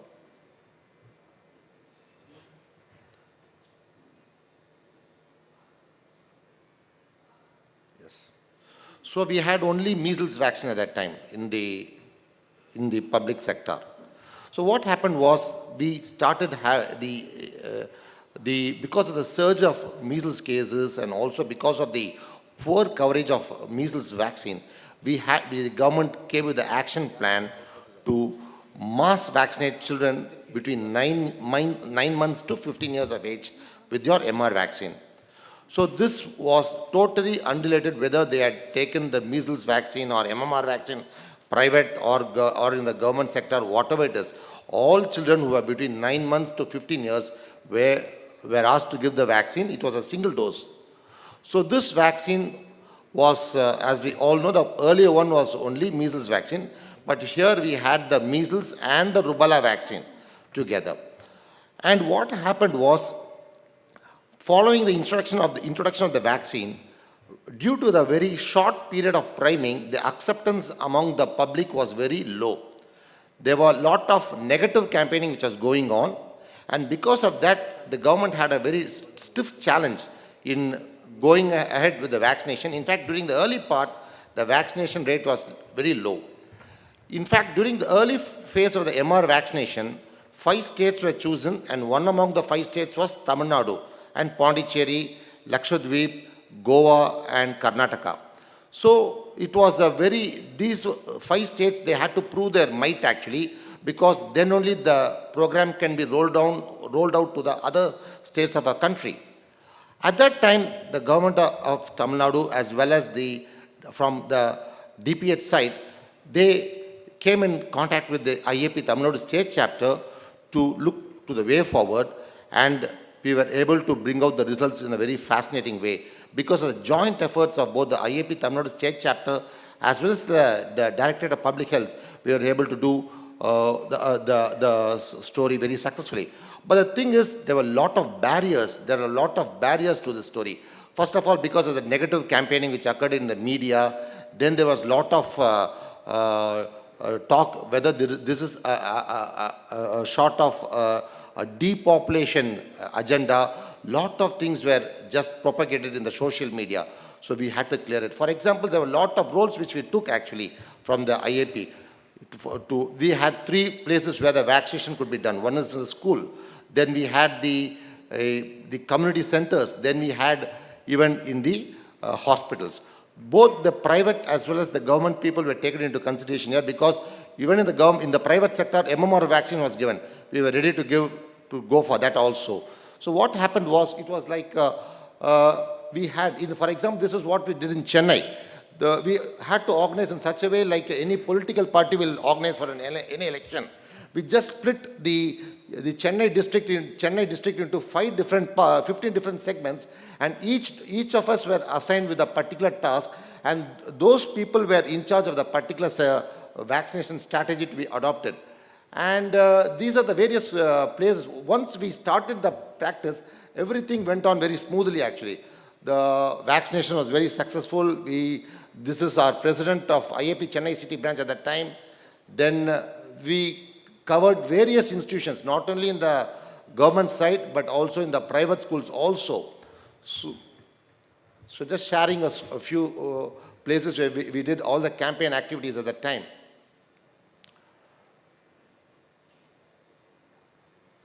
So this is how it went actually.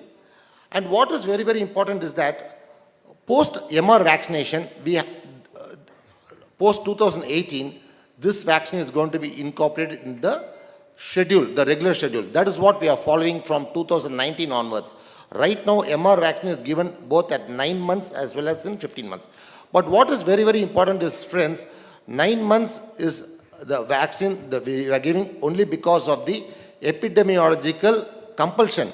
Because as we all know, the maternal antibodies will be persistent in the infant during the first 12 months, which decrease the response rate to both measles and rubella vaccine. That is the reason we have to give the second dose at 15th month also. In fact, what the recent ACVIP guideline says is to give 3 doses. Whether you give MR or MMR, you have to give first at 9 months. Because during the first shot of your MR vaccine, the success rate is only going to be 80%. But when you're going to give the second dose at 15 months of age, the immunogenicity is close to 95%. And when you're going to give the third dose between 4.5 years to 5 years, you're going to give better immunogenicity. And one more thing is very, very important is we have to keep at the back of our mind is for measles vaccine full protection, you need to give 2 to 3 doses. For rubella, a single dose is enough. And for your mumps, you need to get at least 2 doses. So right now, as per the ACVIP and the IAP guidelines, we follow 3 doses. One at 9 months, one at 15 months, and the third one at 5 years of age. This is how we follow. So we just put forth to our director at this instance, so that we can propagate what we are following in the IAP schedule. We can incorporate even in the government schedule also, so that all the children can be protected beyond all social strata, sir. So that's the request I want to put forth, sir. Thank you. Thank you very much for again a very interesting talk. As far as measles is concerned, we have been seeing lots of measles cases coming up in children. In Mumbai in particular, one of your slides was there, and you did not talk about it, but the slide was very much there from the Hindu. And we are getting cases of measles in children in Mumbai and other areas also. There are deaths which are occurring, and the vaccination is supposed to be now given at 6 months. So maybe at some time, or Tamil Nadu also, if we get more information about measles cases coming up, that will be useful. If somebody can tell us about that during discussion part. And whether you are willing to go for 6 months, 9 months, and 1 more dose and so on. Well, that's the measles story. As far as rubella is concerned, National Technical Advisory Group on Immunization has already taken a decision that we need to go ahead with rubella vaccine also. And this is to be given to girls in particular at this stage. This in the national program. I'm not talking at the individual pediatrician. In the national program, that's the kind of strategy. And I'm sure that that's the kind of information that we need to have also for the public health people. We are going now to the last presentation, which is on tetanus, and Dr. Kannan will talk about that particular part. Dr. Kannan, please.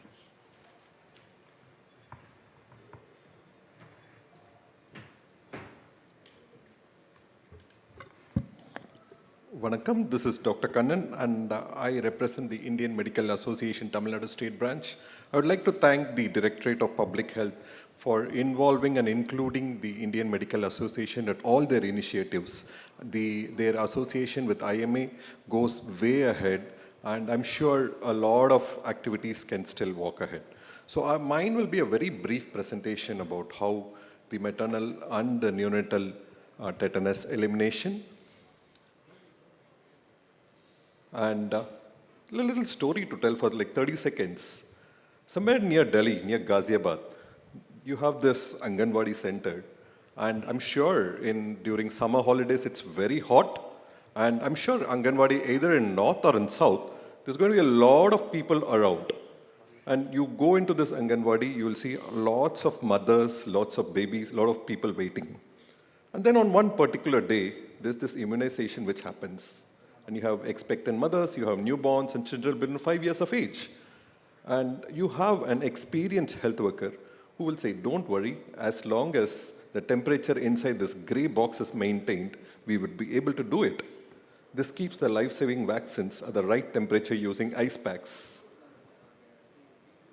Zainab is the name of one of the mothers in our country who had a similar experience, and they are the key participants in India's journeys of achieving maternal and neonatal tetanus elimination.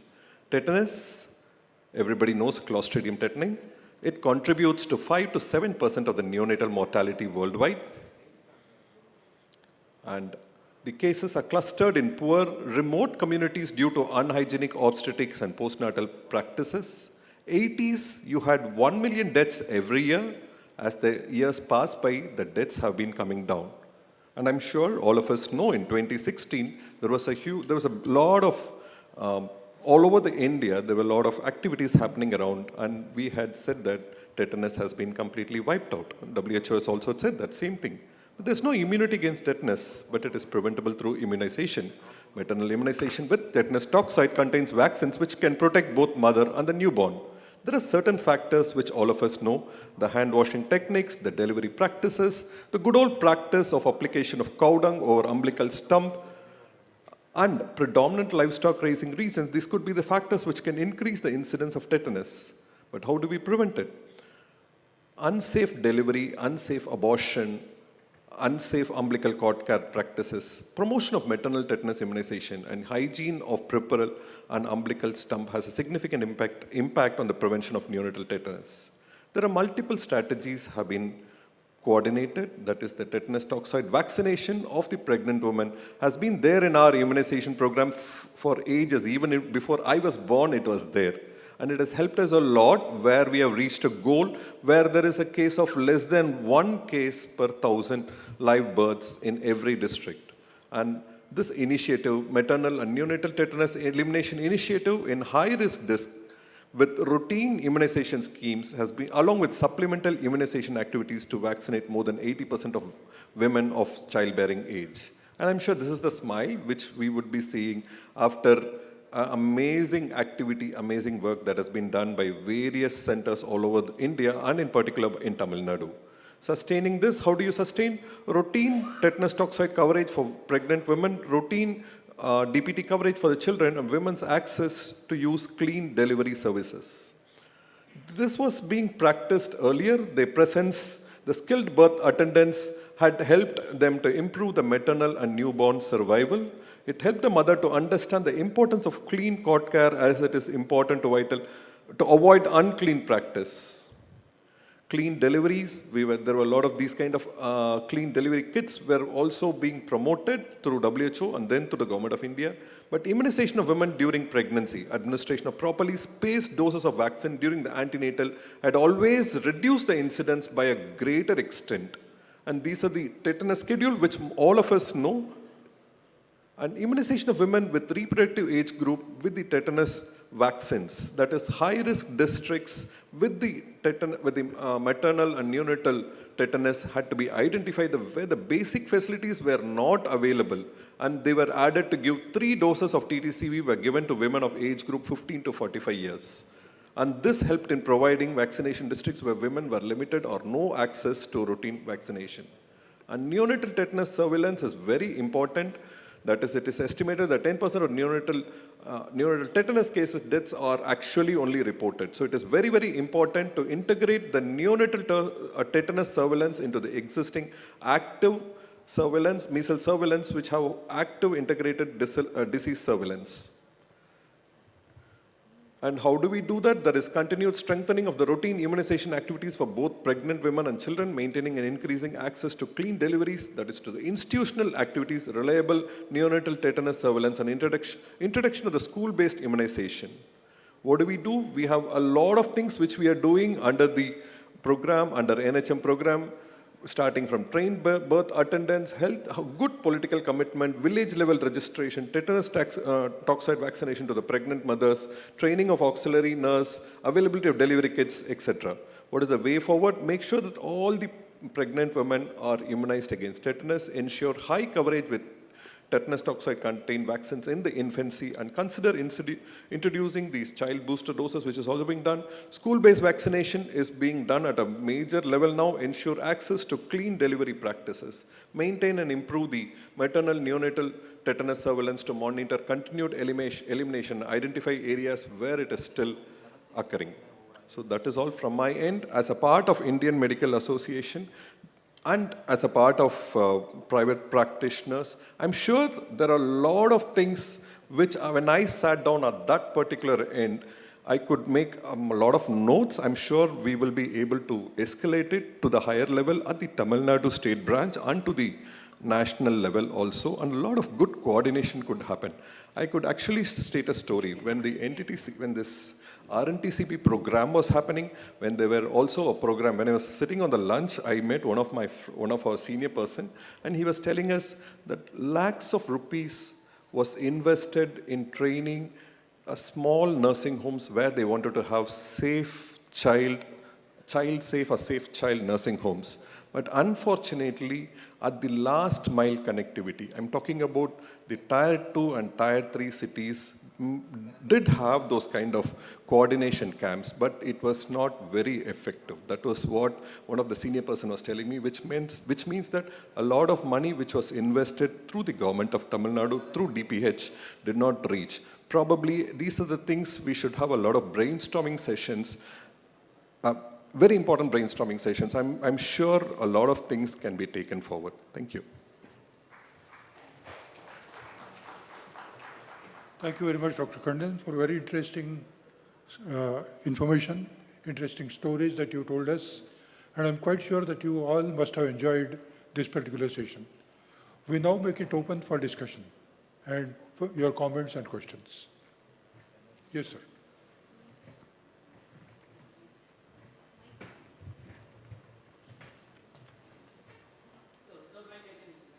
You can take this one also. I don't know whether this is working.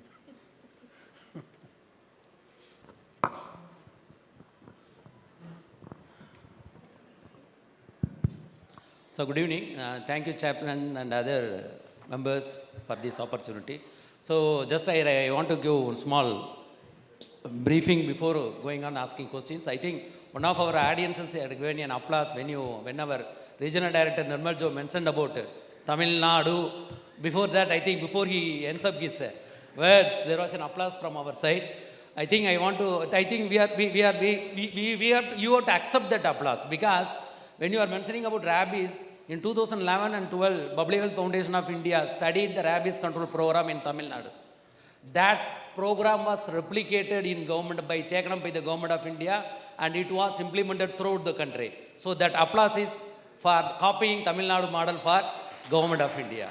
So that we are all, I think you have to give that applause more. So based on the Tamil Nadu model only, I think the government of India did the National Rabies Control Program.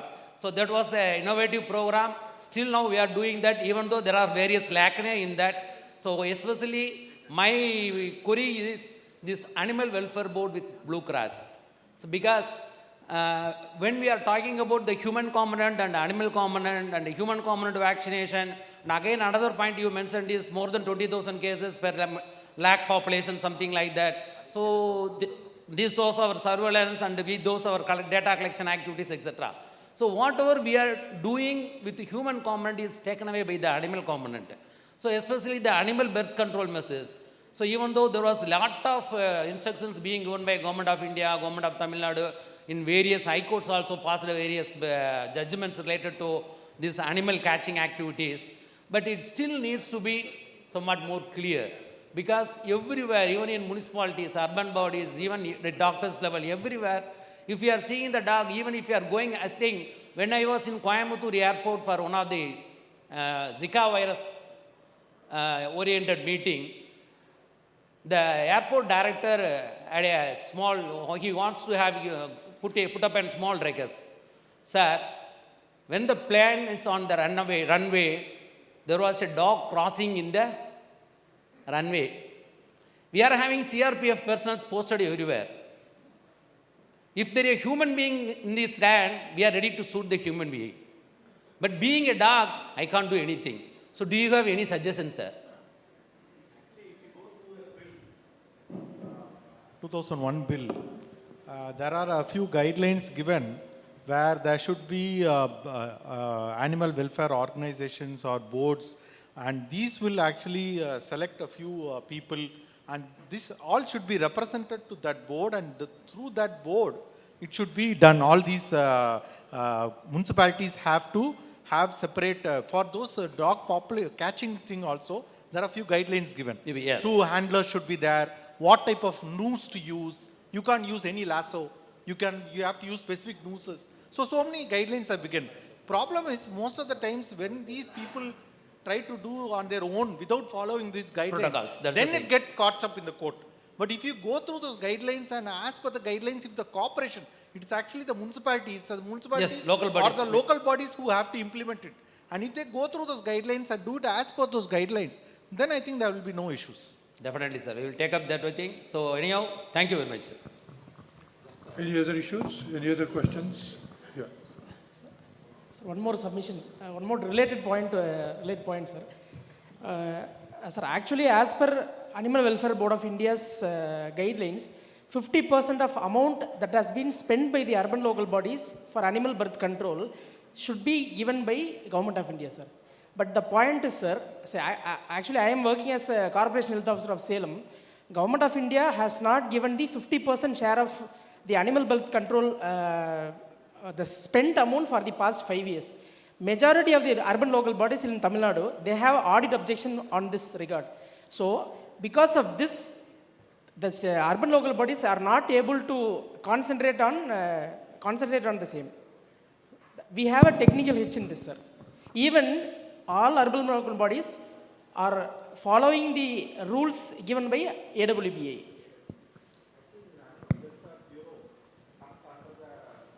Ministry of Dairy, Animal Husbandry and Fishery. Actually, our health ministry doesn't give those funds. Okay, I think we'll have to put up this question to the other ministry to find out what is really the issue. Just to permit one observation, sir. Good evening, everybody. Now, this is regarding some observations on neonatal tetanus. I think under National Vaccine Preventable Disease Surveillance, we capture 6 diseases. Acute flaccid paralysis for polio below 15 years and fever rash surveillance for all age groups. And I think all of you are aware, we will talk about that measles, the second talk. And we also have all the membranous sore throat, diphtheria, all the chronic cough with that suspected pertussis, and the neonatal tetanus, and any adverse events following immunization. These are the ones we collect on a weekly basis from about, 2,000 hospitals across the state. Similarly, it is happening in all the states. This is a national program. So we are having a very robust system that is in place. And in Tamil Nadu, more than 99.4% of the deliveries are institutional deliveries. So, and one more observation we would like to make is I think you are making essentially comments. Since the time is running out, right, I would request you to take it up during lunchtime or.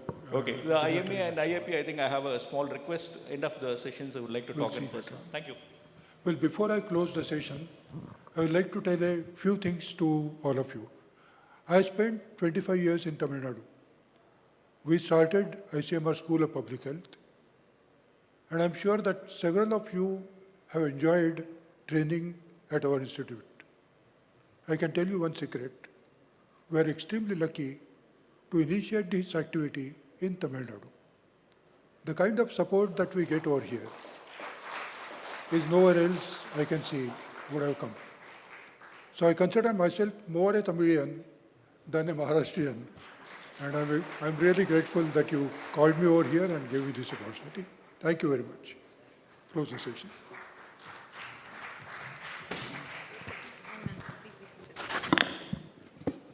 For each of the diseases discussed in the panel, we need to have a separate panel discussion, but the speakers have helped us through their concise presentation to understand the core of elimination more vividly. Thank you. I sincerely thank the chair and the panel members for a nice presentation. Now I request our director, sir, to felicitate the speaker with the mementos.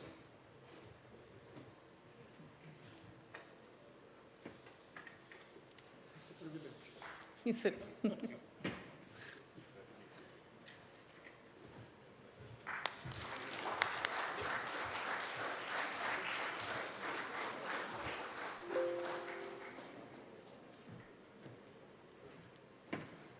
Now I request our additional director, Dr. Somasundaram sir, to felicitate the panel members with a memento.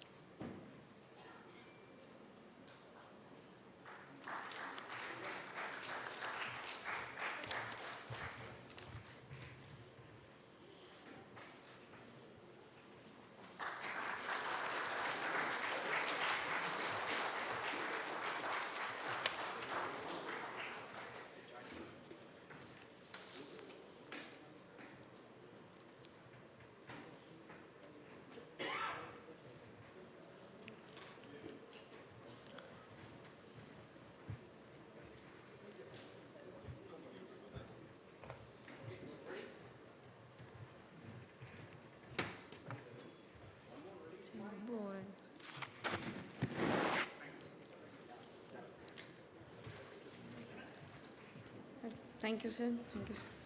And the final presentation of the day, I request Dr. Aralan sir to present on the Thaimai, an application for effective tracking of mother and children.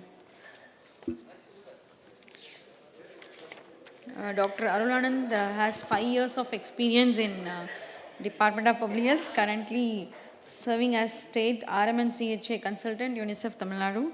His expertise is in the field of health policy and system strengthening, especially in the areas of RCH and urban health.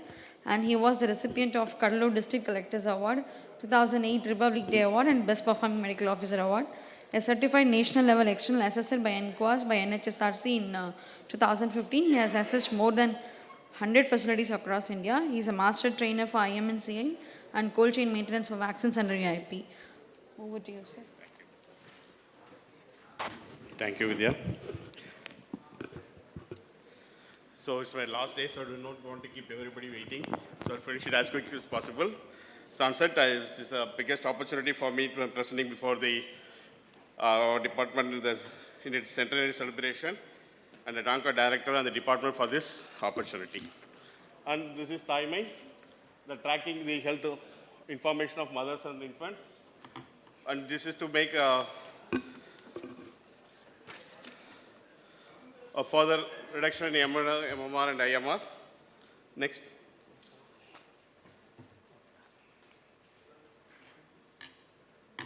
So why? So we have MMR of 4 to 54, just came out in the SRS. But what is our reduction is very plateauing and we are still to go. And most of our deaths are high risk identification is a challenge. And 10% of maternal deaths and 5% of infant deaths are occurred during transit. And 60% of maternal deaths occurring at medical college are because of late referrals. And we have a visitor challenge, that's visitor in, visitor out, and our VHNs are having the problem with the visitor management. So what we thought is, and PICME has been for more than a decade, PICME has been the mainstream of tracking mother and child, and we know it has its own challenges and everything. What we thought of is integrate and enhance the PICME.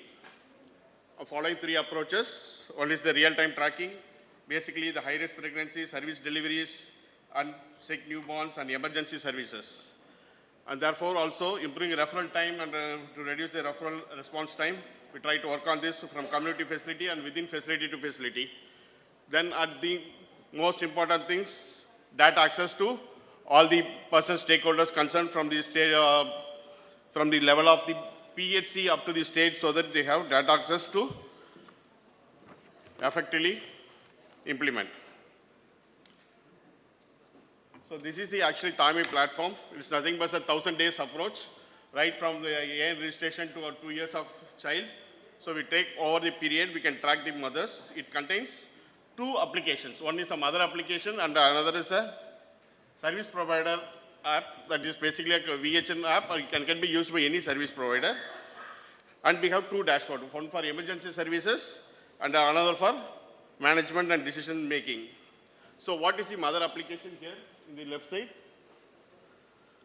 From the left side, we have this the mother application. It has access to health information of mother's own records that's coming from PICME. Since the platform is integrated with PICME data, so we can access whatever the PICME data and the registration details of the mother, she can have it as, it's nothing but a simple eMCP card. So it can get a visit reminder according to her gestation age, she'll be receiving visit reminder and also later on the immunization after delivery. It has a importance of SOS button. With an emergency, she can access help from the VHN and can be monitored from the emergency dashboard, centralized emergency dashboard. And we have integrated it with the chatbot mechanism from where all the details of the 1,000 days can be accessed. It has videos, it has posters, and information, everything fitted into it. The left side that what we have is the service provider app. For each, it's a area specific. If it's a VHN, she can get all the mothers from her side, right from the AN period and PN period up to 2 years of the child. All the records of that she can access.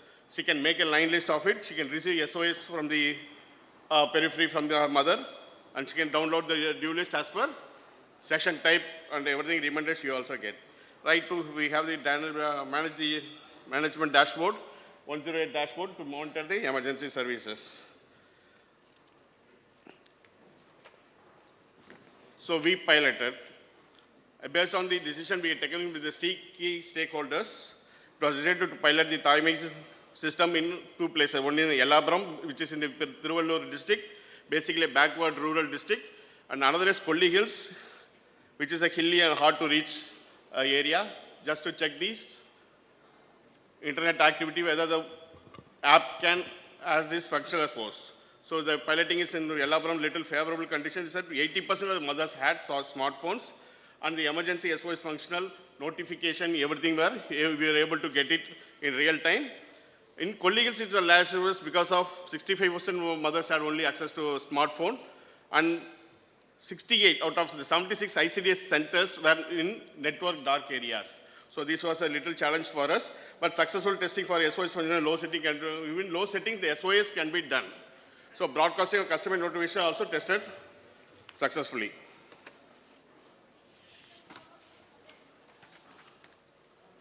So 70% mothers of the total list, we had smartphones. We are working to access the other 30%, which is a really vulnerable population, which will be in the lower quintile where they don't have smartphone or internet available. So what we thought is that we will create one more step of the app with a restricted idea. The community level service provider app can be given to ASHAs that in Kolli Hills or anywhere, another set of ICD or something, we're able to capacitate and build them. At least for emergency services, SOS request on behalf of the mother, they can do it. So this is a simple mechanism where we can see that we save time and everything just to cut down further delays.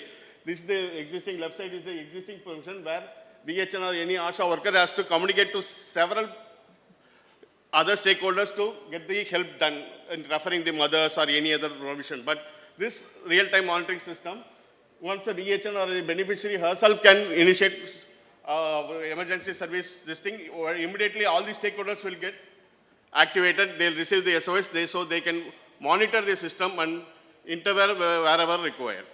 So this RTM system can really reduce the time delays and improve services.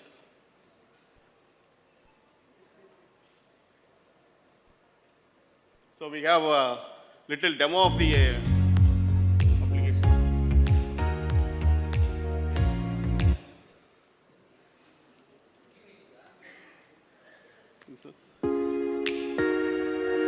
application. This is how it's integrated with the PICME number only. With using the PICME tracker, they are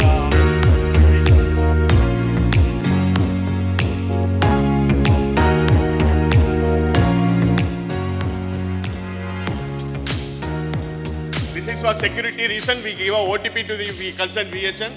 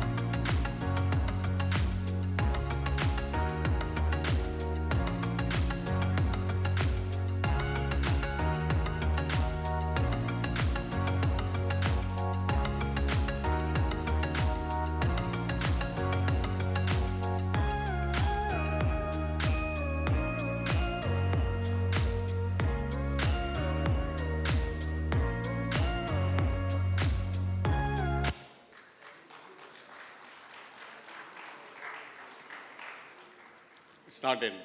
We have two more.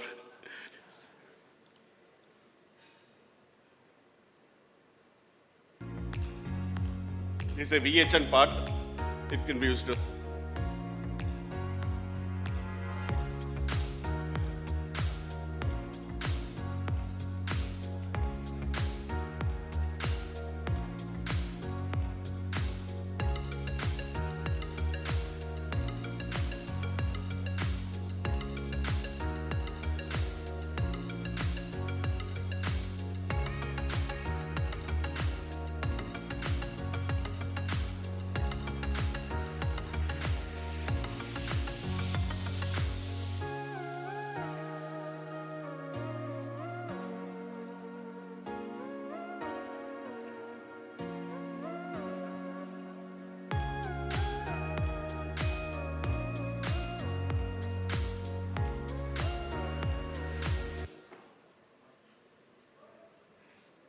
This is our visitor. If mother is not coming for session, we can see the location where the mother is there. If a new mother comes into the area, she is geo-tagged. So we can say that new mother has come to the visitor. So this is the most important answer to the question where in maternal deaths most VHNs are asked.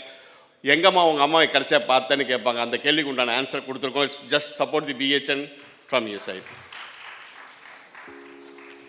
This is another unique part to the Thaimai is the SOS management.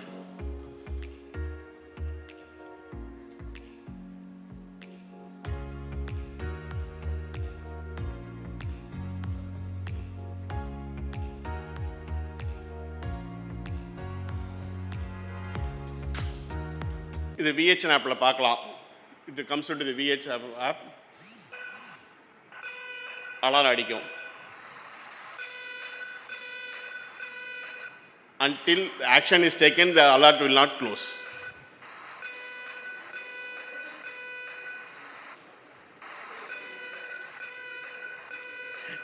If we allotted 3 minutes time, if VHN does not respond within 3 minutes time, the 102 dashboard will pick up. They will have to answer the question. They'll take up. அவங்களும் படிச்சு Sir has a decision or a team will put the central monitoring decision, sir.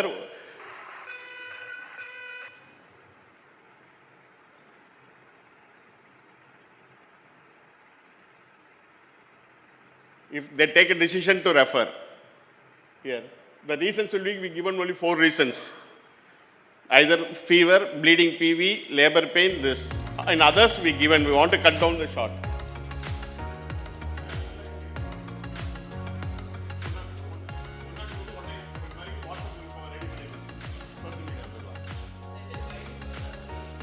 Bilingual, sir. Tamil, full.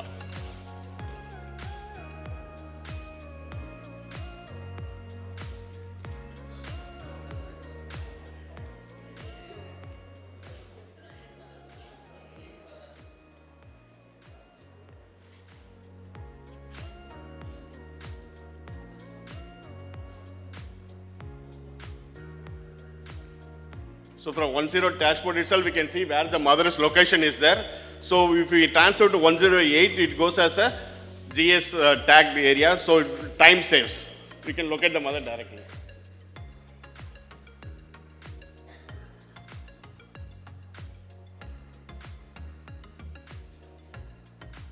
Multiple referrals can be done from here. So we know from mother how many referrals she is going. We can close the referral. Once you reach the facility, close the referral.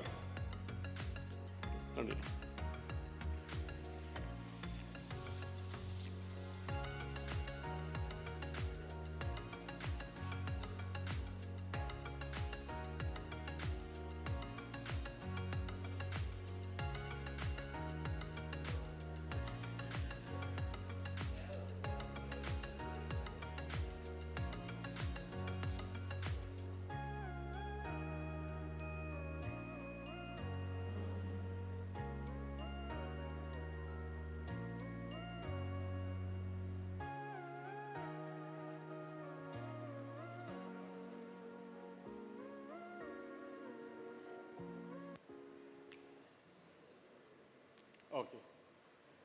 Thank you, Mr. And thank my Mr. Saurish, his IT consultant with us for preparing them. Thank you, sir.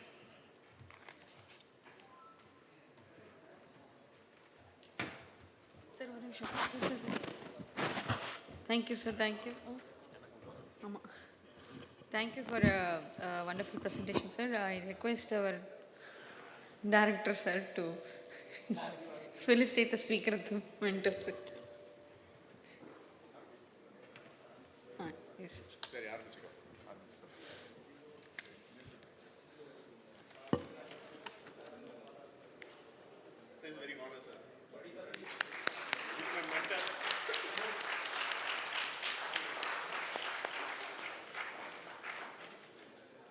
Thank you, sir. Thank you, Dr. Aranand. So, today we are closing the day, and tomorrow the session starts by 9:30. Since we have planned the valedictory session by 4 o'clock, I request all the delegates to be here on time. Thank you. Thank you. Have a great night. Night. Enga, sir. Okay, the banquet dinner is arranged at the beach lawn. Time? With light music, all are requested to assemble there. Thank you all.